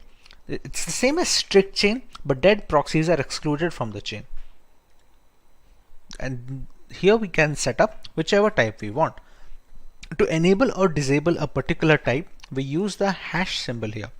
As you can see right now, all the lines have a hashtag symbol at the front, except this one, a dynamic chain. This is the current one being used. Let's say if I want to use a strict chain method, so I can add a hash value here and remove the hash here. At one point of time, any one of these 3-4 types should be enabled. Let's go for the dynamic chain. We can disable this strict chain by putting the hashtag in front and removing the dynamic chain. As you can see below, we have few commands to how to handle the nano text editor. This symbol is known as the control button on your keyboard. Now if we want to write out, which is synonymous to saving the file, suppose to go with Control O So if I press Ctrl O on my keyboard, it says file name to write, and we have to press enter here since we want to overwrite the proxy chains 4.conf file. We don't want to create a new file over here. So just press enter and we get a permission denied. This permission denied we're getting is because we have opened this using a standard user. etc is a system folder. To be able to make some changes, we have to use it using a sudo command. To exit this nano, we have to use the Ctrl X command. We use Ctrl X. We're going to clear, and this time we're going to use the sudo command. Sudo nano etc proxy chains 4.conf, and we have the same file open up again. Now this time if we want to make a change, let's say we're going to add a strict chain instead of a dynamic chain, we remove the hashtag from strict. We're going to use Ctrl O for the save file option. We're going to press enter, and it says wrote 160 lines. Again, if we want to reverse this change, we put the hashtag over here, enable dynamic chain, we press Ctrl O, press enter, and it says wrote 160 lines. Now we can exit straight away using the Ctrl X format. Right now we have not provided any file or a proxy chain. We can have proxy IP addresses from the internet, but we have to make sure that they are safe and they don't snoop on our data. When there is no proxy chains being provided personally, it's going to use the Tor network, but for that we have to start Tor. Tor is a service in Linux. To know more about this Tor, we can write sudo systemctl, which is used to know the status of services on the Linux operating system, and status of Tor. Systemctl, sorry, instead of stl, it should be systemctl status Tor. As you can see, it is a Tor service, anonymizing overlay network for TCP connections, and it's currently inactive. Now to start this up, we have to write sudo systemctl start Tor. Now if we repeat the same sudo systemctl status Tor, as you can see, it's active now. You can see the green logo over here. Okay. To integrate the Firefox and the browser, we can use the proxy chains command directly over here. We can write proxy chains. We can use Firefox to launch our web browser, and let's say if we want to visit google.com. We press enter, and the Firefox window is launched, and it should open up google.com next. And there we go. If we go to myip.com once again, as you can see, we have a different IP address and the country is unknown as well. So this is how we can use proxy chains to anonymize internet usage when using Kali Linux. Next on our agenda is the ability to scan networks using Nmap.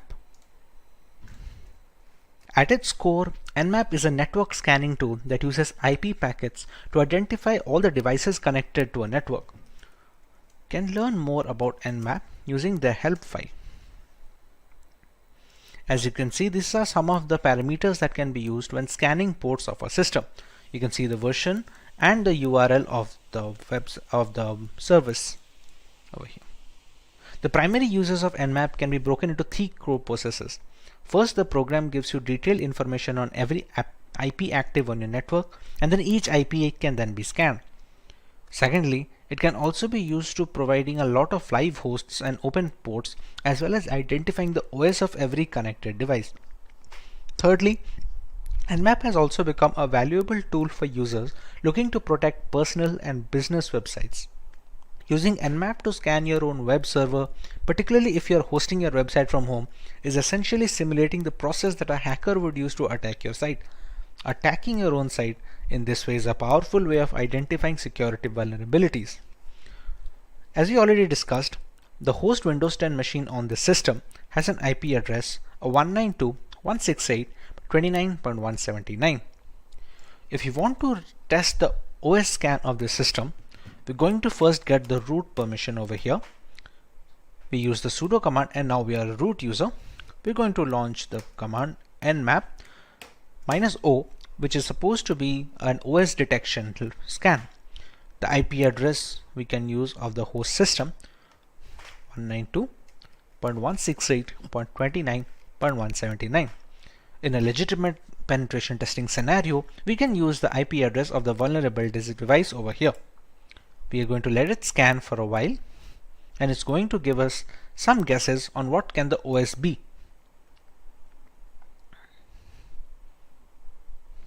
As you can see, the scan is done and it has shown some of the ports that are open. You can see the MSRPC port open, the HTTPS 443 port open, which is used to connect to the internet, and it has some aggressive OS guesses as well. For example, it thinks there's a 94% chance that it's going to be a Microsoft Windows XP Service Pack 3. That's partly because a lot of the Windows XP update packages are still prevalent on Windows. Now that the OS detection is confirmed, there are multiple more details that we can gather from Nmap. Let's go with the nmap-a command, which is supposed to capture as much data as possible. There is also a speed setting. You can call it a speed setting or a control setting of the -t. -t ranges from T0 to T1 to T2 all the way up to T5. This basically determines how aggressively the victim is being scanned. If you scan slowly, it will take more time to provide the results, but it will also give a less chance for the intrusion detection system on the vulnerable machine firewall to detect that someone is trying to penetrate the network. For now, if we want to go with somewhat of a high speed, we can go with the T4 and provide the same IP address of the local machine I am trying to attack. It's going to take a little bit of time since it's trying to capture a lot of information.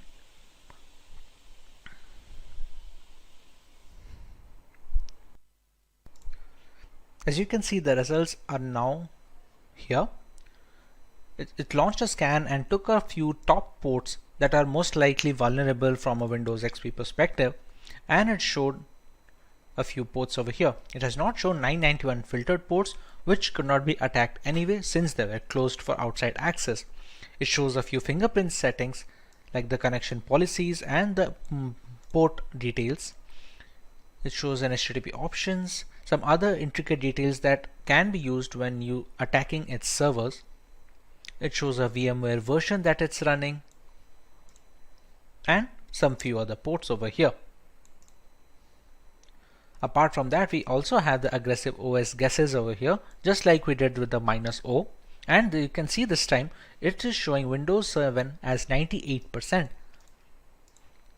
No exact OS matches, since if there was any exact OS matches, we could have seen 100% chances over here. This is a trace route. A trace route will be the time and the path a connection request takes from the source to the destination. For example, this request went from 192.168.72.2 to a destination address. Since this is a local machine, it took only a single step. On multiple occasions, if you're trying to access a remote system, it's going to be a number of trace routes when it jumps from firewall to firewall and router to router.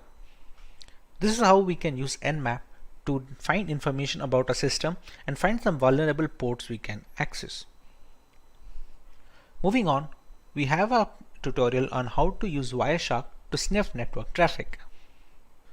To start using Wireshark, we're going to have to open the application first. Now, during installation of Wireshark, there is an option to enable if non-root users can be able to capture traffic or not. In my installation, I have disabled that, so I will be launching Wireshark when using the root user itself. Also, to capture data, we need an external Wi-Fi adapter. You can see it over here in the VM tab, Removable Devices, RE-Link 802.1 and WLAN. This is an external Wi-Fi adapter which is inserted into my USB system. You can see it over here. If I write iwconfig, this is the one, WLAN 0. This is absolutely necessary because we need to have a monitor mode required. We won't need it for sniffing data on Wireshark right now, but it's going to be necessary later on in this tutorial as well, as we will see. For now, we can just start up Wireshark by writing its name on the command line, and it should start the program. Here we go. Here it's going to check which of the adapters we want to use. For example, right now the ETH0, which is supposed to stand for Ethernet 0 port, you can see data is being transmitted up and down. We're going to select ETH0.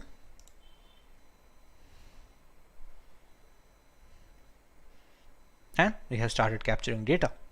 You can see the data request from the source to destination, from the time and which protocol it is following, everything we can see, and we can see the IPv4 flags here as well, as you can see over here.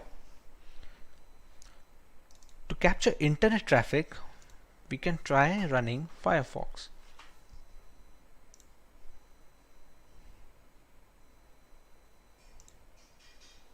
If we just write wikipedia.com,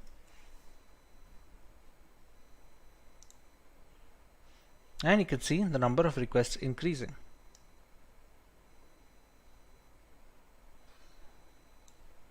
Okay, this is spelling mistake. Wikipedia. Here you can see the application data of all these requests going up, and they're connected to a destination server of 102.166.224. Now even if we check the transmission control protocol flags over here and so many more things, we cannot find anything beneficial. As you can see, the information over here is gibberish, which is supposed to be, since it's supposed to be encrypted. Now this is possible due to this being an HTTPS website, hence you can see the log symbol over here, and connection is supposed to be secure. Now what about HTTP ports? We have seen many people recommend to not visit HTTP ports. Repeat. We have seen many people recommend to not visit HTTP websites, and even if we have to visit, to not provide any critical information. For example, let's go to a random HTTP page over here. As you can see, this is saying connection is not secure, and this is an HTTP page and not HTTPS. Now let's check for some of the information that is passing through this. This is a login form.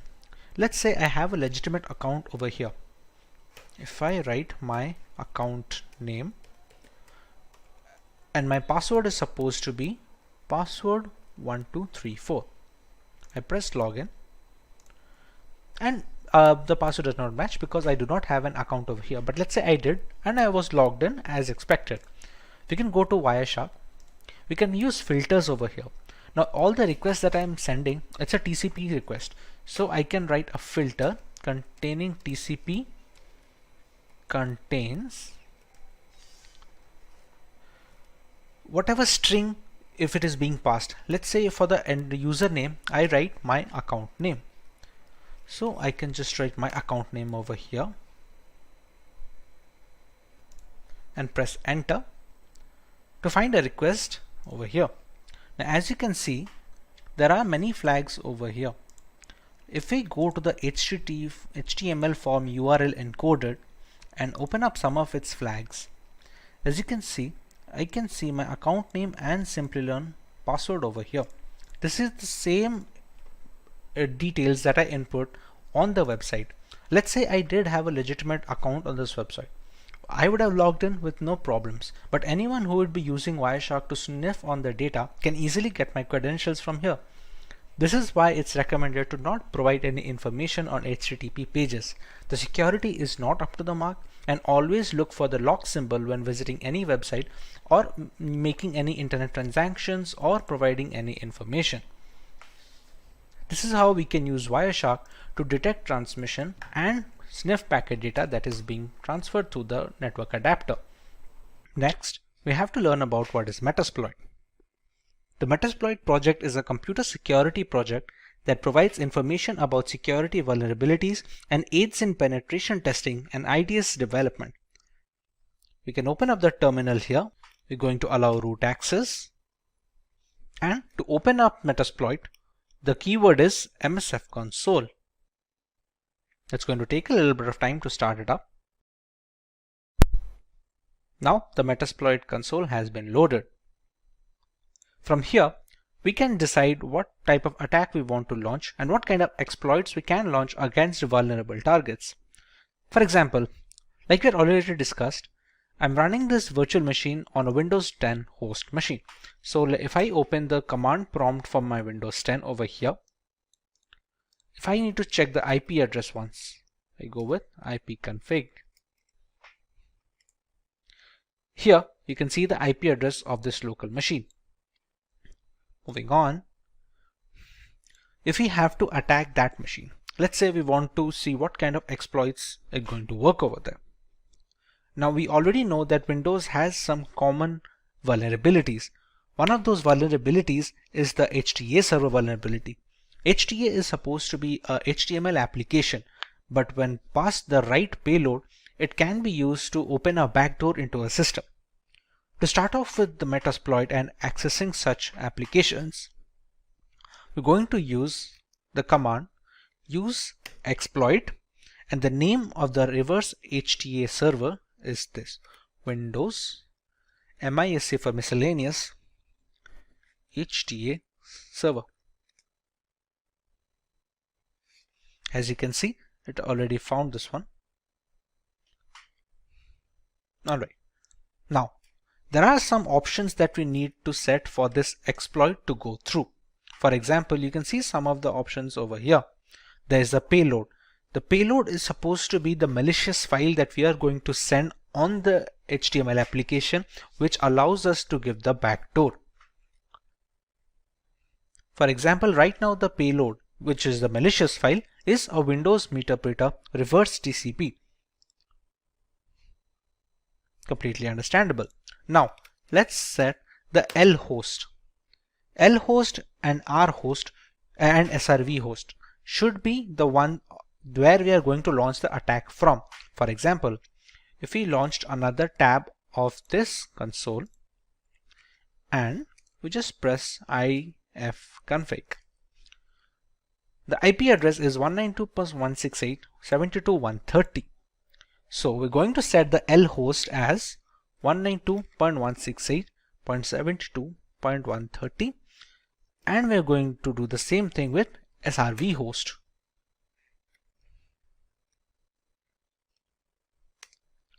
We're going to set a port where we need to capture the backdoor access. Next, the payload has already been set. This payload will launch a backdoor and give us Meterpreter access to the system. Meterpreter can be considered as an upgrade of a normal command prompt shell. We will look into it once we get the access in the first place. Now that we have set the commands, we can press on exploit and press enter.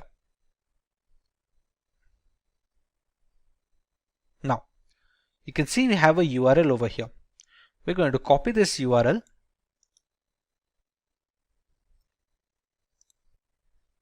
Once the URL is copied, we take it into the browser and paste it. This will ask us to download this file. Now, as per browser security settings, this file should be blocked by default. We can decide to keep it, and with the correct formulation of this malicious package, even the website browser antivirus softwares will not be able to detect good payloads. We're going to save this file and we're going to open it. Publisher could not be verified. If we press run and we go back to our Meterpreter access over here, you can see it has already captured a URL of an HT server and it is writing delivering payload. Just have to wait for a few seconds till the payload is delivered. It has sent this much amount of data. Meterpreter session 1 is opened and we should get the access soon. There we go. Now, to understand where is the session set, we can write sessions -i. As you can see, it has a Meterpreter over here. We're going to write sessions -i. The session ID is 1, so we're going to write 1.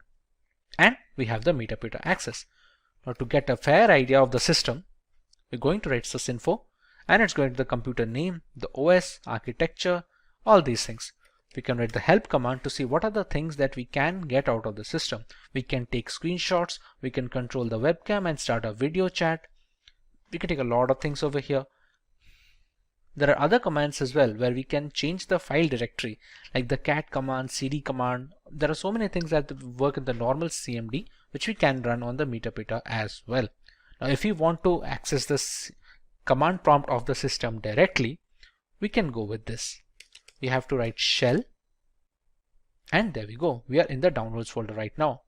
To see if this is the same computer or not, we're going to write ipconfig. As you can see, it is our victim machine with 192.168.29.171.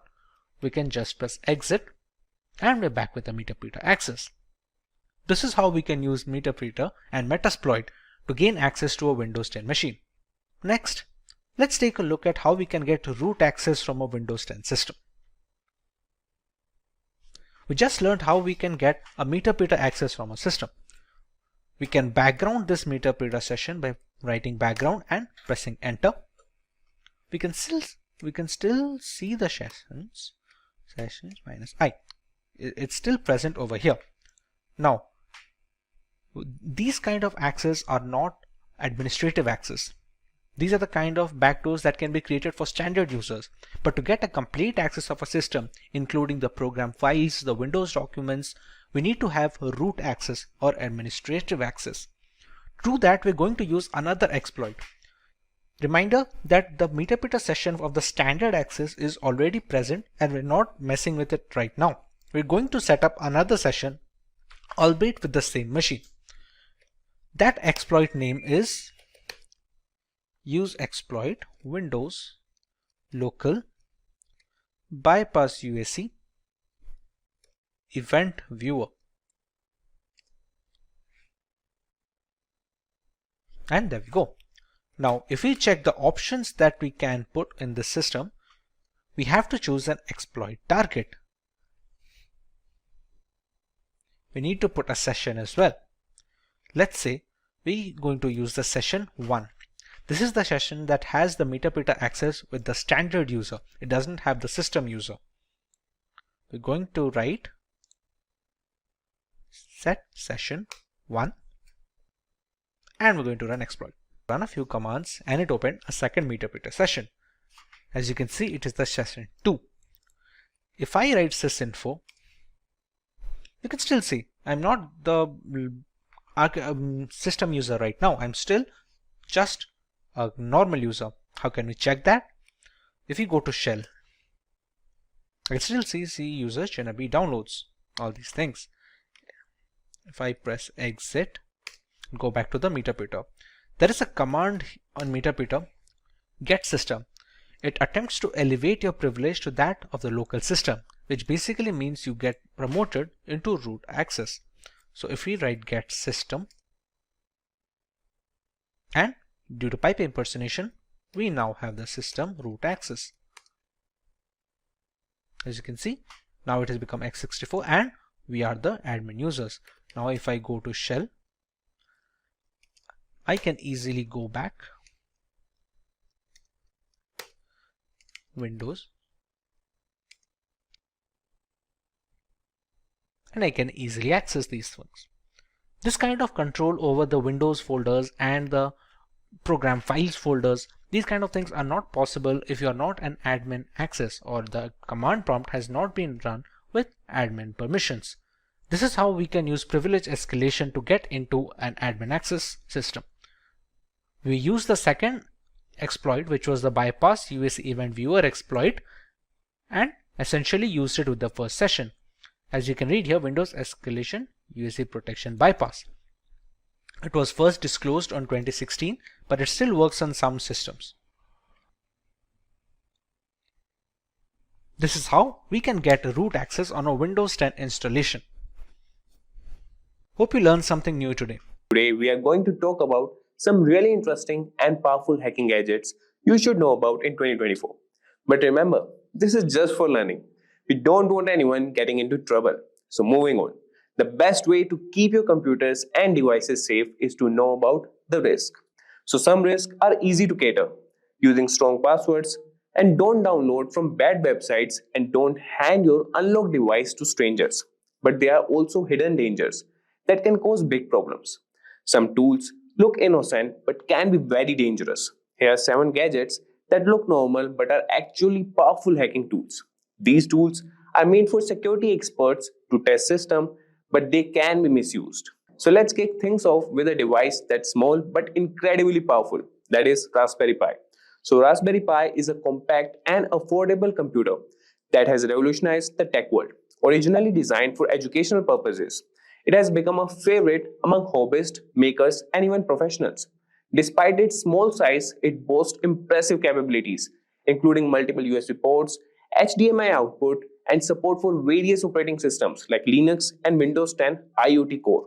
The Raspberry Pi can be used for a wide range of projects, from simple programming and gaming to complex IoT systems and home automation.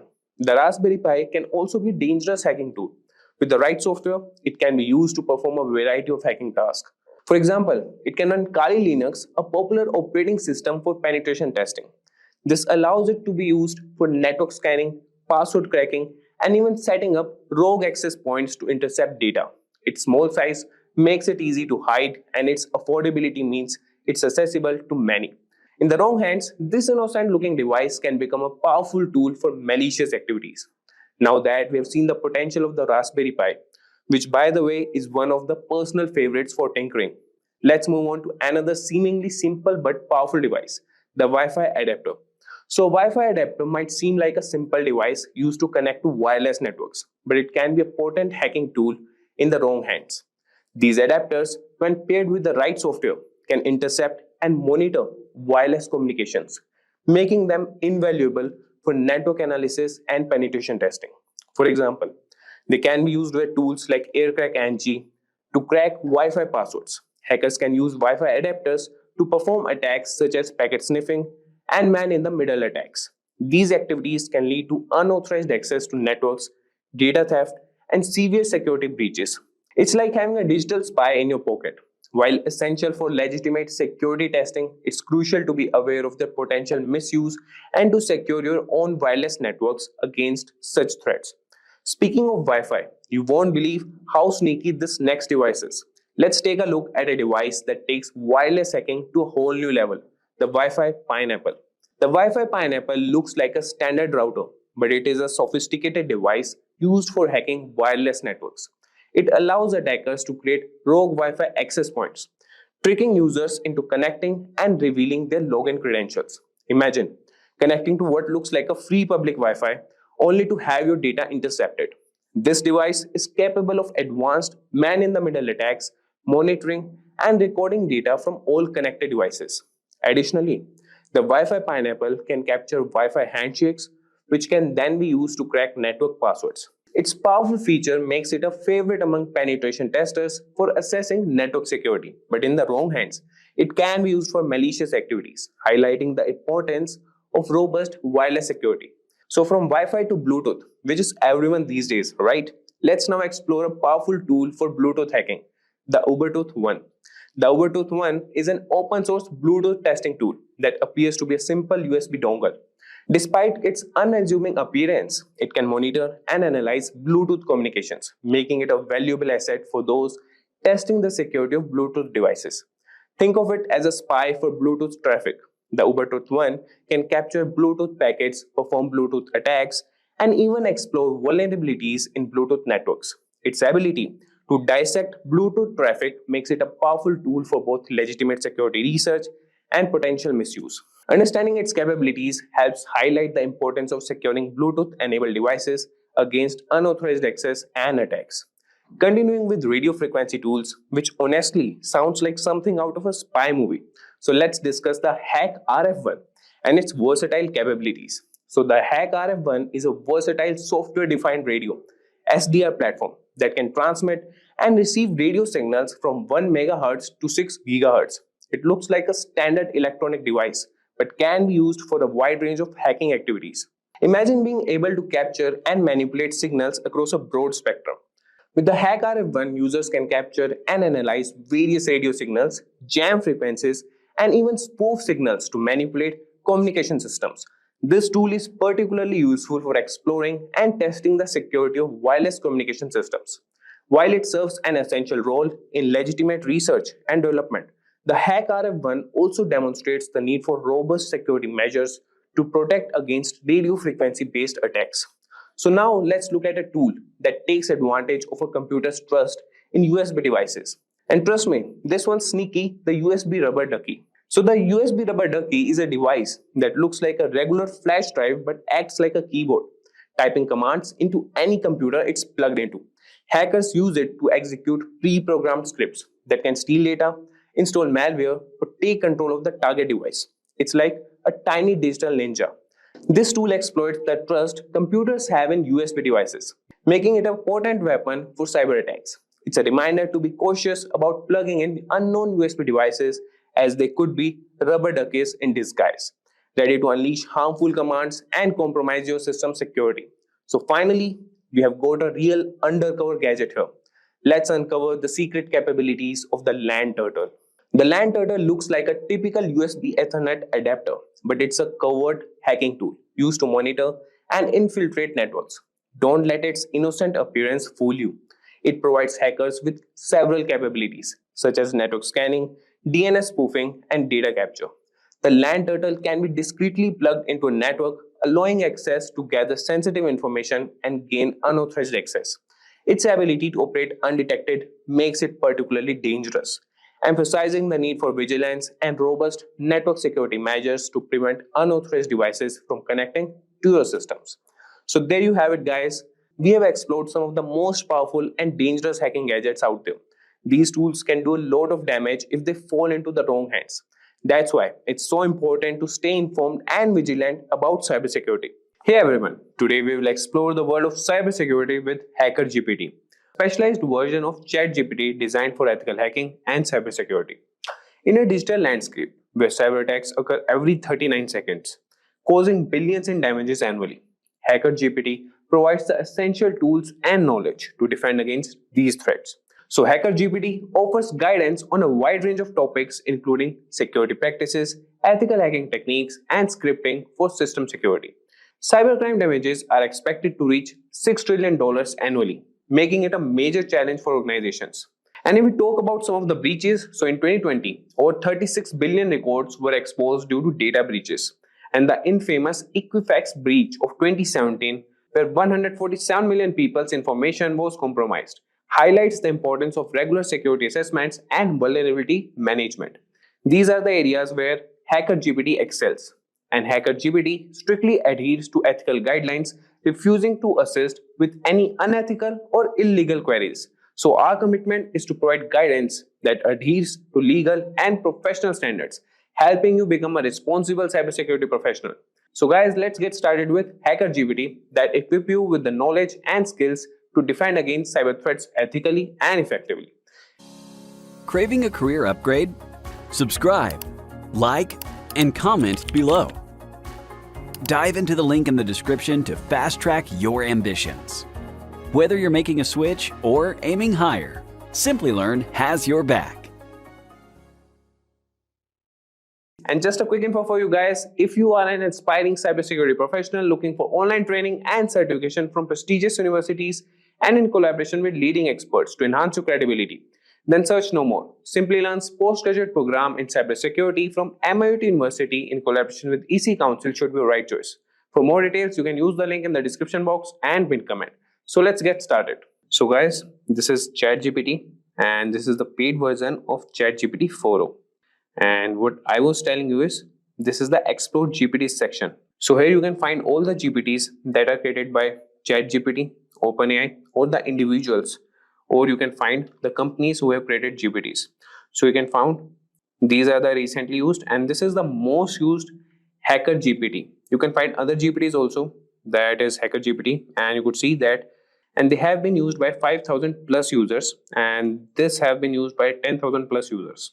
So you can just search for Ethical Hacker GPT here, and it has been rated 4.5 stars, 10,000 plus conversations, and these are the conversation starters if you need any assistance. And the capabilities you can see here, and the ratings given by users, and more by the creator who has created this. So we'll start with this. We'll start the chat here, and I want to tell you guys that ChatGPT doesn't answer non-ethical questions. So if you try to extract that information from ChatGPT, that won't be possible. But we can do a bit, like we can cross a bit line with EthicalHacker GPT, but that should be used for ethical purposes only. So I will show you guys how you can utilize this GPT. And one more thing, guys, if you want to create your own GPT, you can also create that also. You can go to Explore GPT section, and here's the create option. Click on create, and here you can start creating your GPT. If you click on configure, you can write the name of your GPT, description, instructions, and the conversation starters as you just saw with the Hacker GPT, EthicalHacker GPT, and the capabilities what you want to be enabled. You can do that. And here in the create section, you could write the prompts here, and it will take that information and use it for more purposes. And here you could attach more files that could help create your GPT. Okay guys, so here you could see the configuration and the preview of your GPT, and you can finalize that. So moving back, we'll get back to EthicalHacker GPT and start with our conversation with him. So starting with, the first thing we can do is we can ask him like, how can I perform a basic security assessment on a web application? So if I tell you guys, performing a basic security assessment on a web application is crucial for identifying vulnerabilities and ensuring the application is secure. And this process involves using various tools and techniques to test the application for common security issues. So you could ask him that, how can I perform a basic security assessment on a web application?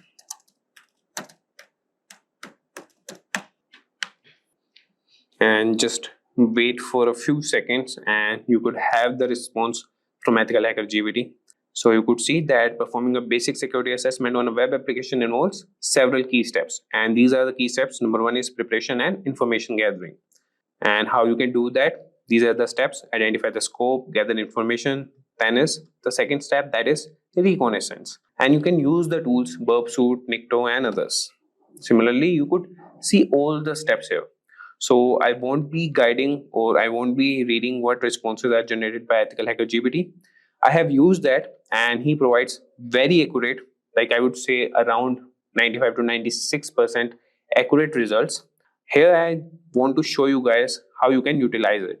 So I will show you prompts and what things you can ask him. So this was all about, repeat. So this was about the general security thing. Now we'll move to ethical hacking, and we can ask him how we can perform a SQL injection attack ethically on a test environment. So these are the prompts that you can write. That would be, how do I perform a SQL injection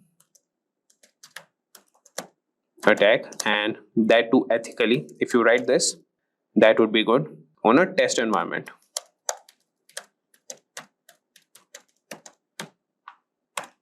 And if I tell you guys, so SQL injection is one of the most common web application vulnerabilities, and understanding how to perform a SQL injection attack ethically on a test environment can help you identify and mitigate this risk in your own applications. And you could see he has responded, and he has provided you the steps that you can set up a controlled test environment first thing, then preparation, and you could use these tools. Then you have the manual SQL injection testing. So these are the methods that you could use, that is or 1 equal to 1 for the database, and automated SQL injection testing. So this is the command for that, and you could verify vulnerability, documentation, reporting. So you could see that this GPT is capable of answering the basic questions, as we have discussed the basics question till now. Now we'll move to scripting and automation. So here you could see how he respond to this. So we'll ask him, can you provide a Python script to scan open ports on a network? So let's see what he provides. Provide a Python script, and that too to scan ports on a network. So scanning open ports on a network is a fundamental step in identifying potential vulnerabilities. and a Python script that can automate this process, making it easier to regularly check for open ports and secure them. So this is the Python script. You can use any ID and run on that, and you could see that he's explaining the code also. Yeah, you can ask him like, can you explain the code line by line, and this Hacker GPT will do that for you. And how to run the script, that also he has provided you. And similarly, we can also ask him that how we can write a bash script to monitor and log unauthorized login attempts. And if you want, I can also run this prompt. How do I write a bash script, and that too to monitor and log unauthorized access, unauthorized login attempts. So we can monitor and log unauthorized login attempts, and that would be essential for maintaining the security of your system. So as you can see, he has written a bash script, and that can help you automate this process, and this will provide real-time alerts and logs for further analysis. And you could see that he's providing the explanation and how you can run the script, and he's writing the note also. Like, you can write more prompts if you have any doubts in any of the script or any of the responses that Hacker GPT has responded, and he will definitely provide you with good responses. So now moving on, now we'll ask this EthicalHacker GPT about some specific security tools, and we could ask him about burp suit. And so let's write a prompt. Can you explain how to configure and use burp suit? Or we can write for web application testing. So if I sum you up, so burp suit is a powerful tool for web application security testing, and understanding how to configure and use it effectively can help you identify and address a wide range of security vulnerabilities in your applications. So you could see he has provided the initial steps, that would be downloading and installing burp suit, configuring your browser to use burp suit as a proxy, and then intercept and inspect traffic. And then you can use it for testing purpose, logging and reporting, and tips for effective testing. So this is the response for the security tools. And if we talk about incident response, we can ask him to write a script to collect system logs for forensic analysis. So collecting system logs is a critical part of incident response and forensic analysis. And this script can automate processes that can ensure that you have all the necessary data to investigate security incidents effectively. So if I write here, we can ask this Hacker GPT, and I'm sure he will provide the response for that and write the script. So can you provide a script to collect system logs for forensic analysis? So as I told you, this is the critical part of incident response, and we have covered about the tools, that is burp suit. We have asked him about the automation process, general cybersecurity question, ethical hacking, that would be SQL injection attack, and the Python script to scan open ports on a network. So he can write scripts also, automation tasks, and he could respond with the general cybersecurity questions also. And if you see here, for the incident response, he has written the script to collect system logs for forensic analysis. So I won't be explaining this code, as we're just looking for the prompts that we can give to EthicalHacker GPT. If you want, you could just ask him also that explain this code line by line. And here he has mentioned also the explanation, that is directories and files to collect.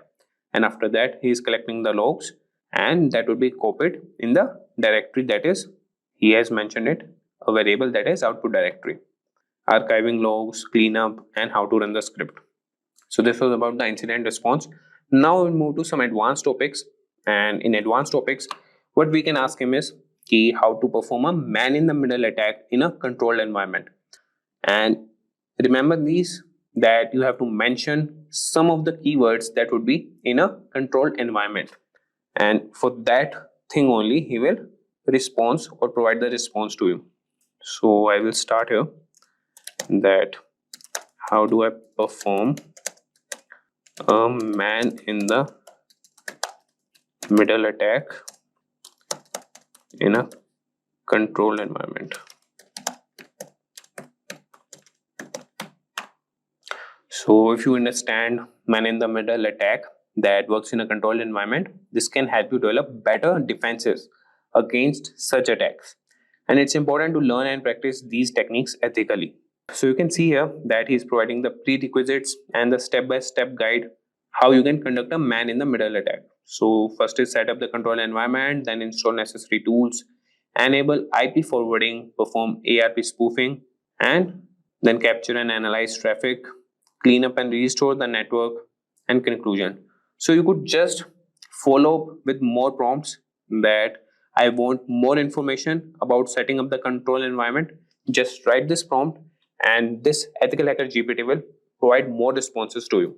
So he will provide you how you can set up the control environment. So now moving on, we will ask some more prompts, and that could be about the reverse engineering. So we could ask him that, can you explain the processes of reverse engineering a malware sample? Or we can also ask about honeypot to detect malicious activity. That could be, how can I implement a honeypot to detect malicious activity? Or what are the techniques for securing a Docker container? So we'll ask him one prompt here. Let's see what he responds to that. So how can I implement a honeypot to detect malicious activity?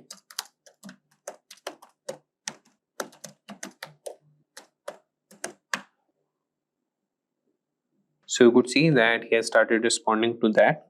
And if I tell you the sum, so a honeypot is a security mechanism set to detect, deflect, or in mechanism to some manner, and it counteract attempts at unauthorized use of information systems. Implementing a honeypot can help you monitor and understand attack patterns. And this is the step-by-step guide to implement a honeypot. You can choose the type of honeypot, prepare your environment, install and configure the honeypot software, and these are all the commands how you can configure it. Then you can monitor and analyze the honeypot and regular maintenance and updates. And this is the simple honeypot using honeyD. You could install that and run these commands. So with that, guys, and in the last we will also cover cybersecurity policies and compliance. So he could also answer to those prompts also, that you can ask him that what should be included in a company's cybersecurity policy, and you could mention which type of company you are running. So I will ask him that, so you could ask him that what should be included in a edtech company's cybersecurity policy.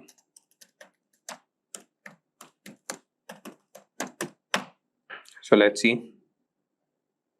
So you could see here that creating a comprehensive security policy for an edtech company involves adding various aspects, and that would be introduction. First is the purpose for cybersecurity policy, scope, roles and responsibilities, data protection and privacy, network security, application security, user security awareness and training, incident response and management, compliance and legal requirements, physical security, device and endpoint security. So similarly, you could ask him that draft me the company's cybersecurity policy and start with the introduction. So he will provide you all the introduction points, and then you can ask him that draft roles and responsibilities. He will draft that also. So you could like break it into parts and ask the EthicalHacker GPT, and he will respond to you, as it has some limitations of some words and some of the responses. So you could ask him in the breaking parts and he will respond to you. Do you know, friends, that Wireshark is a powerful network protocol analyzer that helps you capture and analyze network traffic in real time. It allows you to deep dive into data packets traveling through your network, giving you insights into network performance, security, and troubleshooting. In this tutorial, we'll guide you through the basics of using Wireshark, from setting up your capture environment to interpreting the data. By the end of this tutorial, you will have a solid understanding of how to navigate Wireshark interface, set of filters, and analyze the network traffic for different use cases. So guys, let's get started. So guys, let us start first by understanding what is Wireshark.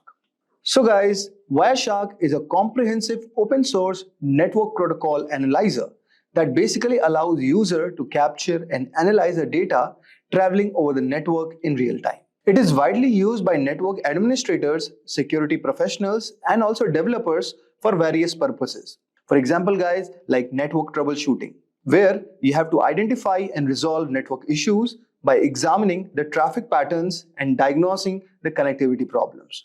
The next one is network analysis, which we'll also be doing in our hands-on, where you have to understand and optimize network performance by analyzing data flows and interaction between network systems. The third one is security auditing. You will also have to detect and investigate unusual or potentially malicious network activities such as unauthorized access or data breaches. And finally, you have a protocol development, where you can debug and develop network protocols by capturing and analyzing protocol messages and behaviors. The key features of Wireshark are: the first one is packet capture. Wireshark captures packets of data transmitted over the network. Each packet contains a wealth of information, including source and destination addresses. And also you get protocol, types, and payload data. So as you can see all over here, I've already downloaded Wireshark, and I'll guide you also how to download it. But as you can see, these are the lines that shows that the Wi-Fi packet graph is showing that this is how the packets are transmitting. So this is basically the real-time analysis what you can get through in Wireshark. Next one is you get a detailed inspection. Guys, Wireshark also decodes and displays data at various protocol layers. Example, you can get Ethernet, IP, TCP, HTTP, which allows for detailed examinations of network communications. You can also perform filtering and searching. Then you'll also get a chance to do data visualization, which includes features for visualizing network traffics such as flow graphs, as you can see all over here, and also statistics, which can help in understanding network behavior and performance. Wireshark is available for multi-operating systems, like for Windows, Mac OS, Linux, and many more. Now, there are certain scenarios where network security engineers use it. Suppose for network performance monitoring, where you track and analyze the performance of network applications and services. You also get an incident response. You investigate and respond to network security incidents by analyzing captured traffic. And you also do the protocol analysis, where you examine and troubleshoot network protocols and ensure proper implementation. Now, let us start with the Wireshark.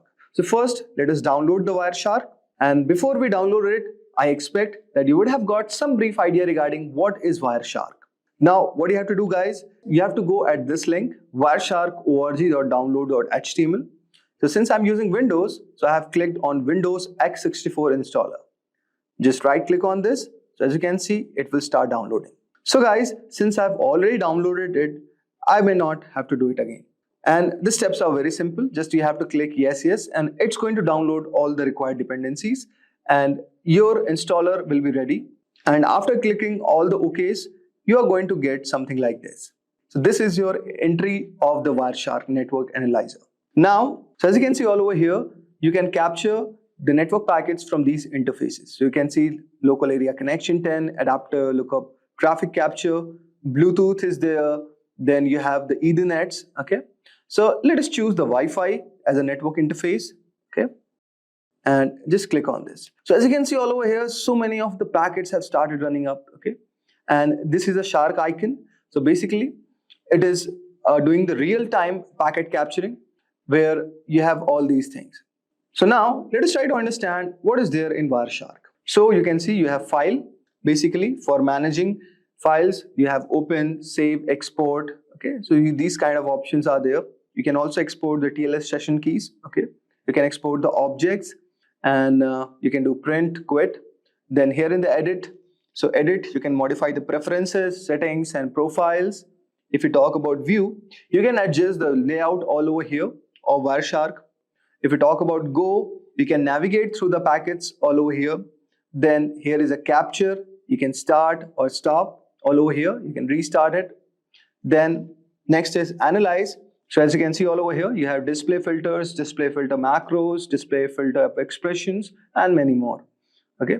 Similarly, you have statistics, okay, which helps in viewing network statistics and data summaries. Here you have telephony for using these kind of protocols. Okay. Then you have wireless. Okay. Then you have tools all over here, firewall, ACL rules, MAC address.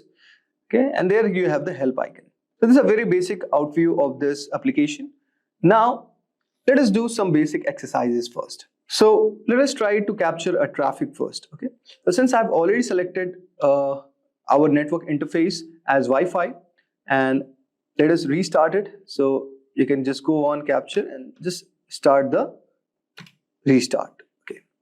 So this has started. Now go to your browser and just type, say, HTTP. Okay. And say bin.org is the file.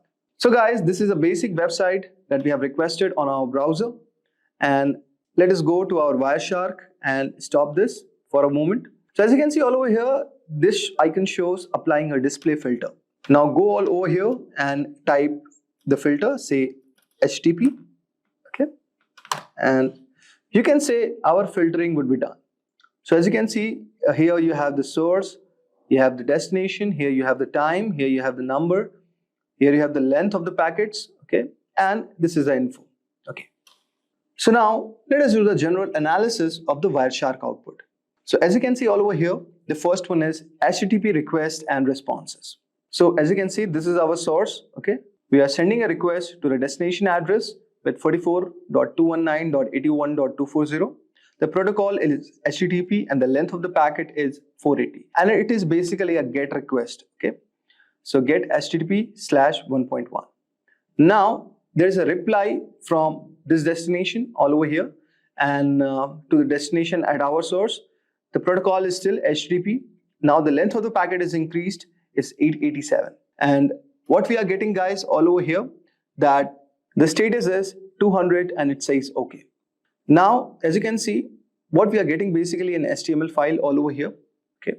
Now similarly, we are again requesting and we are getting a JSON file all over here. Now getting a specific JSON HTTP 1.1, and similarly reply is coming. So as you can see, it's a to and fro motion where we are requesting to a destination, which is the browser with the protocol HTTP, and similarly we are getting a reply from our destination. So guys, this is our device and this is the given resource we are trying to access on our browser. So basically now we can see these are the content types, which is text HTML for the HTML structure, okay. And also you can see all over here, this is a JSON type, okay. And these are the type of the content we are trying to access it, okay. And this is the request what we have done to our destination, which is the browser, okay, with the bin.org, and it is returning a text.html file. I hope so guys, you would have got a brief idea like how you can do the general analysis of the Wireshark output. Now let us try to do one more example which will make our concepts more clear.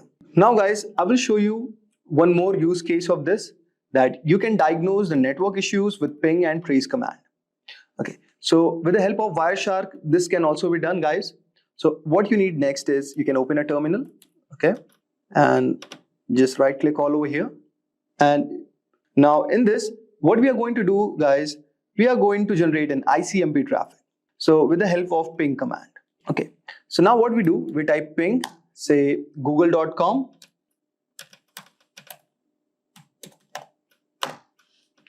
And you can see all over here, the request and reply have started. And now what we will do, guys, we will use the tracert command for tracing our packet flow.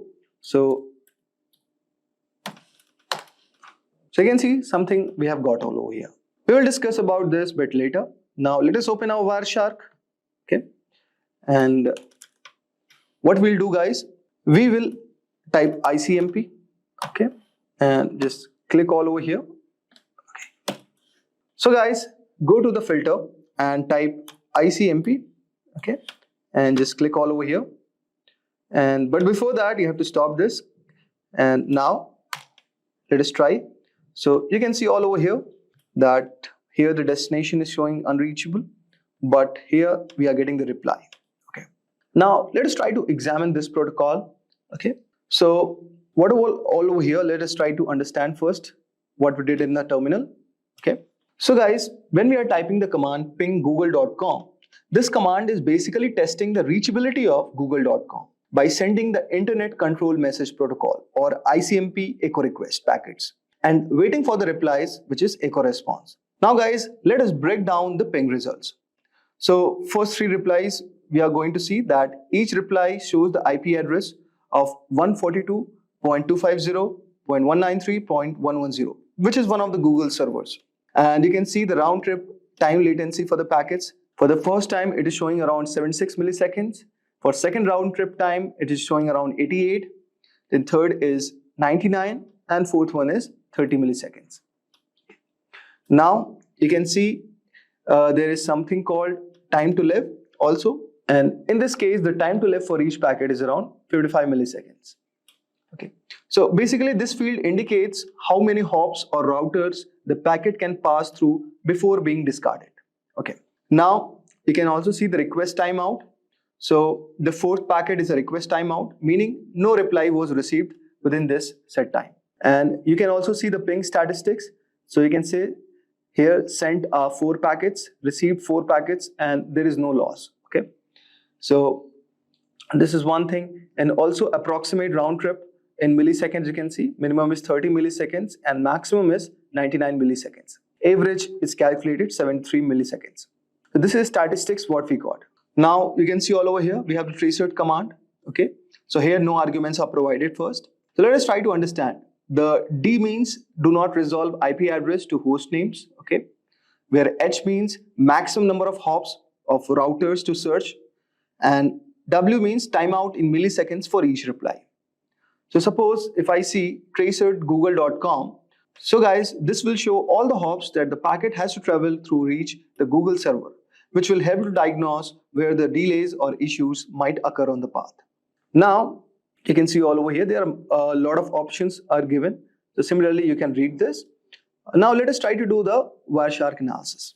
So you can see all over here with our source 10.101.5.118, and we are sending the request to the Google server, and this is Internet Control Message Protocol. So you can see all over here this is echo, this is a ping request with ID 0x001, and we can see the sequence is also given, the time to live, and we are replying in 7641 milliseconds. So this packet is basically what we are doing, guys. We are 7630 is our packet number, and this is what we are sending as a request. Then 7641 is a reply from the Google server with the given ID, okay, the sequence number of this and the time to live, and it is also giving the request one. Now what you can do, guys, you can also apply one filter all over here. We can, okay, now with the help of this you can just see there are a lot of options as a filtering. Okay, so you can read the documentation for this, and whenever it is turning red, guys, it is showing something as error. Okay, and now let us do this and let us type our IP address, say 101, okay, 1.5.118. Okay, so this is also one of the way you can apply the filter. Okay, so it's going to filter out the IP address. Okay, say let's do this. So it is going to filter out our IP address, which is basically the same which is sending, because we have not given any other ping request. So guys, here what we can see, so this is kind of the analysis what we are doing basically. Okay, so guys, this was a Wireshark analysis for diagnosing the network issues with the help of ping and trace commands, and you can do a lot more other things with the help of Wireshark. Basically, these tools are used by network administrators, hackers, and also network engineers to understand the network performance, diagnose the network issues.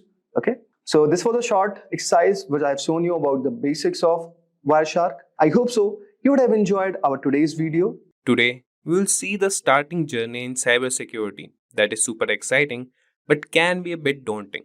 So to help you out, we are going to talk about some common mistakes that beginners often make and how you can avoid them. If you're just getting started or looking to improve your skills, this guide will set you on the right path. So let's dive in and make sure your cybersecurity career gets off to a strong start. So let's get started and we'll see the worst beginner cybersecurity mistakes everyone makes. And we'll start with the number one point, that is ignoring basics. So many beginners rush into advanced topics without mastering the basics, which can lead to confusion and frustration later on. It's essential to build a strong foundation before diving into complex subjects. If we talk about number one is understanding networking. Networking is the backbone of cybersecurity. Learn how data travels across networks, different types of networks like LAN and WAN, and basic networking protocols. Knowing how network protocol functions help you understand how attacks occur and how to defend against them. Then comes mastering operating systems. So operating systems are another critical area. Whether it's Windows, Linux or Mac OS, you need to know how different OS work and learn about file systems, user management, and basic command line skills. So this knowledge is crucial for tasks like malware analysis and system hardening. Then comes the basic coding skills. So coding is an invaluable skill in cybersecurity. You can start with a simple language like Python and learn how to write scripts to automate tasks, analyze data, and understand the logic behind software vulnerabilities. So basic coding skills will help you comprehend how attacks are carried out and how to develop countermeasures. So taking the time to master these basics will make advanced topics much easier to understand and will set a solid foundation for your career in cybersecurity. So remember, it's a journey and starting with the basics will ensure you build strong, lasting knowledge. Now we'll come to number second point, that is skipping hands-on practice. So this is also one of the cybersecurity mistakes that beginners make. Cybersecurity isn't just about theory. Practical experience is crucial, and many beginners focus too much on reading and studying without applying what they have learned. This creates a gap between knowledge and real world skills. So, the number one point here is setting up a home lab. So, create a home lab with an old computer or virtual machine to practice what you learn. Install different operating systems, set up networks, and simulate attacks in a controlled environment. Then comes real world scenarios. So use your home lab to practice real world scenarios like configuring firewalls and detecting intrusions. Platforms like Hack the Box and Try Hack Me offer cybersecurity challenges that mimic real life networks and systems.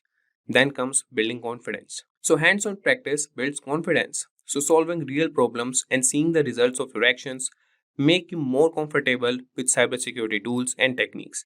And this confidence is crucial when making quick, informed decisions in this field.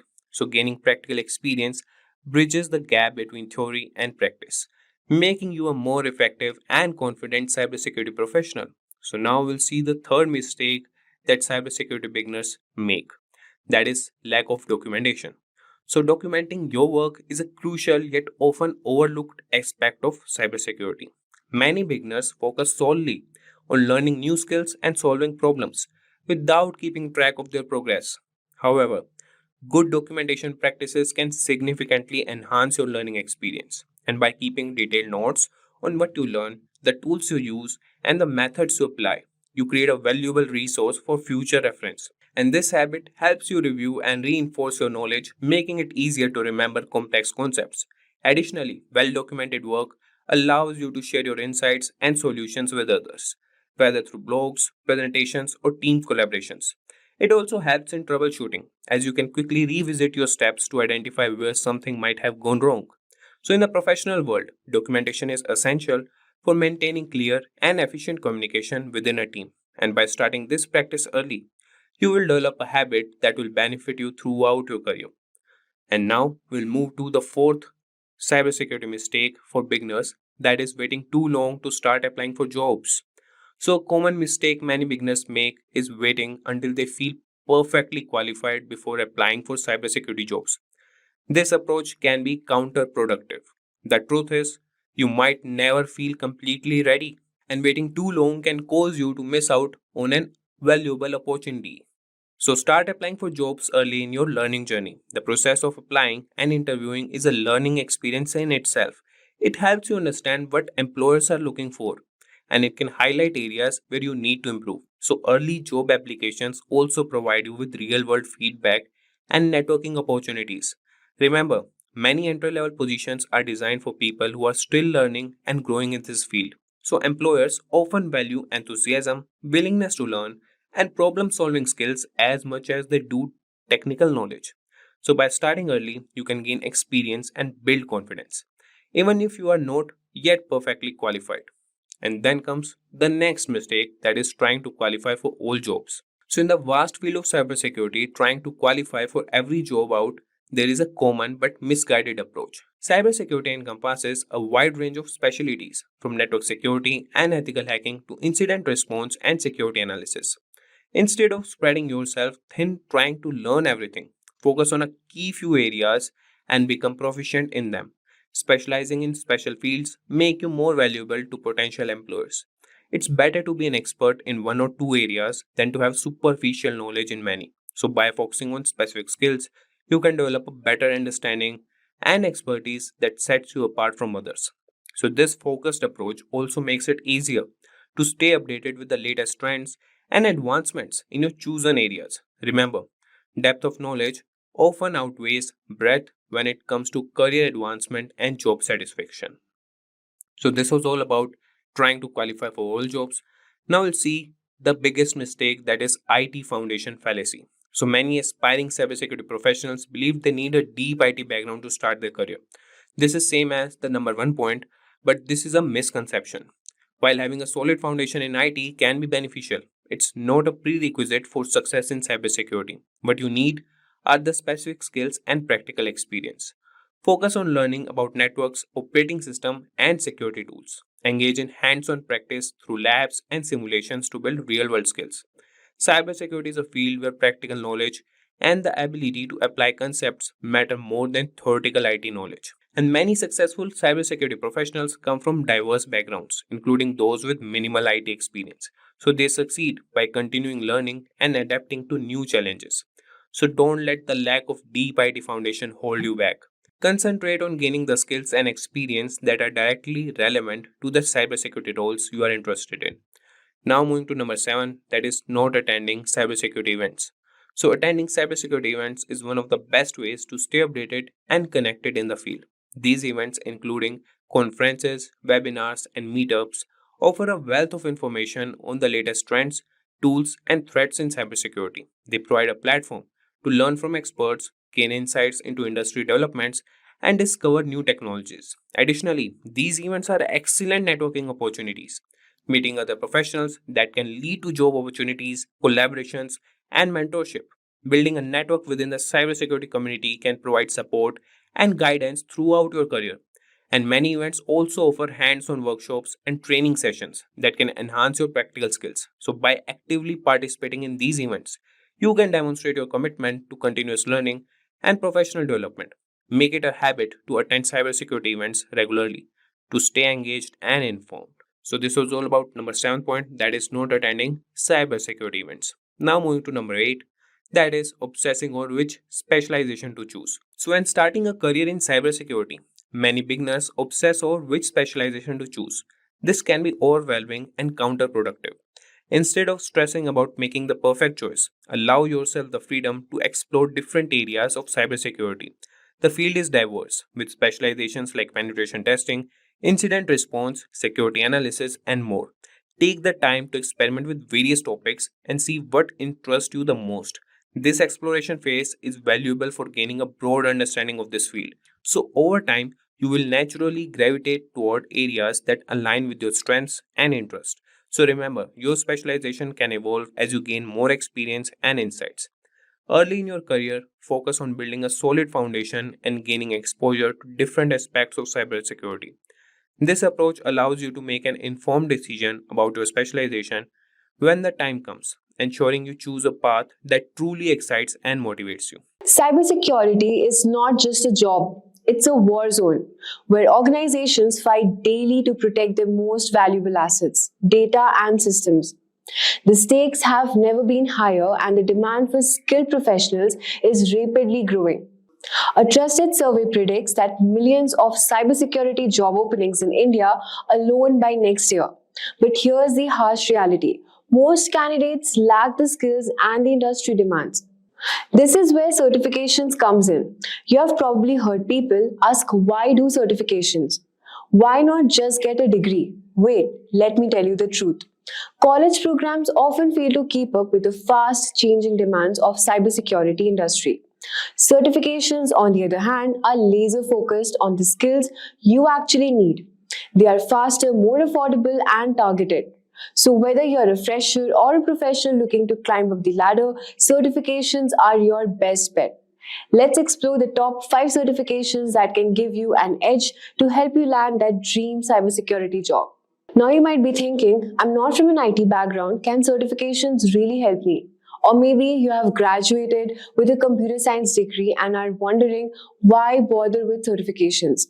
Let me explain why certifications are so powerful. First, if you are from a non-IT background, certifications can open doors you never thought possible. They provide you with hands-on practical skills that employers value far more than theoretical knowledge. For example, even if you have never written a single line of code, certifications like CompTIA Plus Security or Certified Ethical Hacker can teach you the foundational skills needed to land your first job in cybersecurity. On the other hand, if you're already a computer science graduate, certifications allow you to specialize.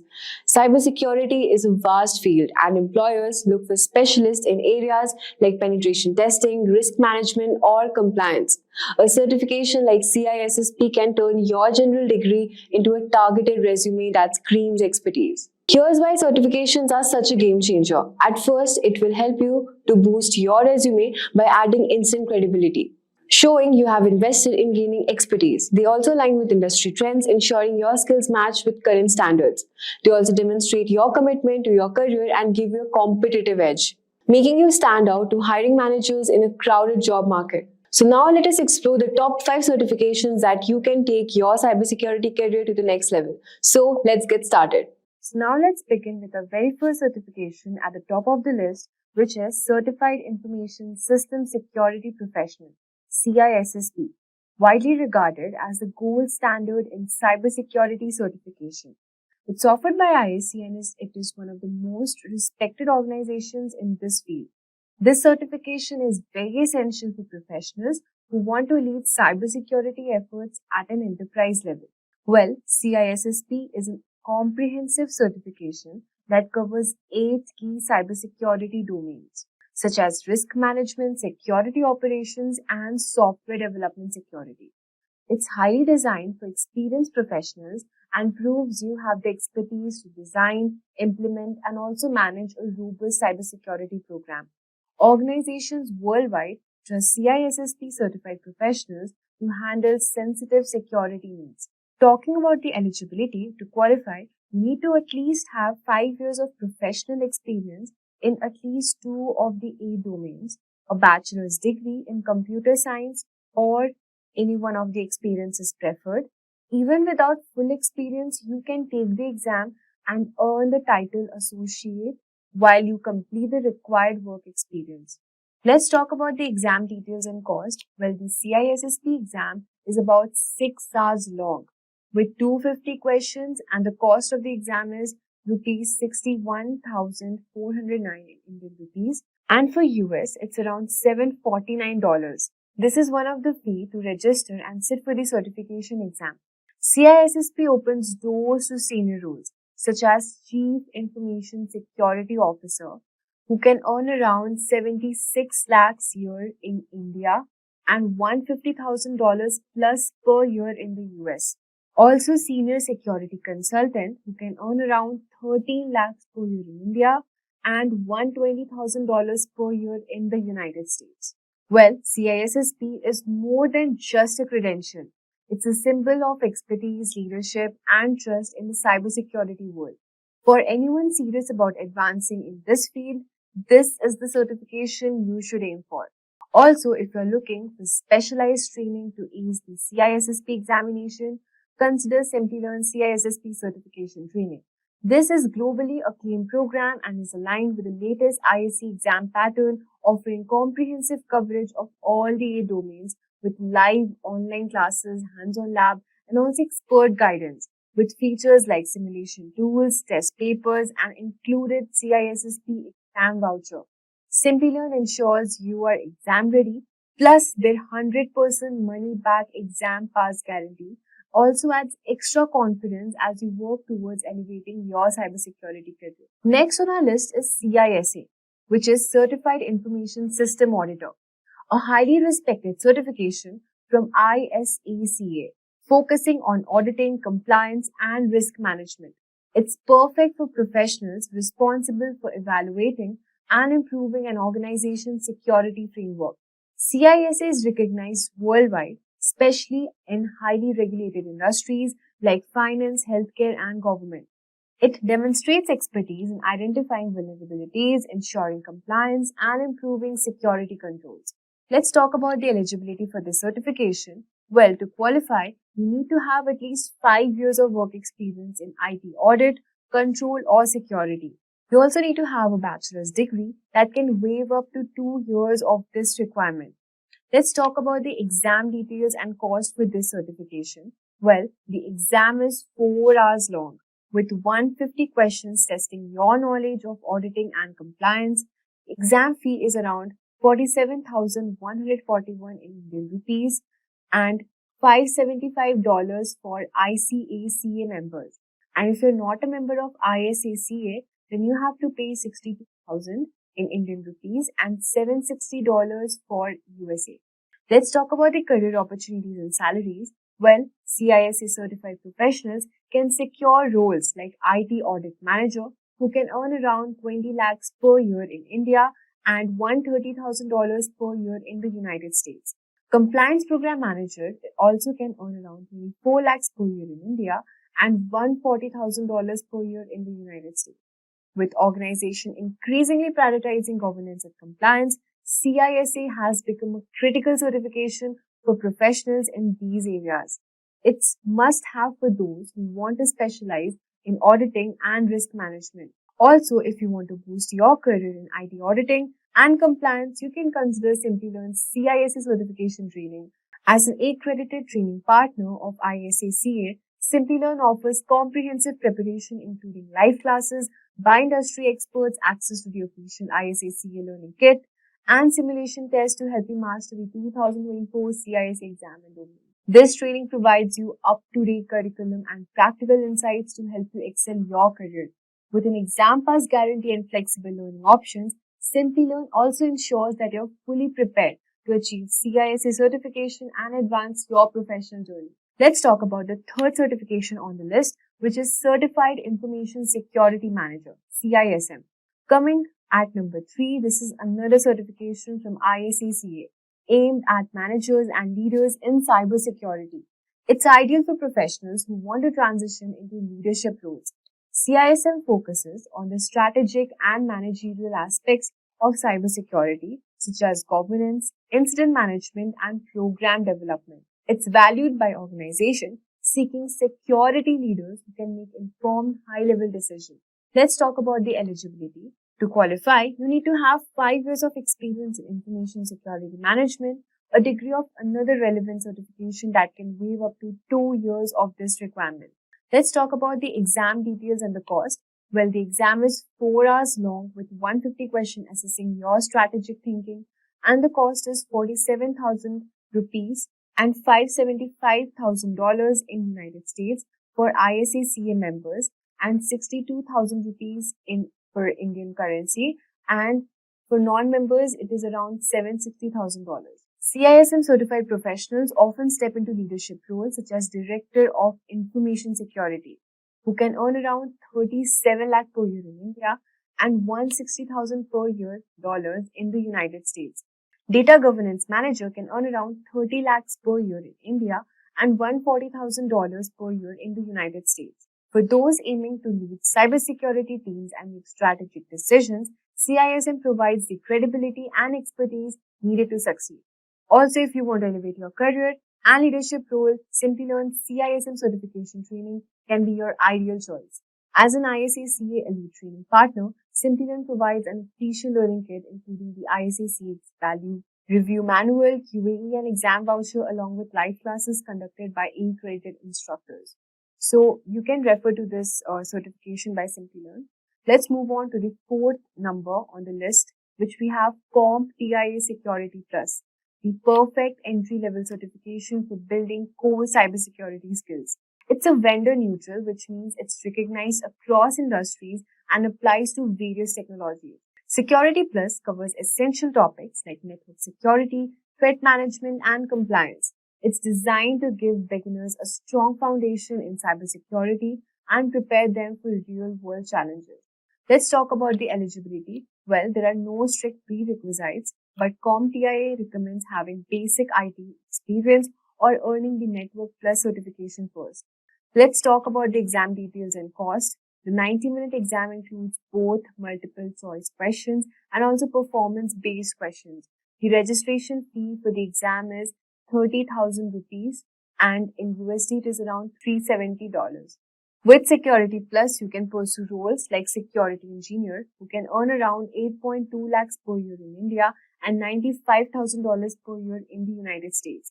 Cloud engineers can earn up to rupees 6 lakh per year in India and $85,000 per year in the United States. Security Plus is an affordable, impactful way to start your cybersecurity journey, making it an excellent choice for beginners. Also, if you're looking to begin your cybersecurity career with confidence, consider Simplilearn's CompTIA Security Plus certification training. This will also provide you comprehensive coverage of all the exam objectives and focuses on real-world applications to prepare you for the industry challenges. Additionally, flexible learning options and 24/7 assistance makes it an excellent choice for learners worldwide. Finally, we have CEH, which is Certified Ethical Hacker on the list. The perfect certification for those who dream of thinking to become a hacker to protect systems. Offered by EC Council, this credential focuses on skills needed to become penetration testing and ethical hacking. CEH is a hands-on certification that teaches you to identify vulnerabilities, detect attacks, and secure systems. It's a great choice for professionals drawn to ethical hacking and proactive cybersecurity. Moving on to the eligibility part, to qualify, you need to have 2 years of experience in information security or at least completion of the EC Council's official training program. The exam details and the cost is, the exam is around 4 hours long with 125 multiple choice questions and the exam fee is 98,000 and 1,199 USD dollars in USD. CEH certified professionals often work as penetration tester who can earn around average of 5 lakh per year in India and $85,000 per year in the United States. Cybersecurity engineers can earn 7.3 lakh per year in India and $100,000 in the United States. CEH is perfect for professionals who want to specialize in offensive security and ethical hacking. It's an exciting certification that paves the way for dynamic, high-impact roles. Also, if you are ready to step into the world of ethical hacking, then Simplilearn CEH V13 certification training is the perfect choice. Accredited by the EC Council, this course includes the official e-courseware AI-driven tools and exam voucher with hands-on labs, live sessions, and cutting-edge tools. Simplilearn equips you to excel in penetration testing and many more. Imagine being able to assess a security of your systems like a pro hacker, but ethically, of course. In this tutorial, we are going to walk you down through how to perform penetration testing using Kali Linux, which is one of the most powerful tools in the cybersecurity world. Whether you are a beginner or a tech enthusiast, you're going to learn the basics of pen testing with essential tools in Kali Linux and how to identify vulnerabilities in your network. By the end of this video, you're going to have a strong foundation on how to start your ethical hacking journey. So first, let us try to understand what exactly is penetration testing. Penetration testing or pen testing is a simulated cyber attack which is conducted by ethical hackers to evaluate the security of a system, application, or even a network. The goal here is to uncover vulnerabilities, weak points that attackers could exploit, and provide actionable recommendations to secure the systems. Unlike regular vulnerability assessments, penetration testing goes a step bit further by actively exploiting the vulnerabilities to understand their impact. Now, you'd be wondering, why do we do penetration testing? So, penetration testing serves several critical purposes. First of all, like identifying the weaknesses. So, you could just write over here.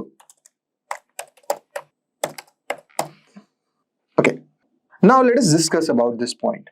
So even the most secure systems have vulnerabilities, and these can stem from outdated software, misconfiguration, or even a human error. Now, penetration testing uncovers these weaknesses before they are exploited. Suppose I'll give you an example.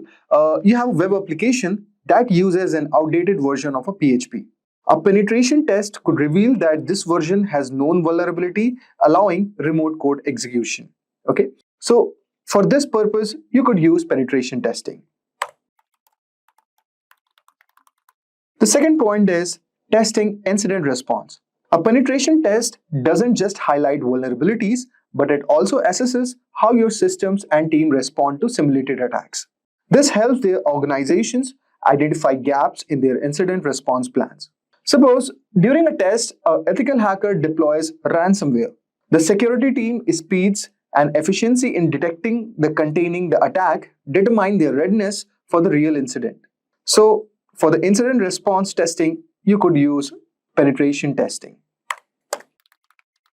Now the third point could be meeting the compliance standards. Industries like healthcare, finance, and e-commerce must comply with stringent data protection regulations. So penetration testing helps meet standards such as PCI DSS, GDPR, or HIPAA. Okay, so I'll just mention all over here. Fine. Now, the fourth reason which I could think of could be protecting the reputation. A breach can damage customers' trust and tarnish your brand image. Penetration testing is a proactive way to safeguard your reputation. For example, a major retail chain suffers a data breach, exposing millions of customer records. Post-incident analysis reveals that a simple penetration test could have identified the vulnerability and prevented the breach. Now, let us discuss about types of penetration testing. So, penetration tests can be categorized based on their scope and the level of information shared with the tester. On the basis of that, I have mentioned three of the penetration testing types. The first one is black box testing. So here, the tester has no prior knowledge of the system. This simulates an attack by an external hacker. So that is called a black box testing. Now, if I discuss about white box testing, here the tester has full access to the system, including source code, architecture details, etc. So this simulates an insider attack or a highly informed hacker. The third one that we have all over here is gray box testing. So here the tester has partial knowledge, such as user credential or limited architecture details. Based on this, he simulates the attack. So you could do these kind of penetration testing on a system to check its vulnerability. Now let's do a hands-on exercise on penetration testing with Kali Linux. Now, if you have not installed Kali Linux, so just go to the official documentation or official website of Kali Linux. So here you could see you will get a tab called Get Kali. Okay, just you could go for virtual machine way of installation, or you could go through installing the image. Okay, so there are various ways you could do it, but if you are using Windows operating system, so what you could do, just go directly to your Microsoft Edge. Okay, so here it is going to have Kali Linux. Just type on.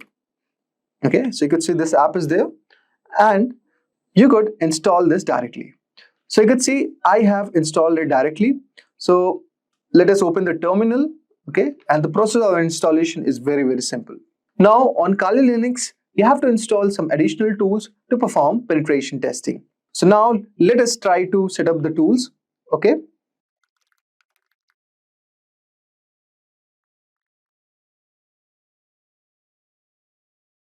So you can see all over here, I have opened my Kali Linux terminal.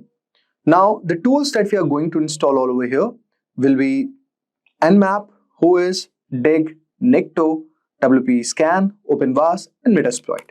Let me give you a brief idea about these tools. So Nmap also stands for Network Mapper. So the purpose of this tool is going to be scanning the network to identify open ports, services, and operating system. You could also scan the target for open ports and also the running services. Next tool will be Whois. Now, Whois is going to provide you domain registration details and ownership information.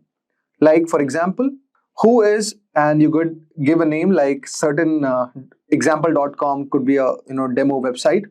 So which will help you to gather domain level information about the target. Now the third tool is dig. So dig performs the DNS enumeration to receive the DNS records, like for example A, MX, NS. Okay, so all of these are DNS records basically. So this tool is very much important if you are we will be needing some DNS record to do the penetration testing. So basically it is used to explore the DNS structure of the targeted domain. Now the fourth tool is going to be Nikto. So Nikto is going to scan web servers for vulnerabilities such as outdated software, default configuration, and potential misconfigurations. Now it is also going to check for vulnerabilities on the web server also. The fifth tool is WP Scan. Now if I talk about this, so this basically scans the WordPress websites for vulnerabilities in themes, plugins, and core files. Okay. Now it enumerates the users and checks for plugin vulnerabilities. So WP Scan requires an API token which can be obtained from this website. So type wp-vulndb.com. So you could get it all from here. Okay, so this is certain additional requirement. Now let us talk about the next tool that we have is OpenVAS. Now if I talk about OpenVAS or Greenbone Vulnerability Manager, so this provides a comprehensive vulnerability management system. Okay, so basically it performs scans to detect vulnerabilities across the target. Finally, we have the Metasploit. If I talk about Metasploit, then it is basically used to exploit development and execution for identified vulnerabilities. Now, before updating it, you have to type certain thing like this, sudo apt update.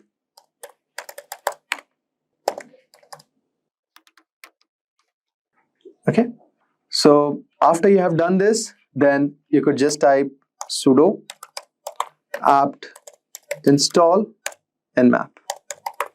Now since I've already installed nmap, okay, so I don't need to do it, but you could do it with this command. So now let us check the version of nmap.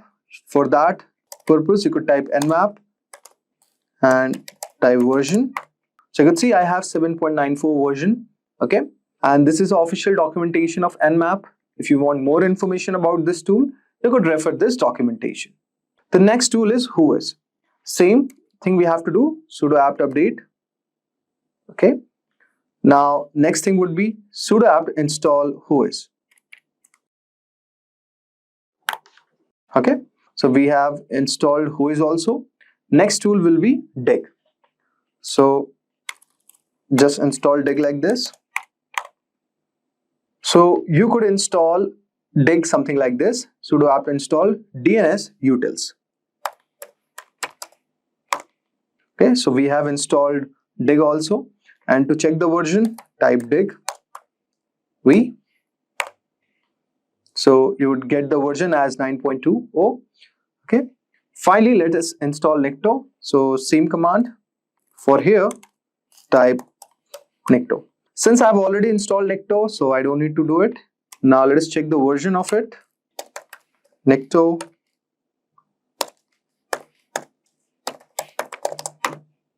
So you can see I have version of Nikto all over here.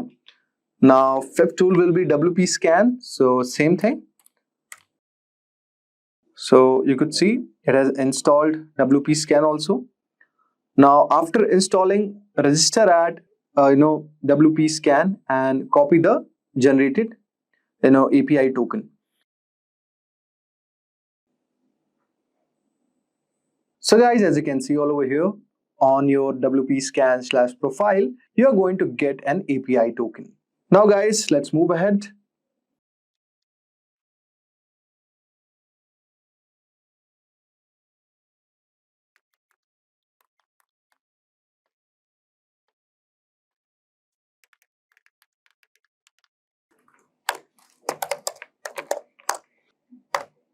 So guys, you can check the version of WP scan after typing WP scan / version, and you could see I have version 3.8.27 installed.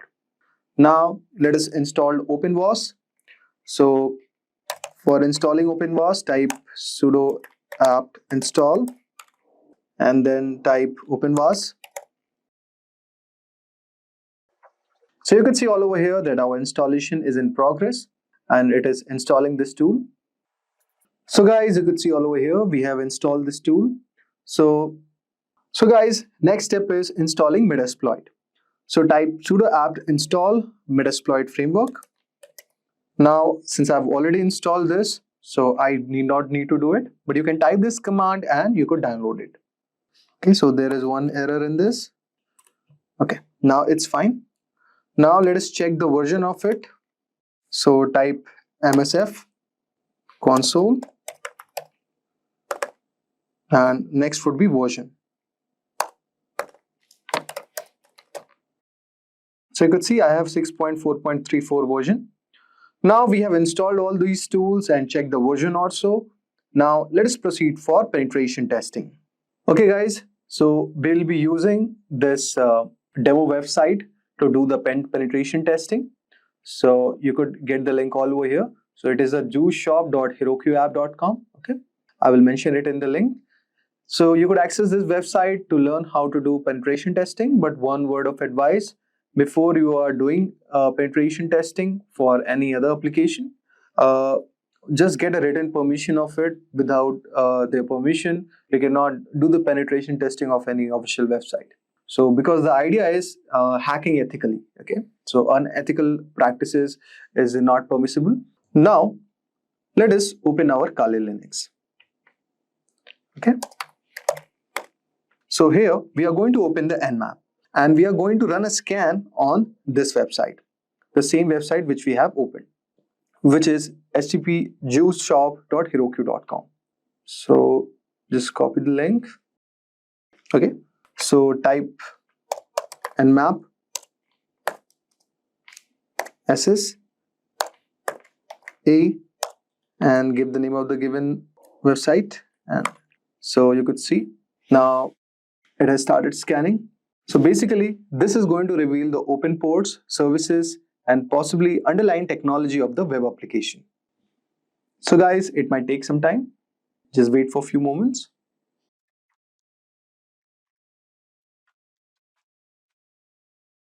So guys, you could see all over here that Nmap has given the complete scan. Okay, so you could see the stats all over here. So port 80 and it is using a TCP protocol. Okay, and state is open. It is so port 80 is basically open all over here, and the service is HTTP. Okay, and the version is Cowboy. So we have got this brief idea regarding this, that for open port on HTTP, it is 80. Now let us identify the web server use all over here. So you could see all over here, the server is Heroku router. And so we have got all the information of this website. We have got the open port. So the overall idea was to look for the open port. Okay. Now let us do the vulnerability assessment of this. So for doing the vulnerability assessment, we'll be using Nikto. So type Nikto/h and the name, copy the link.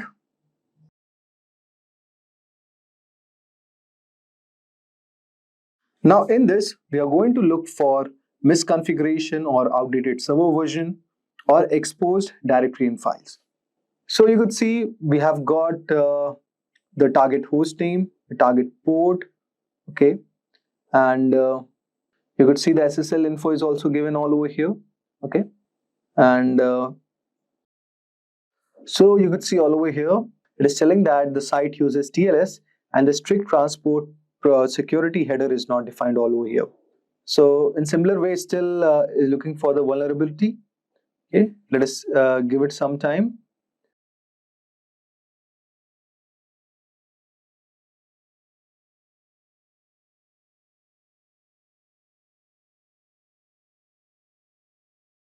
So guys, you could see all over here that Nikto has given a lot of vulnerability assessment. So let us try to look at first. Okay, now you could see it has also told that server is using wildcard certificate. Okay, if you want a brief idea about it, just click on this link. Then You could also see all over here that it is giving all the information what could be vulnerable. So now it is giving some backup certificate file found. So if you move down a little bit, so you could also see that X content type header is also not set. So here it is telling that it could allow a user agent to render the content of the site in different fashion. So this can be a MIME type attack can be done on this website. So guys, you can see all over here that it is also given robots.txt. So this is actually a plain text file which is located in the root directory of the website. For example, juiceentry.com/robots.txt. The primary purpose is to instruct web crawlers such as search engine bots or who are interacting with the website. It can release sensitive information, making it significant for both web security and SEO perspective. So guys, you could see all over here, we could manually check for robots.txt file. So give the link of the given website for which you're doing the pen testing and give /robots.txt. Now you could see in the output it's given user agent star disallow FTP. Now what is user agent? So this is a directive which applies to all the web crawlers and the bots. So asterisk is a wildcard, meaning it is intended for every bot that visits this website. Example, it could be a Google bot or Binge bot, etc. Now, what is it is disallowing? So disallowing it is this directive is telling that bots not to crawl on the index of the FTP directory of the website. Okay, so bots should keep they should skip this FTP and avoid listing its content in the search engine. However, this does not restrict manual access by the users or attackers who can directly visit the /FTP URL in their browser, or they could use a tool like curl. So what is the significance of these configuration? For example, with the web crawlers, search engines and bots will respect this directive and avoid the crawling of the /FTP directory. It is helping optimize the crawling by excluding unnecessary sensitive path. For the security perspective, the presence of /FTP in robots.txt can be a security risk because it is revealing the existence of potentially sensitive directory. Attackers may manually navigate to the /FTP to check for files or vulnerabilities. Third, if we talk about with the respect of penetration testing, the FTP entry can serve as a clue for ethical hackers or penetration testers to investigate. Okay, so you can check the /FTP directory for sensitive files like backups, configurations, or credentials. Okay, now if you want to look for the hidden files, so you could use tools like derb. Okay, so you could go for the directory enumeration for the same. Just type derb, give the link, and /FTP. So you might be able to access some hidden directories under /FTP. So I hope so you would have got a brief idea regarding /FTP, and do check for these files in a given website. It's very important process of penetration testing. Now let us finally proceed for the SQL injection. So guys, SQL injection is a technique which is used to manipulate a website database by injecting malicious SQL code into the input field. So the steps involved are as follows. So first of all, go to the login page. So you could see account all over here. Go click on login. Now here enter the following user credentials. Like you could give for username as say 1 equals 1. Okay, or you could give any password or you could leave it blank. Okay, now you could see all over here that we have injected a payload 1 equals to 1 or something like this. Okay, so you can see all over here that I'm not able to log in. Okay, so you could see this is being secured. Now let us give certain other email and let us say provide a password, or we could leave it blank. So it's still asking for your password. So type anything. Okay, just log in. You could see it is telling invalid email or password. Okay, means like we have not registered yet all over here. That's why it's saying invalid email. So let me explain you what I am trying to do all over here.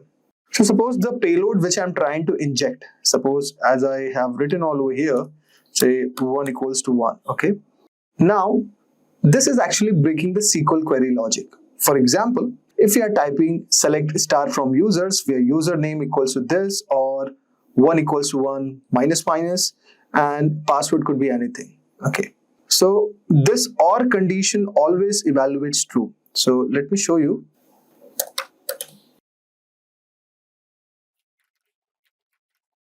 So guys, you could see here that I'm writing a SQL query, something like this. Okay. Select star from users where username equals can be anything, or it could be 1 equals to -1 and password could be anything. So this is kind of a SQL injection where we are trying to put anything malicious inside the given code. So this OR condition 1 equals to 1 always evaluates to true. So it is bypassing the authentication.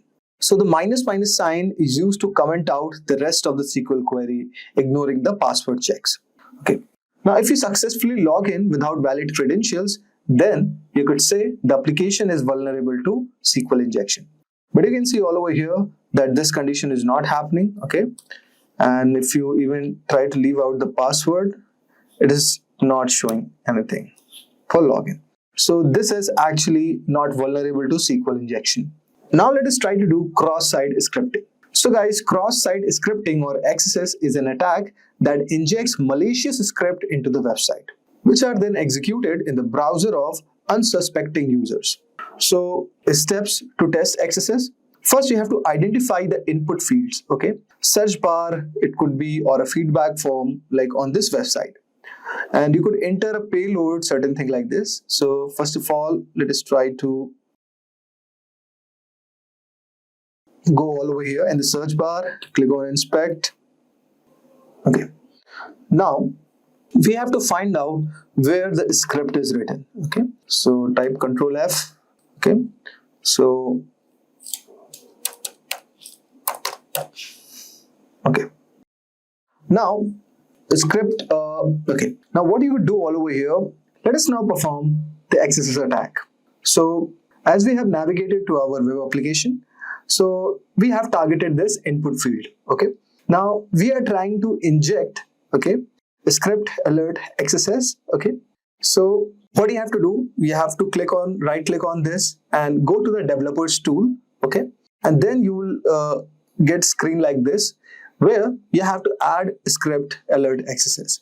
Now, if the alert box pops up, okay, if it does, then it shows that it is vulnerable to the XSS attack.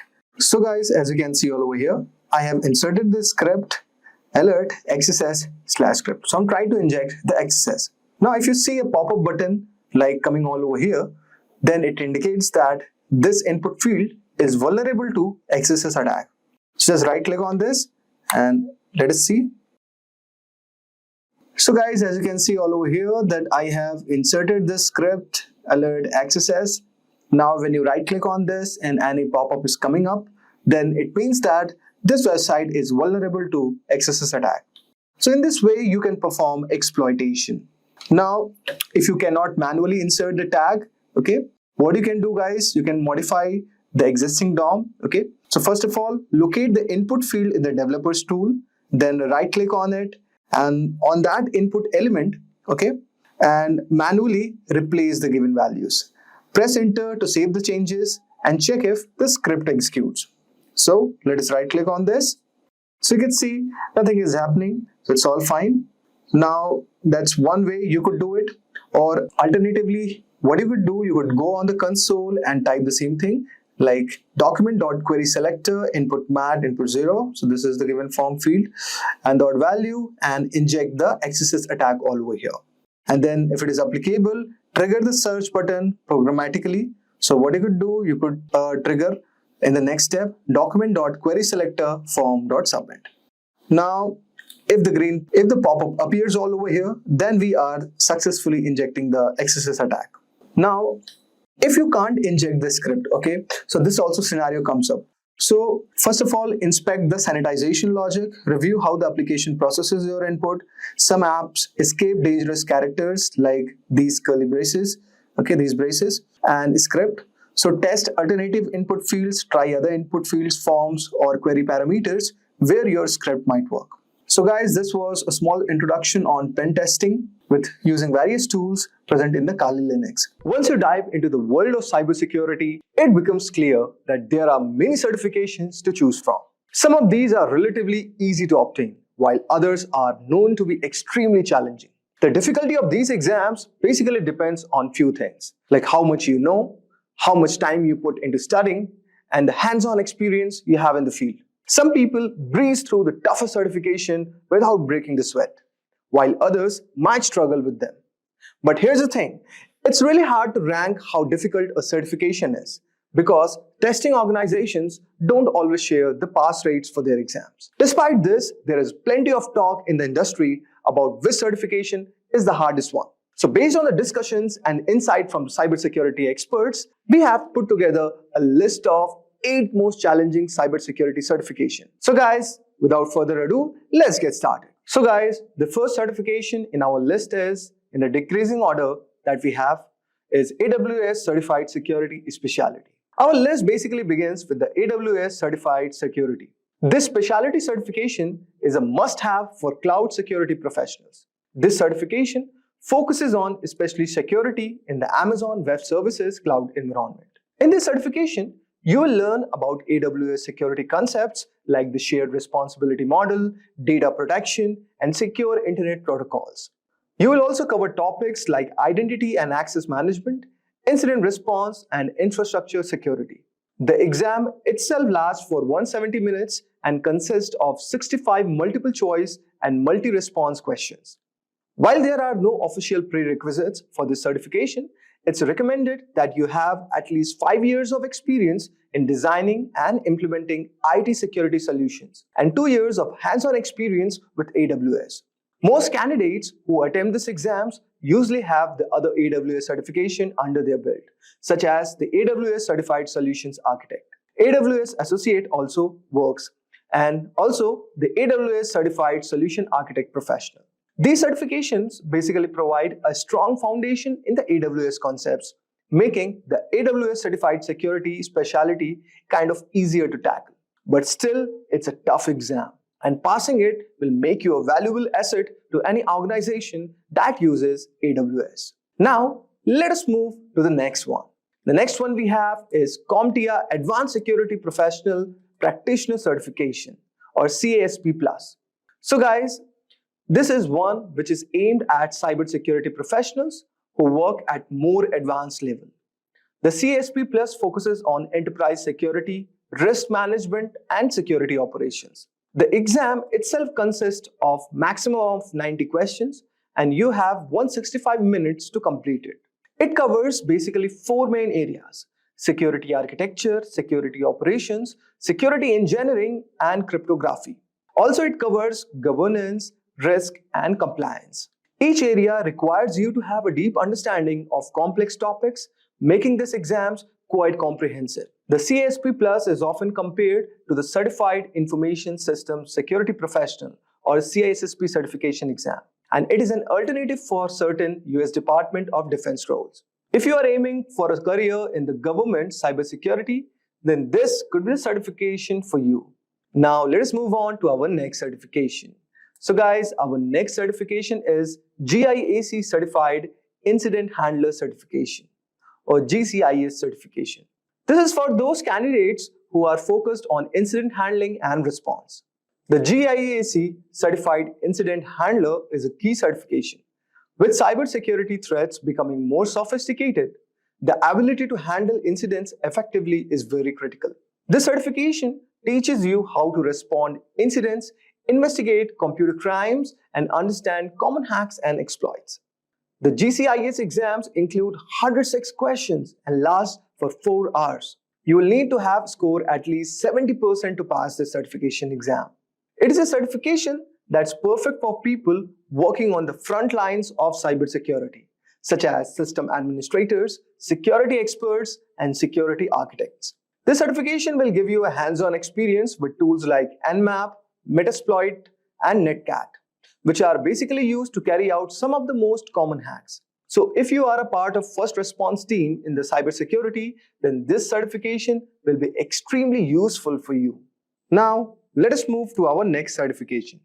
That is CISM, or Certified Information Security Manager certification. So guys, the Certified Information Security Manager certification is highly valued for those aiming to move into leadership roles within the cybersecurity. It is specifically focusing on the management side, making it ideal for professionals who want to lead and govern an organization's information security program. Rather than diving deep into the technical aspects, CISM is all about managing the overall security infrastructure, accessing risk, and also implementing policies that ensure security at the organizational level. To earn the CISM certification, candidates must have at least 5 years of work experience in the field of information security, with at least 3 years of those as an information security management role. The exam is going to test your knowledge in the 4 key areas: information security governance, risk management, information security program, and incident management. This ensures that you are well versed in both designing security systems and managing them within a real-world business environment. The exam consists of 150 multiple choice questions, and the candidates are given 4 hours to complete it. The scoring system is based on a scale of 200 to 800, and you will need to achieve at least 450 to pass this exam. This means that not only do you need to be well prepared, but you will also need to manage your time efficiently to complete all the questions within the allocated time. Although guys, the CISM focuses more on the management side than the technical cybersecurity. The experience required to even sit for these exams makes it one of the most challenging certification exams to earn. You will need to demonstrate your ability to assess risk, develop comprehensive security strategies, and manage a security program in a business context. For those aiming for higher level of management role, this is a must-have certification that you should go for. Now, let us move to our next certification. That is Certified Information Security Professional Certification. The CISSP certification is often considered the gold standard in the field of information security. It is one of the most respected and recognized certifications worldwide, both in the private sector and within the government institutions. If you are aiming to establish yourself as a serious cybersecurity professional, then the CISSP can be a career-defining certification. The CISSP is designed for experienced professionals who create and manage security policies and procedures. It's not an entry-level certification, but it also requires a high degree of expertise and experience. To even qualify for the exam, you need to have at least 5 years of relevant work experience in the field of information security. If you have a 4-year degree in a related field, you can reduce the work experience requirement to 4 years. But this still leaves a substantial barrier to entry. The exam itself is not easy feat. So it uses basically computerized adaptive testing format and can range from 100 to 150 questions, which you must complete in 3 hours. The questions are drawn from 8 different domains, covering a wide range of topics from security and risk management to security operations. To pass this exam, you need to score at least 700 out of 1000 points. So guys, passing the exam is just the first step. After earning your CISSP, you need to maintain it by completing 120 hours of continuing professional education in CPE every 3 years and paying an annual fee of $135. This commitment to ongoing education ensures that the CISSP holders stay current in a rapidly evolving field. The difficulty of this certification lies not only in the challenging exam itself, but also in the preparation. Many candidates spend up a year studying for this exam, and those who don't meet the experience requirements can still take the exam. But they will be classified as an ISC2 associate until they gain the requisite experience. Once you have earned the CISSP, you will be well positioned for advanced role in cybersecurity. So whether you are aiming to be a security manager, auditor, or consultant. Now let us move to our next security certification. So our next certification is CCIE Security, or Cisco Certified Inter-Network Expert Security Certification. This is known for its incredibly challenging process. It's widely recognized as one of the most prestigious certifications in the field for the network security professionals, and the number of individuals who hold this certification globally is quite small, around 4,000 as of now. The certification commands respect because of the depth of the knowledge required and the difficulty of the exam. The CCIE Security Certification requires candidate to pass 2 exams. First, a written qualification exam implementing operating Cisco Security Core Technologies, or SCOR 35701. And the second is an 8-hour lab exam. The lab portion of the exam is where many candidates struggle, and it's designed to test your ability to secure real-world networks in a hands-on environment. You will need to configure and troubleshoot a series of complex networks using Cisco core security technologies. The lab exam is grueling, lasting an entire workday and testing not only your technical knowledge but also your ability to work under pressure. It's designed to simulate the real-life scenarios where quick thinking and problem solving are very essential. So guys, passing this exam is a massive achievement, and the CCIE security certification is highly sought after by employers. Due to the difficulty of both written and lab exams, the CCIE security certification is generally aimed at high experienced professionals who have extensive knowledge of Cisco technologies. So guys, for those who are looking to specialize in network security and are prepared for rigorous challenge, the CCIE security certification career can be a very defining achievement for your next role. Now, let us move to our next certification, which is Offensive Security Certified Professional Certification, or OSCP. For those interested in penetration testing, Offensive Security Certified Professional Certification is one of the most respected and challenging certifications available. The OSCP is unique because it focuses on practical, hands-on skill rather than just theory. During the exam, candidates must hack into a series of virtual machines to demonstrate their ability to exploit vulnerabilities and securing systems. The exam itself lasts 23 hours and 45 minutes with an additional 15 minutes of proctoring. Candidates are given access to a virtual environment where they must identify vulnerabilities, exploit them, and then provide detailed reports on how they did it. To pass this, you need to score at least 70 points out of 100. So guys, before taking this exam, candidate must complete the Penetration Testing Kali Linux or PEN 200 course, which teaches them the necessary skills for the OSCP exam. This course is intensive, covering topics such as buffer overflows, web application attacks, and privilege escalations. It is designed to prepare candidates for real-world penetration testing scenarios, which makes the OSCP one of the most hands-on certifications available. So guys, let us move to our next certification, which is GIAC Security Expert Certification. At the top of our list is the GIAC Security Expert Certification, which is often described as most difficult certification to earn in cybersecurity. As early of the 2024, fewer than 300 professionals worldwide held the GCAC certification, which speaks to the difficulty and the prestige. The GSC certification requires candidates to pass a challenging multiple choice exam, submit a research paper, and complete 2-day hands-on lab exam. The lab portion is where most candidates struggle, as it tests your ability to apply advanced cybersecurity concepts to secure and defend systems in real-world scenarios. Maintaining the GSC certification is no small task either. GIAC requires certified professionals to regularly update their skills and go through a rigorous renewal process. This makes the GSC not only tough to earn but also tough to keep. However, for those who do, it's a symbol of expertise and dedication to cybersecurity. So guys, these were some of the top 8 toughest cybersecurity certification which one can pursue for. And we all know that there's no doubt that the demand for cybersecurity professionals is growing, and certifications are one of the great ways to prove your skills. So we covered 8 of the toughest cybersecurity certification which you can pursue, each with its own set of challenges. In this tutorial for today, we will explore the most frequently asked and important interview questions and answers for cybersecurity for all the different levels of proficiency, starting from freshers to experienced. Cybersecurity is crucial in today's digital world, protecting sensitive data from cyber threats and attacks.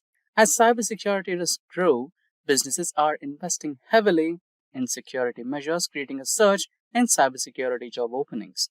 Roles in security analyst, ethical hacker, and SOC analyst are in high demand across all the industries. Professionals with skills in network security, penetration testing, and cloud security are highly sought after. Preparing for cybersecurity job interviews require knowledge of key topics like encryption, firewalls, threat detection, and risk management. Having a strong list of frequently asked questions will help you boost confidence and readiness. Strong cybersecurity awareness also helps individuals and organizations stay safe in evolving threats. Now, without further delay, let's get started with the cybersecurity interview questions and answers. That said, if these are the type of videos you'd like to watch, then hit that like and subscribe buttons and the bell icon to get notified. Now, let's begin with the first question. What is the role of DNS in cybersecurity? Now, the answer for this question is DNS, or also known as the Domain Name System, translate domain names into IP addresses. Attackers exploit it using DNS spoofing, cache poisoning, or tunneling into redirect users or exfiltrate data. Now, proceeding ahead, we have the next question. What is phishing? Provide an example. So, phishing is a social engineering attack where attackers trick users to revealing credentials via fake emails or websites. For example, a fake email from PayPal asking login details, or an email claiming to be from a bank requesting the recipient to provide their login credentials by clicking a link that leads to a fake website. Now, the next question is how encryption is different from hashing. Encryption converts data into ciphertext and can be decrypted back. Hashing is a one-way function that transforms data into a fixed-length hash, which cannot be reversed. Now, question number 4. What is a firewall and why is it used? A firewall monitors and controls incoming or outgoing network traffic based on security rules preventing unauthorized access and cyber threats. Now, proceeding to question number 5. What is a three-way handshake? It's a TCP process where a client and server establish a connection using SYN, ACK, and ACK packets, ensuring reliable data transmission. So basically, the client sends SYS, or also known as synchronized packet, to the server to check if the server is up or has open ports. The server sends SYN ACK packet to the client if it has open ports. Lastly, the client acknowledges this and sends back an ACK or acknowledgement packet back to the server. Proceeding ahead, we have the sixth question. What is a VPN and why is it used? A VPN, or also known as the Virtual Private Network, encrypts internet traffic, ensuring secured remote access and protecting data from interception. Now, the seventh question. What are the common techniques for securing a computer network? Techniques like firewalls, IDS or IPS, strong authentication, encryption, patch management, network segmentation, and endpoint protection are a couple of common techniques that can be used to secure a computer network. Proceeding ahead, we have the eighth question. Define the terms encryption and decryption. So the answer is, firstly, encryption. Encryption converts plain text into unreadable ciphertext. So the other end is the decryption, which reverses the process using a key to restore the plain text. Proceeding ahead, we have the ninth question. What are cookies in a web browser? So you can consider cookies as some specific details that are stored by the website to help you navigate to the website when you revisit the same website. So the answer is cookies are small data files stored in the browser to track users' session, preferences, and authentication. Malicious cookies can be exploited for tracking and session hijacking as well. Now, proceeding ahead, we have the 10th question, which talks about what is the difference between IDS and IPS. So, firstly, IDS. IDS is also known as Intrusion Detection System, which monitors traffic for threats, while IPS is Intrusion Prevention System, which actively blocks malicious traffic. Now, proceeding ahead, we have the 11th question. What is two-factor authentication? So for all of those you're already using Gmails or any of the email accounts and you want to log in from a remote location which kind of seems different to your browser, then you get a notification. Authenticate yourself via mobile or your phone, etc., right? Send an OTP or some secured questions. So that is known as two-factor authentication. The security method requiring two independent authentication factors like a password or a one-time code to verify identity is called as two-factor authentication. Proceeding ahead, we have the 12th question. What is SSL encryption? Secured sockets layer encrypted data between a web browser and a browser to prevent eavesdropping and tampering. Proceeding ahead, we have the 13th question. Explain a data security audit. So a security audit is an organization's security control, policies, and vulnerabilities to identify and mitigate risks. Now, the 14th question. Explain cross-site scripting and SQL injection. XSS injects malicious scripts into web pages to steal data. SQL injection manipulates database queries to gain unauthorized access. Now, the 15th question.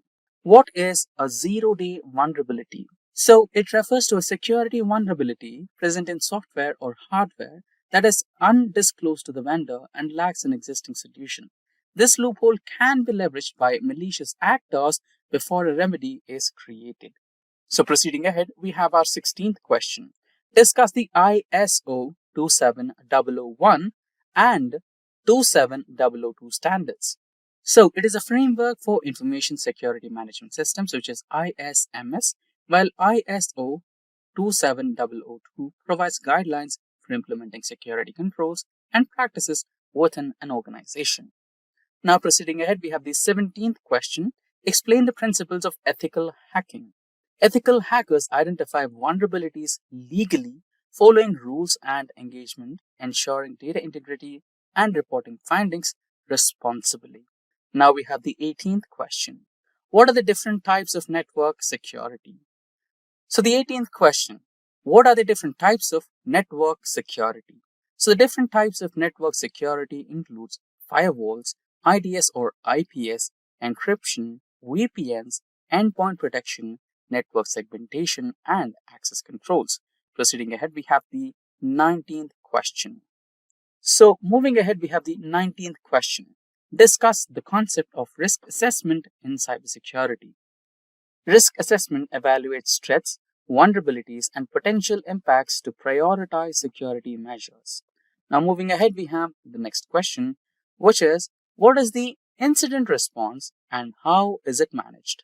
So the answer is, incident response is handling security breaches using a structured approach, which is detection, containment, eradication, recovery, and lessons learned. Now, moving ahead, we have the 21st question, which talks about what is the CIA triad in cybersecurity. So, CIA stands for C, confidentiality, which is data privacy, I for integrity, which is data accuracy, and A for availability, which is for data access when needed from the CIA triad. Proceeding ahead, we have the 22nd question. What is network sniffing? Capturing and analyzing network traffic using tools like Wireshark, which attackers exploit to intercept sensitive data, is called as network sniffing. Now, the 23rd question. How do you manage cryptographic keys? Using key management systems like KMS, rotate key regularly, use strong storage methods, and enforce least private access, you can manage the cryptographic keys. Now we have the 24th question. Define the terms virus, malware, and ransomware. So the answer for this question is, firstly, a virus. Virus replicates and spreads. Next is malware, includes all malicious software. And lastly, the ransomware, where data gets encrypted and the attacker demands payment for decrypting the data. Now, the 25th question. What is the difference between HIDS and NIDS? So HIDS is host-based IDS, which monitors systems activity on a device, while NIDS is network-based IDS, which analyzes network traffic for threats. Now, proceeding ahead, we have the 26th question, which asks about explain data leakage. So unauthorized data exposure via breaches, insider threats, or misconfigurations prevented by DLP or data loss prevention tools is known as data leakage. Now, proceeding ahead, we have the 27th question. What is port scanning? A technique used to identify open ports on a system, often used by attackers to find vulnerabilities, is called as port scanning. Proceeding ahead, we have the 28th question. How often should you perform patch management? So, standard-wise, the answer for this question is, it should be done as soon as it is released. And in some cases, it should be done regularly based on risk-based approach, and typically for monthly standard patches and immediately for critical vulnerabilities. Proceeding ahead, we have the 29th question. How would you reset a password protected BIOS configuration? Now, the answer for this question is, since BIOS is a pre-boot system, it has its own storage mechanism for setting and preferences. A simple way to reset is by popping out the CMOS battery so that the memory storing the settings lose its power supply, and as a result, it will lose its setting. Now, proceeding ahead, we have the 30th question. What is a botnet? So the answer for this question is a network of compromised devices controlled remotely to launch cyber attacks such as DDoS or spam campaigns is known as a botnet. Now the 31st question. What is the difference between a threat, a vulnerability, and a risk? So the answer is a threat is a potential danger. A vulnerability is a weakness. And lastly, a risk is a probability of exploitation. Now 32nd question. What is cognitive cybersecurity? AI-driven cybersecurity that uses machine learning and natural language processing to detect and respond to threats is known as cognitive cybersecurity. Now, the 33rd question. What is a block cipher? A block cipher is a symmetric encryption method that encrypts data in fixed-size blocks such as AES. Now, 34th question. What do you mean by shoulder surfing? So, it's a very simple answer. Basically, someone which is observing your screen or keypad to steal credentials or sensitive data is called as shoulder surfing. Now, 35th question. What do you mean by system hardening?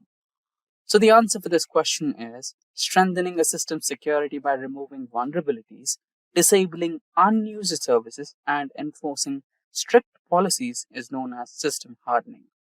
Now, the 36th question for the day. How to prevent MITM? So the answer is, to prevent MITM, you have to use SSL or TLS VPNs, multi-factor authentication, and avoid untrusted networks to prevent man-in-the-middle attacks. Now, 37th question is, what is a ransomware? So, the answer for this question, before we get started, we briefly had a discussion about ransomware in our previous questions. Now, let's have a detailed explanation for this one. Ransomware is a type of malware that encrypts data to make it inaccessible to computer users.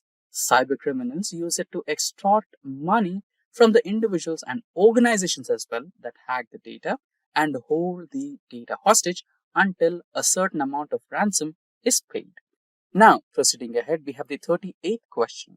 What is public key infrastructure? So, the PKI, or also known as the public key infrastructure, issues digital certificates to secure communication, protect data, and provide unique identities. It uses public-private key pairs, requiring a strong infrastructure to safeguard public keys from the attackers. Now, 39th question. What is a proxy firewall? A firewall that filters traffic at the application layer, acting as an intermediary between users and the internet, is called as the proxy firewall. Now we have the 40th question. What do you mean by penetration testing? So a penetration testing is a simulated attack on systems to identify vulnerabilities before real attackers exploit them. Now the 41st question. Explain what a cybersecurity policy is. So basically, a cybersecurity policy is a set of rules and guidelines to protect an organization's information and systems. Now, 42nd question. How does a rootkit work and how would you detect it? So the answer is, rootkits hide malware and avoid detection. In order to find one or detect one, you need to use rootkit scanners, behavioral analysis, and integrity checks to detect them. Now, the 43rd question. Explain the principle of least privilege. So, the users and processes should have the minimum permissions needed to perform their tasks to reduce security risks. So, this particular principle is known as least privilege. Now, 44th question. What are the key elements of a strong security policy? So, the answer to this question is access control, encryption, incident response, audit logging, risk management, and compliance requirements. So these are the key elements for a strong security policy. 45th question. Explain the concept of a digital signature. A cryptographic method ensuring the authenticity and integrity of digital messages using public key encryption is known as a digital signature. Now, the 46th question. What is a honeypot in cybersecurity? So the term honeypot is self-explanatory. So in terms of cybersecurity, it is the decoy system designed to attract the monitor attackers, helping identify the attack methods and also sometimes observe their behavior in order to understand what are their intentions. Now, 47th question. What are the common cybersecurity threats today? So some of the common cyber threats today are ransomware, phishing, DDoS attacks, insider threats, zero-day exploits, and supply chain attacks. Now, 48th question. How can you prevent a man-in-the-middle attack or MITM attack? So for that, you need to use encrypted communications like TLS or SSL, use VPNs, strong authentication, and avoid unsecured networks. 49th question. What is a DDoS attack and how does it work? So the answer for this question, firstly, DDoS, it is called as distributed denial of service, and DDoS overloads a system with excess traffic using a botnet, causing service disruption. So basically, it's kind of blocking the service. And with this, we come to the final question of today's session, which is, what is the difference between black hat, white hat, and gray hat hackers? So the answer for this question is, let's begin with the black hats. Black hats are malicious hackers. They exploit vulnerabilities for illegal purposes. And then we come with white hat. So ethical hackers who help to identify and fix vulnerabilities, who have positive ethics, are called as the white hat hackers. And gray hat, a kind of a mix and match between the both black hat and white hat. So these hackers help identify vulnerabilities without malicious intent, but may not always have authorization. That's a wrap on our full course. If you have any doubts or questions, you can ask them in the comment section below. Our team of experts will reply you as soon as possible. Thank you and keep learning with Simplilearn. Hi there, if you like this video, subscribe to the Simplilearn YouTube channel and click here to watch similar videos. To nerd up and get certified, click here.